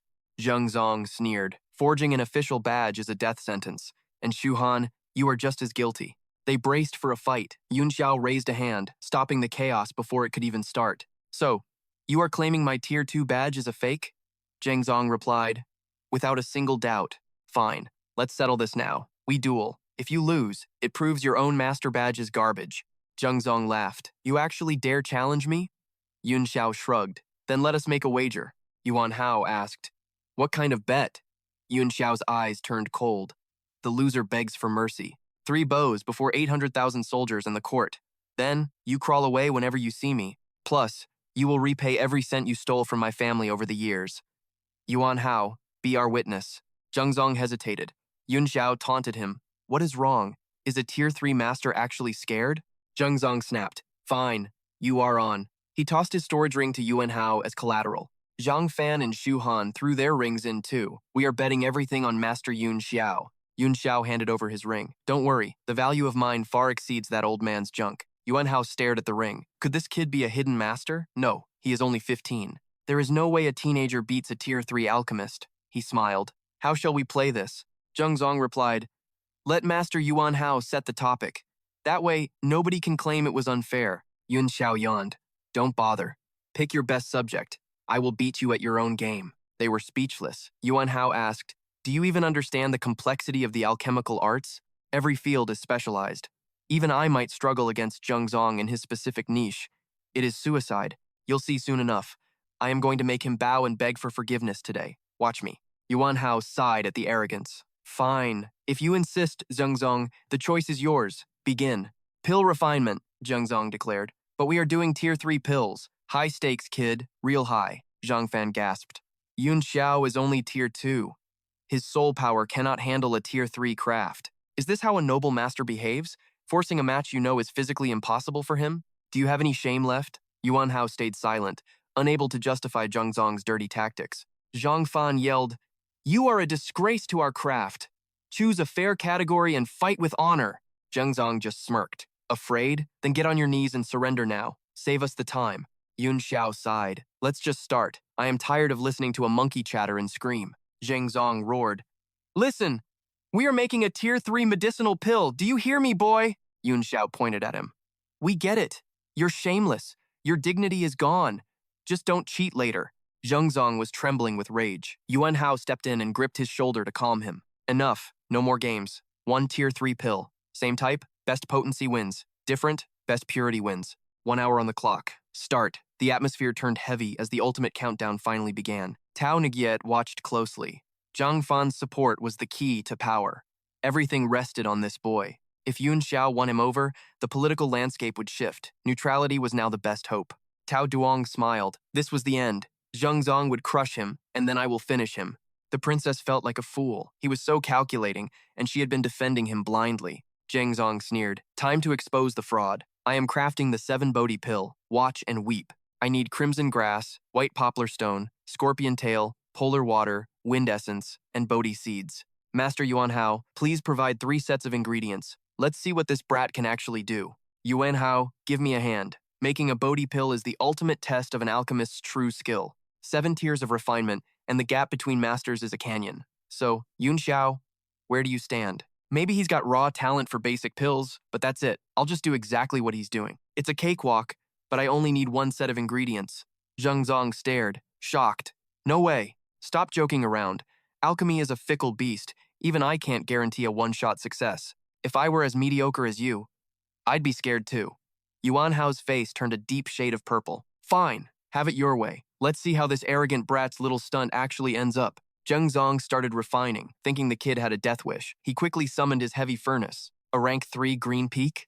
You've certainly been busy hoarding some high-end gear, haven't you, Zheng Zong? This beauty cost me a fortune. Honestly, losing to my legendary furnace is a privilege for you, kid. You're a total nutjob. Yunxiao's words cut deep. Zheng Zong slapped his cheeks to stay focused. Don't let him tilt you. He's just trying to mess with your head to ruin the brew. I'm perfectly calm. Your cheap tricks won't work. Yunxiao just laughed at the crazy old man's antics. He's actually smiling. Total psycho. Zheng Zong tossed in the 50-year-old crimson herb to begin. He hit 75% purity on the moonlight stone. His hands were a complete blur of motion. He channeled soul force into the furnace, igniting it. Yuan Hao recognized the green wolf flame immediately.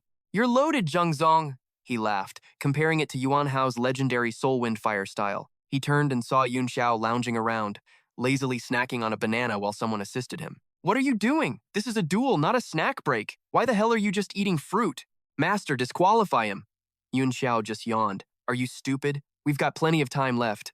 I'm just fueling up. Problem? Yuan Hao told Zheng Zong to just focus on his own pot.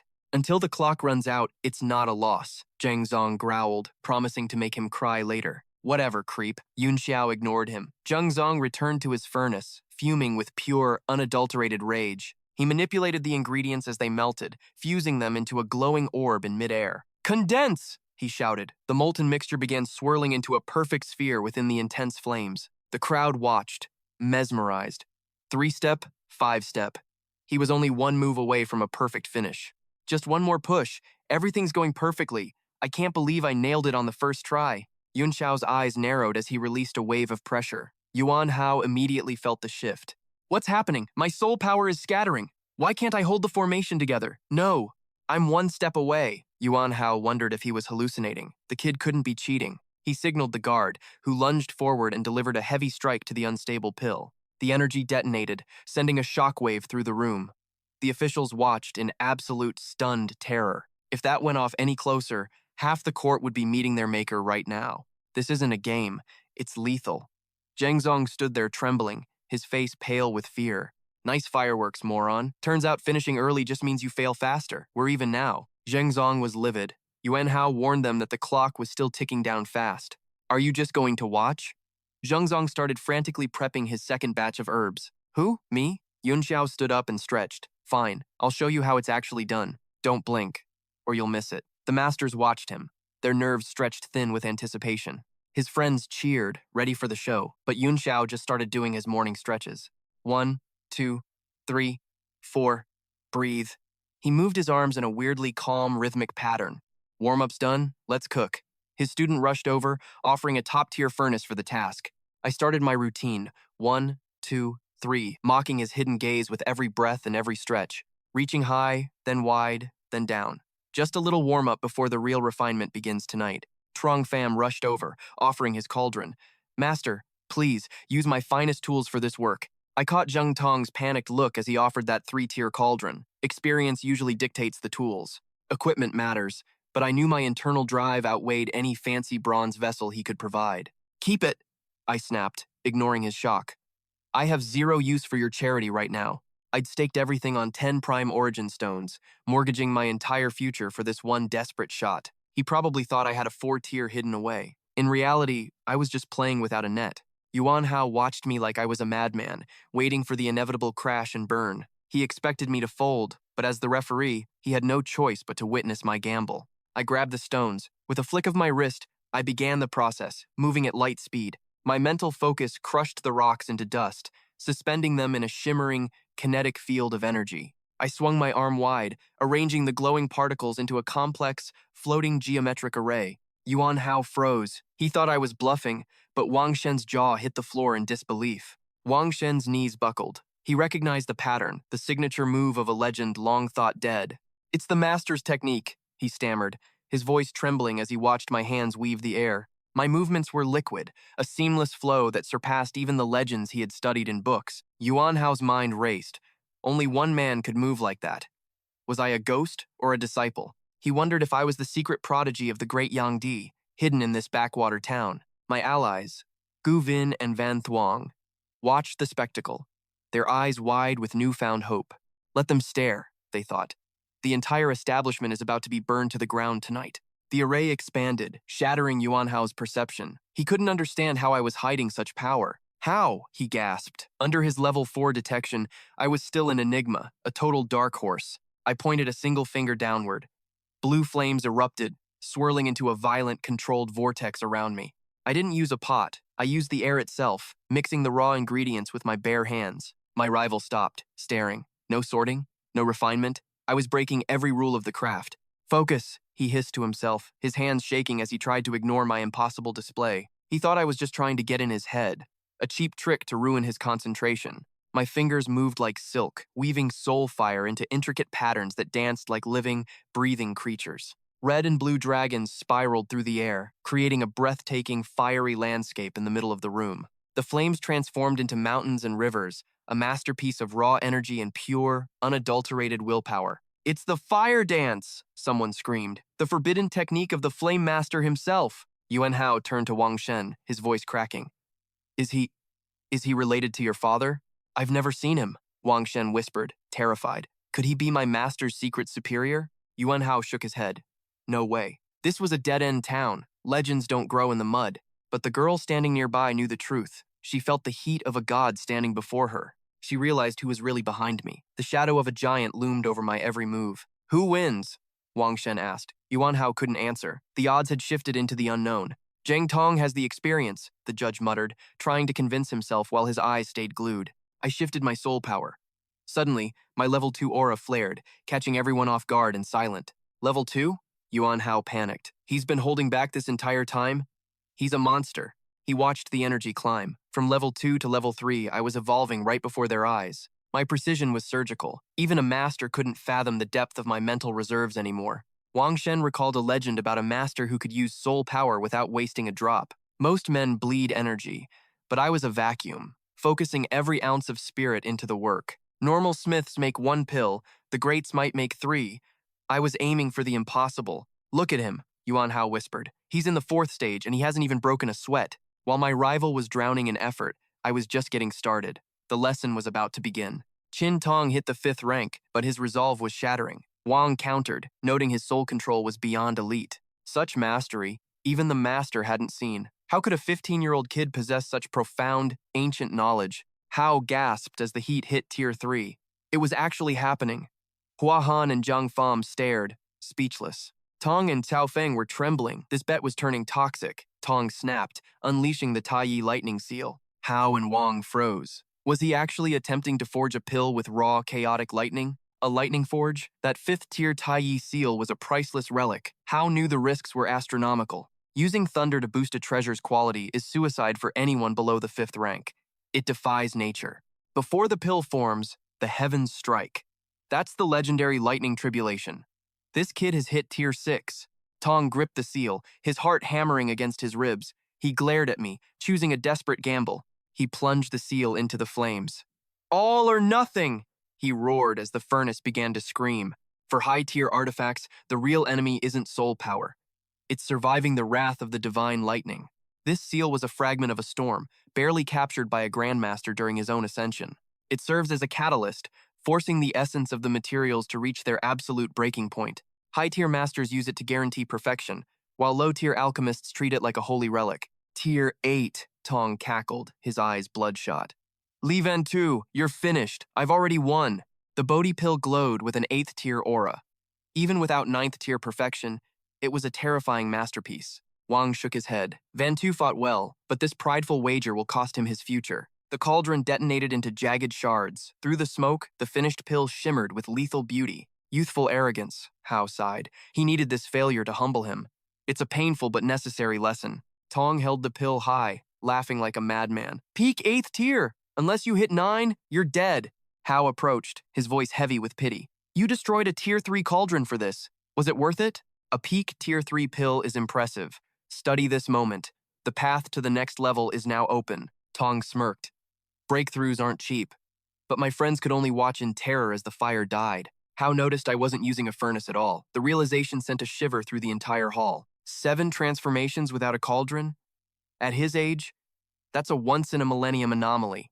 But it's too late. Tong watched me, his bravado masking a sudden fear. If I survived today, I would eventually crush him. What happens in 10 years, he wondered. He had to extinguish my spark before I became a sun. "Can he hit the 8th rotation?" Wang whispered. Hao pointed at the flickering, dying embers beneath me. My fire was suffocating. I was struggling to balance the heat, while my internal energy was bottoming out. Without a proper cauldron, I had no hope. I should have taken the purple furnace when offered. My arrogance was my cage. I closed my eyes, focusing every drop of my soul into the pill. I began channeling my own life essence into the core. Hao's jaw dropped. He's insane. I was using my own vital chi to fuel the fire, a suicide mission to force a breakthrough. The embers were cold, yet the pill burned white hot. How is he maintaining the structural integrity? Without elemental stability, an 8th rotation collapse would level the room. I was gambling with everyone's lives. Tong realized I wasn't playing for the win anymore.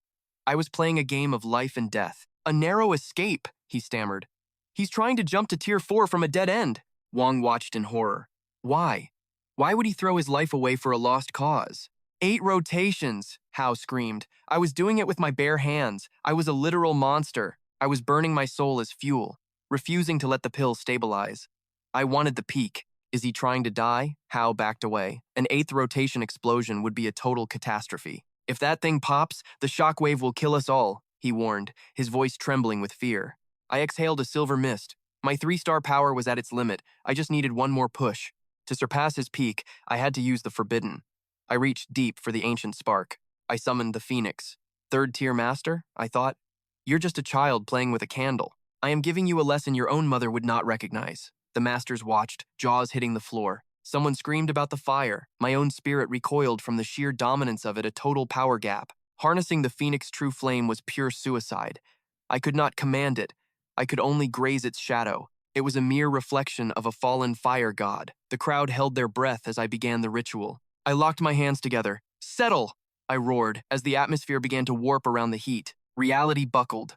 Violent gales tore through the room as the old man gaped at the celestial anomaly. This level 3 catalyst should not be tearing the fabric of reality like this. Lightning hammered the core, fusing thunder and flame into one impossible orb. The blast cleared, revealing a perfect gem amidst the dissipating smoke. The storm vanished. I exhaled, feeling the warm weight of victory in my palm.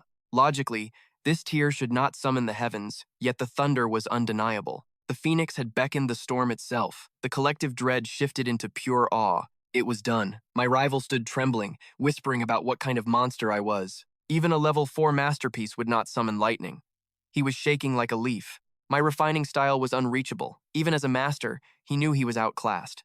5 tiers higher and he still lacked the spark I just summoned. Years of struggle wasted. Seeing his life work eclipsed by a boy made his entire world crumble. Let me see it, he rasped. I handed over the Bodhi pill without a word. You are the judge, I said. He stared at the 2-toned core in total shock. Why is it built like this? And that lightning, it was not a normal storm. Do not ask me, I shrugged. It is my first time making a tier 3. The room exploded. Your first time? You have to be kidding me. The opponent demanded a verdict. The judge looked at me and pointed. The kid wins, he announced. My rival lost his mind, screaming about fraud. Impossible! Mine is the peak of its class. He grabbed my pill, desperate. It is just fancy fire, he hollered. The judge held up my creation calmly. Yours is peak. Yes, the judge said. But his? This is pseudo tier 4. The loser froze. A failure of a tier 4 ritual? From a boy? He accused us of being in cahoots. I just smiled. He was pathetic. The judge tossed me the winnings. Here is your loot, master. You earned it. I thanked him. My rival's slander had sealed his fate with the masters. Time to pay up, the judge barked. Kneel and bow before your better. He had dug his own grave. The crowd leaned in, waiting for the fall. Kneel, or I will have the guards break your legs. He started to beg. I did not wait. I slammed my spirit into his knees. He hit the floor. I forced his head up. This bow is for your pathetic ego, I hissed. His head cracked against the stone, shattering his master badge into dust. One for your pride, I said. The guards watched, too stunned to move. They realized I was not just a prodigy. I was something much more dangerous. I forced him down again. 2 for the fortune you stole from my family. By the 3rd, he was a broken mess. Greed always comes with a price. I forced him to the ground. That first strike? That is for your pathetic, overblown arrogance. This kid is no simple 3-star master. He is hiding a power that is far more dangerous. The second kowtow? That is for the family fortune you stole while we were not looking. By the 3rd hit, his face was a mess. He was no longer the proud man he was. A heavy hand caught my arm. Stop, my grandfather whispered. If he weren't staying with our family, for all these years, your uncle would have been buried long ago. Let him go. I paused, then chose mercy. I delivered one final kick, sending him sprawling. The ministers gasped as their hero lay there, a broken, bloody mess. Arrogance always has a price, I spat. Be grateful for the old man's kindness today. Now, get out of my sight. Nguyen Hao stepped forward. Ignore that snake, Master Ven. He's a petty coward who isn't worth a single breath of your time. First he mocks you, then he schemes, then he hides when he loses. He's an absolute disgrace to our entire order. Today's victory proves it. Your talent as a 3rd-rank master is undeniable. As the head of the Empire's testing board, I hereby present you with this official 3rd-rank insignia. It is my distinct honor to hand this to you personally. I took the badge with a nod. Appreciate it, Master Nguyenhao. He beamed at me with genuine, wide-eyed admiration. You're the most brilliant prodigy I've ever witnessed, he continued. Your path ahead is paved with nothing but limitless glory. Bestowing this honor upon you right here in our kingdom is truly the greatest highlight of my entire professional career. You're laying it on thick, I joked. Stop with the master talk. It's weird. Just call me young Master Ven. Vung Tun approached me, looking humble. Young Master, you're even younger than me, yet I have so much to learn from you. So, you're Doing Ditch's pupil? I asked casually. How's the old man holding up these days? Is he still doing well? Vung Thun froze. He clearly expected me to be someone's student, not to speak like I was his teacher's equal. He was thinking, no, honorific? He used my master's full name like they were old drinking buddies. That's simply impossible. He looked at me, bewildered. Could a teenager really be my master's old friend? He shook it off and answered politely. Master left for the Sea of Gods months ago, he replied. I chuckled. Ha, is he still obsessed with level 7? Yes, he said, surprised. He loves this kingdom. He wanted to visit his roots one last time before he moved on. Actually, he left a specific legacy behind. A painting. He claimed if anyone could solve its riddle, he'd serve them. I've been dying to see if I have the luck to crack it. I wonder if that masterpiece is still here? I raised an eyebrow. A painting? Since when does that old fool care about art? My curiosity was finally piqued. Nguyen Hao looked shocked. You didn't know? It's legendary. Trung Pham stepped in to explain the history to me. It's true, Master. That artwork is the kingdom's greatest treasure. It's locked away in the royal vault under heavy seals. Wait, I thought. Doing Ditch couldn't draw a straight line. Trung Pham quickly corrected my assumption about the artist's identity. It wasn't his work. It was painted by his own mentor, the legendary Kofi Dung, when he was still young. Apparently, he made it in a fit of absolute rage. For over 10 years, even Duong Ditch couldn't solve it. The promise still stands. Solve the mystery, and the great master will grant any favor you desire. I just stared. I don't remember any of this, I thought, scratching my head. Why on earth would he do that? The Emperor spoke up. I actually keep it with me, hoping for a moment of divine inspiration. It's quite profound. He pulled the scroll from his ring. The room went silent. Everyone leaned in with bated breath except for me. It was a landscape of mist-covered mountains, a heavenly scene. Nguyen Hao stroked his beard in total, silent awe. Kofi Dung was truly a once-in-a-century genius, he whispered. The brushwork here is divine, a true masterpiece of art. I couldn't hold it in. I burst out laughing, pointing a finger directly at the masterpiece while everyone stared. Young master, what is the meaning of this? Vung Tun asked, offended. Have you already seen through the hidden secrets? I was doubling over, gasping for air. No. Ha, I'm so sorry. I didn't mean to be rude, but wow.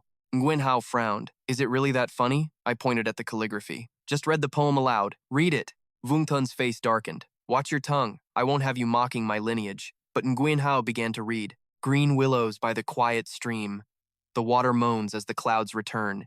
He read with deep, solemn respect. Fire on the battlefield, the moon fades. Snow falls on the golden palace. I was practically crying with laughter now. He finished the final stanza about ancient souls and the tears of heaven. He looked up, totally confused by me. Is something wrong with the meter, the imagery? The ministers started whispering. It sounds beautiful to me, one said. Everyone looked dead serious. I was the only one in the room fighting to keep my composure. It was hilarious. My grandfather finally snapped. Enough. Tell us what's so funny right now or I'll smack the nonsense out of you. The other elders rushed to calm him down. Take it easy, my lord. He's just a kid. Don't kill him. Step back and let me handle this. I pointed at the scroll. Take a look at these verses. What was the poet feeling when he wrote this? Master Wang guessed he was in total despair. I shook my head. Despair? No. He was clearly just winding up to call someone an idiot. But a genius like him has class. He does not scream like some loudmouth at the market. Look at the first letter of each line here and the last letter of every line there. They squinted at the ink. The hidden message hit them. Yang Di is a total pig. Bullseye, Master Wang, I laughed. The crowd stood frozen in shock. Wang looked absolutely sick. A pun? He did all this for a joke? Silence fell. The air turned heavy and cold. Yuan Hao forced a laugh. The emperor froze. Wang felt like his soul just left his body. I cannot say if this is right. I must report this to my master immediately. If you are right, he will owe you. I nodded. Tell him I am waiting for him. Everyone gasped. Earning a favor from a master alchemist is like winning the damn lottery. Prince Duong rushed out. You are the pride of our nation. Stay by my side, always. When I take the throne, I will make you a duke. I will even give you my sister. Her heart did a somersault, but she snapped. Hey, since when do you decide my marriage? Who else could be better? He argued. Do not throw away the best catch in the country. Princess Nuyet stepped in. If I rule, your rewards will be 10 times greater than his. I turned to the princess. Between your two brothers, who would actually make a better king? Neither of them, she replied. I looked her in the eye. Any other siblings I should know? Both brothers screamed her name. She blushed. Is he really asking for my opinion? If I win, Duong shouted, I will make you grand princess. Above all but one. You be the princess, she retorted. Nuyet is mean, but you are a complete disaster. I burst out laughing. The absurdity was peak cinema. I stepped toward the golden throne. Majesty, no empire lasts forever. It is time to step down and let Nuyet lead us. Nuyet glowed with joy. Duong looked like he had seen a ghost. The emperor grew quiet. With you by her side, I can rest easy. But I have one condition, Vantu. Name it, I said. He looked at his sons. Keep Duong alive, no matter what happens. I will not have him following me to the grave. I nodded. I understand. You have my word. The princess helped the old man up the stairs. He stood tall. It is finally time. I hereby declare. He stopped. A thunderous roar suddenly shook the very foundation of the palace. 3 massive warships shadowed the sun. Azure Wolf frigates? Yuan Hao whispered in terror. Duong cackled. Finally, my winning hand is here. Try taking the throne from me now. Nguyet paled. The officials trembled. Will this bloody succession ever end? It was total chaos. The sky turned dark as the ships hovered. Yuan Hao knew this was coming all along. The ultimate weapons of the Fire Crow Empire. Only a Tier 4 master can build these. They are worth a fortune. Only the elite own them. And now there are 3. The family crest on the hulls sent a chill through the crowd. Why are they here? The hatches hissed open. Zhou Nok-san, the Fire Crow Golden Boy, descended onto the stage. He sneers at the crowd. Disgusting peasants everywhere. I watched his every move very closely. No need for more, Duong beamed. Your presence alone is enough to end this tonight. Zhou stopped. Master Yuan Hao, you are here? And Wang Than too? What is this? He looked around, confused by the gathering of masters. Is this some kind of convention? Official business, Yuan Hao grunted. Zhou smirks. Same here. Just a small errand to run. I will be gone soon. Do not let me interrupt. He looked up at the king. You call yourself emperor? He laughed. In front of me, you are absolutely nothing at all. In the Fire Crow Empire, no one dares call themselves your majesty around me, but I'll ignore your arrogance, old man. I'm only here for the succession. Tao Duong is the right fit for the throne. He's earned it. Listen, Noxon, this crown is an internal matter. Why exactly are you sticking your nose in our business? The decision is final. I officially name Tao Ngiet as the heir and announce my immediate abdication. Coronation is in 3 days. The crowd erupted, shouting, Long live the king, long live Tao Nuyet. Tao Ngiet fell to his knees, eyes watering. Father, I will do my best to serve. I pulled him up. In 3 days, you're the king. Don't let them see you acting so weak. I turned to Tao Duong. I favored you once, but you betrayed us by conspiring with foreign rats. Inviting outsiders to meddle in our politics is a line you should never have crossed. It's unforgivable. Chao Sun pointed a finger right at my face. You old fossil? You really think you can defy me? This is my kingdom. If your father were here, I might show respect. But you? Get the hell out. Xiao Sun's face twisted. Fine. Have it your way, old man. Let's see how this plays out. If your precious heir turns up dead, who's left to crown? He started radiating pure, cold-blooded murder. Wait. I stopped him and turned to Vuong Than. Where did this arrogant clown even crawl out from? He looks dangerous, but who is he really? Xiao Ngok shrieked. Who said that? Show yourself. Vuong Than chuckled. That's the Xiao family's golden boy from Fire Crow, supposedly a real saint. I smirked. A spoiled brat, then, walking with his nose so high, I'm surprised he doesn't drown when it rains. Vuong Than lost it. Funny. Every time I see him, he's sniffing the clouds. Must be a flood up there. I'm not sure about his nose, I added, but his brain is definitely soaking wet. Vuong Than roared with laughter while Chao Sun's face turned purple, his teeth grinding in pure rage. You filthy animal, he hissed. Mocking me? You're dead. Taste the steel of my fan. Xiao Ngok lunged at me. Immediately, Tuan Duong and Van Thuong stepped up to intercept his strike. His fan flashed with lethal energy, but Van Thuong's blade met it head-on with a deafening crash. The impact sent him reeling, his fan literally smoking. A 5-star martial lord? Who are you? A teacher from Jia Lam Academy, she replied. He snarled. Oppose me, and you'll die a painful death. She ignored him completely and glanced back at me. You okay? Did that clown touch you? I'm fine, I said. He's a martial lord, sure, but it'll take more than that to bruise me. Xiao Sun screamed, Stop hiding behind a woman's skirt, kid. Fight me one-on-one like a man. A 5-star lord against a 3-star artist? Man, your ego is thicker than a fortress wall. He hid his face behind the fan. Kneel, beg, keep hitting the dirt until I feel like stopping. I turned to Vuongthan. I'm game, but I'm worried my fists can't break through that thick skin. Vuongthan doubled over. Brilliant. I'd better be careful. I've never seen skin that bulletproof before. He's definitely the world champion of being thick-faced in the entire Fire Crow Empire, Xiao Sun snapped. Kill him! Now! A shadow blurred from the ship's deck, moving like lightning. The assassin lunged for me. Van Thuong's blade caught fire as she swung a horizontal arc. He didn't blink, catching the flaming steel with his bare hands. A martial king? She gasped. He released the blade and vaulted over her, slamming both palms into her shoulders with brutal force. His speed was inhuman. Van Thuong's arms went numb instantly, her weapons clattering to the floor. Thuan Duong hurled a condensed energy blast. The stranger just turned and caught it effortlessly. Only a 1-star king? The man mocked. Thuan Duong's eyes widened. This was impossible. He flicked the energy back like a toy. Thuan Duong dove as the orb streaked toward Than Vuong. Than Vuong sidestepped as the ground erupted. The shadow froze. 8-star martial king? Tu Than Vuong? Than Vuong didn't answer, launching a dragon fist strike that glowed like a golden god. The stranger charged his own dark aura, bracing for the impact. He felt the sheer weight of the king's power.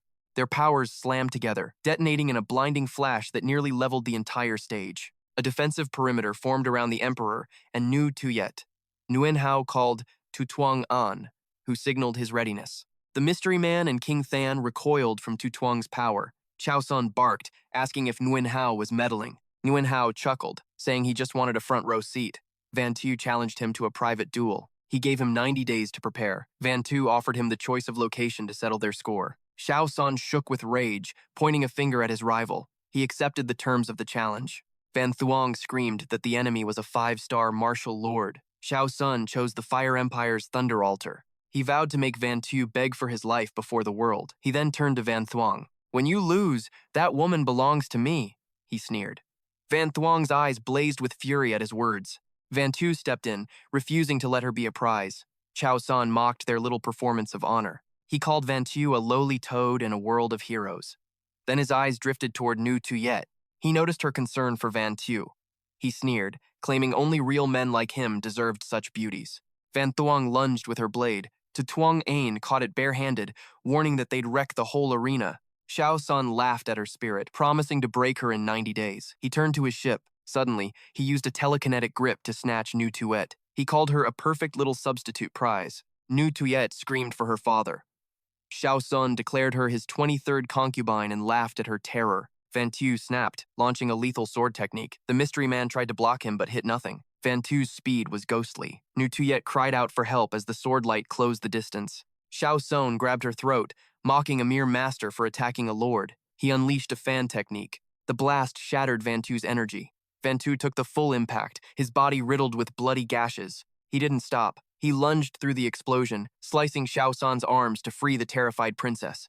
Thuan Duong and King Than rushed to shield them. Xiao San howled in pain, demanding his guards act. Suddenly, crimson silk ribbons snared Van Tu and the girl. The woman in red pulled Nu Tuyet back. Nu Tuyet cried his name as she was dragged away. Van Tu's face became a mask of cold vengeance. Xiao Sun, if you touch her, I will erase your family, he roared. Every last one of you. He promised to slaughter everyone from the elders to the infants. Xiao Sun, trembling, ordered his death. Hong Lang hesitated, then cut the silk, letting Van Tu fall. The warship accelerated into the clouds. Van Thuong rushed to his side. Van Tu stared at the sky, his eyes burning with dark intent. The witnesses were chilled by his bloodlust. Tu Tuong wondered if Van Tu blamed him for the tragedy. He had chosen politics over the princess. He didn't think a small kingdom's daughter was worth the risk. Van Tu turned to Vuongthan. You owe me a life-altering favor. I'm calling it in right now. Spend the next 90 days ensuring her safety, he demanded. The crowd gasped at the wasted debt. Tu Tuong realized his mistake. He would have died for a favor from a Tier 7 alchemist. With those pills, he could have reached the Martial Emperor rank easily. He felt a sharp regret. Vuongthan didn't hesitate. My word is my bond, he replied, gripping Van Tu's hand in agreement. He promised to mobilize his entire family for the rescue. Van Tu confirmed the pact with a nod. Consider it done, Vuong Than said. He bid farewell to Nguyen Hao and left for the Fire Empire. Van Tu turned to Vuong Than and asked about the debt Duong Dich owed him. Vuong Than confirmed it. Van Tu offered to trade that massive favor for Nu Tuyet's protection. He demanded she be kept safe for 3 months. The crowd was stunned by such a sacrifice. Tutuang cursed his own hesitation. If he'd known the stakes, he would have killed Chao Sun himself. A favor from a master alchemist was worth more than a kingdom. He could have reached the top. With just a few pills, he could have broken through to the Emperor realm in no time. Vuong Than shook his hand, accepting the deal. A promise is a promise, Van Tu stated firmly. Vuong Than vowed to send word to his clan to save the princess at any cost. Rest easy, he said before departing for the Fire Crow Empire. Nguyen Hao could only watch in shock. Listen closely. The old king assured me that Van Tu has nothing to fear now that the Wangs have pledged their support. The Chu family is legendary, but even they won't risk a total war with the Wang clan over a single girl like Tuyet. Those aristocrats only care about the leverage they gain from Yang Di. They will fight to the death to protect their investment. Stop overthinking. Every problem has a solution.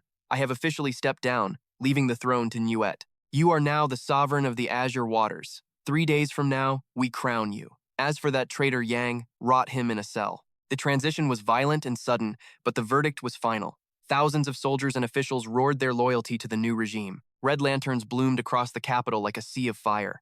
Every shop reopened, masking the scent of the recent coup with festival incense. Inside the silent palace, Mo Bai reported that the conspirators had fled toward the Fire Crow Empire to beg for sanctuary. The rats who bet on the wrong side are now scratching at our gates, desperate to crawl back into our good graces. They begged the Li family to intervene, but the gates remained barred. No one gets in. No one gets mercy.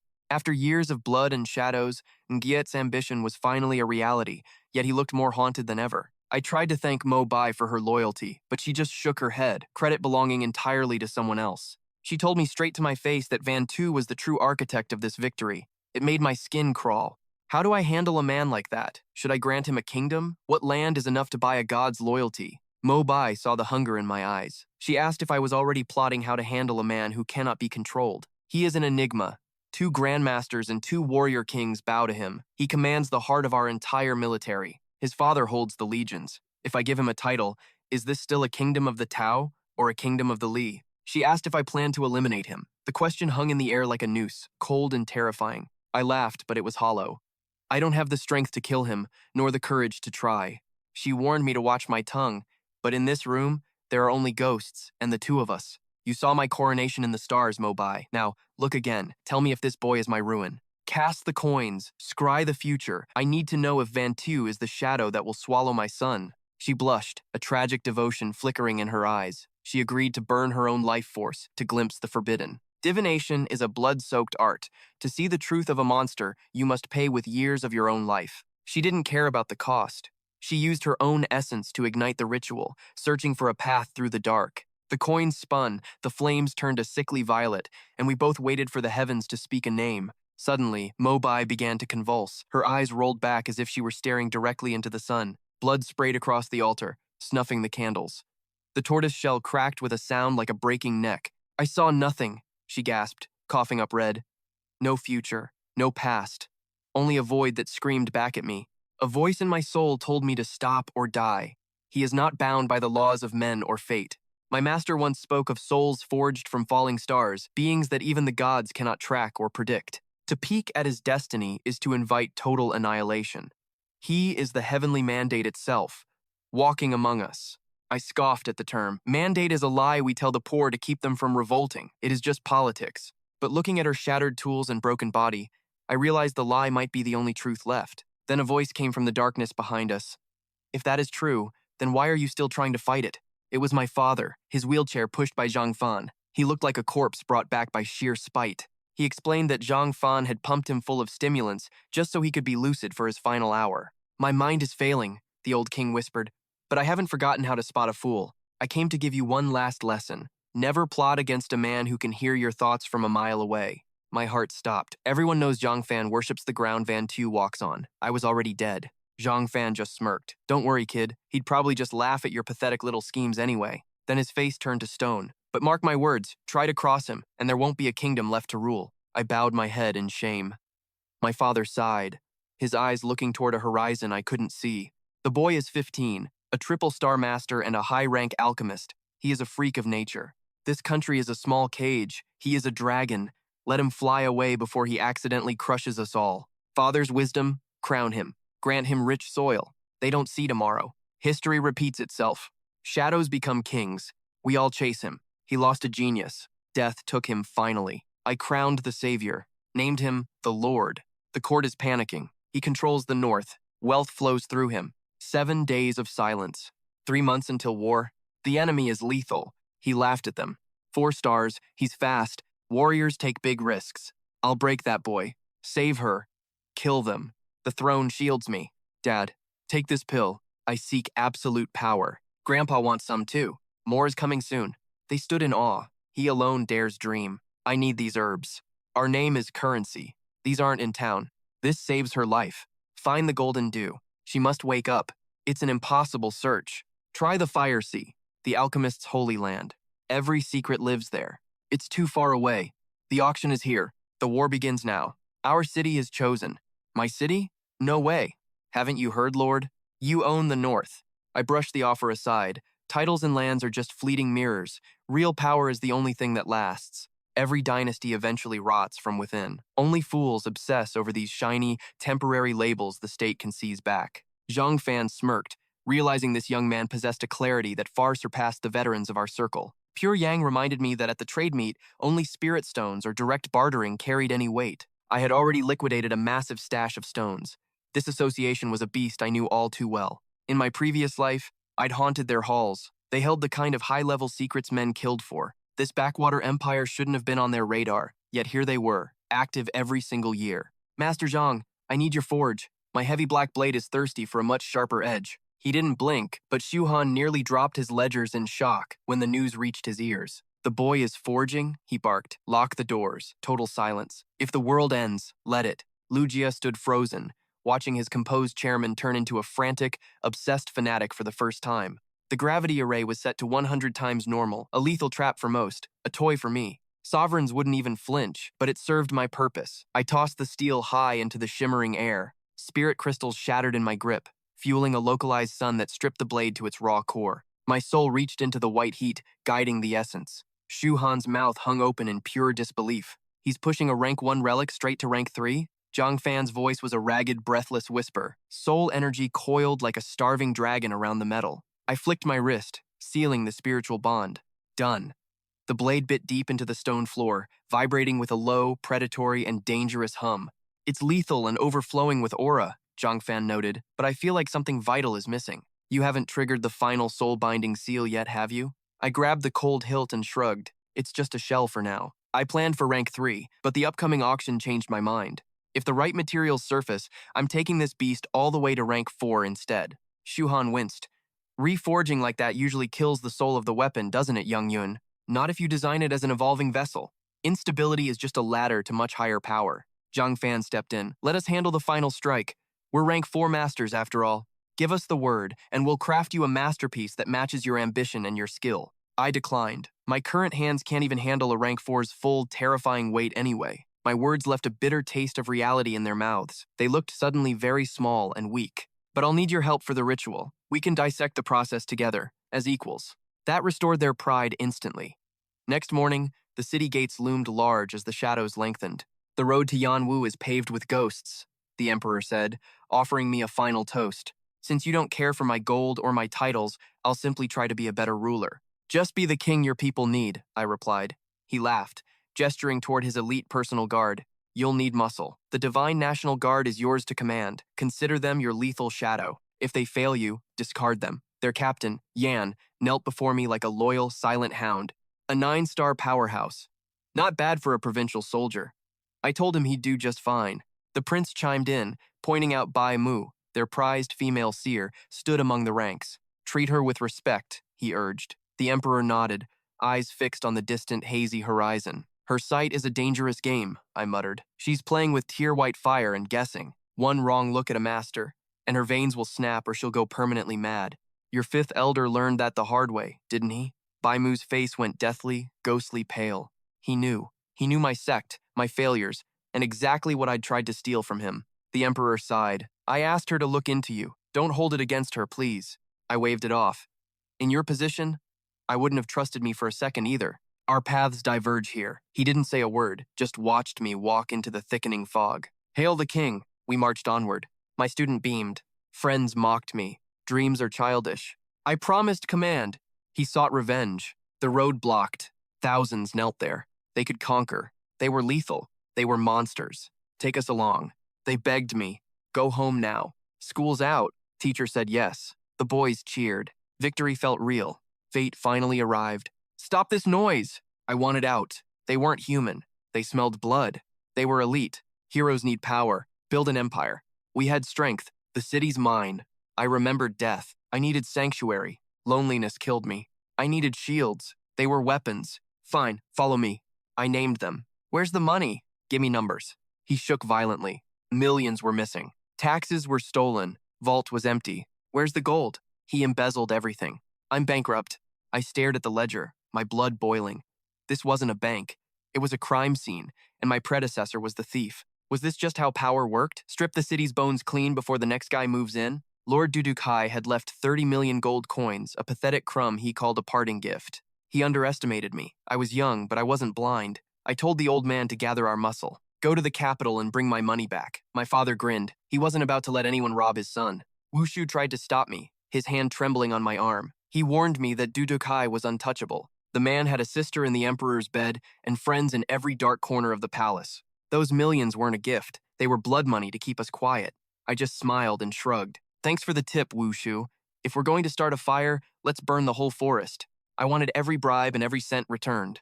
My father gave me a look of pure pride. I demanded the names of the last 10 lords. If they were dead, their children would pay the debt. Wushu asked who I really was. I told him, call me Master Yun. It's the last name you'll need. He laughed, mounting the Thunder Beast.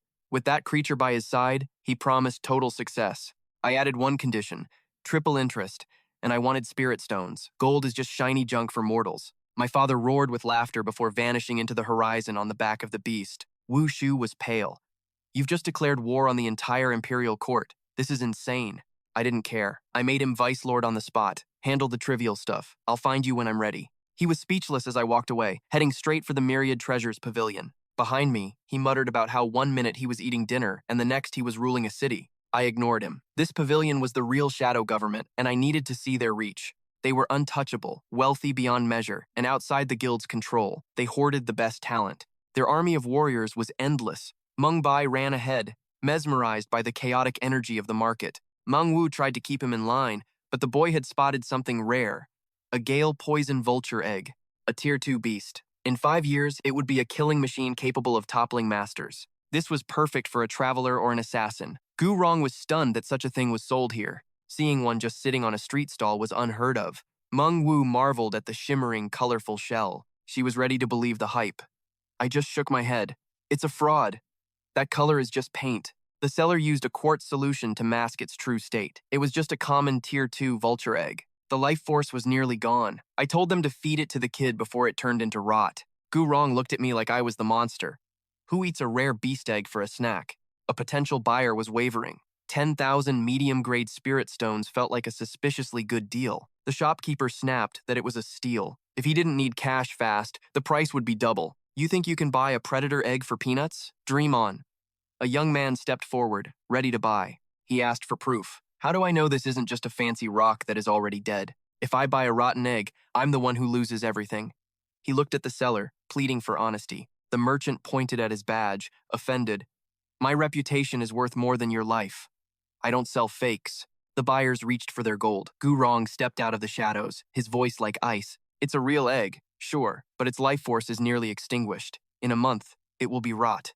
The buyer recoiled, clutching his bag. What? You're telling me this thing is a ticking time bomb of decay? The merchant exploded, screaming at Gu Rong to get lost before things got violent. Gu Rong didn't flinch. He told the crowd to watch for the purple decay hidden under the quartz dye. The man had used a 5-colored jar to hide the smell and the sight of death. The seller froze. Gu Rong showed his tier 2 alchemist badge. Are you really going to tell the crowd I'm wrong? I was whispering the truth into his ear, guiding his eyes to the flaws he couldn't see himself. The merchant's face told the whole story. He'd been caught, and my plan was just beginning. It was obvious Yun was right. No doubt about it. The guy pointed an angry finger, fuming. You're pure evil. That money was our life savings. This snake almost fleeced us. You're selling me your own damn fear, you thief. Fine, the egg is a dud. No sale. He snatched it back as the crowd's fury started to boil over. Thanks, Guvin, the kid said. He shrugged. Exposing frauds is just what we noble alchemists do. Yunxiao walked over to the vendor. Hey, old man, is that dead egg still for sale? You know it's garbage, so why do you want it? Yunxiao shrugged. I just need a dead one. The vendor lit up and shoved the egg at him. Seriously? Done. I'll sell it. Haha. It's dying, but not dead yet. That'll be 5,000 mid-grade stones. Yunxiao just stared. He pulled the classic market mom move, turned his back, and started walking away immediately. 5,000 low-grade. What? You're heartless. 50 mid-grade is a total robbery. Keep it then. Cook it for dinner in a month. 100 stones. Take it or leave it. Sold. Yunxiao grabbed it. Guvin laughed. 10,000 down to 100? You're a savage. The vendor's face went purple. God damn it. You two were working together the whole time. Yunxiao grinned. The egg is actually worthless. Mungbok looked confused. Wait, it's a setup? Master, why buy this junk? Yunxiao smirked. It's for you to eat. Mungbok froze, ready to run. Yunxiao caught him. This level 2 Gale egg is weak, but the toxins inside, they're pure gold. It's stable for now. Go home, boil it, and eat it. It will boost your strength like crazy. Mungbok held the massive egg, trembling. All of it? How long is this going to take me? One sitting. Eat it all. Mongvu sighed. I wish it would hatch into something cute instead. Mongbok started wailing about the size. Yunxiao suddenly shoved a different egg at Mongvu. Here, this is the real prize. Take it, she gasped. Wait, where did this even come from? Guvin's jaw dropped.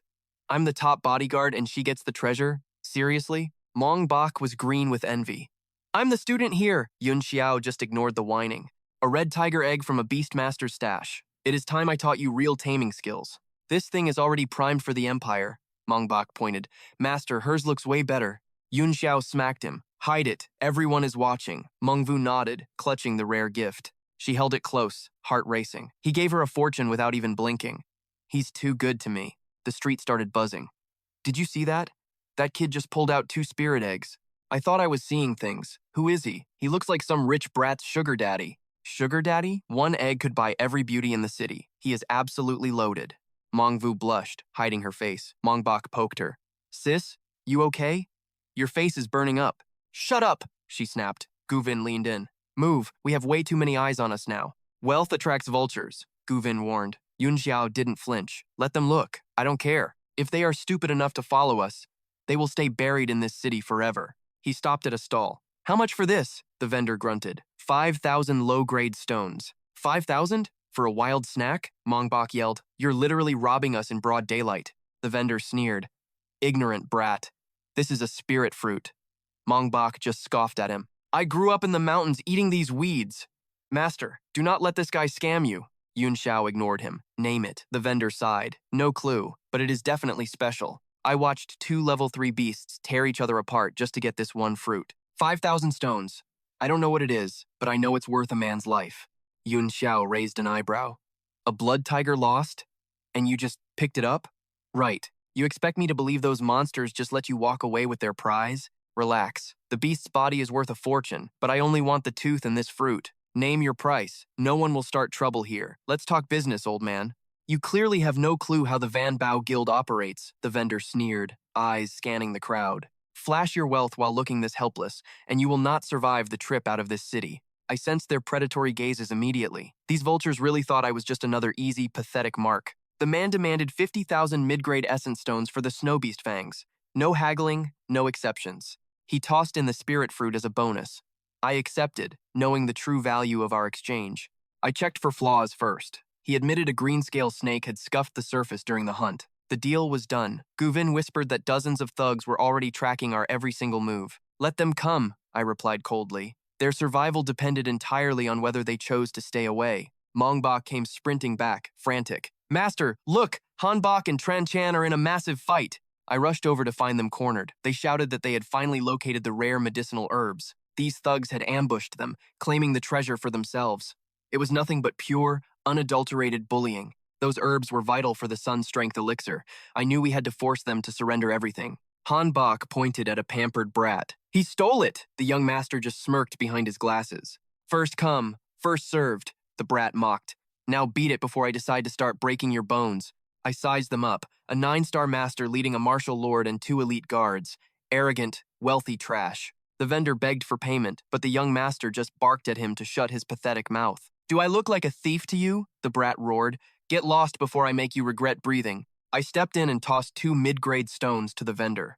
The debt is settled, I stated firmly. The old man stammered his thanks. I ignored him, my focus entirely on the brat threatening my friends. You mentioned something about breaking fingers? I asked.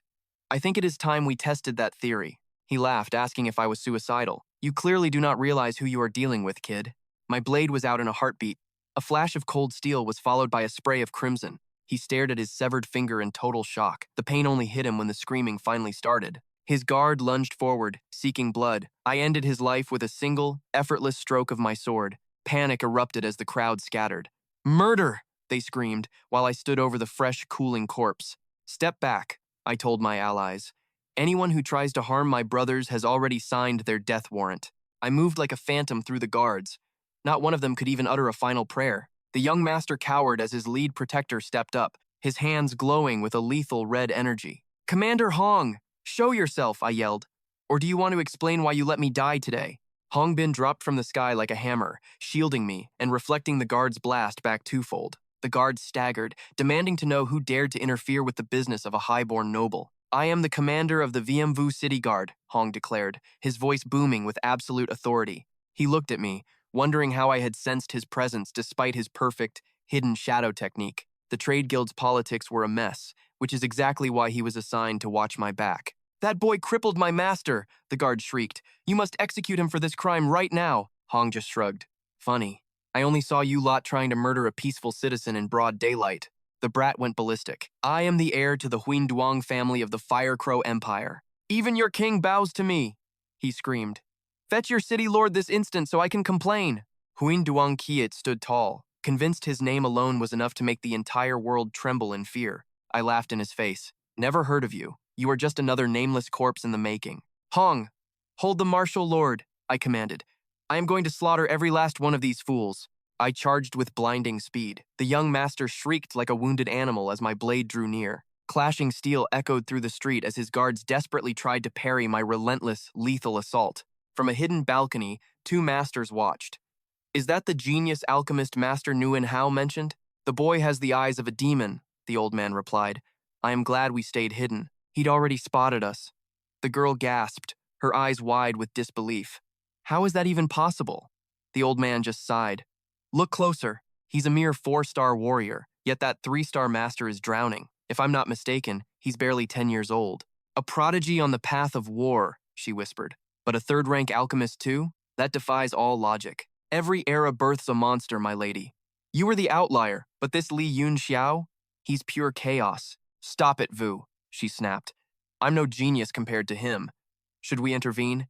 If Huin Duang Kiet kills him, we're in deep trouble. The Huin family is a joke, the old man grunted. The only thing they have is a name, but their ancestor is a pillar of the Toothian sect. We can't ignore that weight. I'll step in and stop them. Steel clashed until the guard's strength vanished. His blade spun into the dirt. Yunxiao's edge was inches from his throat. Elder Vu lunged, driving his sword into the ground. Enough, boy. Show some mercy. Why push this to the grave?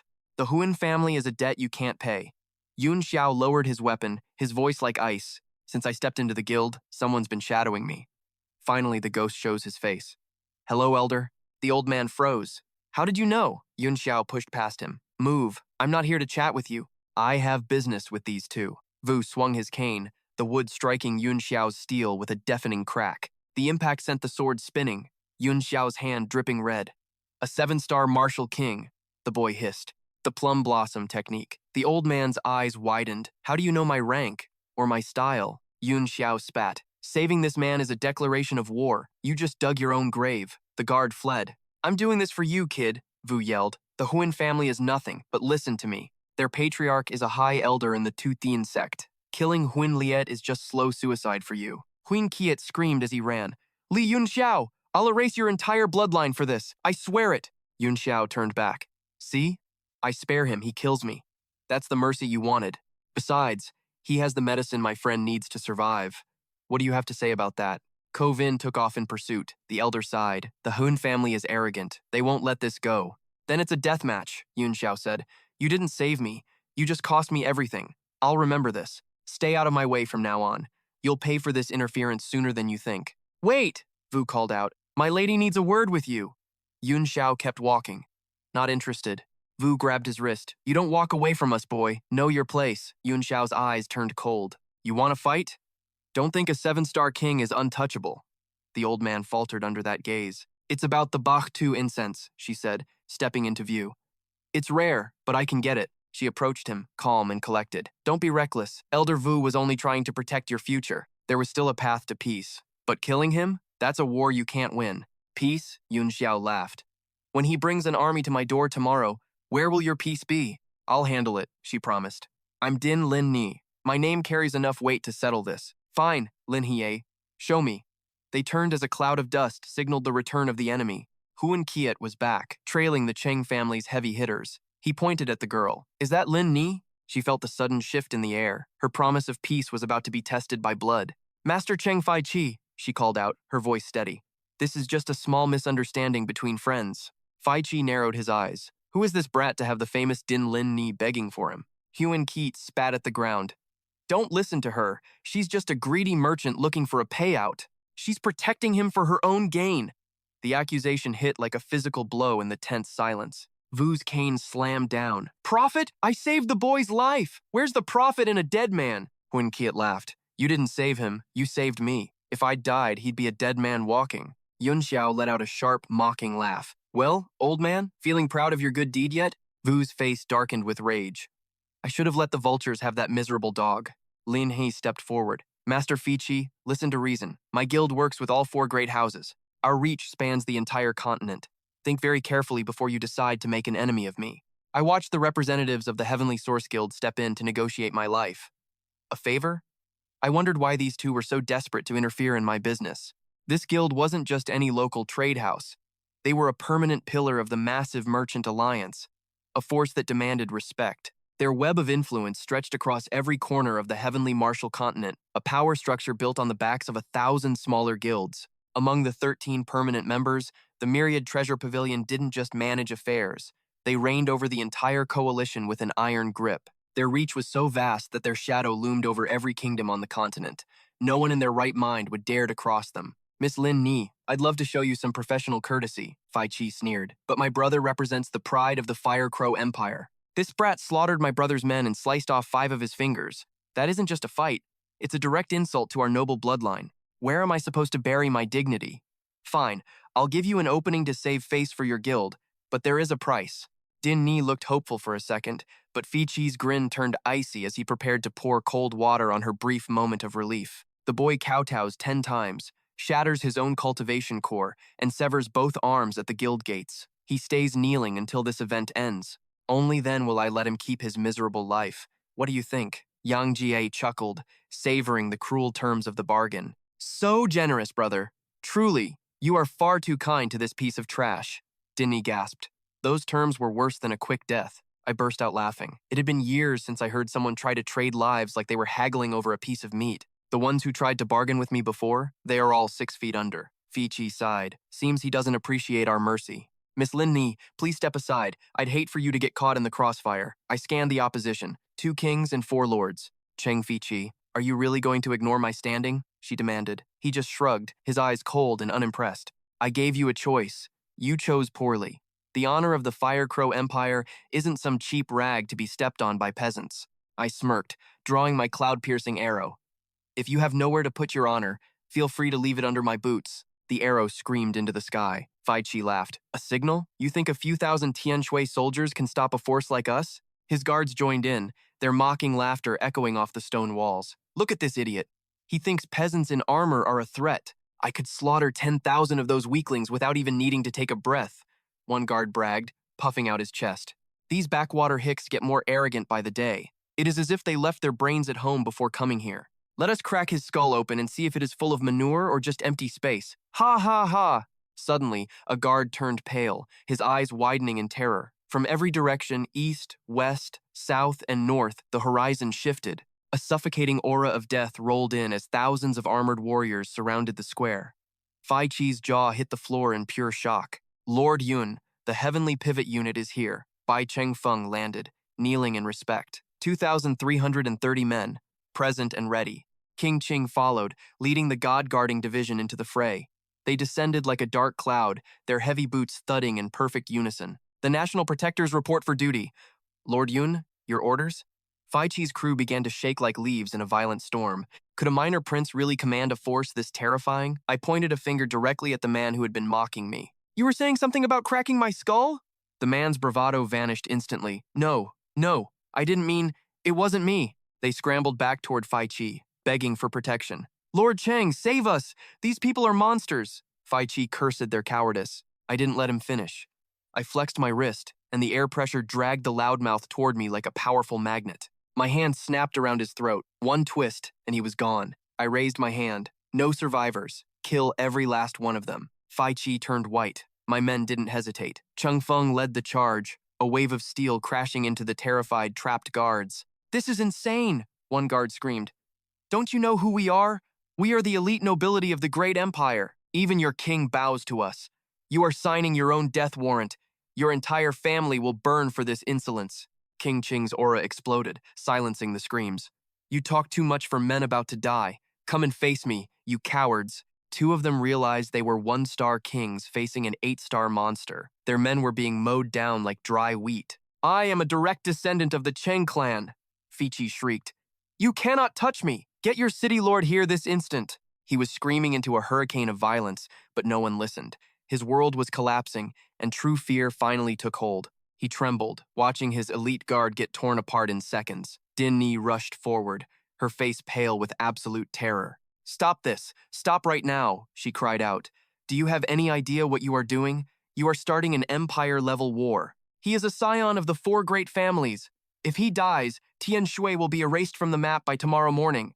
I looked at her with cold, empty eyes. The Cheng family? If they give me trouble, I'll just erase their name from history too. She froze, unable to comprehend the sheer audacity. To her, I was a madman. To me, I was just taking out the trash. Was I a simple alchemist or a god of war? Standing there, I, Li Yunxiao, felt the fire rising. One hit, one life. I snapped his neck like a dry branch and threw him at the survivor's feet. My enemy turned white as a ghost. His last man was already kneeling, paralyzed by the scent of death. Trapped and trembling, the man groveled, forcing his friend's head into the dirt as his own face turned purple. I messed up. Just let this dog live, he wailed, begging for a chance to crawl away and never return. Stop this now, a girl's voice pleaded. It was Ding Er, trying to halt the slaughter before it was total. Old Man Wu joined in, claiming his trade guild could mediate this mess and prevent further blood from spilling. He started talking about peace, but I didn't let him finish. I roared for him to shut his mouth. That slap wasn't enough? I sneered. You think your little guild has any real power over me right now? Unless it is the Myriad Treasures Tower, I don't care. To me, you are all just pathetic, useless noise. The old man fumed. Dinger looked away, realizing their guild's influence was finally turning to dust and ash. The survivor was literally sobbing in his own filth. Please, spare us, he shrieked. It was absolutely pathetic. Kill them, I commanded. But as the blade fell, my man's arm froze, locked by an invisible crushing force. Who dares? A voice boomed. Who has the nerve to spill blood inside the Myriad Treasures Trade Guild? My executioner couldn't move. I turned, feeling the suffocating pressure of a high-level martial master's presence nearby. In Zhaoyang appeared a 6-star enforcer of the empire. He was a living legend, a man of pure iron. Arrogant child, he growled. I am here now. You won't take another step or another life in this hall. Ding Er's heart sank. Murder inside these walls was a death sentence. There was no way out of this. You could bargain with a noble house, but breaking the tower's laws meant you were already a dead man. The villain laughed like a maniac. I'm saved! Elder Ann over here, I'm a son of the Cheng family. His joy died as a cold blade pierced his heart. He didn't even realize he was dead until he fell. The killer was his own ally, Huang Jie. The man's eyes were blank, his soul already gone from his body. Huang Jie then pulled the steel across his own throat, collapsing into a bloody heap over his fallen master. I had crushed his mind. If you won't give me respect, I whispered, then rot under my boots. I exhaled, feeling my energy drain away. Controlling a man's mind takes a heavy toll on the soul. Dinger stared at me, terrified. She couldn't believe a 15-year-old kid could be this cold and calculated. The Elder's rage was nuclear. You absolute bastard! He screamed, his power shaking the very air around us. You spit on our laws. Every single one of you dies right here, right now, with no exceptions. Dinger tried to beg for mercy, but he silenced her. The law is simple. Break it, and you die. Don't think there's safety in numbers, he hissed. None of you are walking out of this building alive today. He began to gather his energy, pulling the essence of the world into a massive, deadly vortex of power. He was a true master of the first rank. I just looked at him. Is Wu Wenbo still alive? The air went cold. The elder and Li Fong froze, staring at me like I'd spoken a curse. Watch your mouth, the elder snapped. Knowing names won't save you from the grave. I'm digging for you. I used a secret mental link. If you're a real enforcer, you've got a 1,000-mile voice pearl, don't you? He paused, stunned. The 1,000-mile voice was a top-secret artifact, a miracle of high-level spatial engineering. It used complex arrays to bridge the world, allowing voices to travel across the continent in a heartbeat. They were impossibly expensive and only worked once before self-destructing. They were the ultimate secret tools of power. Only the elite of the tower, those at the level of martial master, were ever trusted to carry one. Who are you? He demanded, his voice low and dangerous. How do you know about our internal secrets? That is classified information, he continued. No one at your level should even know those pearls exist. Just send the message to Wu Wenbo, I said. Tell him a friend from Red Moon is waiting. Tell him I remember Purple Cloud Peak 20 years ago. The elder's hands began to shake with doubt. Contacting a high elder for a lie would cost him everything. But if I was telling the truth, if he killed a friend of the high elder, he would be dead before the sun went down. Even if it's an unforgivable sin, I told him not to sweat it. Just send the message. I told him if his boss, Wu Wenbo, came for blood, he could just blame me. I told him he could hack my body to pieces later if it made him feel better. Suddenly, the tension snapped as Anyang retracted his aura and touched down. Everyone was floored. They were all wondering what the hell I had just said to make someone as unstoppable as Anyang suddenly back down and play nice. And Yang pulled out a ring and retrieved a long-distance transmitter. Nobody knew what it was except for the king. He channeled his energy into the device. The transmitter spun like a vintage rotary phone as he powered it up. He dialed the frequency, sending a high-priority signal straight to the third elder. The line started ringing.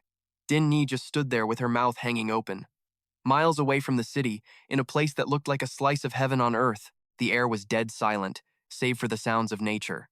That's where Wu Wenbo, the third elder of the pavilion, was training with his disciples. The sudden chime of his transmitter broke his meditation. He cut his session short and pulled the glowing device from his pocket. His students were rattled. They knew that if someone was calling the third elder directly at a time like this, it had to be a total emergency. Wu Wenbo muttered that it was Anyang calling from some backwater empire. Everyone looked worried, even though that place was just a tiny speck on the map. No matter how bad things got in a place like that, it shouldn't matter to the big leagues. Even if the whole branch got leveled, you don't just call a high-ranking elder.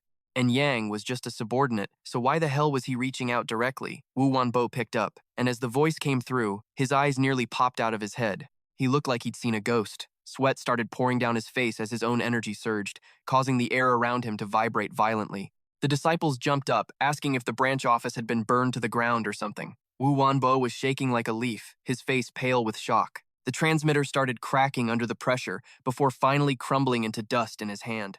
He didn't say a word. He just bolted toward the water. He landed on the surface of the lake while his students watched in total confusion. Then, he just started laughing like a maniac, real, gut-wrenching laughter. He laughed until he was crying, looking like he'd just won the lottery. He whispered to the water, "I knew it. I knew you weren't dead, you old bastard." He sobbed as he stared at the reflection in the water, seeing a face from his past. Back at the city, Anyang was sweating, waiting for the signal to return. Finally, the device pinged. A voice crackled in Anyang's ear, and as soon as the message finished, the transmitter withered away into nothingness. I asked him what the old man had to say, and Yang looked at me, his eyes full of something I couldn't quite name. He told me the elder had a riddle for me. He asked, late at night, listening to the wind and rain, "What comes next?" I just sighed and finished the verse. Iron hooves crossed the frozen river in my dreams. And Yang turned white. He immediately dropped to one knee, bowing so low his head nearly hit the dirt. He called me young master with total reverence. The crowd went completely silent. They couldn't wrap their heads around why a high-level master was kneeling before a kid like me. Only Gu Vin stayed calm. He'd seen this movie before. I just waved my hand and told Yang to stand up and just call me young master from now on. I asked him what the boss's actual orders were, and Yang admitted that if I hadn't answered correctly, he was supposed to kill me and feed me to the dogs. But since I knew the code, he was ordered to treat me with the same respect he would show the third elder himself. I just gave him a little smirk. I turned to the crowd and told everyone to head home. I told them it was just a big misunderstanding and that we were all on the same team now. Everyone was like, wait, what just happened? They needed an explanation. One girl figured I must have flashed some secret high-level aura to scare him. She couldn't imagine why else a powerhouse would suddenly surrender like a kicked puppy. She wondered when she'd see the legendary master again. And Yang was all smiles and bows now. He barked at his men to clear out and leave us alone. I told him I was sorry for the mess I'd caused his organization. I apologized for breaking their sacred rules and causing a scene, saying I didn't know how he was going to explain this to the higher-ups. And Yang didn't miss a beat. He looked at the bodies of the guys I'd just taken out and said they were all the explanation he needed. He claimed those thugs were the ones breaking the rules by trying to rob the association. He said their deaths were just the price of doing business. He stood over the corpses and declared that this is what happens when you mess with the pavilion's laws. He was basically rewriting history on the fly. He made it clear that anyone who crossed a friend of the Third Elder would end up exactly like those two idiots. Guvin just shook his head in disbelief. Sensing the shift in the wind, and Yang called his team over. He pointed at the two dead guys from the noble families and said they got what they deserved. He ordered his men to dump the bodies back at their family estates as a warning, then take the rest of the trash outside the city and burn it all. Din Hinhe and the old man were breaking out in a cold sweat. They knew the pavilion was famous for its rules of steel that hadn't bent in centuries. Not even the most powerful sects in the empire could get them to budge. But here they were, bold-faced, lying just to protect me. The local big shots were laughing on the inside. Seeing a top-tier martial artist acting like a submissive servant was the craziest thing they'd ever seen. They wondered if this guy was even the same warrior from before, and Yang leaned in and asked if there was anything else I needed, acting totally humble. He told me not to be a stranger and that my word was basically the same as a direct order from the Third Elder himself. I told him I was good for now and thanked him. I joked that if I ever got into trouble again, I'd be knocking on his door, so he better not ignore me. He laughed and promised he wouldn't dream of it. Then he pulled out a shiny gold card, the VIP pass for the entire Merchant Alliance. He told me that with this card, I'd get a 30% discount at any of their shops. No questions asked. I guess it pays to have friends in high places. My rank deserved an elite pass, but this lowly guard only had gold. I took it. Fine. And Duong bowed, desperately trying to stay in my favor. He saw my value. Even the great elders feared my hidden potential. I'm young, but power talks. He wanted a piece of my future glory. He was betting on a titan. I pocketed the card and walked away. Stocking divine essence? I asked. He bragged about their massive, endless inventory. If it exists, we have it. He puffed. I'll ship it today if needed. Din Ni cut in. We have those ready. I'll deliver them to you. And Duong bristled. Our quality is higher. I'll send my best men now. Din Ni smiled. Too late. My couriers are already on the move. And Duong fumed. I raised a hand, ending their petty merchant bickering. I'll take hers, Elder, I said. Din Ni's eyes lit up with hope. She'd come to buy me, thinking her guild's name was enough currency. She was wrong. I wasn't an asset. I was the one in control. Even legends were groveling. Her guild was nothing compared to my rising shadow. The others watched, jealous. I was shattering their entire social order today. Two empires fighting over me. I wondered if they knew the cost. The auction, and Duong pleaded, handing me a VIP invite with trembling hands. Invoices are coming. I nodded. Fine, I'll be there. We're done here. Din Ni followed me. I turned, and our desperate eyes finally met. Inside, I snapped. Business only. My time is worth more than gold. She begged. Her guild was dying. They needed a miracle, and fast. High pay, she promised. I smirked. This is the Union Games, right? She gasped. How did a kid like me know their darkest secrets? It's a bloodbath, she whispered. We're being hunted by every rival guild. The games were war. Martial arts and alchemy decided who ruled everything. Only the young could fight. It was a test of future dominance. Lose the games, lose the empire. Her guild was nearing total extinction, ranked 18 of 20. The vultures were circling her father's dying legacy. Rival guilds were waiting for one slip to tear them all apart. Din San was desperate, scouting for talent until he finally found me. I'm no soldier, I said. Why should I bleed for your guild? We'll fake your ID, she promised. Song Yue City, in 6 months' time. Song Yue, a city of ghosts. I stared her down, weighing the risks. I'll do it. But I want payment up front. I don't trust tomorrow, Vu scoffed. Up front? You'll probably be dead in a week, you brat. I laughed. You think these thugs can kill me? Get out now. Din Ni silenced him. Ignore him. He doesn't see your true power. The pavilions bow to you. Local clans are nothing but annoying flies. The price? She asked. I held up 5 fingers. 50 war chariots. Vu choked. 50? Those are level 4 relics. You're insane, kid. I didn't ask you, I snapped. You're the ones begging for help. Now it's 100. One more word and I'm gone. Choice? Din He stepped in. Done. 100, but only if you win. I leaned in. I don't just win, I'm taking the whole trophy. A permanent seat now costs 100 units, not 50. My sister's heart stopped. I am not joking. In 6 months, I will reach the rank of Martial Lord. My alchemy will hit Tier 4. No one in the Union can defeat me. There is hope for the seat, but I need a rock-solid guarantee. If I fail, I will repay you 10 times the original price. She knew the stakes. Losing meant being devoured by rivals and totally erased. In this world, if you stop growing, you are already dead and gone. The Union is cornered. We must gamble everything on this one play. 100 items is a fortune, but our survival is worth any price. I'm in. But sourcing 100 chariots will take far too long. We are out of time. Tell me exactly what is ready right now.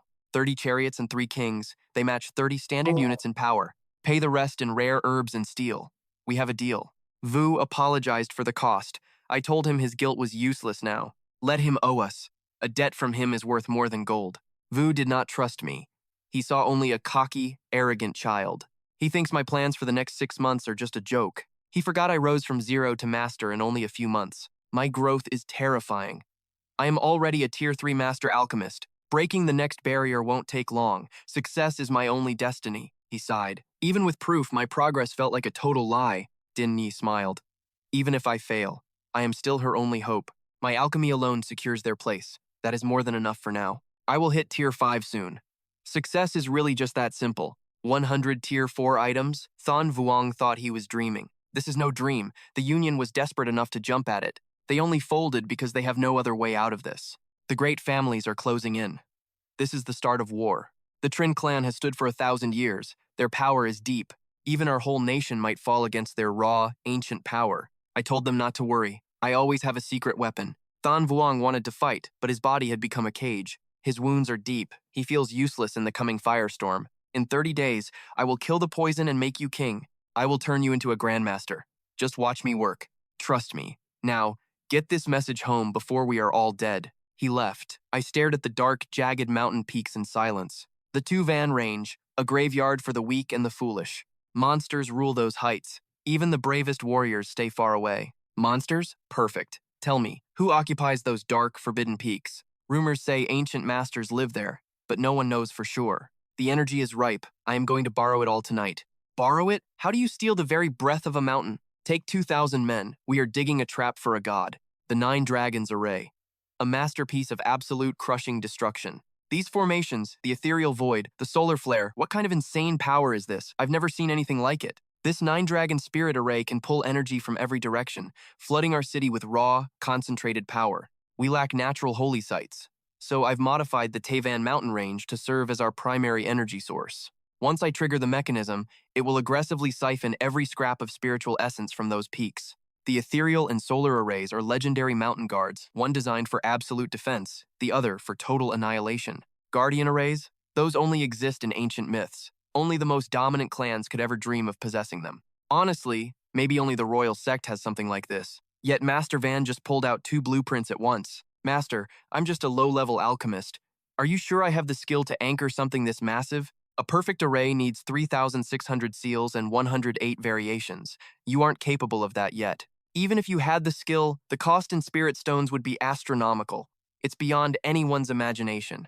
I've stripped them down to basics, simple, defense, and attack. Still, even these simplified versions are incredibly rare treasures. Ventiu handed out rings to everyone. From now on, you have full access to our entire stockpile of stones. If you run low, just ask. Go to the Great Vault and liquidate everything we have into raw spirit stones. Ko Vin was stunned. Master Van actually understands arrays that can execute a martial emperor? This is unbelievable. I must succeed. If I prove my worth now, he might finally trust me with his deepest, most ancient secrets. Engjo Thuk gripped the ring, heart racing. I've managed the finances of the wealthiest cities, but this is different. I have never seen this much raw capital in one place. Where did this martial king get such a fortune? He's handing it all to me without a second thought. I cannot afford to fail a man of his stature. Inside the manor, everything was in motion. Mongvu called out as new crates of high-level elixirs arrived.